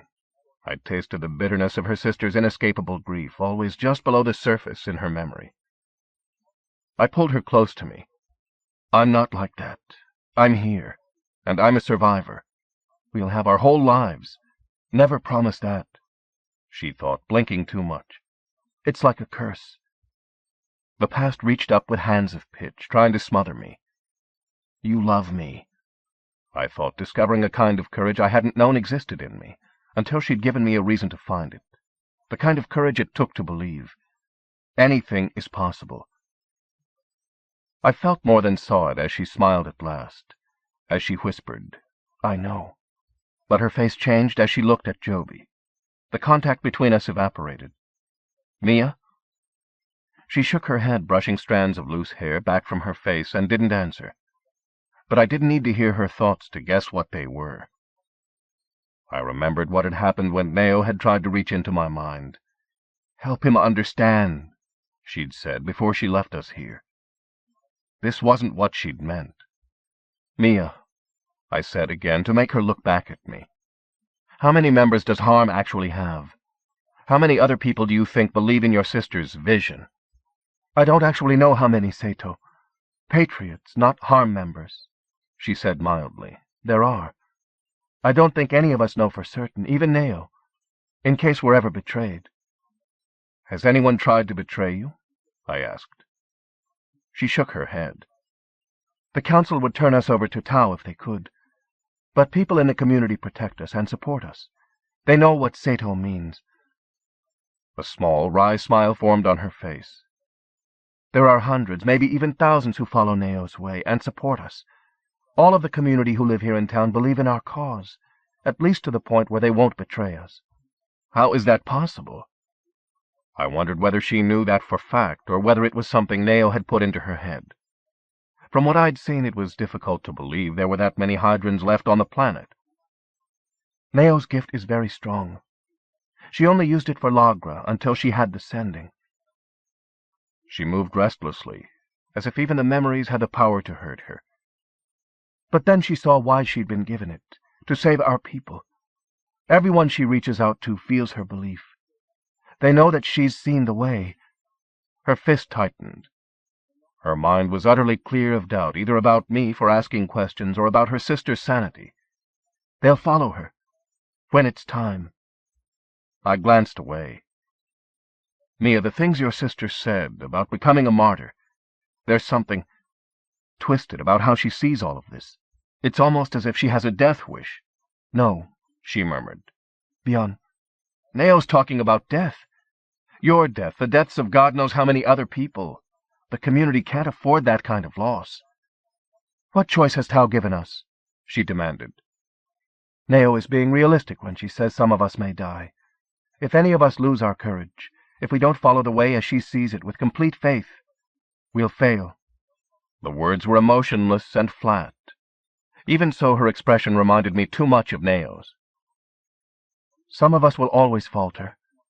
She looked away suddenly. I remembered what Hanjin had said, about a mood spreading like a disease through an isolated group, none of them even recognizing the sickness until it was too late. This is some kind of precognition we're talking about, right? There should be more than one way that will get us to our goal. I know you believe that. I felt you still looking for answers. I saw her frown. Why shouldn't we go after Borosage before he comes for us? That could get us the kind of attention we need without anyone dying. That could work. Others have tried it. My parents. The words were even flatter. I thought about Neo again, what she believed it took to be a revolutionary. They're dead. And Navu. You saw what happened to him. He became an addict in Tao's prison. The sick will be healed, and the lost will find their way, Neo had said. I wondered whether she thought that included Navu. I shook my head. How does Borosage get away with it? Where does he get the power? He fills a vacuum, she said, her voice thick. No human who has enough power to control him cares enough to do it. I swore under my breath. The sight of scar tissue as I looked down at my bare wrist made my stomach knot. I rubbed it as if I could rub it away. Joby was building castles. I watched him pile on one more block, watched as the whole structure came tumbling down. He sat there kicking at the blocks with his feet and frowning. Then silently he began to build again. I looked back at Miya. Where did Neo go? She shrugged. I don't know. Out into the community to show our people Tao's threats. And about harms, the Sato's part in it? I asked. About the kidnapping? Is that why you took Joby? To force a crisis with Tao? No, she said, with anger I felt as well as heard. Then why involve him at all? Neo, she murmured, her contact slipped through the fingers of my mind, as something disappeared from her eyes. Neo said it was necessary. I didn't want to believe that, but it was necessary. She showed me. I got up and moved across the room, stood staring out through the dusty panes of the single small window. I searched for the reefs, knowing they were out there somewhere in the distance beyond the blurred profile of Freaktown. I couldn't even lie to myself that they were within range of my sight. I thought about Cassandra and the team working somewhere out there. Wondered what they'd been told about me this morning. What they'd think when they found out the truth, if they ever did. I wondered whether my defection would ruin any chance of continuing their research, if Cassandra would wind up hating me. I touched my wrist, looked down at it again. No matter what I wanted, without a databand I could never go back to the life I'd had on the other side. For a second I lost my grip on everything. The knot of denial holding me together came undone, and the fragments of myself spun away into free fall. I pulled myself together again, not wanting Miya to see me falter, not wanting her to think she was the one that I had doubts about. I stood with my back to her until I was completely certain that I was still on solid ground, still in Freaktown, staring out through a filthy window at an unreachable view. "Beyond," Miya murmured. At first I didn't realize that she was speaking my name. "Beyond what?" I said. My voice was a shambles. She was standing barely an arm's length from me as I turned around. I flinched in surprise, even as she reached out to me. "Beyond," she repeated gently, as if she was trying to remind me of something. "You are one of us now. But Neo was right. You don't know what that means. You need to know. Let me show you. Come with me." She took hold of my hands, drawing me forward. I took a deep breath and followed her back across the room. She leaned down to pick up Joby. He reached up to me. I held out my arms, and she settled him into them. The weight of his small body felt good, solid, anchoring me in reality. I saw the lines of strain above her eyes ease just a little. "Miya," I said, "we don't have time. Borosage isn't going to give us the time. We've got to find a way to neutralize him. Tao's already let him off his leash." "Neo has a plan," she repeated, looking distracted, looking at Joby. "She's seen the way. If we follow her vision, we won't die. We'll win. We'll be given what we need to rebuild our world. I trust her." I kept silent, wishing that I did.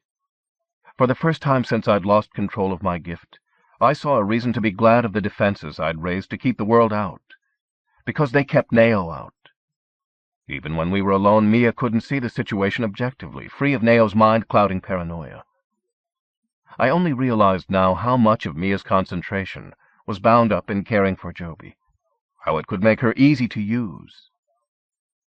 I didn't like thinking that, but Neo was using her, intentionally or not, using her trust, using what was good in her against her, sucking her into the Sato's mindset until she was too deeply involved to see anything independently. Who else do you trust? Hanjin? The Oyasin? She frowned as I mentioned Hanjin. I remembered what Neo had said about him. The Oyasin, I repeated. We need to ask her how she sees this. Tao's probably got her under surveillance. Can you get us to the monastery? Miya nodded. She looked dubious, but her eyes were registering me again, as if I'd finally said something that didn't short out her resolve.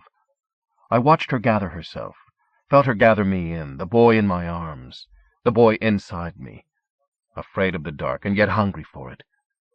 And everything changed, went black-white. We were standing inside the wide warren of the monastery's walls. A handful of running children passed us. I watched them scatter like startled mice. They darted away into doorways farther down the hall. Then they came back one by one. Some of them were trailed by adults, mostly women. They gathered silently at the far end of the hall to stare at us. Grandmother appeared. The gathering separated without anyone glancing back. She moved through them toward us. I wasn't sure where she'd come from, but it didn't really matter. Namaste, she said to us as placidly as if we weren't hunted fugitives with a kidnapped child between us, but only one more family of refugees seeking shelter. I knew you would come. I made a bow following Miya's, biting my tongue against asking how she'd known it this time. Instead I asked, Is it safe for us to be here? Safe for you? Grandmother nodded once, but touched her finger to her lips. For now, she said gently in Hydran, as if she knew I'd understand it. She came closer, her eyes on Joby. She didn't try to take him from me, and yet there was something in her manner that was like outstretched arms. If I'd still had any questions about whether she knew what the Sato were doing, she'd just answered them. But watching Miya out of the corner of my eye, I saw her face change, as if Grandmother had taken a burden from her, one that I couldn't help her carry, one that I couldn't even see. Grandmother touched Joby lightly, almost like a blessing, while he smiled at her as if he knew the touch of her hand, the touch of her mind. Oyasin, Miya murmured, glancing down almost humbly. We have come to ask you to help us see the way clearly. She looked at me, and I realized that she was speaking out loud for my sake. My sister says that she has seen the future, but Beyond says what she sees is wrong. She broke off, and I saw the emptiness in her eyes, as if suddenly she couldn't see any future at all ahead of us. The silence stretched between them, while she shared everything she'd heard with Grandmother. I waited, watching their faces. At last Grandmother nodded. She pressed her hands together. Her face lost all expression as her mind went somewhere else. I wondered whether it was into the future. Her eyes came alive again behind the transparent veil. She looked at me, but all she said was, We must go now. And before I could ask where, I felt the vortex of two minds begin to reform space around me, pulling me and Joby away again to somewhere else.